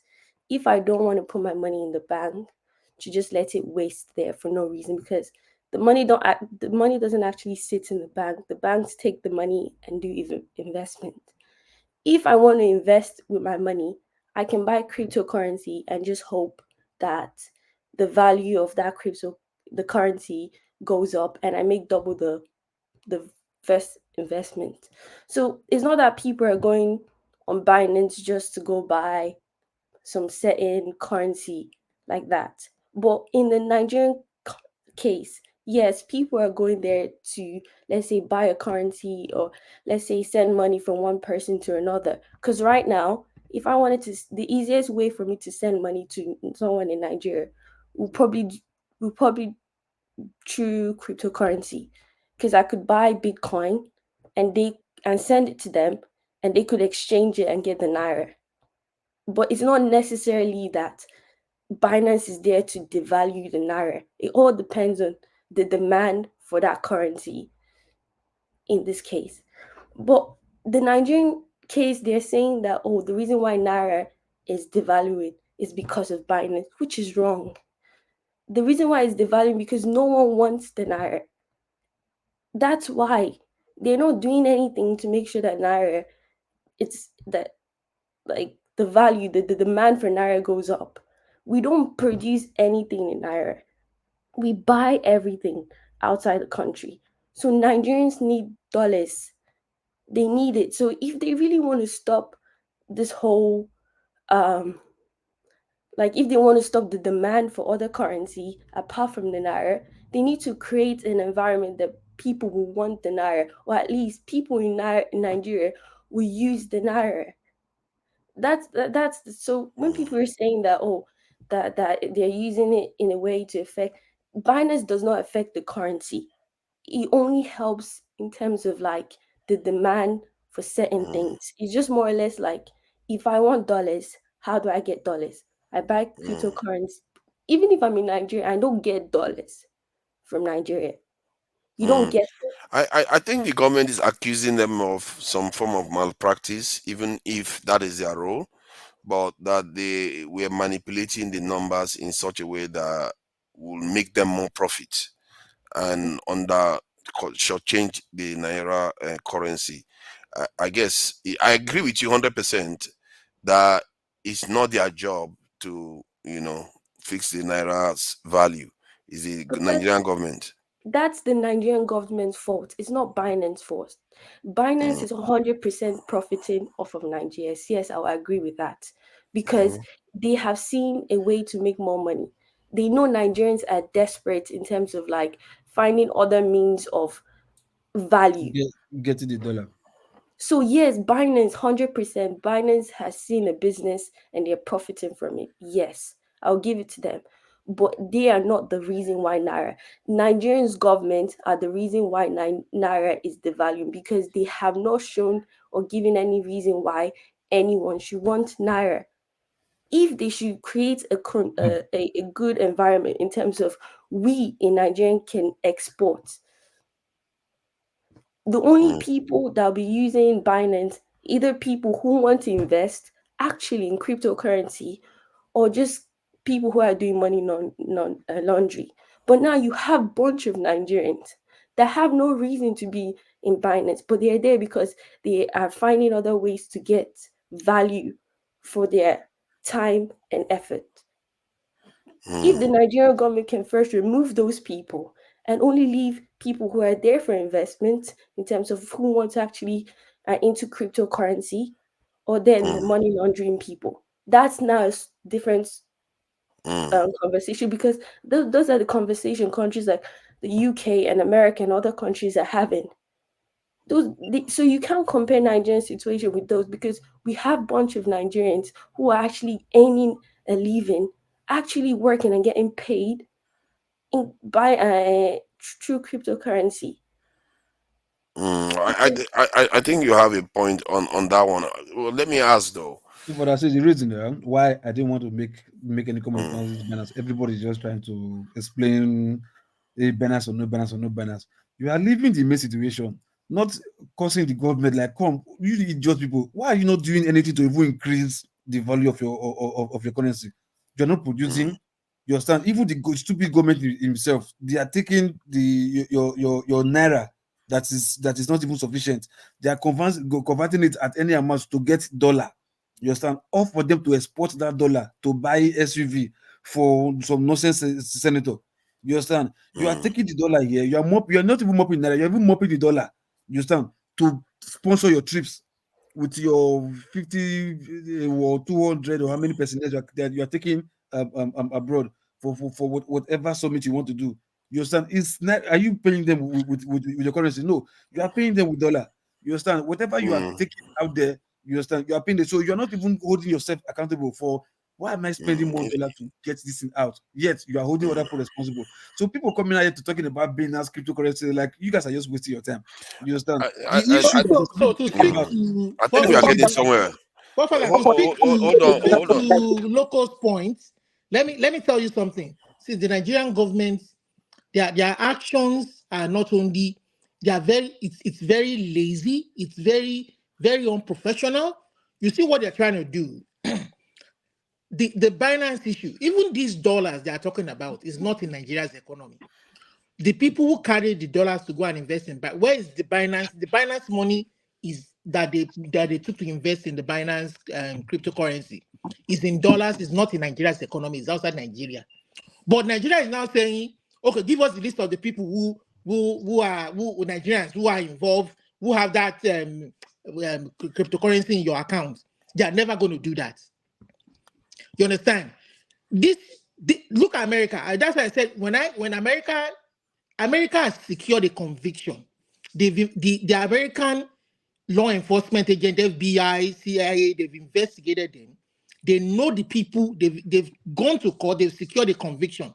But you haven't done anything. Do you have any investigation? Don't you have law enforcement? If you know the people that are taking these dollars, they're just trying to go through the back door. People have stolen Nigeria's money and invested in that crypto to hide it. But instead of investigating, let me just come in briefly, because so we can go back to Bello. Can I just say something about leave, please? Can I just say something about leave? Okay, go ahead. Yeah, I think your audio is shaky, though. My audio. Can you hear me? I think it's better now. A little bit better. Yeah. I think Tommy just made a very informative point. He explained it very well. But I just want to say something about. I'm hearing feedback from someone. Don't know if I'm hearing feedback. Of course, it's only me there. Who else is gonna leave feedback? Let me. Yeah. So for that, I don't understand what is wrong with this Agbado people. This Agbado economics. The thing just makes me laugh, because Bello is saying something here. Initially, they said when the governors collect FAC at the end of the month allocation, they will go and meet Bureau de Change, Malama, they will change their money. And Bello is not coming here saying that they are now, the politicians are now using Binance to hide their money. That's why I said to him that if you don't... Bello, hold on, you get your chance. If I finish, then you say. And then he's saying that some Nigerian politicians are now hiding their money now through this digital currency. But That's why I said to him that if you don't have knowledge of something, be very careful how you speak in public. He doesn't understand that there's something we call political exposed people. As part of the KYC that we do as an exchange, if you know the data that we mine from people, right? If you're GDP, right, you can't move funds through Binance even, right? Or you will be placed under a serious watch. They don't understand this thing. So people just come and spark things that they don't have knowledge of. And it's very frustrating for further. Like I said again, if you know the data, the Yeah, data but that Victor, if somebody wants to do that, they are not going to go with their information name. They are not that's going what I'm to go with their saying. name so you can detect them. Father, it's not just you. They ask you extensive question. Are you related to somebody that is politically exposed? There's a lot of it. You don't understand the data that these people have at the disposal. So people just come and say these things, and I don't even want to start going on this thing because this is a topic that is off this discussion, because it's like if you're not into that industry or if you don't understand what happens, then you might say certain things. But if I take you on a tour for further and I show you what happens on the back end, then you will know that when these Nigerian people come and say these things, you just be looking at them, you just be shaking your head that you don't understand how a country can be run on the propaganda. You cannot get away with it because sadly enough, there's so many people that is online now. They know what is happening. Like I said to you, the Nigerian government should go and thank Binance and digital industry for creating thousands of jobs for the youth that it has never had for the I think employment. we What have. is this talking about? I think, but Are how you about the saying, malpractice? I don't know how much level of IT you have, but at the same time, are you saying they are not using this platform for fraud and all that other bad stuff? Hello, I said to you is that I'm not saying that the people that will not be using it for fraud. Obviously, if there's an issue, they can investigate and they will find out. Like I said to you, we can track anything. I will just give you one of the people that you can use. Go and look at what chain analysis does. They can track everything to the minute and they can block your Okay, account. let me just give you a good example. Okay, let me give you a good example. People like Hush Puppy, all these other guys that they caught. Didn't they have their money in Bitcoin and all other stuff? You're just here blowing grammar, speaking English, like oh, you need to forget all that. They are using the platform for He's fraud. not blowing grammar. What are you saying? He's blowing grammar. Bello, if Bello, you what don't we know are about the saying is subject, that don't come how here and much start of talking that rubbish. affected their economics? How See, much If you of don't that know is nothing affecting our about the economy? subject, don't come Olumide, here. Victory is a trader, like I do, and all that. And he's in. See, listen, don't come here and start reading, regurgitating the nonsense your CBN governor is talking about. Yeah, you're only making a fool of yourself, bro. Okay. See. Bello. Thank you for your patience. I think what I'm trying to really try to make it easy so that people at home can also understand, because I too I was struggling to understand, but I think I'm catching on now. Okay. The federal government now is saying they are it does shady deals, shady things that Binance did. That's one. Then the issue of demand. They feel like the demand of the dollar going, like what Victor is saying. There are people that want to go and convert naira to dollars and get active in that Binance environment. But the Nigerian government feels like that is doing a lot of damage that is increasing the demand for the dollar too.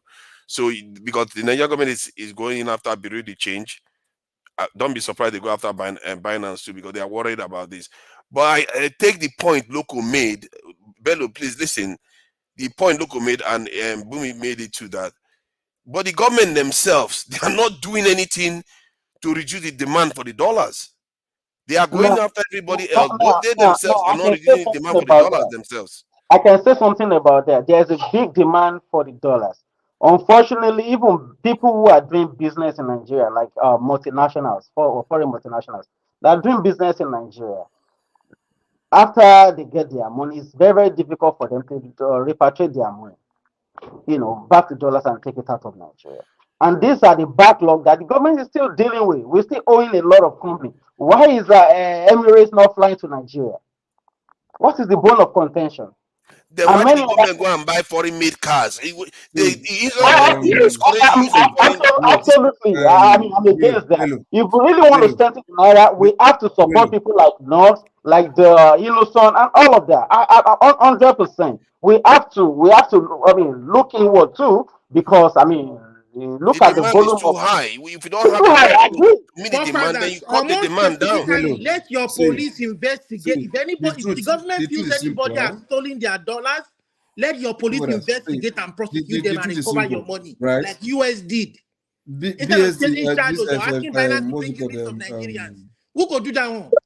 Forefather, BDC, see, fathers. forefather, that's a quick one. That this is for just a maker.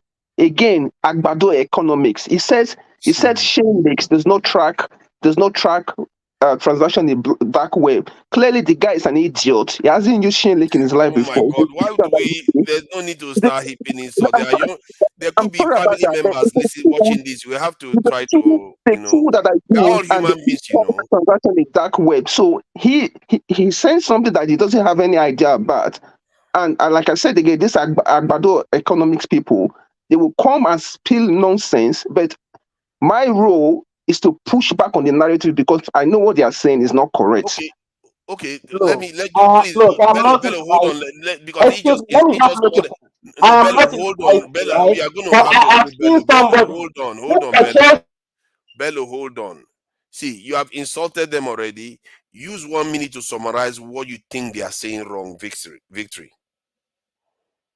For that, like I said to you, right, it's an issue of liquidity. It means that for that, if you want to Use buy a plain bag of language. When you start using all this language, you just lose me. that's what I'm explaining to you. For that, if you want to buy a bag of rice and somebody is selling it for you for 100,000 naira, and somebody wants to sell to you for 110, where will you go and buy from? You go and buy from the guy that is selling 100K, isn't it? So the same thing goes to what is happening to the naira and dollar. If I can go to my commercial bank, I say, hey, listen, I want to send money to Victory in London. I want to send him 1 million naira so that he can get pants. And then my bank is telling me in Nigeria that, sorry, I cannot do that transaction for you for further. What do you expect me to do as a normal person? I will look alternative, right? And then I will go to the digital platform, buy my money, send it to the guy. The guy will agree on the rate, send it to him. He gives me naira, I give him pounds here for that. If there was a process whereby you walk into your bank, you can get your USD or your pounds for that. Do you know the limit before? About a few years ago, it was even $3,000 that you can spend with your naira card. The bank Yeah, cut it but to what is it $1,000. the so-called Agbado people you are calling? What is it they are saying that is wrong, that you What don't I'm like? What I'm saying to you is that they are saying that Binance is playing the role, which I said the Binance role is very minute because it's a rate of people are speculating, right? And people will only speculate on your currency. That's why I said to you is that I want to see the CBN. CBN should come and show me the book. If I don't see that record, how much Nigeria have on that as in foreign reserve, right? And why is the NFPC not giving them dollars when they sell crude oil here? Until I see that information for further, I will remain speculating for the naira. For what I see, Simple as that. sorry, Victory. See, for what I see, look, it's easy. What do we sell to get this nonsense currency? Only crude, nothing else, right? We only sell crude and we get this Momo currency, no problem. Then we'll forget, we'll still spend that same currency that we've sold. Now, let's assume we sold the crude for 1,000 pounds. Abi? Good. Now, we will now spend that same dollars exporting that same crude. You understand? So that our crude though, that will still that for our own consumption. After we've sold, then the rest that for our own consumption, we'll now spend that money that we've just earned to export crude to foreign country, right? Then, according to say with this subsidy, you understand? They're talking about subsidies in dollars, whatever. I say they remove it, okay, no problem. Then the person that will even help us to refine that crude, then another will pay him. Not with dollars, we will pay him. We will pay and finish with dollars. Then the whatever metric ton we are still importing to the country as fuel now back to the country for us to use in our cars. What are we using? It's not dollars we need to see import it. So you now ask yourself now, where is these dollars now? The money that was succeeded in earning by selling crude, we will spend this money to export the crude, refine the crude, then import petroleum products, all under this dollar what we sell. You get my point? So what will not be, you end up, it depends on how much you negotiate. We know Nigeria, they will see increase the money. It depends on how much they will negotiate with the exporting, refining, and importing. You understand? Then before now, know how much will not remain. Maybe it's $1,000. Loco. Loco. Hold Based on what you've on. analyzed, Inside that money, Olumide, please hold on. Then that same money is what Nigeria politicians. I think we are aware of this this local. That's that part of the equation. I think where we are trying to get to was the point you made that the Nigerian government, they are not doing a lot to reduce demand. Based on your analysis, is that leftover dollars that is remaining now that you now see expect the government, you understand, to spend for their foreign trips, spend to get to import their for whatever vehicle and ammunitions and whatever, buy ammunition, whatever, you understand, and then give that same money, you now expect to give some backlog of importers, investors that will go and buy maybe stuff to import to the country for us to use to consume. You get my point? So at the end of the day, dollar is not even found in the country at all. So local. Okay, based on your thank analysis, you. So blaming looking for excuse to blame Binance based on local analysis, currency or whatever. We are trying to move the conversation on, please, because this guy has Bello has been waiting for quite a while. No, victory. I've had you the question. We need to go back to Bello. Let me go back to Bello, please. Let me go back to Bello. Bello, you heard what Victory said. It's about scale. It's not like it's totally disagreeing that maybe there is something that is not going on, but the scale is that it appears as if Binance is being scapegoated for the failures of the Nigerian state. So please explain to us. Binance is just a trading platform. For me, I don't believe that. I mean, I understand, like I said, they have advantages. Their trading platform have advantages, but at the same time, like I said, when the disadvantage is overriding the advantage, I mean, the government will have no other option. Since they cracked down on Binance, I mean, it's not rocket science. I mean, it's a matter of addition. I mean, it's simple mathematics. Have we seen, a strengthening of the naira to some extent? Because the naira was almost heading to 2,000 naira. As of today, it's probably like, let's say 1,500 and something like that. And like I said, I understand Binance is not like 100% of our problem, but at the same time, it is part of the problem that we have, and the government has the responsibility to do something about it, and that is what I'm talking about. And that I say I'm talking about. I mean, I was saying the other time, like they are using all these platforms for fraud, for all these things, for all that. You were speaking some grammar, like, oh, do you know what they do? The IT. I'm not into It's IT, not grammar. He's talking trash. He doesn't even know anything that he's saying. What I'm saying is this: they do different kind of fraud on these platforms. I really don't want to know whatever you want to say.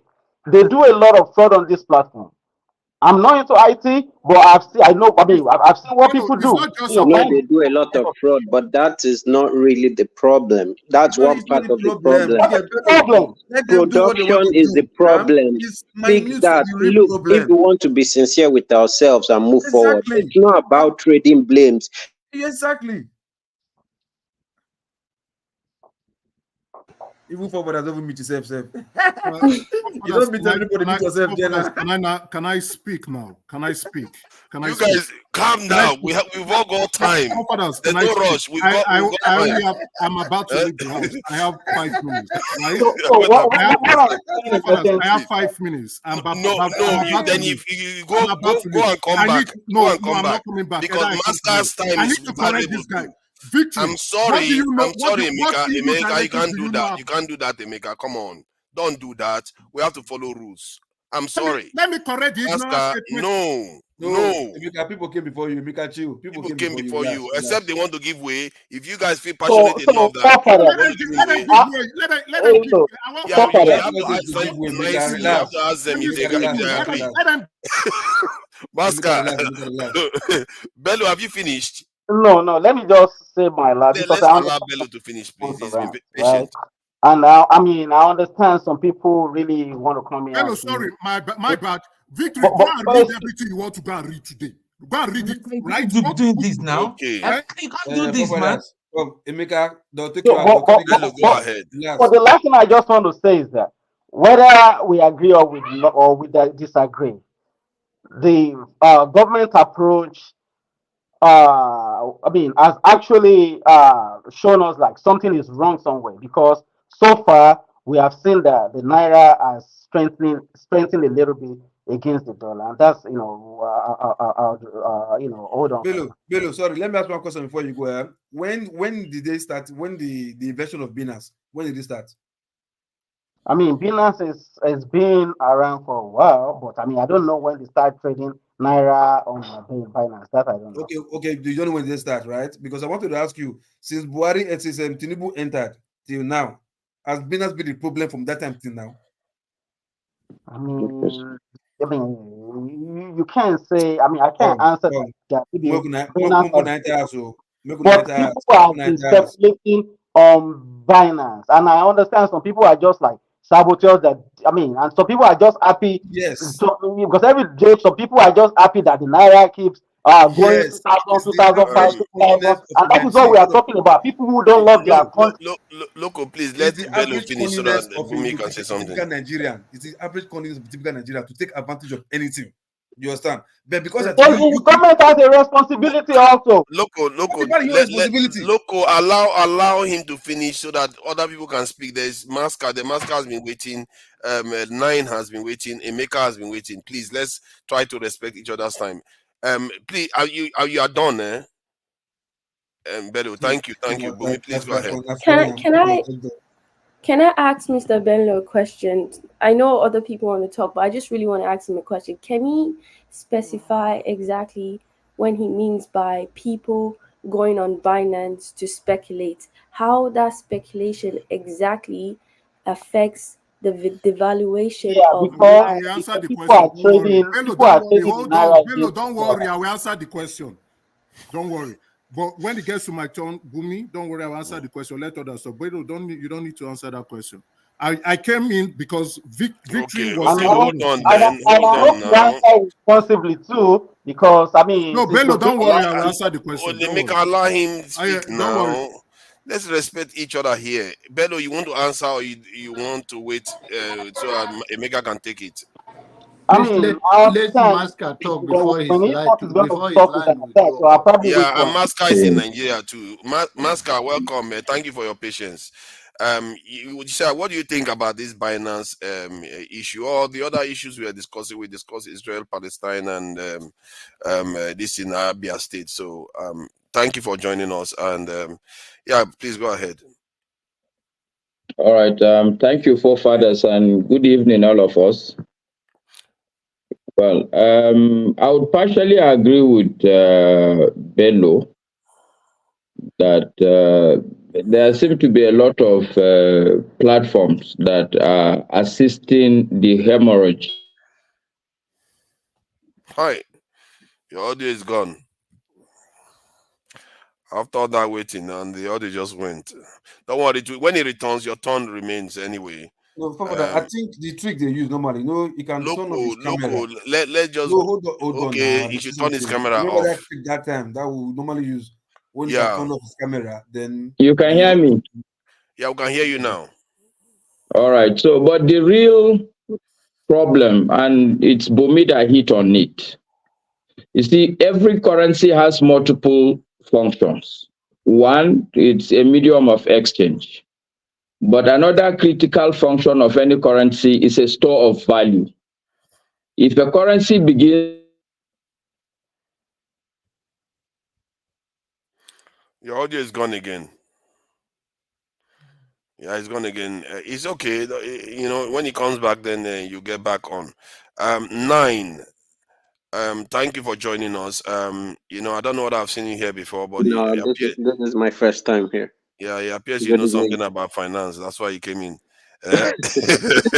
No, I always follow. I've been following you guys for like a year, but I mean, this is my first time, joining your Oh, live. you're welcome. You're welcome. Thank you Thank for you. joining us. We should Yeah, have a kind great of job you sand. guys are doing. Brothers, Good, if you ask good her day now, to everyone. why did you decide to come today of all day? Why did you come today of all day? Okay, no, I enjoy forefathers. His show is always very troublesome, so sometimes it gets What? on my nerves. So. I'm trying to ask Forefather, questions. I'm you see your troublesome. life? You see your You see life? my life. You see, this is what So I I get. said today I Thank you. Thank must you for come on, joining but us. it's funny today. You've been very cool and calm. So Thank good you. I job. appreciate that. Yeah. Okay, so to Alex Otti, I would say very good job he's doing. And I believe that this is what most of our leaders, especially the state governors, they should emulate. You know, I mean, this is just 9 months, and you could see somebody that has the hunger to, deliver and bring happiness to the faces of his people. Now, this shows that when you're prudent with resources and you're committed to make things work, you can do it. It's not a month of excuses and up and down. Yes, to the exchange rate and everything, Mr. Bello, with all due respect to you, I understand you're maybe a supporter of the APC, but see, if we want this country to move forward, it's not about denying the obvious. It's good that we come out plain and say things the way they are. Now, yes, we agree that they use these platforms to perpetrate fraud and all of that. But the truth is, that is just a very small, factor to the problem. The major problem is, what are you doing to incentivize production, export? Those are the key issues. So we import a lot of things. So if we want to keep in the foreign exchange, then we need to be producing more and supply what our people need and limit imports, or we export more and then we're saving the currency. The Binance we're talking about, Buhari's government, they cramped down on Aboki FX. It didn't change anything. Hello. The currency went up. Even when Tinubu came in, the currency was currency was, dwindling. They borrowed about, is it $10 billion or so from Affecting Bank. And then that was what stabilized. And I told somebody, watch, this is temporary. By the time they exhaust that money, it will go up. And that's exactly what happened. It started going up till they started talking about raising another about 10 billion thereabout, So you have to put measures that are sustainable. You don't just put, measures that are temporary. Now you've contradicted the government has contradicted themselves. They said, okay, now the currency is going up. Okay, now they've brought it down and they said they're not floating again. I mean, but you came in and you said you're floating the currency. Those decisions you made are having effects.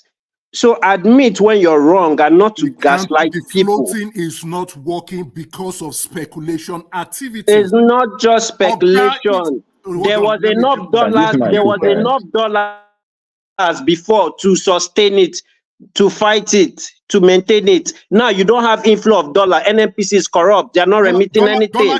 They're not doing anything to remit dollars. Hold on. Dollar supply is a major problem. Speculatory activities is the That's second part problem. of the problem. Now, hold on. It is not, it's part of the problem, but the dollar supply is one problem. Speculatory activity is another problem. Okay. Now, let me use the opportunity to answer.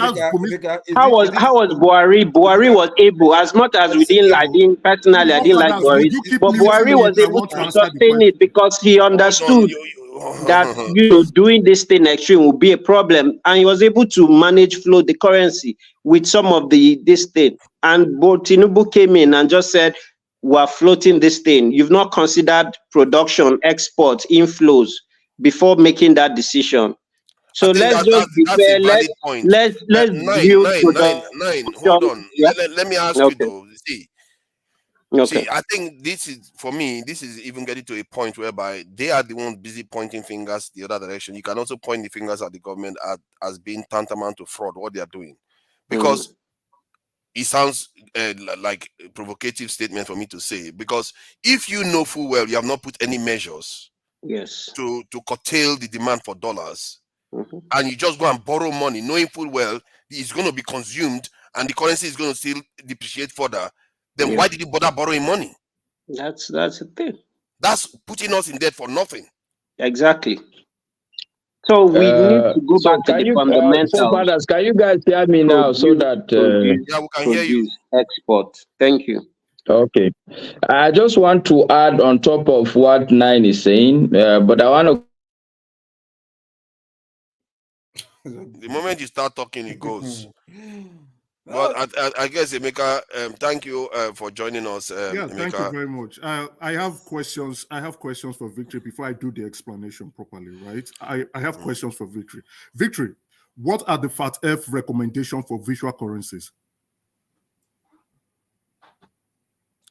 I don't need to respond to you. You go ahead and say shut what up. you want. What are the FATF recommendations don't for do that now. There's no need to currency? be telling No, me. he was Ask the insulting me when question. I was in the comment section. Okay, yeah, if it doesn't, okay. I said, go and Take it go and easy. open your Google, open it everywhere. Open everywhere. Then when I want to talk, then shut up and let me educate you. Okay, see, I'm not When I going want to to. talk, then you shut up. You give Okay, hold Emeka on. warning. Okay, let me If do he this. insult Let me on do live this. again, you take him Yeah, out. yeah. See, I think for You give me, him I'm warning. see Don't do that. what we are If he's going to looking do. for comment section, do it on comment section. Look, hold on. Let me just say what I want to say. See, we have to understand that we are all human beings here. We have family members. We have some of us have children, family. When we start insulting each other, our family members may go on. They may not see it today. They will see it tomorrow. These things, we have to be careful. Some of the things we do to each other just because we are online. So let me just bring them back so they can carry on with their. Let's try to be a little bit more civil about this. You can have conversation without insulting. And Victory shouldn't have been insulting him the way you did. And now he's coming back with the same. Yes, I have to come back to respond to him. I'm coming back with the same energy. Take it down a notch. Let's deal with the issues. No. I would excuse him. I'm not talking to him. No, he's very ignorant, so I will excuse him out. You are still doing it again. No, I will talk to him again. He doesn't know. He doesn't know what he's saying. Now let's talk about why Naira is being devalued. Okay. Now the first thing, a lot of people have been saying some snippets, but they are not correct. They are not correct. Now the president actually made the first mistake. He didn't understand what was going on within that market. The first mistake we have, or the first issue, is there is scarcity. Now, again, we are forgetting to understand that Naira is price sensitive to the dollar. The fluctuation going on is not even tied to any production at all, no underlying economic activity other than speculation. Now, there is no, I am yet to see any currency in the world other than Venezuela currency, Zimbabwe currency, and you now have to include the Nigeria currency that is price sensitive. Forefathers, can you guys hear me? I can hear you now. That is price sensitive to the dollar. Now, we have a platform. Or why did Emefiele go after Aboki FX? Was because of that speculation activity that people can stand up one morning and say, I would demand 1,600 for $1. 1,600 for $1, and everybody will begin to trade on that. That is the price. That is the speculation that they are fighting against. Now, because Naira, sorry. I'll take your talk. I'll take your question. Don't worry. Naira, now you cannot convert Naira, which is an exotic currency, to USDT on Binance platform. Now, if you go to Binance platform exchange, you will see that a Naira, a USDT is 1,570. So people can convert their Naira to USDT and begin to exchange. If Binance is quoting a dollar for 1,570, what do you want Aboki FS to quote? What do you want the BDC people to quote? What do you want the Malams on the street to quote? What do you want the end user to quote? What do you even want me to quote for you? That is how it starts. That's the speculative activity we are talking about, not tied to any economic underlying activity, not tied to economic trading, not tied to any production capacity, but people mainly just quoting prices. Yes, fine now, point. I can wake up. Hold on. I'm not doing this. I want to explain overall why Naira is devaluing. There is the dollar supply problem. There's the Naira sensitivity to Naira's price sensitivity to the dollar. There's also we not diversifying our economy, not even doing enough with agricultural export and import, and not also getting enough foreign receipts. But we are the CBN governor. That is why the CBN governor is going after BDC. Currently, just yesterday or 2 days ago, they withdrew the license of 4,731 BDC because of what? Okay, I hope this will be sustainable though, because they've been doing this even from Buhari's you have time. to keep trying. The market has gone bad. See, the market has gone bad for fathers, can you hear me now? For over 20 years. Can hear you. I just want to make this quick point, and I think I'll call you guys good now, because I think one of the again. Something's really happening somewhere. Something's happening somewhere. Something's happening somewhere. I don't understand. Thank you for coming. This your microphone really doesn't like you.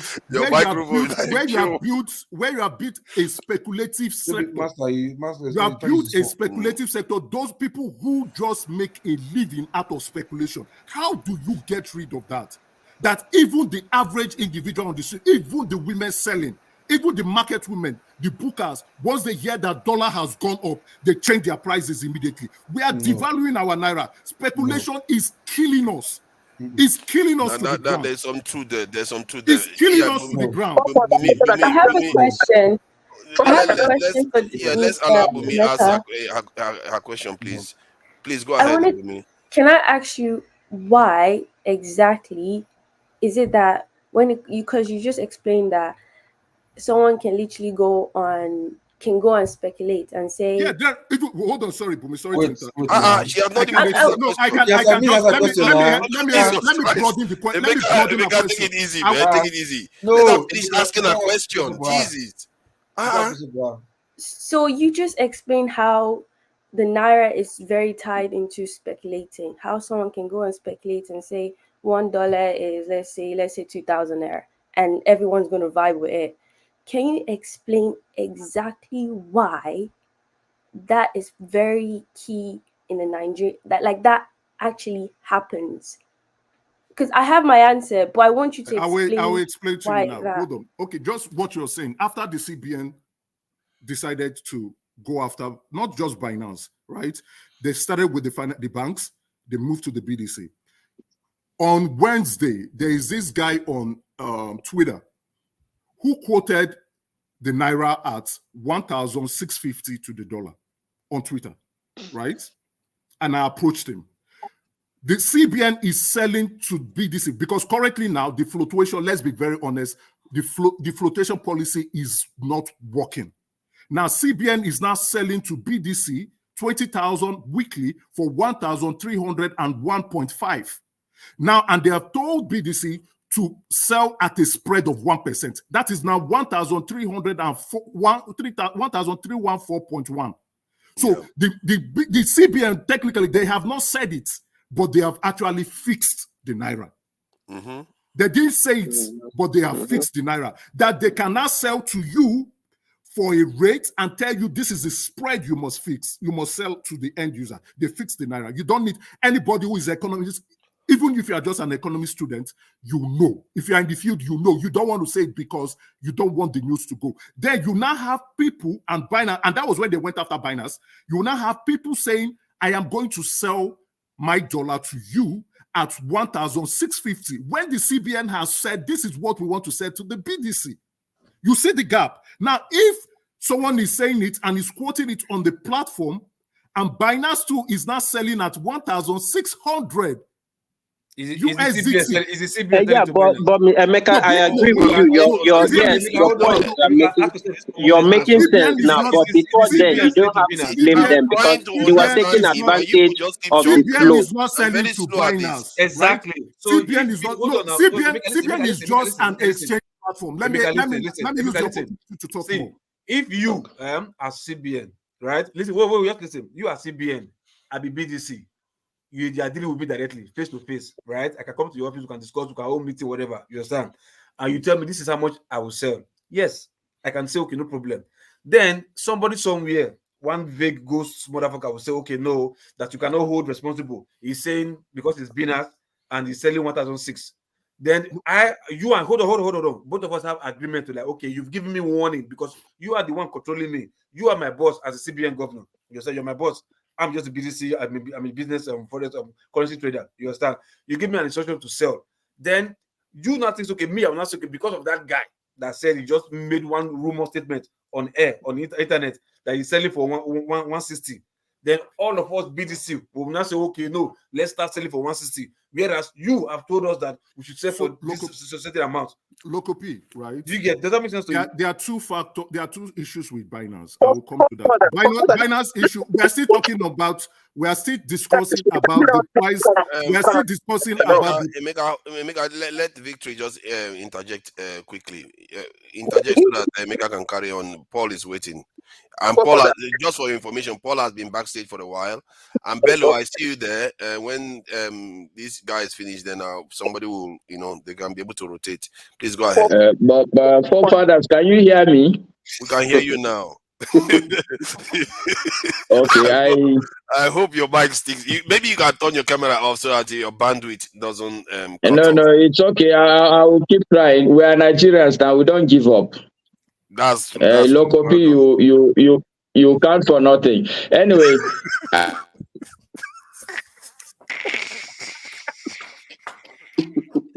10 seconds. It's a for 10 seconds out. Oh my God, that's just comical now. Look, you're being naughty there. No, yeah, the mic is gone. I think you should turn your camera off. You don't have to have it on. I think the bandwidth. Pascal, your bandwidth is like Naira. Can we keep fluctuating every day. Can we proceed? Why is fixing his bandwidth? Can we proceed? Then come back again. Cut your camera on. Just Emeka came here and he was just ranting, right? Oh, please, let's try to be civil a little bit. Okay, in trading words, can we leave it now? I'll put both of you backstage. I'm not going to allow you to be very careful. To trade words, you are not my match. And in this field, you are not still my match. Emeka, now hold on. They've questioned him. In this sector, you're still not my match. For he's saying, and I'm taking for I will give just Emeka £100,000 equivalent in Naira. Let him go on Monday. We can take this challenge. Let it just Emeka go on Monday morning and convert that money to dollar at 1,350 Naira that he quoted for me. And let him send me back the money. For what I'm saying to you here is an issue of liquidity, meaning that it's demand and supply. For further, if you want to send your supplier money in China or UK or America, you want to buy goods for further, I want dollar. Pay my supplier, then I'll give you Naira in Nigeria. You go to BDC, they will tell you that they don't have dollar. You go to the bank, they don't have dollar. What would you do? You have to source for alternative. And I will say this to you again for further. They blame Aboki FS. Do you know when Tinubu came into power, Aboki FS started publishing the rating, but they are the same gang. Do you know what the guy quickly did? He got wind of what is going to happen. He stopped publishing the rate because Victory. Can I come in? Why do you think they? Don't worry, you're going to come in. Why do you think they don't have access to the dollar when they go to they buy it at that lower? There's no dollar anywhere. So for that, that's why I said to you that the CBN should not give money to commercial bank or the BDC. They should go system whereby anybody that wants dollar, you go and KYC through them so they can see the flow of money where you're sending money to. Because you know commercial banks or BDC, it does not go to the people that you want to get to. I think you may let me ask Mika directly. Do you agree with that? Do you agree with that suggestion that Victory made that no. The CBN should be giving out the currency? I'm not trying to insult Victory here, right? Don't. I'm not trying. I will hold my tongue, right? Victory is not well grounded on this. Okay, and just give me 7 minutes and I will explain. 7 minutes? You're not going to get 7 minutes. I'm sorry. No, 7. Okay, 5 minutes. Let me explain. 5 minutes is a long time. Paul has been waiting. I will see what we can do. Go ahead, as long as there's a liquidity issue. What I am discussing now is the speculative issue. There's a liquidity issue which is well known, right? That which is impacting on our foreign reserve. That is known. Even those who are foreign portfolio investors who bring in foreign receipt into our economy, everybody is aware of that. So we are not talking about that now. We are talking about the price sensitivity of the Naira. If you want me to talk about liquidity issue of of the volume of dollars we have that cannot cater for the economy. We will come to that. Now, don't forget again that we are also an import-driven economy. So the demand for the dollar is usually high. So we need to match that supply, the demand for the dollar, with enough volume of dollar to increase the dollar supply. That is a problem. That's the standard problem number one. Then the second most important problem is the speculative activity that is causing the price sensitivity to the naira. So if you have people who are quoting naira at yes, what the mistake they've done is to go and float the naira, not understanding that people are speculating, and with that speculation, we are devaluing our currency. We are devaluing our currency. That if someone is saying, because it's a willing buyer, willing seller. In the market now, currently, willing buyer, willing seller. Why someone say, I will sell dollar for you for 2,000 naira, and you say, oh, I need to pay school fees. Okay, give it to me. Now, if that news trickles out into the market, everybody will arrange their position. Everybody will take position. And they'll say, okay, I'm going to, rather than me selling for 1,500 or 1,300 that the CBN has given to me, I'm going to sell to what the end buyer can afford. I will sell at 2,000 naira. That's what the market, the news has gone into the market. That's speculation. That's speculation there. Now, hold on, please, hold on. Please, hold on. You are still on talking about the liquidity side. That's where your knowledge is. So let's talk about the price sensitivity side. Liquidity leads to speculative. You don't understand that? You don't know how they work? If you don't have liquidity, people will start speculating. Liquidity leads. Victory, don't worry. Mega will have to answer the question that you and why he disagreed with you. Will have to now the mistake Victory has said today was that the CBN should not. The CBN has always been selling to BDCs.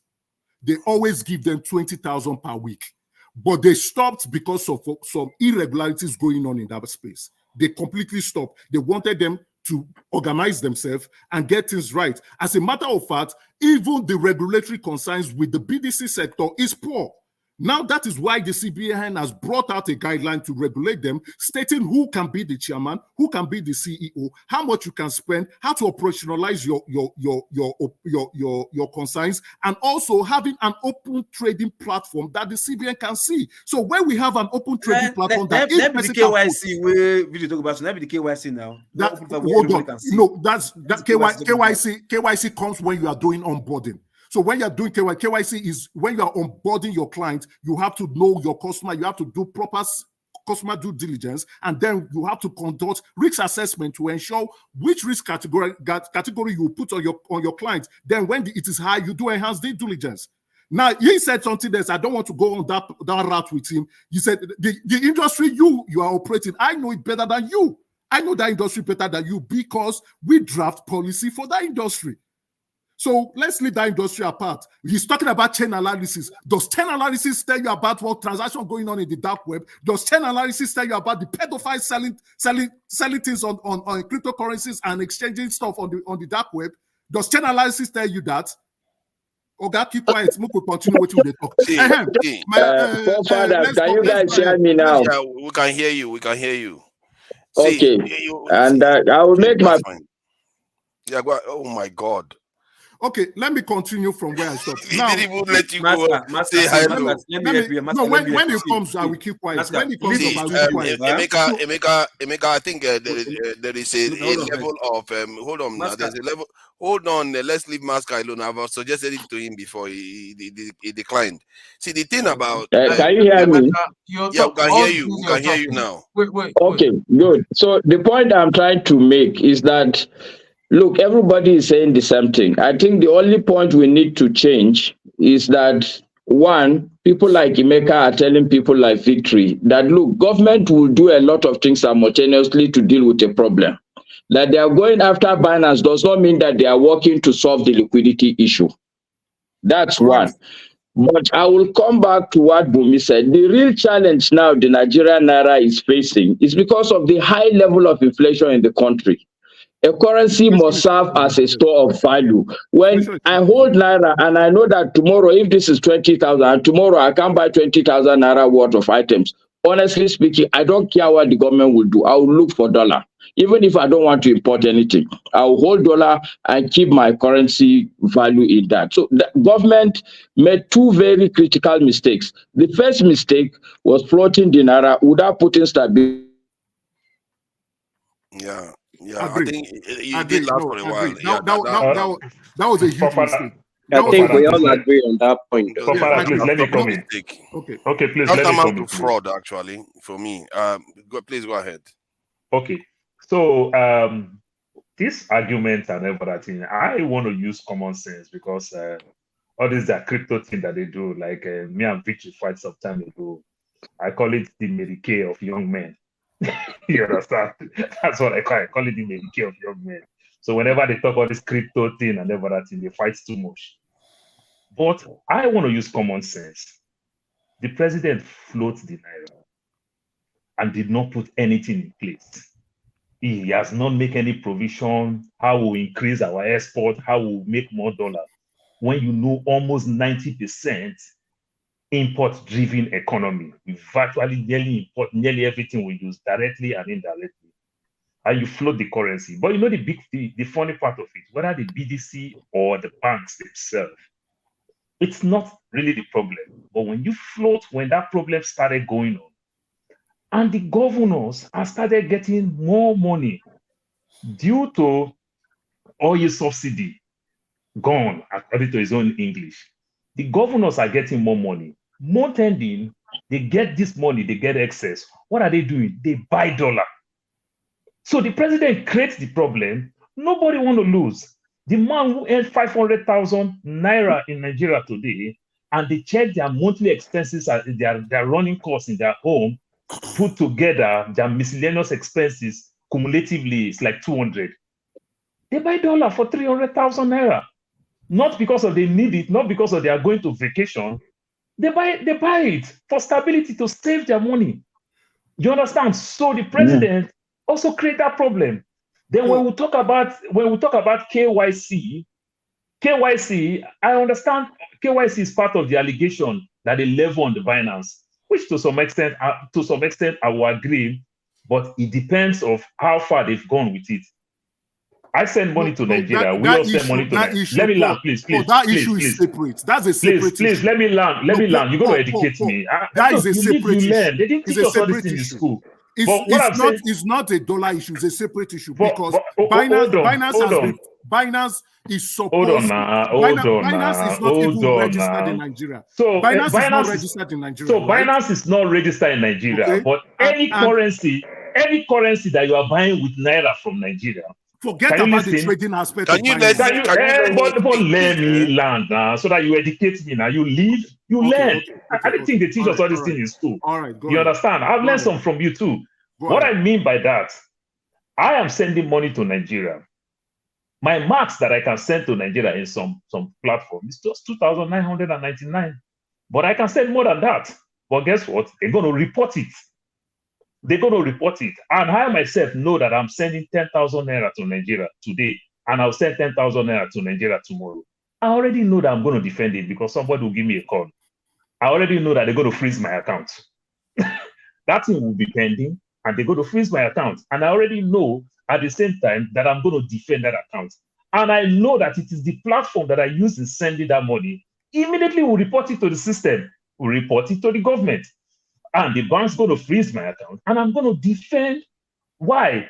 Because if these people know how much is coming in my account and how much is going out in my account, they know my income, and I'm sending something more than that. They want to know more. Where is this money coming from? So even from my own end, I know. So if people are buying all these things, you yourself too, you use our so-called Nigerian card, Nigerian bank, whatever. They also need to report to the bank, freeze this account, let us know these people. That is what I believe in the layman's sense. It's also called KYC. This is how you also know if a governor is just buying all these things, in as much as they are not doing the Medicare, like I call the crypto thing, but they just need to take this thing out. This is how you do it. So the president, why I'm blaming the president, you do this flow of this naira and every other thing, and the governors are having more money. What do you think they will do? They will buy dollar. the few naira that I sent to Nigeria to help one or two people in terms of Japa and every other thing, I'm losing millions because I sent some people dollar when the naira was like 500, when the naira was like 700. Today it's like 1,000 plus. So I'm losing a lot just to help people for bank statements. So this is where leaders choose not to accept that we made mistake. And how do we tackle this mistake? It's just called common sense. Fathers, can you guys hear me now? I think we keep saying they made mistakes. I don't think it's a mistake because Buhari. So hold on. I don't think they made a mistake. Buhari knew this. He said it when they interviewed him. He said, "How can you float your currency when you're?" So it's not a mistake, and this is what makes me. It sounds as if I'm being cruel. This is tantamount to sabotage, really. So yeah, Tunaja, that's right? That's how I see it. Tunaja, the president was under pressure. If they retract that statement, they will call it mistake. But if they don't retract that statement, then it's stupid. The president was advised by the IMF to float the naira. There's nothing. Hold on, guys. Let me please. That's why I say I need to explain better, so that we don't get. When you are coming in, you are speaking. You are saying you may be right, but you are not giving the full details. Now, there's nothing wrong to float your currency, but our currency. Sorry, Bumi, you want to ask a question or say something? Can I speak? After him and then after Masker, can I say something? So our currency is a special currency. It's not like regular currencies anymore. We have a 20 years industry on speculation going on. Now, there's nothing wrong with floating the naira. Even the Cardoso will tell you if the naira is 2,000 to $1, right? But it is stable. It's okay. It is the stability they are fighting, but they never put anything in place before they did it. That's the problem. Hold on. It is you understand. It is you understanding what is going on in the market. So the first mistake was, we are floating the naira on the advisory of the IMF, and when we come, we see that the actors, the non-actors of the speculatory activities are now making our naira price sensitive. But how is that not a mistake, Emeka? I said it is a mistake. The mistake is they do not understand the underlying. The second mistake that I think the regime should actually correct is saying that the price of petroleum products, that's removal of, because this thing is also having a ripple effect, because a greater problem of this effects is because of inflation in the country. So these two mistakes need to be reversed. Thank you. Good night, everybody. Thank you, Maska, for joining what us. What CBN is doing is to create a stable naira, remove the price distortion, remove the noises, remove the speculatory activities going on.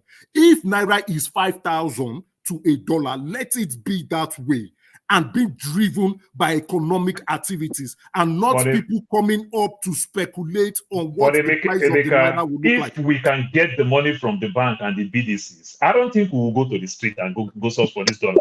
If we can get the money, but the money is not there. But guess what? Now that is where the Binance issue comes in, right? Yes, if we solve the liquidity problem, because our foreign reserve is now increasing, NNPC has agreed to begin to put in money that they are selling for their foreign receipts from the sales of oil into the CBN now. Now, if the reserve is increasing and improving, and we are able to finance our letter of credit, we can provide FX to BDCs.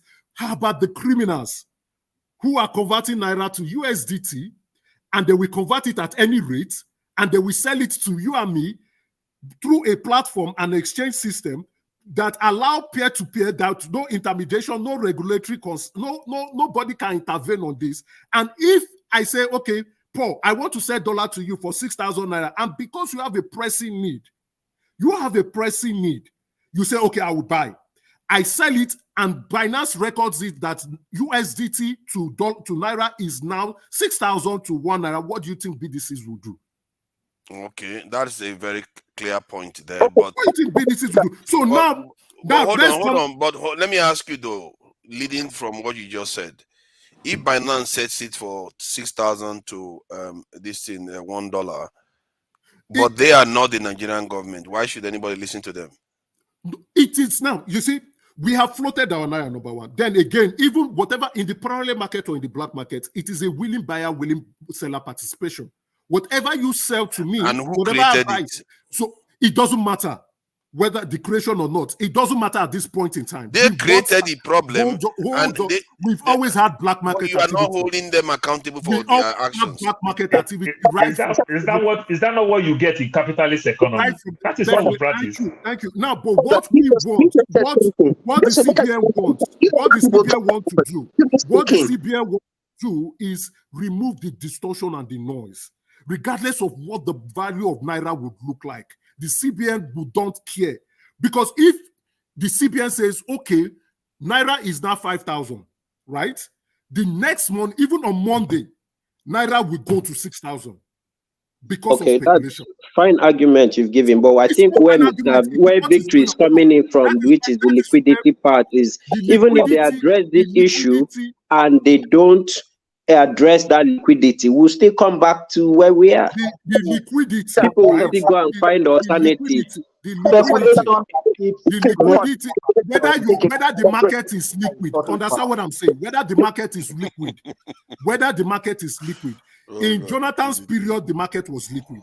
Whether the market is liquid, whether the market is not liquid, we have a speculation industry in Nigeria. No, I'm saying yes, it's good. The measures you've said that they are putting in place is good. But if you still don't address that liquidity side, we'll come back to where we are. Now, let me explain because something. People will go to look for this dollar if it's not in a. Let me now say something now, okay? Now, with the BDC regulation coming in, that's a very good one. It's a good win, right? It doesn't solve all the problem, but it's a good win. Now, BDC, it will not, those who now want to be in BDC will not be in BDC.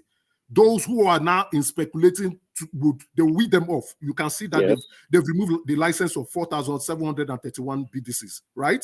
Now, without, they cannot go and source their dollars and have an open platform, because BDCs don't have an open trading platform. Like what Binance have. If I trade with you on Binance, Binance will just look at the trade and they will record it down. But if BDCs are trading, and the CBN maybe at some point, because what they've done now is to fix the naira to them, because on the NAFEX they can still trade whatever, the official market, they can trade whatever they want to trade, but they fix it today. But if there's an open trade platform and BDCs are now selling at 1,400 to $1, you would go to the BDC. You will reach out to the BDC. You will want to transact with the BDC to conduct your transaction, true or false. True. Right? Now, okay. So, but again, the criminals who are afraid of coming under the reporting requirements as being guided by the anti-money laundering space and the FATF requirement that is needed for virtual currencies, BDCs, as well as bank and other financial institutions, will not want to do that because they want to sell their criminal proceeds. Emeka, I've been listening to you for a while now. Let me land the point. There you come. Let me land the point. Okay. They want to sell their criminal proceeds somewhere else. Binance provides them with that platform. So now what the government wants to do is to get Binance to be regulated, come under our regulatory guidance. Now, not only that, as at last year, $26 or $29 billion moved from Nigeria via your platform. We want to see the records of those customers. Open your records. Let's see the records of those people who have been doing it. Don't forget that Nigeria is still a hotbed for terrorism. Let's see the people doing it. And Binance said no. Don't forget, Binance was fined by the US by $4.6 billion for money laundering activities and sanction violations. So that exchange needs to be properly regulated. As a matter of fact, they are counting it as a cost of doing business because they will pay the fines and they will go ahead. My concern with all this is that it appears that they are doing this dance where they'll say Binance did it, Binance didn't do that. Then maybe Binance actually did a lot of things. Let me just finish my point. Let me just finish the point. Maybe Binance actually did what they are accusing Binance of. Let's say Binance robbed Nigeria of $10 billion. Then they will go and argue for $10 billion. And guess what? They will settle for $3 billion or $4 billion. Who gets the remaining kickbacks? The kickbacks within themselves. They will share it among themselves. Binance I think I've seen this happening in Nigeria multiple times. Binance See, provides a platform. people need to know when they are getting conned. I see. My point is that sometimes you're a smart man. You should know when you're getting conned. These people came to power knowing full well the nature of economy. If you knew it, they did. Are you telling me Tinubu didn't know when Buhari did? They didn't know. You expect them that they were outside studying the situation. Hold on now, guys. They didn't Seriously, know and you love Tinubu, and he didn't know anything about economy. They didn't know. No, they know economists. They didn't know the extent of our economic situation. No, I don't buy that excuse. Oh my God! That's what Buhari said. The same thing Buhari said. Wait, hold on. Now they know. Guys, all the news. Now they know. This is the same party, so he can't say they didn't know. He was even encouraging Buhari to print more money. So how will you say he didn't know the state of the economy? Economic sabotage. They knew. Don't know the state of the economy. Do you know how many videos? Do you know how many? Hold on. Right to us that we had about $5 billion in our external reserve, and when this government came in, they only found about 3 billion plus, and that is part of the problem where we are. They didn't know the extent as how bad it was. No. Right? They knew already. Hold on. See, I don't like this statement that we do all the time. Hold on. I don't like this statement that we keep doing every time. Every government that comes in, we are shocked what the other government previously did. It's stupid. They know exactly what they are doing. They are conning you. How can they pretend? How can elites pretend as if they don't know what the other government? And it's the same party. This is APC for crying out loud. Yes. Okay, forefathers. You have to know when you're getting conned. These people are conning us again. Forefathers, let me tell you this: 23 trillion. Con men, constantly conning the people. Forefathers, let me tell you this now. During the COVID period, Emefiele printed that 23 trillion naira and gave it to the government to resolve budgetary concerns. Guess what the government did with that fund? To enhance consumption. Emefiele again gave 10 trillion for intervention funds that has not been paid back. Now, if you sum that up, that is 33 trillion naira money supply in the economy. That has increased our inflation to 29.9% currently now. And that is why the CBN governor has increased the NPR rate. He has increased the NPR rate to 22.5 to fight inflation. All these things result to the Excuse me, Emeka, please, I want to ask you a question, please. Let me just ask this question. It's very related to what he said now. But that is not the point I was making. Please go ahead. Emeka, I don't know if you heard the exchange between Akpabio and Lawan, Senator Akpabio and Lawan, where he said we printed, you get under your administration or your leadership, 23, I'm not so accurate. Yeah, and he said no, that's the only amount, that if it's up to 30 trillion, then that means it was done currently, but all they know is that it was 23 trillion. So we're asking, where did the balance that the extra money come from? No, 23 trillion is the ways and means. So yes, ways and means, but they are saying it's 30 trillion. No, that was the exchange. 33 is intervention funds. That's borrowing. I don't know if you know what intervention funds. No, but he didn't say it there. They were specifically saying ways and means. Yeah, ways and means under the CBN Act, right? Even though the ways and means are never that thing, you're supposed to still go for appropriation to the CBN, to the House.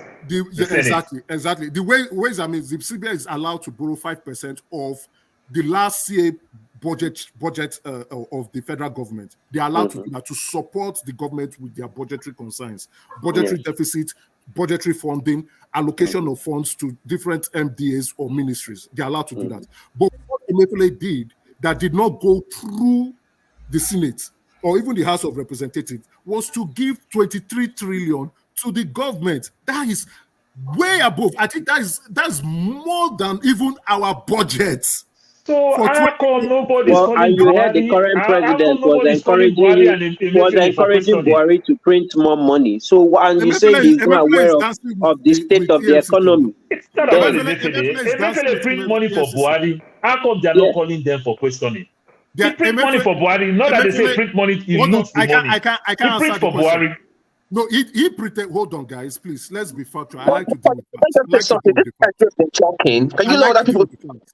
Okay, please hold on. I like to deal with the facts, right? Okay. No, 23 Don't trillion, worry. I think 23 trillion. his explanation is at an end soon. So 23 trillion is to support the budgetary deficits and spending requirement as a result of the COVID issues, right? We all knew that COVID affected a lot of economies in the world. So the government could not go to borrow. No bank was listening. Multilaterals, bilaterals, any other bank, even China, nobody was talking. Everybody was fighting COVID. So Emefiele decided to do that, but he did it illegally. So within that space, what he did was illegal, but it is to keep the government afloat. So what government Not gives all that of them. to do? Not all of them. That's why But they are questioning Lawan. exactly. But the question I'm I asking, agree. if they started seeing their book now, then somebody's supposed to call Emefiele Yes. and equally call Buhari. Because not, we didn't say Emefiele loot this money. We need to ask questions. Government. Now, guess So what? why are they not calling the Buhari's government for questioning? It's been asked questions now. Emeka, But now what has not happened Emeka, is they have securitized that 23 trillion, right? Emeka, They've you've had a lot of securitized chance. the 23 Where's trillion. Emeka now? Let me see. I don't want to have to mute you. See, you had your explanation. When you talked about Emefiele putting funds inside the economy, that's not. It's a form of quantitative easing, isn't it? Yes. That is what they did in the UK too. So it's not necessarily a terrible thing. It's not a terrible thing. It's not a terrible, but then why it's do not you a terrible always thing. bring it up as It something? increases the money supply, right? I And when you have yeah, so it much does. money in the economy, you have inflation coming up with it. But that is not as bad as what we are seeing now. What we are seeing now is on a different scale. That's what we are talking about. Let me allow Bumi wanted to say something. Okay, please. let me leave. I'm going to leave. I'm going to leave. No. Hold I'm on. going to leave. Let Bumi have a say. No, let me leave. I'm leaving now, right? If you No, want I to don't leave, want you to leave. I don't want you to leave. Please, can Mr. I want to leave. Leave If now. you don't want him to leave, then you want him to keep talking. I want to ask for Father that can I come on tomorrow to explain properly because we are addressing this issue. I think so I will give you the end. Let me explain the it. end to end. Victory, if you're going to be around, then because we are addressing it on piecemeal. The piecemeal will not give you the full context.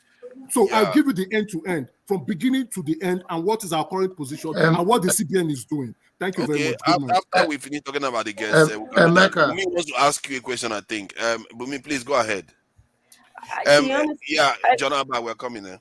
I think Mr. John Abba wants to go. No, go ahead. Go ahead. Okay. I want to ask a question, but I also deliver some stuff because I feel like when I ask questions, I don't say anything. I want to say something. I don't disagree with what Mr. Emeka has said, but I feel like he keeps on. I think you're excusing one part from the government side in terms of like you're not addressing the fact that in economics 101 says that you have to have confidence. There is no confidence from the Nigerian people or people outside when it comes to the Nigerian state. You just explained how the government printed 23 something trillion naira. You're not talking, and now it's driving inflation. You're not talking about how that inflation is affecting the confidence and also going ahead in creating more demand for dollars. Now, if you want to answer that, I'm going to take 10 minutes to explain to you. Can I do it tomorrow? Let me also deliver to you. I also think then we're using that scapegoat and saying Binance is the problem. No, the Binance is not the only problem. That's not what I'm saying. Binance is not the only problem. Binance is just a player within that sector, right? Within the speculation sector. Binance is not the only problem. So there are multiple concerns. Let her finish. She's that's not why like I said a victory. I do not disagree with you when it comes to the Binance. I don't disagree. But I only disagree with the way you're delivering it, making it seem that Binance is the real problem. Why the Naira is devaluing? No. Binance is not. I feel like you're all in agreement. Then. No, Binance is one. No, I came up right because, like I told forefathers, we're addressing this issue in piecemeal. Right? The full context is not yet explained. It needs a full contextual explanation.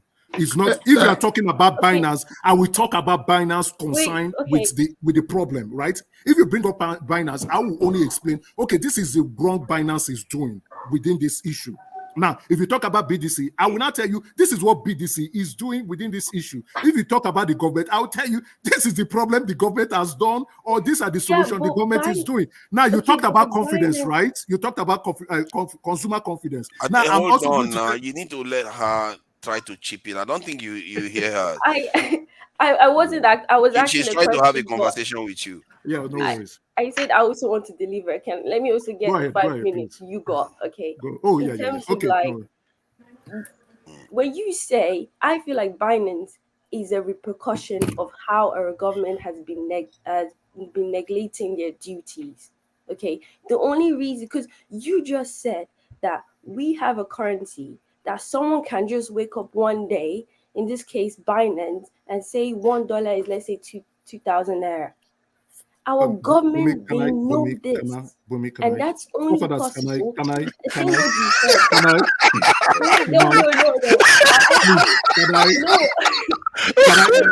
I want to Oh my God! to correct you that. see Emeka talking calmly. Please, can I? Because Binance is a platform.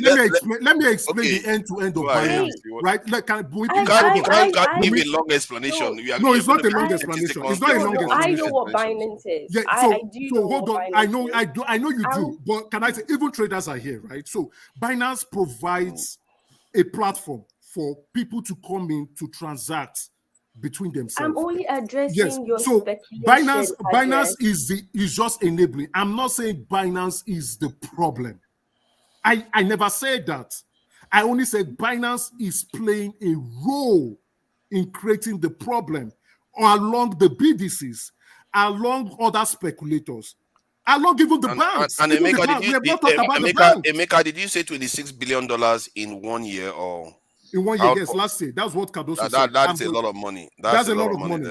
And it's illicit. So, and they want to know. So the National Security Advisor wants to know because of the terrorist connectivity and the money laundering concerns. That's a lot of money in 1 year. For 1 year is a lot. For one source in Nigeria. If people know not about that, we are not talking about the impact of that trade. We are talking about the money laundering consign and the terrorist financing consign of that fund. That's what they are saying. So that's why I said that issue is a separate issue. So now they want Binance, open your book, open your system, and give us those Nigerians that conducted those transactions. And Binance said no. And they're like, okay, no problem. You can stay in here. Then when you are ready, you let us know. The United States also have address any problem that Nigeria is having, regardless. The CBN is addressing it. Now, that's why, can I come tomorrow to explain better? Let me give the end-to-end. I think, okay, you can come tomorrow. Emeka, speculations, you understand, and confidence in the market, or confidence when it comes to government in terms of transparency and accountability. You all know we are lacking all this thing. I will put it to you. You are speaking like an APC person who is defending your party. If we tell ourselves the truth, very many of us know that government say one thing and they do another thing. Until this case get to court, we see the other side. They started talking and everything. Government might come up and say 26 billion. And these people will come at tomorrow now and tell us that we never even do 3 billion. We don't even know. You understand? So there are so many things. So all this speculation. It is hard to believe our government. So let's hold on to some extent with some of these things. Let's not to believe government like that. If the government says 26 billion illicit fund was conducted by Nigerians on the Binance trading platform, let Binance now open their record. So it is now up to Binance now to now say, okay, Nigeria government, it is not 26 billion, it is 10 billion, and these are the list of people. You said it before. You see, my concern now. Please, he's the talking forefather, right? He's the Bello hasn't said anything. Jonaba wanted to say something. Bumi hasn't finished the conversation. He says something that I want to interject the conversation, but you just allow him to keep running on, and he's been talking for 20 minutes. No, let Victory say. I don't think it's going to. I want to hear what Victory wants to say. Emeka, okay, if I'm to summarize what you are doing, you are going to be very happy for us to be talking about all the issues from the various BDC, Binance, and all the rest. Yeah, when in reality, hold on. Yeah. When in reality, the problem is the so-called party that you support and the government that you support, they created a problem that shouldn't exist. And you will be happy for us to be circling ourselves, doing all this. And personally, I don't like to partake in that type of stuff. Maybe people want to partake in it. I tend to see when I'm getting conned. It's quite obvious. If Buhari knows this and Tinubu doesn't know it, I don't believe that. So, can I end by saying you are not, at least we have an adult now in the room in CBN, right? He's not like a Emefiele who is looking at making profit for himself and his friends. Now he is now in the room in CBN and is strictly on policy making. You created a problem, you need to solve the problem you created. Why does he not just dig a hole and cover it and call it a day? OES member supposed to be Cardoso and they do. These are the real OES members. If there's any OES member, come on, let's tell ourselves. How about guys? Can I go? You can get on with it. I don't like people that try to solve problems that they created. That's con.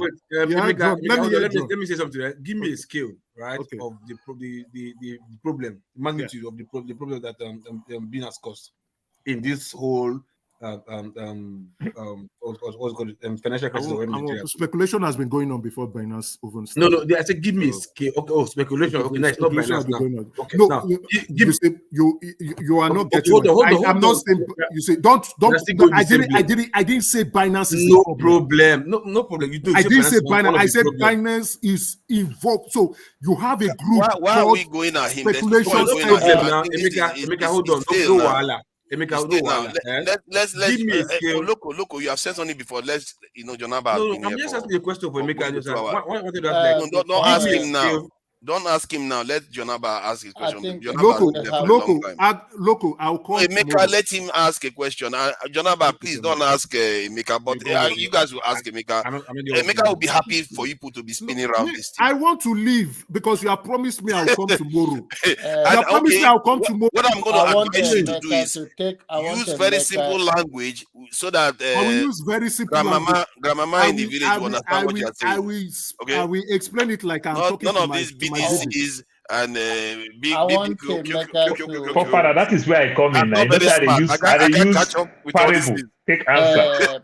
Exactly. Please, can I just say something before Emeka leave? I want Emeka to, on behalf of him and his party, to agree that the biggest speculator is Tinubu himself that started this.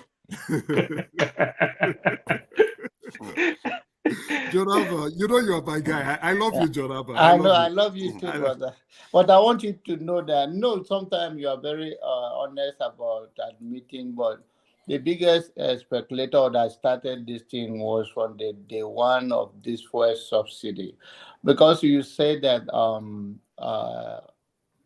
the market people that are using Nigerian product that are not importing it, inflating their prices in the market. But you take aside that the fuel also is up. It's a common approach that at least it may not affect people like you and Paul and Godfather, but me, I'm from village. I've never been part of the Nigerian federal cake like you. So even at that level, it's affecting them. That all their product, especially the Benue people that make all the product, and you guys sit in the town and eat it, they have to bring it to the town and they have to use fuel. So, and from that very beginning, I just want a simple thing that I want you to go. I know you are my guy, but the biggest speculator here that started the whole thing. If somebody is to be blamed, you also have to share in the blame. So good night anyway. You look nice in your disguise all the time. Thank you, Jonava. Thank you very much. Jonava, the fire make you no get light for house for Texas. It look like the fire make NEPA don't take on a light for Texas. I know if he pay my bill again now. Nice one. I think Bumi hasn't finished her question. Have you finished? I have not finished, so please, can I actually have the Okay. 5 minutes on Yeah. the No, but term? Bumi, can I leave? I You can beg you to be continue. a little bit more assertive I with want to this. leave so that Bumi With can this some of continue. this I don't think it's a question. rascally Bumi, if you don't behavior. have a question, just say you don't have a question so that Emeka can I leave. never You just had a stop your thing. question. Okay. I Bye never bye. had Bye a bye. question. Say Emeka, you Okay, can. then So Emeka my don't question say wants to anything. make now. I want to make a question. No, no, I say make a question. This Nigerian claims say you do Ah, now. you just Send that for jump inbox. into Bumi's this thing No, I again. want to ask you a question. My question is America, like, go and come back tomorrow. Have a good night. I'll come brother. back tomorrow. I'll come Yeah, back you see not you tell me the tomorrow. scale. No, I wanted to know from Emeka's We mouth. know the Jonaba, rule up now. We know never. the rule. You understand? Bumi No, not the speaks. rule. Period. No, I mean before Emeka come out now. The scale. Let him of go. No. Bumi, go ahead, please. See, the driver. I don't understand. You drive no, Emeka. no, Sure? no, but no. We have to follow the rule now because she's supposed to speak. You can't So just let keep me let interrupting because you have to Lokopi speak ask the to another question. person. Let me give We are Lokopi breaking his the. answer. Let Okay, Lokopi ask the question. no, Yeah, Lokopi is not Lokopi ask the asking question. anything. Are you the So moderator? Lokopi We on the have scale. rules. Scale, Take this guy. if you Before I go and mute myself again. See, we have rules. Ladies are underrepresented. When they want to speak, we allow them to speak. When they get up to Okay. 3, Let 4 me take a years, script then from Bumi. Let me it's take a free script from for all. Bumi. Local, Let me take a please, script from Bumi. local, please. I want to take a script from Bumi now. You are a special guest of honor. You need to allow Bumi speak. Please go ahead. Let's follow the rules. Oh, yeah, Emeka, please wait for me. Please wait for me. Thank you. My argument from the get-go has just, I am not going to sit here and support Binance and say they have every right to do whatever. I see them as a business, I think they're an American-owned business. I don't know. But all I know is that No, it's not America, it's China. It's China. at the end of the day, there's a business to be made, especially in Nigeria, and they have seen that and they're taking advantage of it. But I would say the real problem is the government has given them the ability to actually profit off of it. Stopping them does not stop the fact that they created that space. Even if you buy you completely find a way to stop Nigerians from being able to go on Binance to buy cryptocurrency, there are other cryptocurrencies platforms that it can use to still buy cryptocurrency. That does not stop the demand for the lack of confidence that people have with the naira. It doesn't stop anything. So until they address the fact that they need to stop this demand for dollars, because how do you tell me that I can wake up one day and see something and people are just going to ride on it? That's because there's no confidence, and that's the problem. They need to start creating. Why should a market woman be on the same level as, let's say, a business when it comes to what the dollar rate is? There should be some domestic market that will not be drastically affected by the dollar, in terms of if there are certain things that we can create in our country, it will really help inflation. But because we are importing every single thing, of course, dollar will forever keep on going up, and you see people who will keep on trading or buying other currencies. That is the real problem, and that's why that's the big thing I only disagree with Mr. Emeka, is that he never addressed it. He never addressed that point.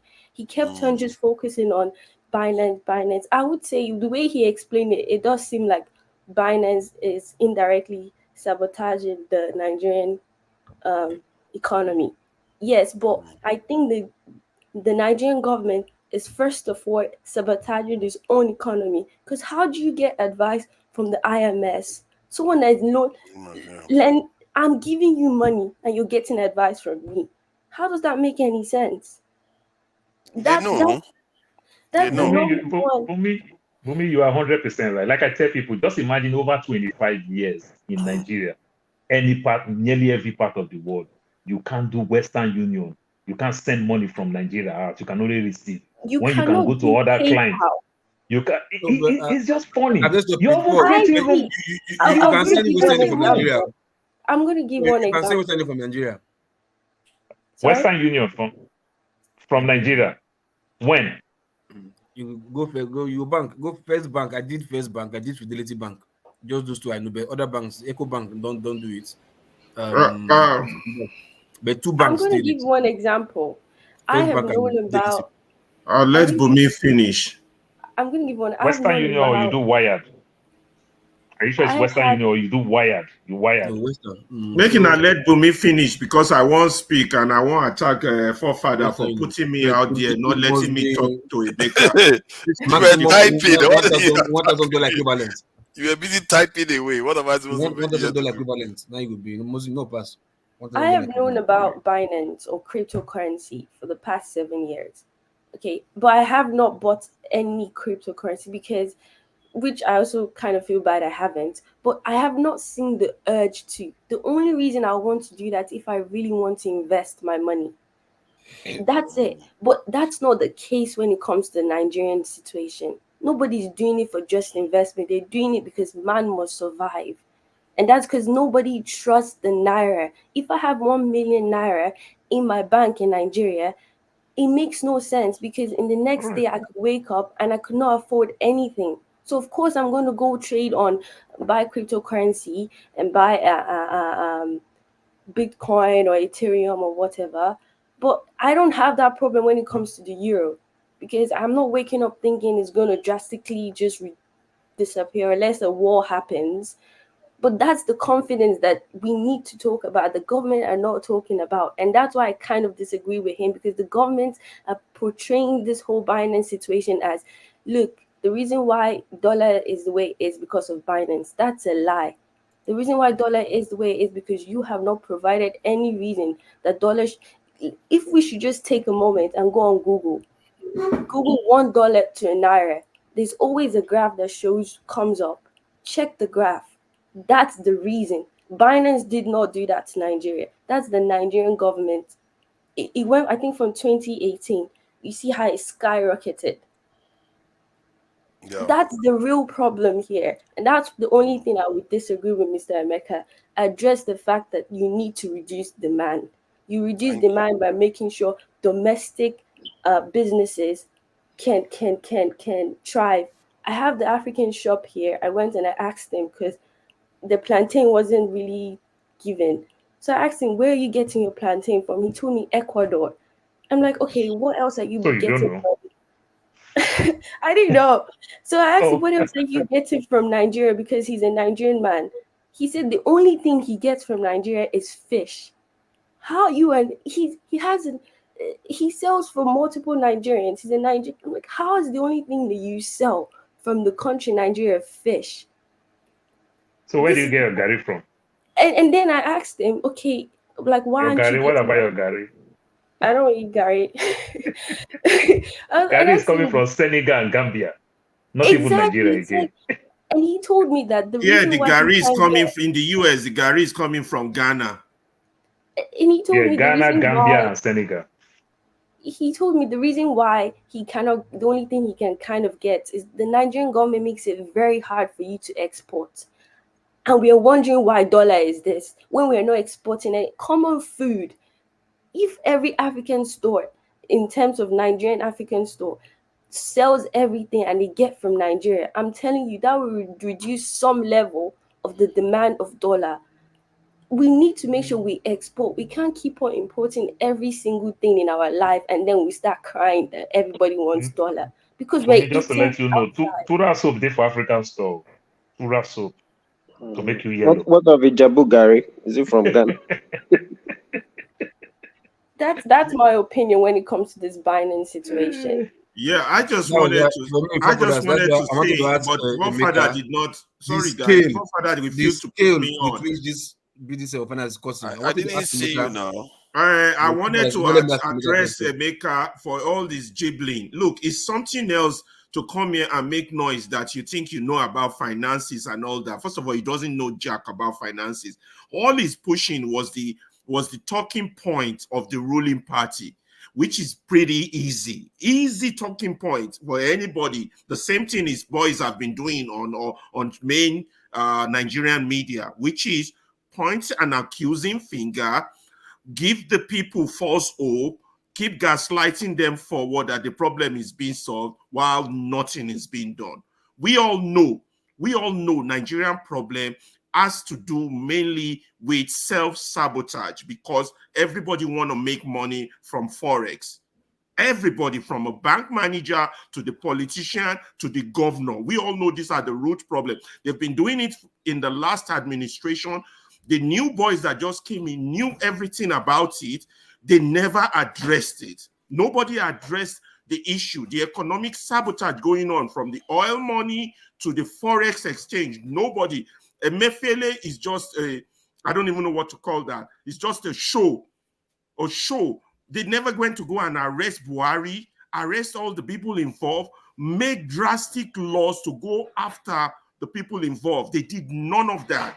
None of that. But they want us to keep believing that, well, the problem was caused by Buhari and they are different from Buhari. And now they are doing something about it. People should just have patience. That's the bottom line of that argument. But the truth is, they're not doing anything. They're not doing anything. People, look, anybody that gets money, let me just use Abuja as an example. Take the you have all said it. I don't want to be repeating myself. Those governors, they go get money from Abuja. The first thing they do, or anybody, not just them, directors, anybody in Nigerian government, any money that comes into the ministry, the first thing they go do as director is to go convert it to dollars.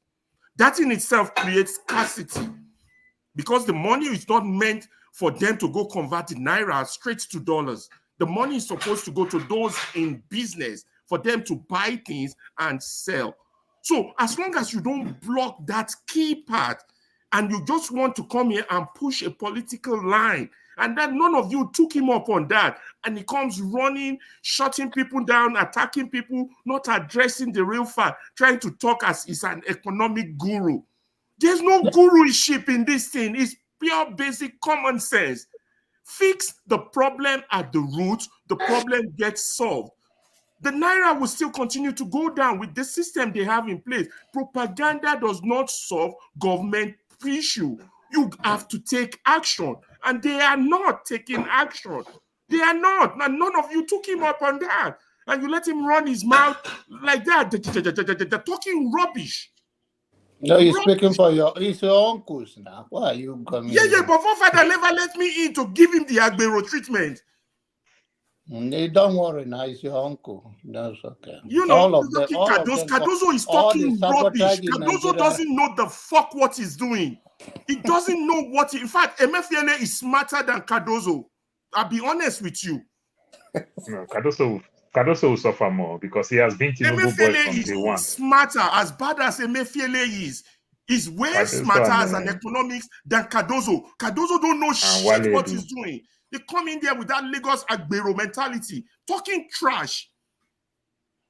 Trash. I think we've all seen those videos. I don't know whether any of you have seen the video.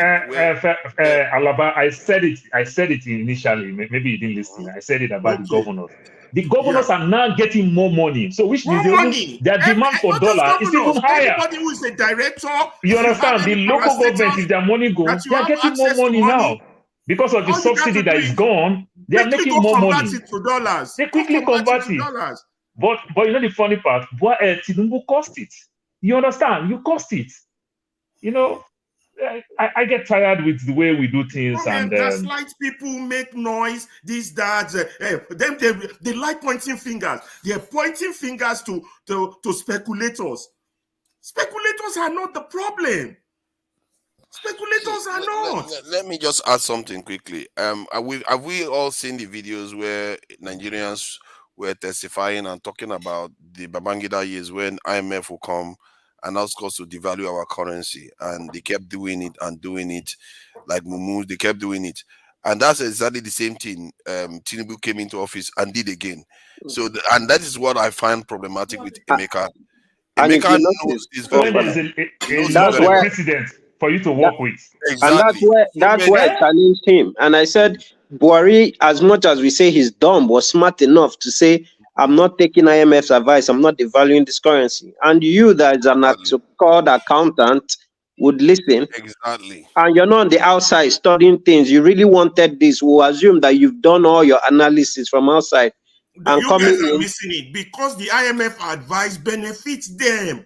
You missing the point. That IMF idea, it benefits them. It benefits them, their own narrow interest. Alaba, you are speaking the right thing. Because the government is seeing themselves like government is to make more zeros. Meanwhile, instead of you to create an enabling environment for other business to strive, but our government is seeing themselves like, remember Tinubu come outside clearly tell everybody that I make 400 billion under 1 month. After the first month, he stopped telling us how much he made. He said the second one that is up to 1 billion. Now people are asking questions. Where is the excess money? He's not saying anything. Government is not there to make more money. You can even see somebody like Alun Dumi also said it the other time that we are making more money. That is stupid when the people are dying. It just makes no sense. Look, let me tell you one funny thing. In the US here, you want to buy a house, you work with your bank. You can go straight to the so-called what we call the small bank, the credit union and every other thing. You want to buy a house. Alaba will go to a loan shark to go borrow money, say you won't buy a house. You will die the next day now with their treacherous interest. You will die the next day. It's common sense. So why would people be going to Aboki to go buy dollar and you're a business person? Because you can have it in the bank. You can have it in the BDCs. It's just common sense. What they need to deal with. So they need to deal with that. So this that one it's not with the Abokis. Yeah, you see, this is one recent one that they did with Buhari. This was 8 years ago. IMF, guess what? Let's play this. The International Monetary Fund, IMF, has once again called on the Nigerian government to devalue its currency. IMF, in a statement on Wednesday, said Nigeria's economy is suffering from the impact of a sharp decline in oil prices, adding that Naira devaluation is a necessity. However, IMF position differs from that of President Mohamed Buhari, who insisted that Nigeria would not devalue the currency.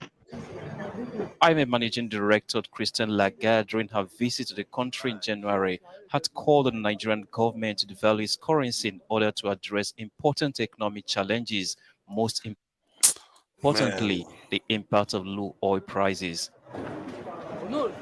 A former Secretary General of the Commonwealth of Nations, Emeka Anyoko, has warned that Naira devaluation could trigger an economic disaster for the country. He said those calling for official devaluation of the Naira need to come up with a good answer to Nigeria's current problematic situation with its currency. See, this was 8 years ago. IMF is literally running Kenya to the... That's another country they are running to the ground. it's always black countries that they are running to the ground. You see, the thing is, why do this? Because black leaders are stupid. They want to make money. They're not thinking of their future. They're not thinking of their children. They're thinking of now. They will come into our country with their smiles just to kill you. And they will ask you to devalue your currency, knowing full well you don't have exports. That is awful. That is just awful. Wait, for brothers, is it not? So you want them to say this government not get sense? Say na scam, they want scam them. The government know. Yeah, but the question is that why are we not picking? Why is you see this is the thing now? We are looking at this as speculator issue, this issue, that issue. This is a government issue. They created it. They wanted their people. They wanted to favor the Europeans and their masters that they serve. They want to favor them so that they can keep them in office, and also they are going to make money out of it. This is why they are doing all this. They are not doing. In short, I call this economic sabotage. This is why these are leaders. They are tantamount to traitors the way they behave. And can you imagine something that Buhari knows? Buhari is not very intellectual. Buhari is not very intellectual. I want to remind you of Nigerian history. Remember when Idi Agbon came into power back then? He told those white people that we will do trade by is that barter. 9? Victory. Oh, Victory. Oh, yeah. Thank you for joining us, Victory. If you can come in tomorrow when Mika is around. No, it's from me. I'm saying good night from here. Okay. Good night. Good night tomorrow. He's told. Good morning is supposed to tell us by now. Tone didn't get very upset today. It looks like he's beginning to like it, Mika. I don't know. Tone, are you No, Tone is trading. Are you trying to join APC now? Is that what Tone is up to now? Tone is drifting to APC slowly. Is that what's going on? He didn't say anything to Mika today at all. What's going on? I've always been a trader anyway. I see. That's good. That's good. Sorry, can you hear me for further? Just a quick one. Yeah, we can hear you. Thank you, Ferreira, for coming in to say just to explain the basic point to that just to make a guy. He said one of the main issue is about speculative forefather what makes people speculate is because you know you don't have enough of that product. Either you want to hold or you're just thinking that you know that this thing is not, they don't have it. So people speculate, right? So you're holding back, thinking that you know that. That's why I said to you for that, I remain speculative on the Nigerian Naira until CBN can show me the book. I want to see how much they have as a foreign reserve. When is the NFPC going to start paying them USD into their account for the sale of crude oil? They will lie to you again, Victory. They will still lie to you. They will lie to you. I'm not saying, but I want to see those information. Then I will make my own informed decision. You cannot run a country of propaganda. It's not going to work. And I will leave it. I just want to go now. And I will leave with this. I told somebody about 2 years ago. I said, convert all the money you have in naira to dollars. That time, the naira to the dollar was 620 naira. Exactly. I told them too. I told them they were Yeah, arguing. you are the people causing the problem. You see So them? for that, You see them? let me They convert it to dollar, convert it to dollar, and they invite the Nigerian government to do the other one. Hold on, let me make helping it to get worse. I told the guy that. The guy said, "Oh, what do I mean?" And I explained to him. The guy did not go ahead with that decision. What I discussed with him. The guy called me a few days ago when the dollar got to 1.9. He said his 100 million naira is worth just about $60,000. Something that would have given him about $133,000 at that time when I told him that, right? And I will say this to you for that, like, I don't know if you know what you're doing, right? You can clearly make 10% every month. So imagine people that if you're trading with bulk money, those that are trading with over 100K, and you make 10%, what is that monthly? And these people will come and start to say for that Nigeria does not have money. Until I see the books, I remain speculative on what I'm saying. That's my judgment. Everybody can make their own decision. And also speculation is not bad. Let me tell you, the strongest stock in Nigerian Stock Exchange is Nestle. When I hear that news that Nestle lost 104 billion, the last time I bought stock in the Nigerian Stock Exchange is over 10 years ago. Guess what? I'm planning to buy Nestle now. You understand? Because it's not to my own advantage. Yeah. I'm buying it now for almost next to nothing. You understand? So speculation, it's always like that.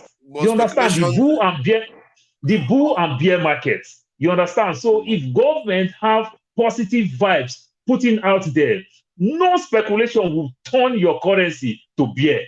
It will always be bull. You understand? But when you don't have anything to support, that's when you keep going down. When we hear all these things that, oh, Nestle lost, MTN lost, what do you think wise people will do? Go watch Nestle. You'll see Nestle between now and 1 month time, the price will go down. Go watch it after 1 month time, 1 month to 2 months. By the time they are hitting their first quarter again, the price will start crumbling up again. That's how it works. So speculation, there's nothing wrong with speculation. The way he is saying speculation. When people speculate with you, you yourself too, you have your managers to come and make people understand, oh, we lose because of we are investing into this product. We lose because we are doing this and that. By the time this thing manifests, it will pay us. So if the government is telling people that, oh, we have this deal with European countries, we have this deal with America, you understand, there is heavy ship that can carry this. Our water is not deep enough. We are investing in our seaport so that big super jumbo ship can enter our Nigerian water that can cover the whole West African coast and everything. So we are investing heavily. But when this thing comes on stream, guess what? People will start saying reason, let me invest in that market. Let me do this, let me do that. Father, I ship a container to Nigeria. The calculation on that container is like 9 million. Guess what? Some 3 weeks ago, the custom told me 21 million. 21 million. Yes, my brother, I am so, when they say somebody they're happy, I'm so happy because that container that I ship, the thing I only have in that container is just only school shares. It's a lady that is building a hotel in Lekki. So most of her things that she put inside there, but I'm the one that got the container. The lady is crying. She owned 2 apartments in Dubai. She's crying. She don't even know who sent her this business. And she went to Nigeria. Her husband divorced her after 28 years married. The man, young girl, carried the husband for Nigeria. Everything just messed up. The woman is thinking now whether she just let the container go. But she's thinking my own goods in the container. I say, madam, I don't care about my own goods. If you even give me $300, I'll take. Because I didn't lose anything. $300, I'll take. Let it go. 21 million. I think 9 million. speculation. I think speculation, when it goes wrong, is a form of a bank run.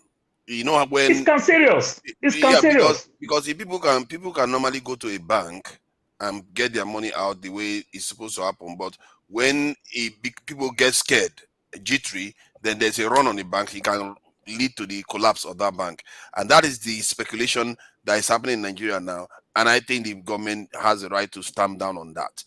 But they need to also put more permanent measures in place to stabilize the currency, which they are not even doing. Not at all. Not at all.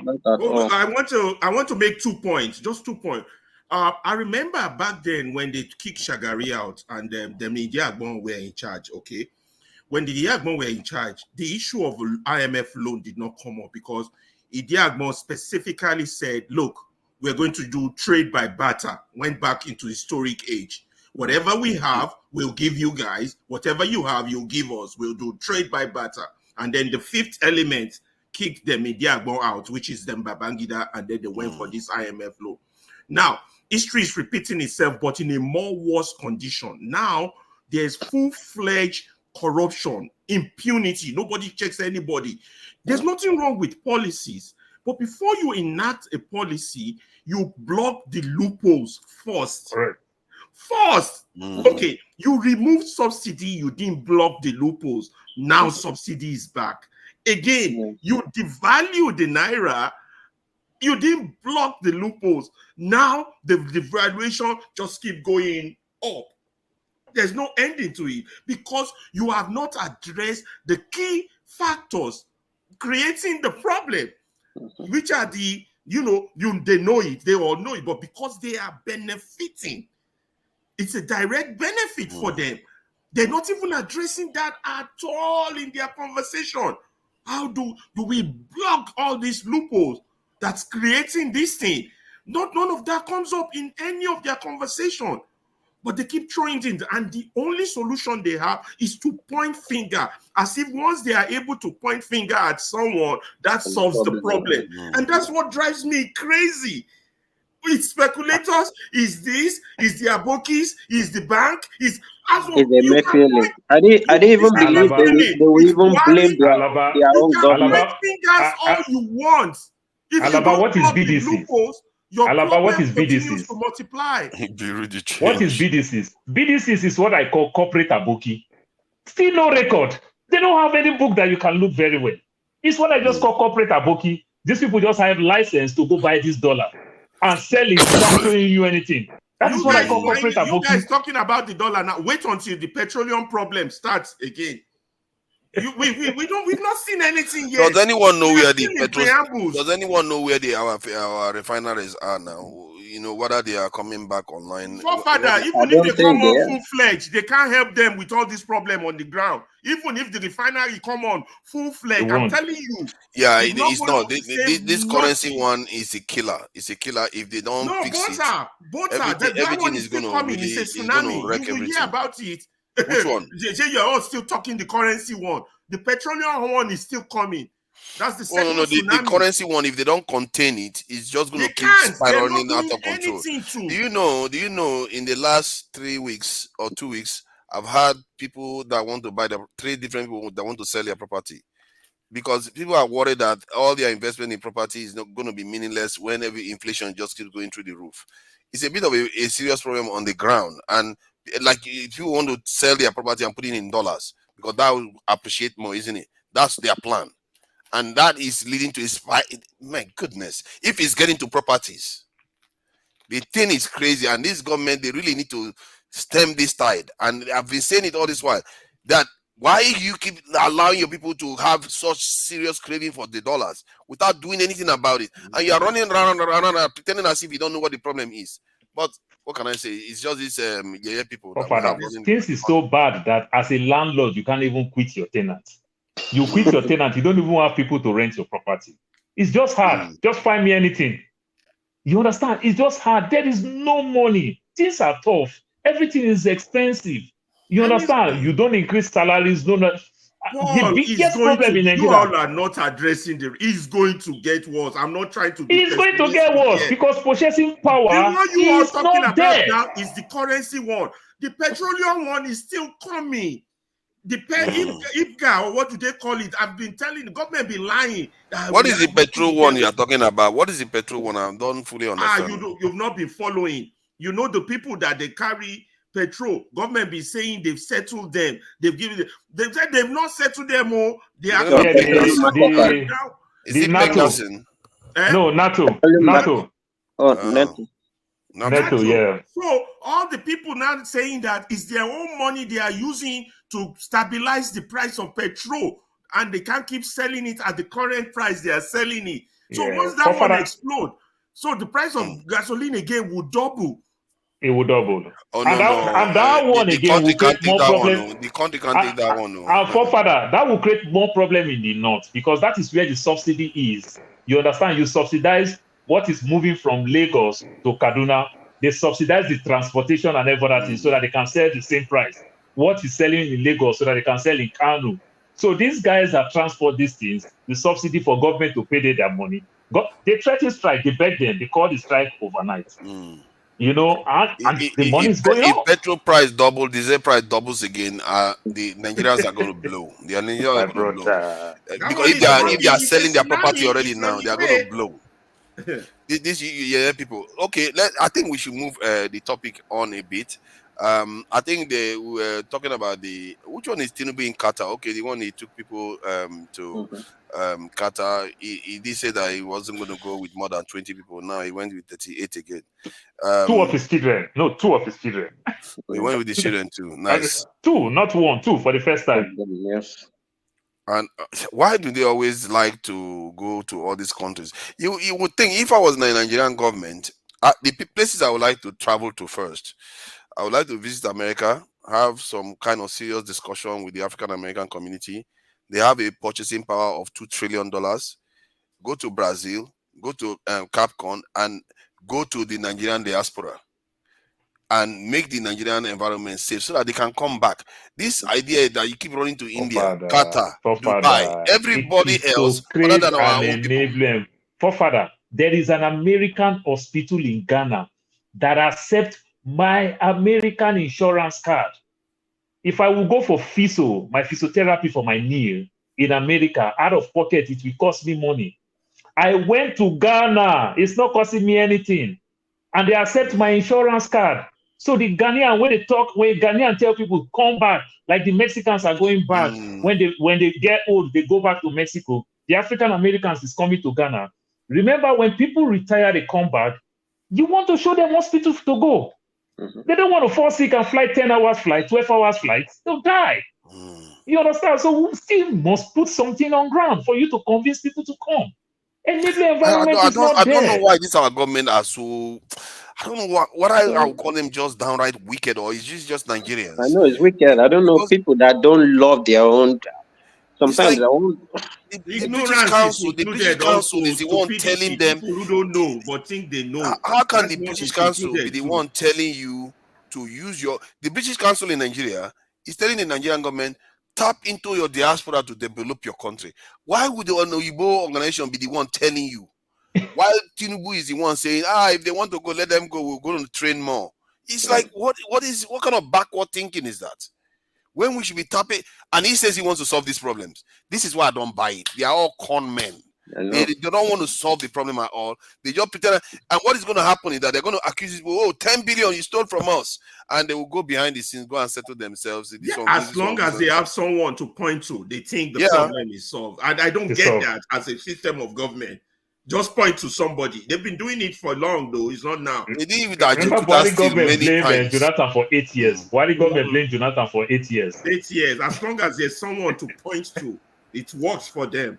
Yeah, I don't know why Nigerians are like this. I don't know why they're like this. The hypocrisy is like you do these things and then, just like in Jonathan's time where, they literally shut down the country, protesting. And now you're subtly threatening the labor union, that, you can't do this number of strikes in just 9 months and all that.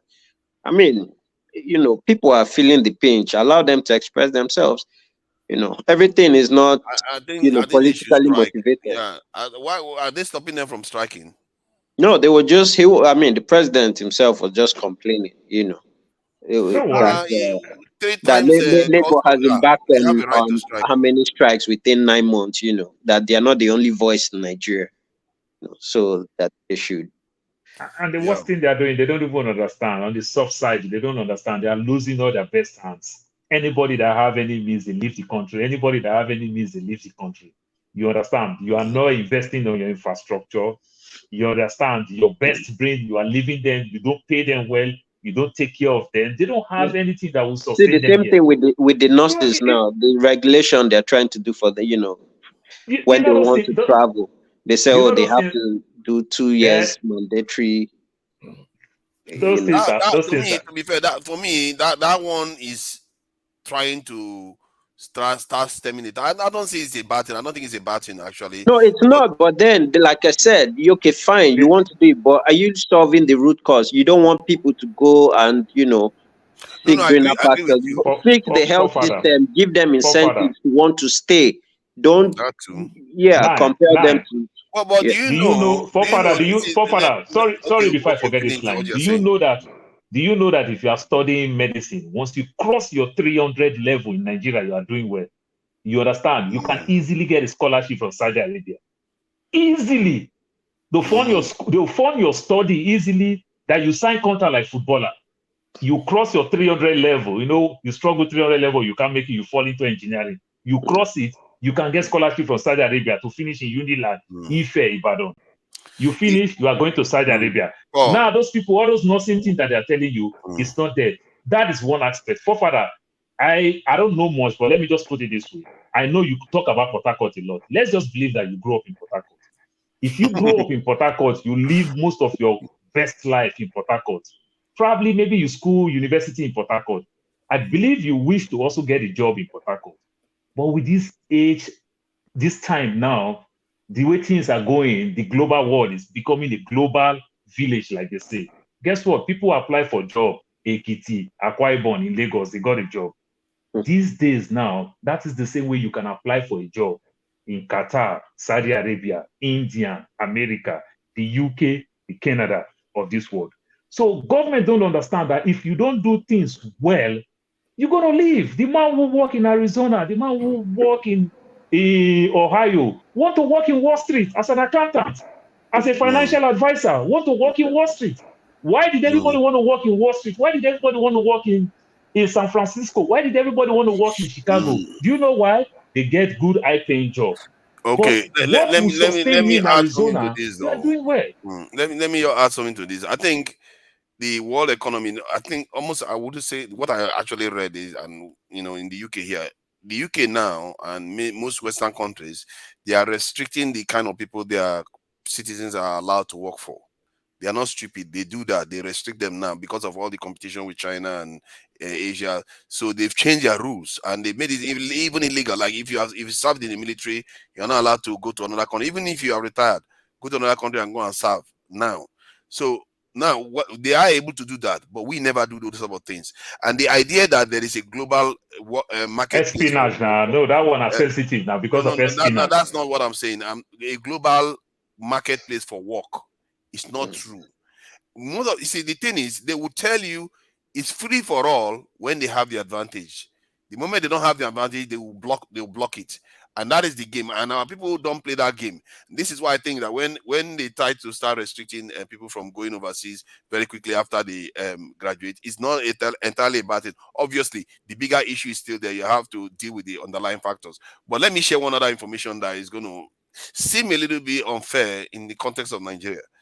If you look at the UK now, if you look at the minimum salary to a doctor in the UK and the minimum salary to a doctor in Nigeria, and then you look at the average salary in that country, in both countries, you find that Nigeria actually values these doctors more, if you take the average salaries into account, than the UK. My point is, an example of this, you see, this is the internal, the detail we don't look at.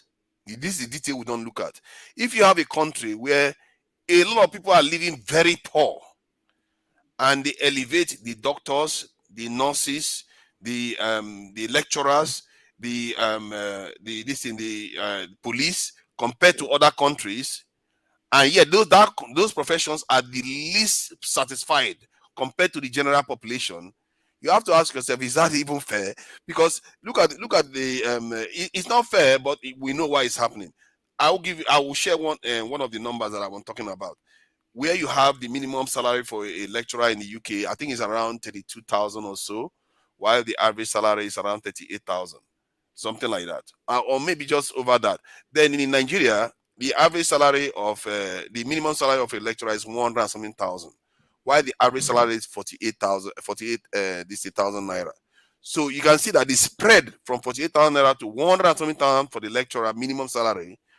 Remember that 48,000 is human beings that are earning inside the country, not ghosts. It's human beings. In the UK, the same thing. If you look at the spread, you will see that Nigeria actually values its doctors proportionally to the other people that they are the salary they are paying other people than the UK. But yet, what about training and retraining?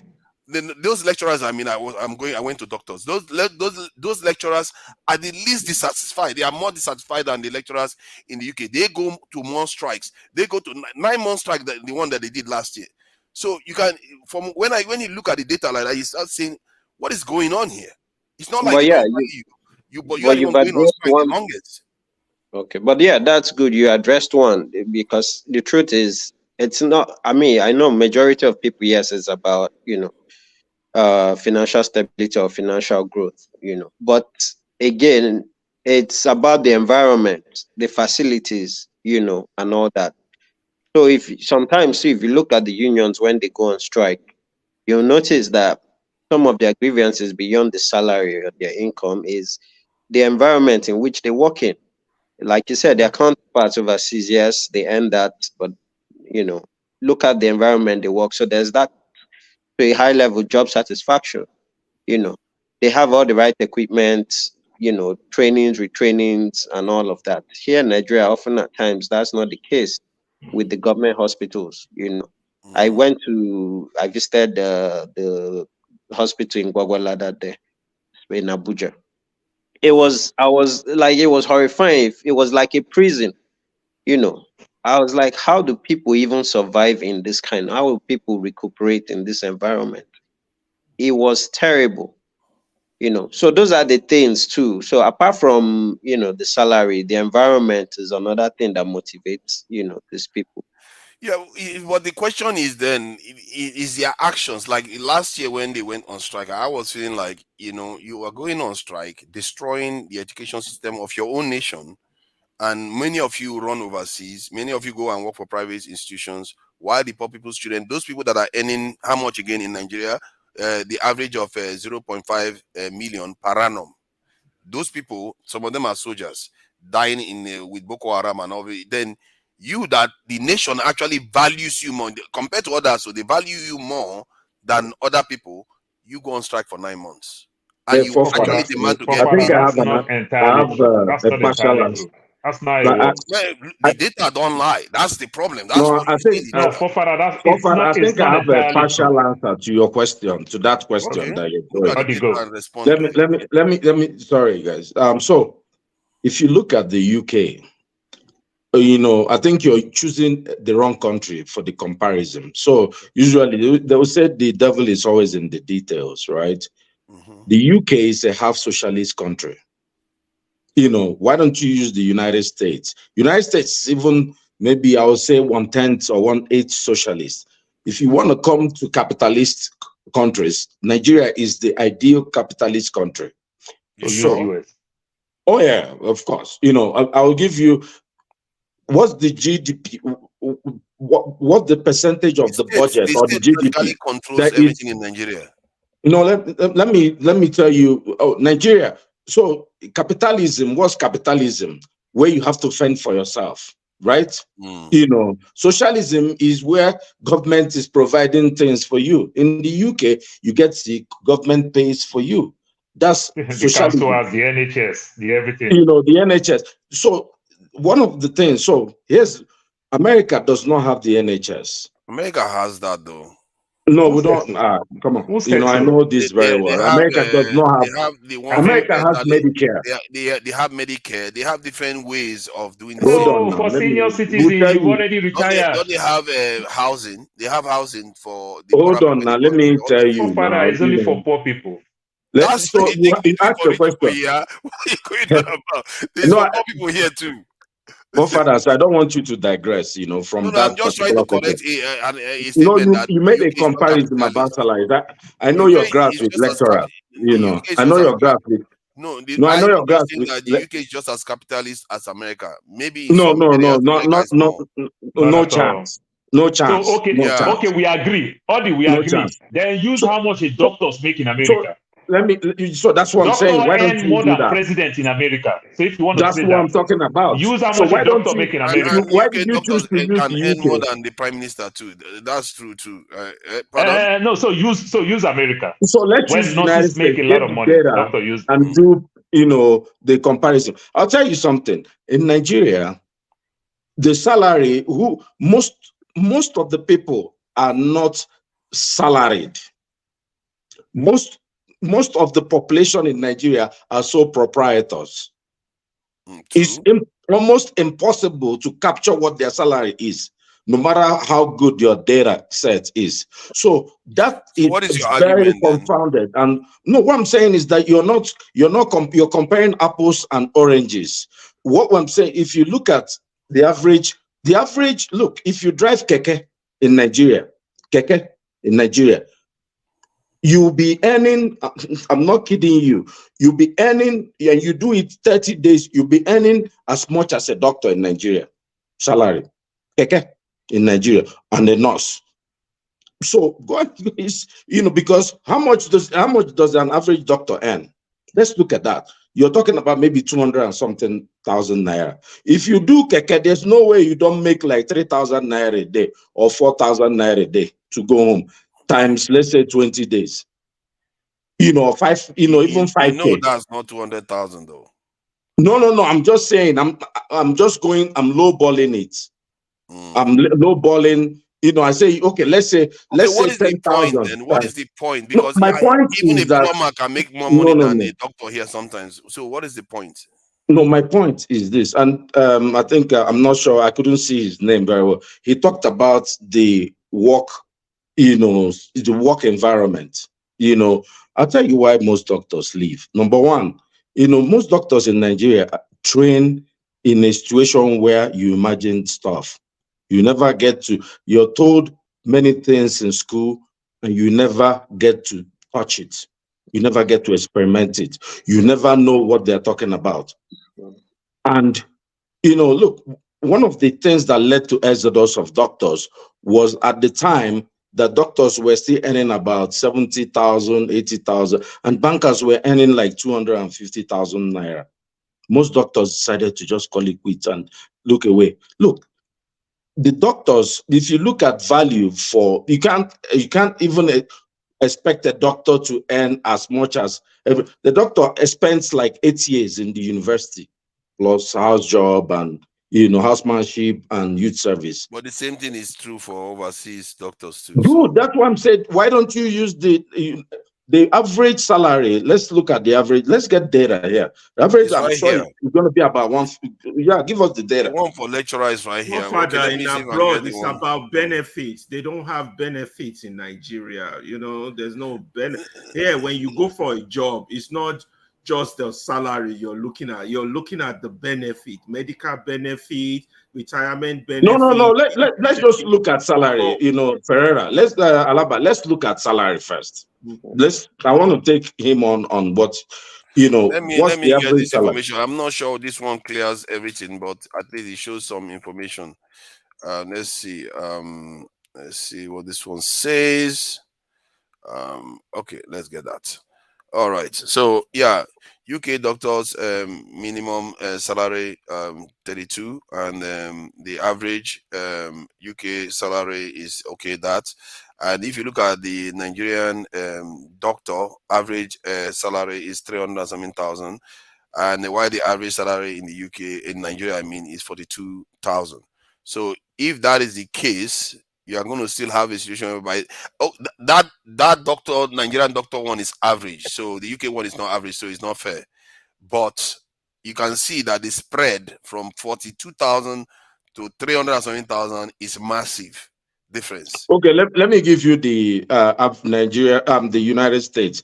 The average annual wage for physicians is $229,000.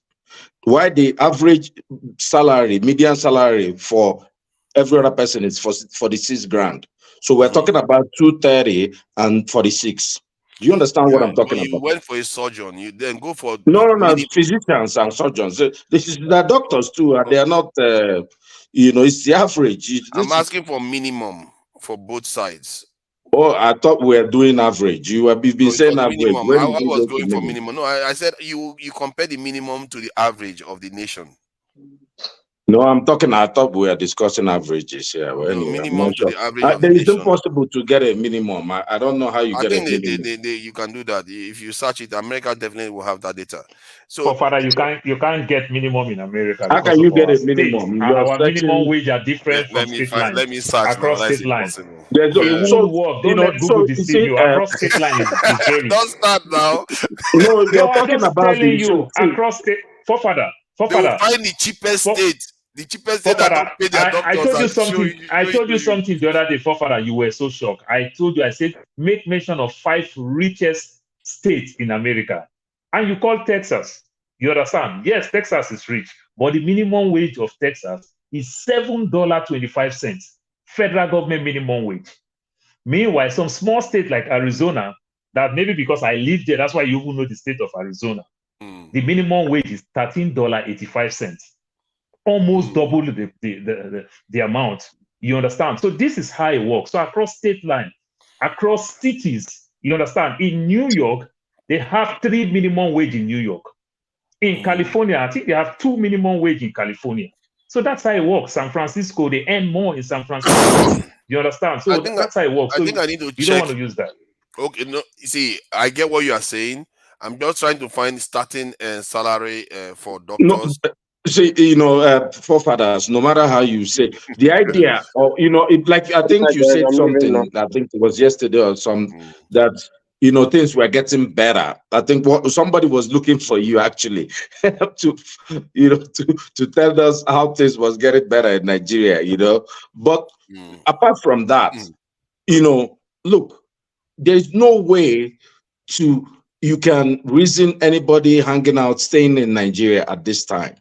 No matter who, if that person, if the question is, why are you not even in Nigeria, right? If you think that it's fair to be there, and then you can contribute your quota and you be patriotic and do what you have to do. But we Exactly. know that Even when it's if you not go to Nigeria, sustainable. you're going to be a professional forefather. Why don't you go? You're Because if going you to go be to a Nigeria, you're a professional. professional. You can help the Why don't you government. go? Why don't you go?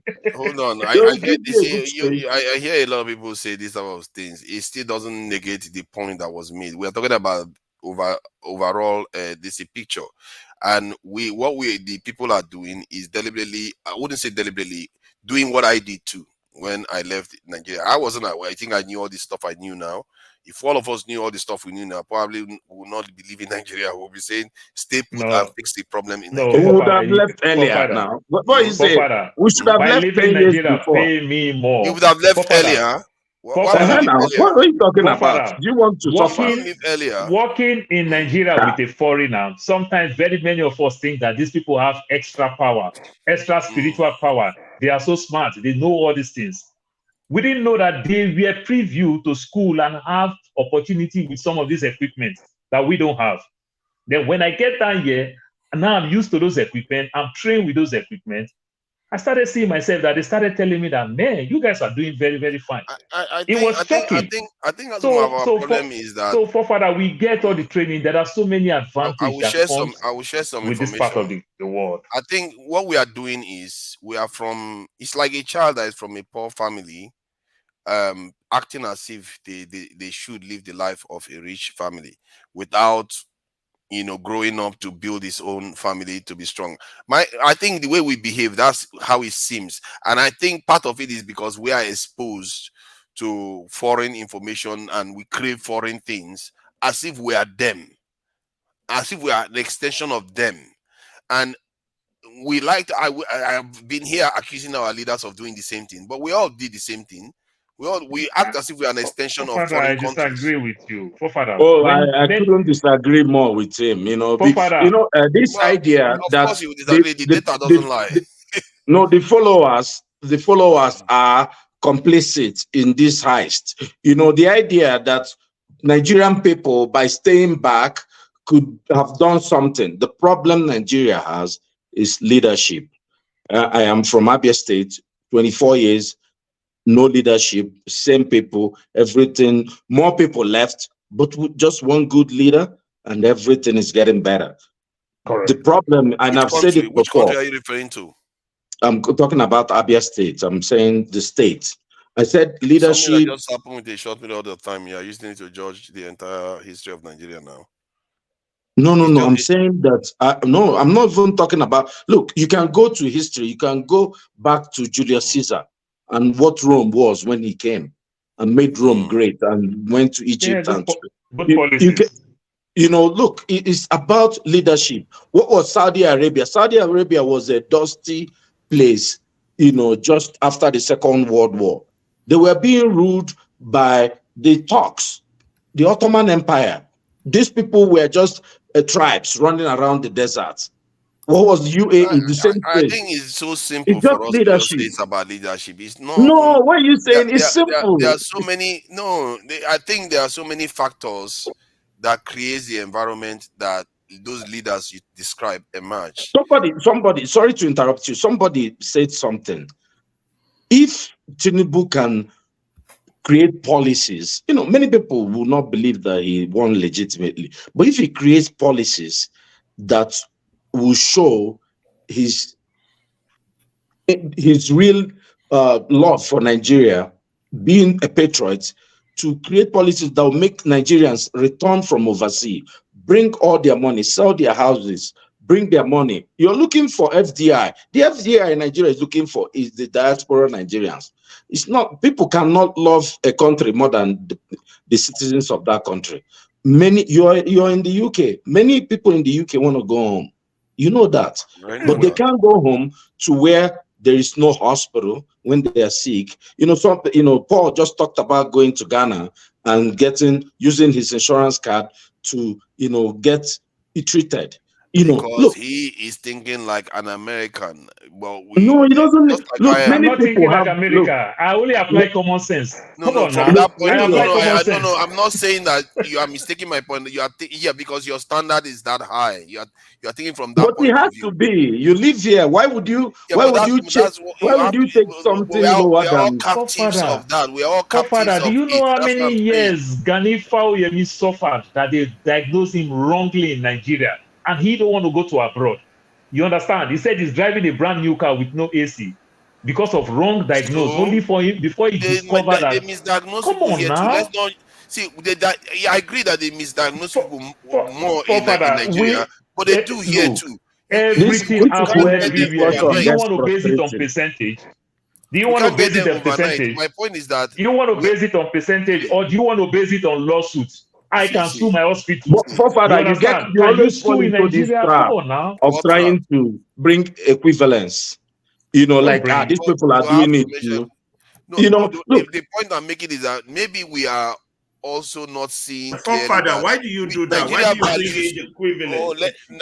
Nigeria. See, my issue is that Nigeria actually, on paper, values some of all these institutions that we like to value more than the UK value their own.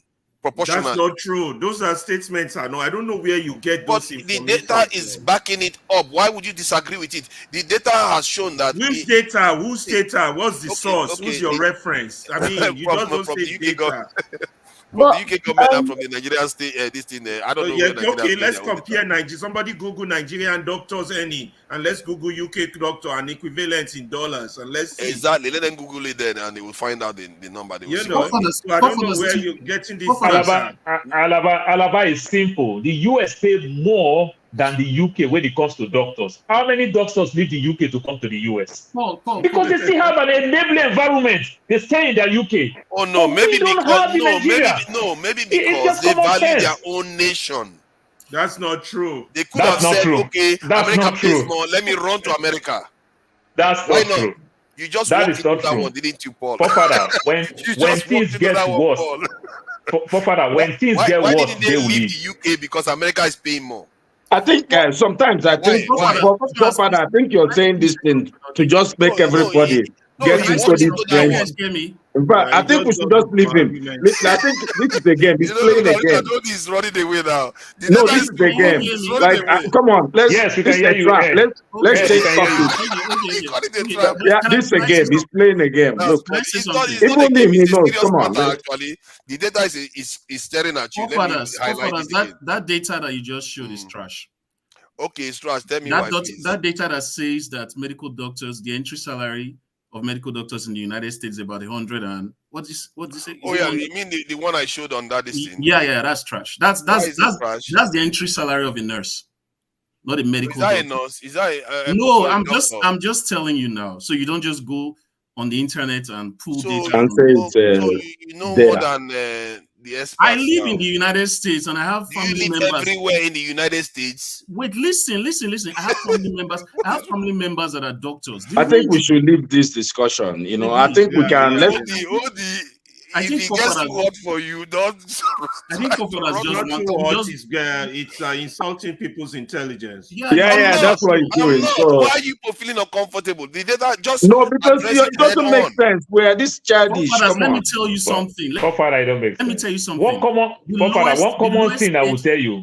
Every football. Okay, go ahead, my brother. Sorry, I'm sorry. Yeah, because I have people who are doctors. The lowest paid medical doctors in the United States are family medicine doctors, right?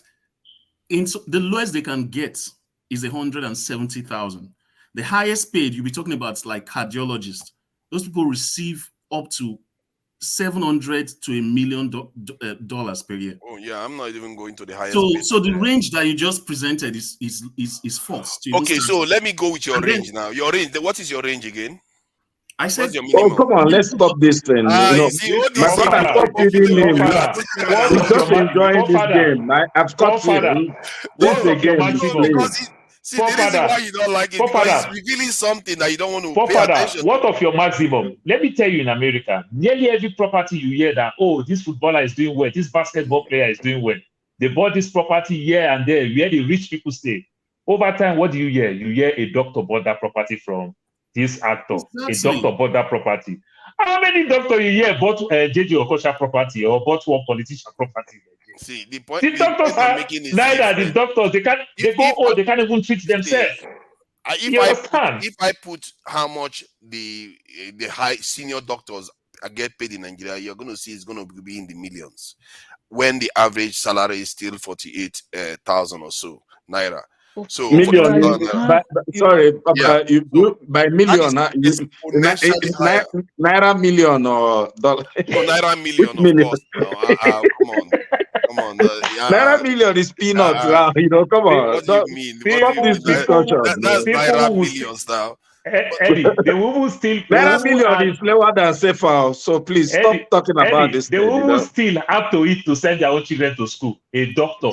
Who still have to eat to send their own children to school in Nigeria. But this number doesn't lie. Okay, if I'm going to challenge your numbers now because I have different numbers. I just posted a vacancy for a cardiologist. Let's see and this place is a rural place in the Midwest, and you're seeing almost 600,000 for a cardiologist that does non-invasive medicine.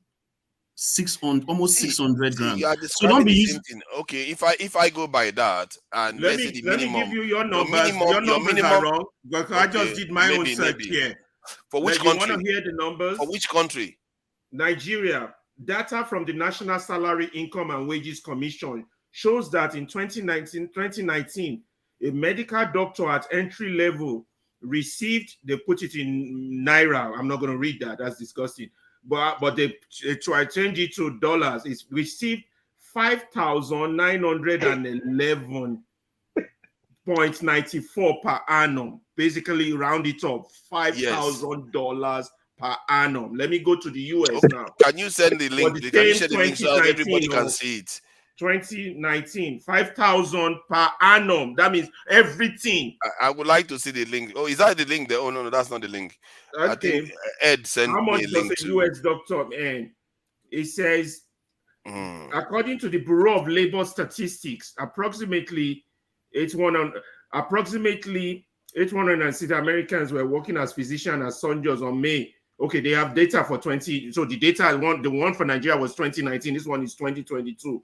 The median annual wage for physician and surgeon is 229,300. I don't give them that data. I don't know. I've not seen the data. Pereira, I've not seen the data. Can you share the link? I would like to see the data. I can't see it.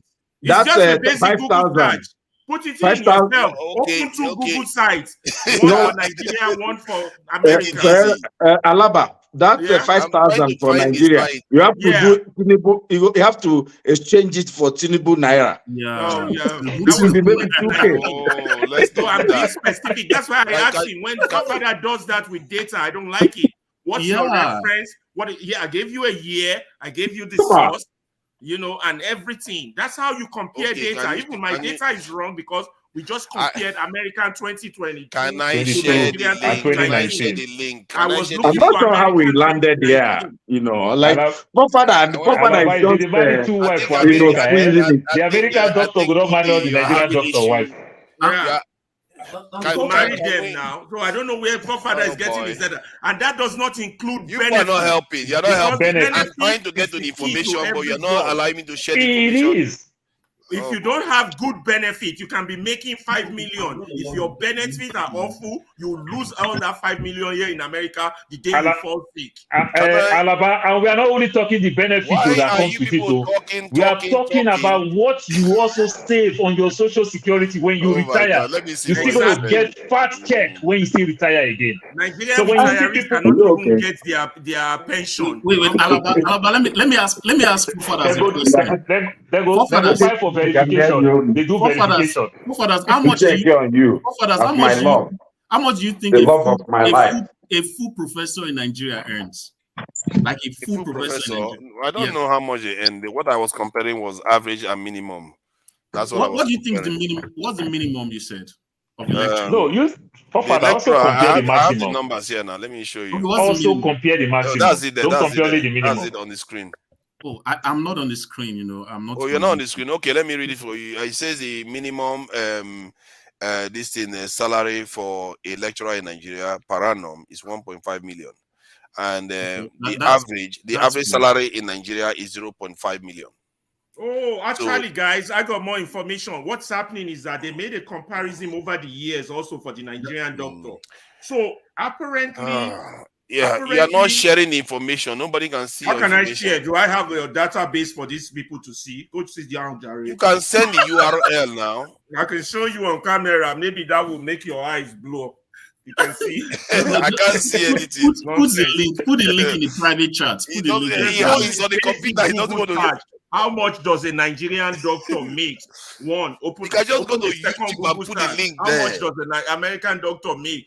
And let me finish reading later. And I don't think forefathers, you're not being fair in your comparison. There's no basis of comparison. It said in 2019 they make 5,000. That means they were making less in 2019 than they were making in 2010. Now listen to this. Yes. In 2010, doctors were paid 10,000 annually. In 2011, annually the Nigerian doctor was making 9,987. So it fluctuates. We don't know where he's getting that link from. So in 2019, Nigerian doctor has lost half what it was making in 2010. Very that true. Is data. That's not data. You're not sharing it with us. Wages good. Can you carry on so that I can check for the information? Just basic Google. Anybody who has a computer or a phone we need to be able to confirm the information that he's sharing. If it's true, it's true, isn't it? First, about lecturers. I was a lecturer in Nigeria before I came here, so you can't even talk to me about that. Lecturers in Nigeria, their salary has even reduced more because of the exchange rate, obviously, right? Inflation.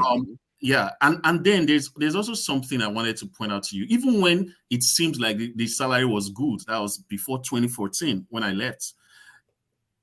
You have to also understand that when you compare the salary of a lecturer, someone that just graduated and got, we call it a graduate assistantship, which is the lowest rung of the academic ladder in Nigerian universities. For You the most compare part, that, with a master degree holder, as a master degree holder.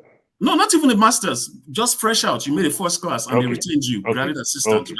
So if you compare that person's salary with the salary of someone that got a job in MTN in the same Nigeria, it's not even comparable. Or let's even go by, let's say, federal jobs. Someone who got a job in FIROS, you compare that person with a graduate assistant. They are both, I mean, obviously, the person that got a graduate assistant job might even have a better degree, because they retained him because of, the first class and all of that. And compare that to someone who was able to get into FIROS, it's way lower. So this idea that lecturers are living larger than the average Nigerian is just a farce. Actually, okay. Let me just share. I have to deal with one at a time. What this in Ferrari shared, it is showing that this doctor is earning entry level is 1.812600 million naira, and the average. Now let's go to average Nigerian salary.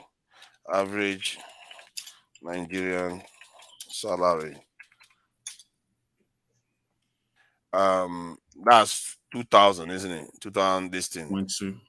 Yeah. So and conversion is let's do it per month, maybe to force it out. They will convert it to one this in 1 year.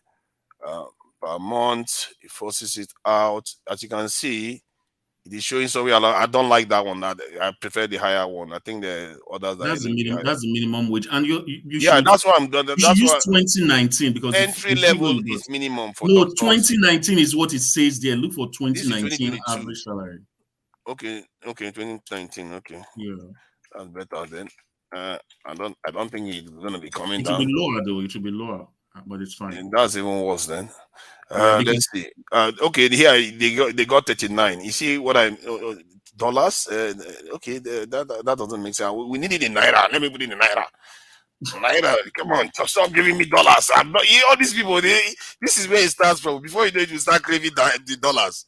Let's see. Okay, now this one is the average annual salary in Nigeria is oh, that's not what I'm. Okay. Hold on. This one is 2022. Why don't you use that? Hold on, don't you want me to use this one? I mean, This that's one is what it's 2022. Hold on, I've never seen the data before. This is for doctors. That's for doctor not now. doctor. It's It a just time says the doctor. average annual salary in Nigeria, not doctor. Average annual salary in Nigeria. It's just the website. That doesn't sound, but does that sound right to you? Well, so that's that. You see, that's the right to you. that's the inaccurate. problem with just going to Google to get any data. Hold on. Let's look the statistical. This is not Google. This is the statistical. This thing. Average monthly. This thing wage in this thing Nigeria, and that is the number you get there. Where is it? I think they probably have. Where is it now? How am I supposed to tell? Okay, it's showing this one here. It's showing this one here. So only around 30-something thousand. I think they will give you the number here actually when you look at where is statistical again. That's for the 3,000 naira here. That is the average in Nigeria. You see what I mean? And we know it's not 400 something, 4 million that people are earning in Nigeria.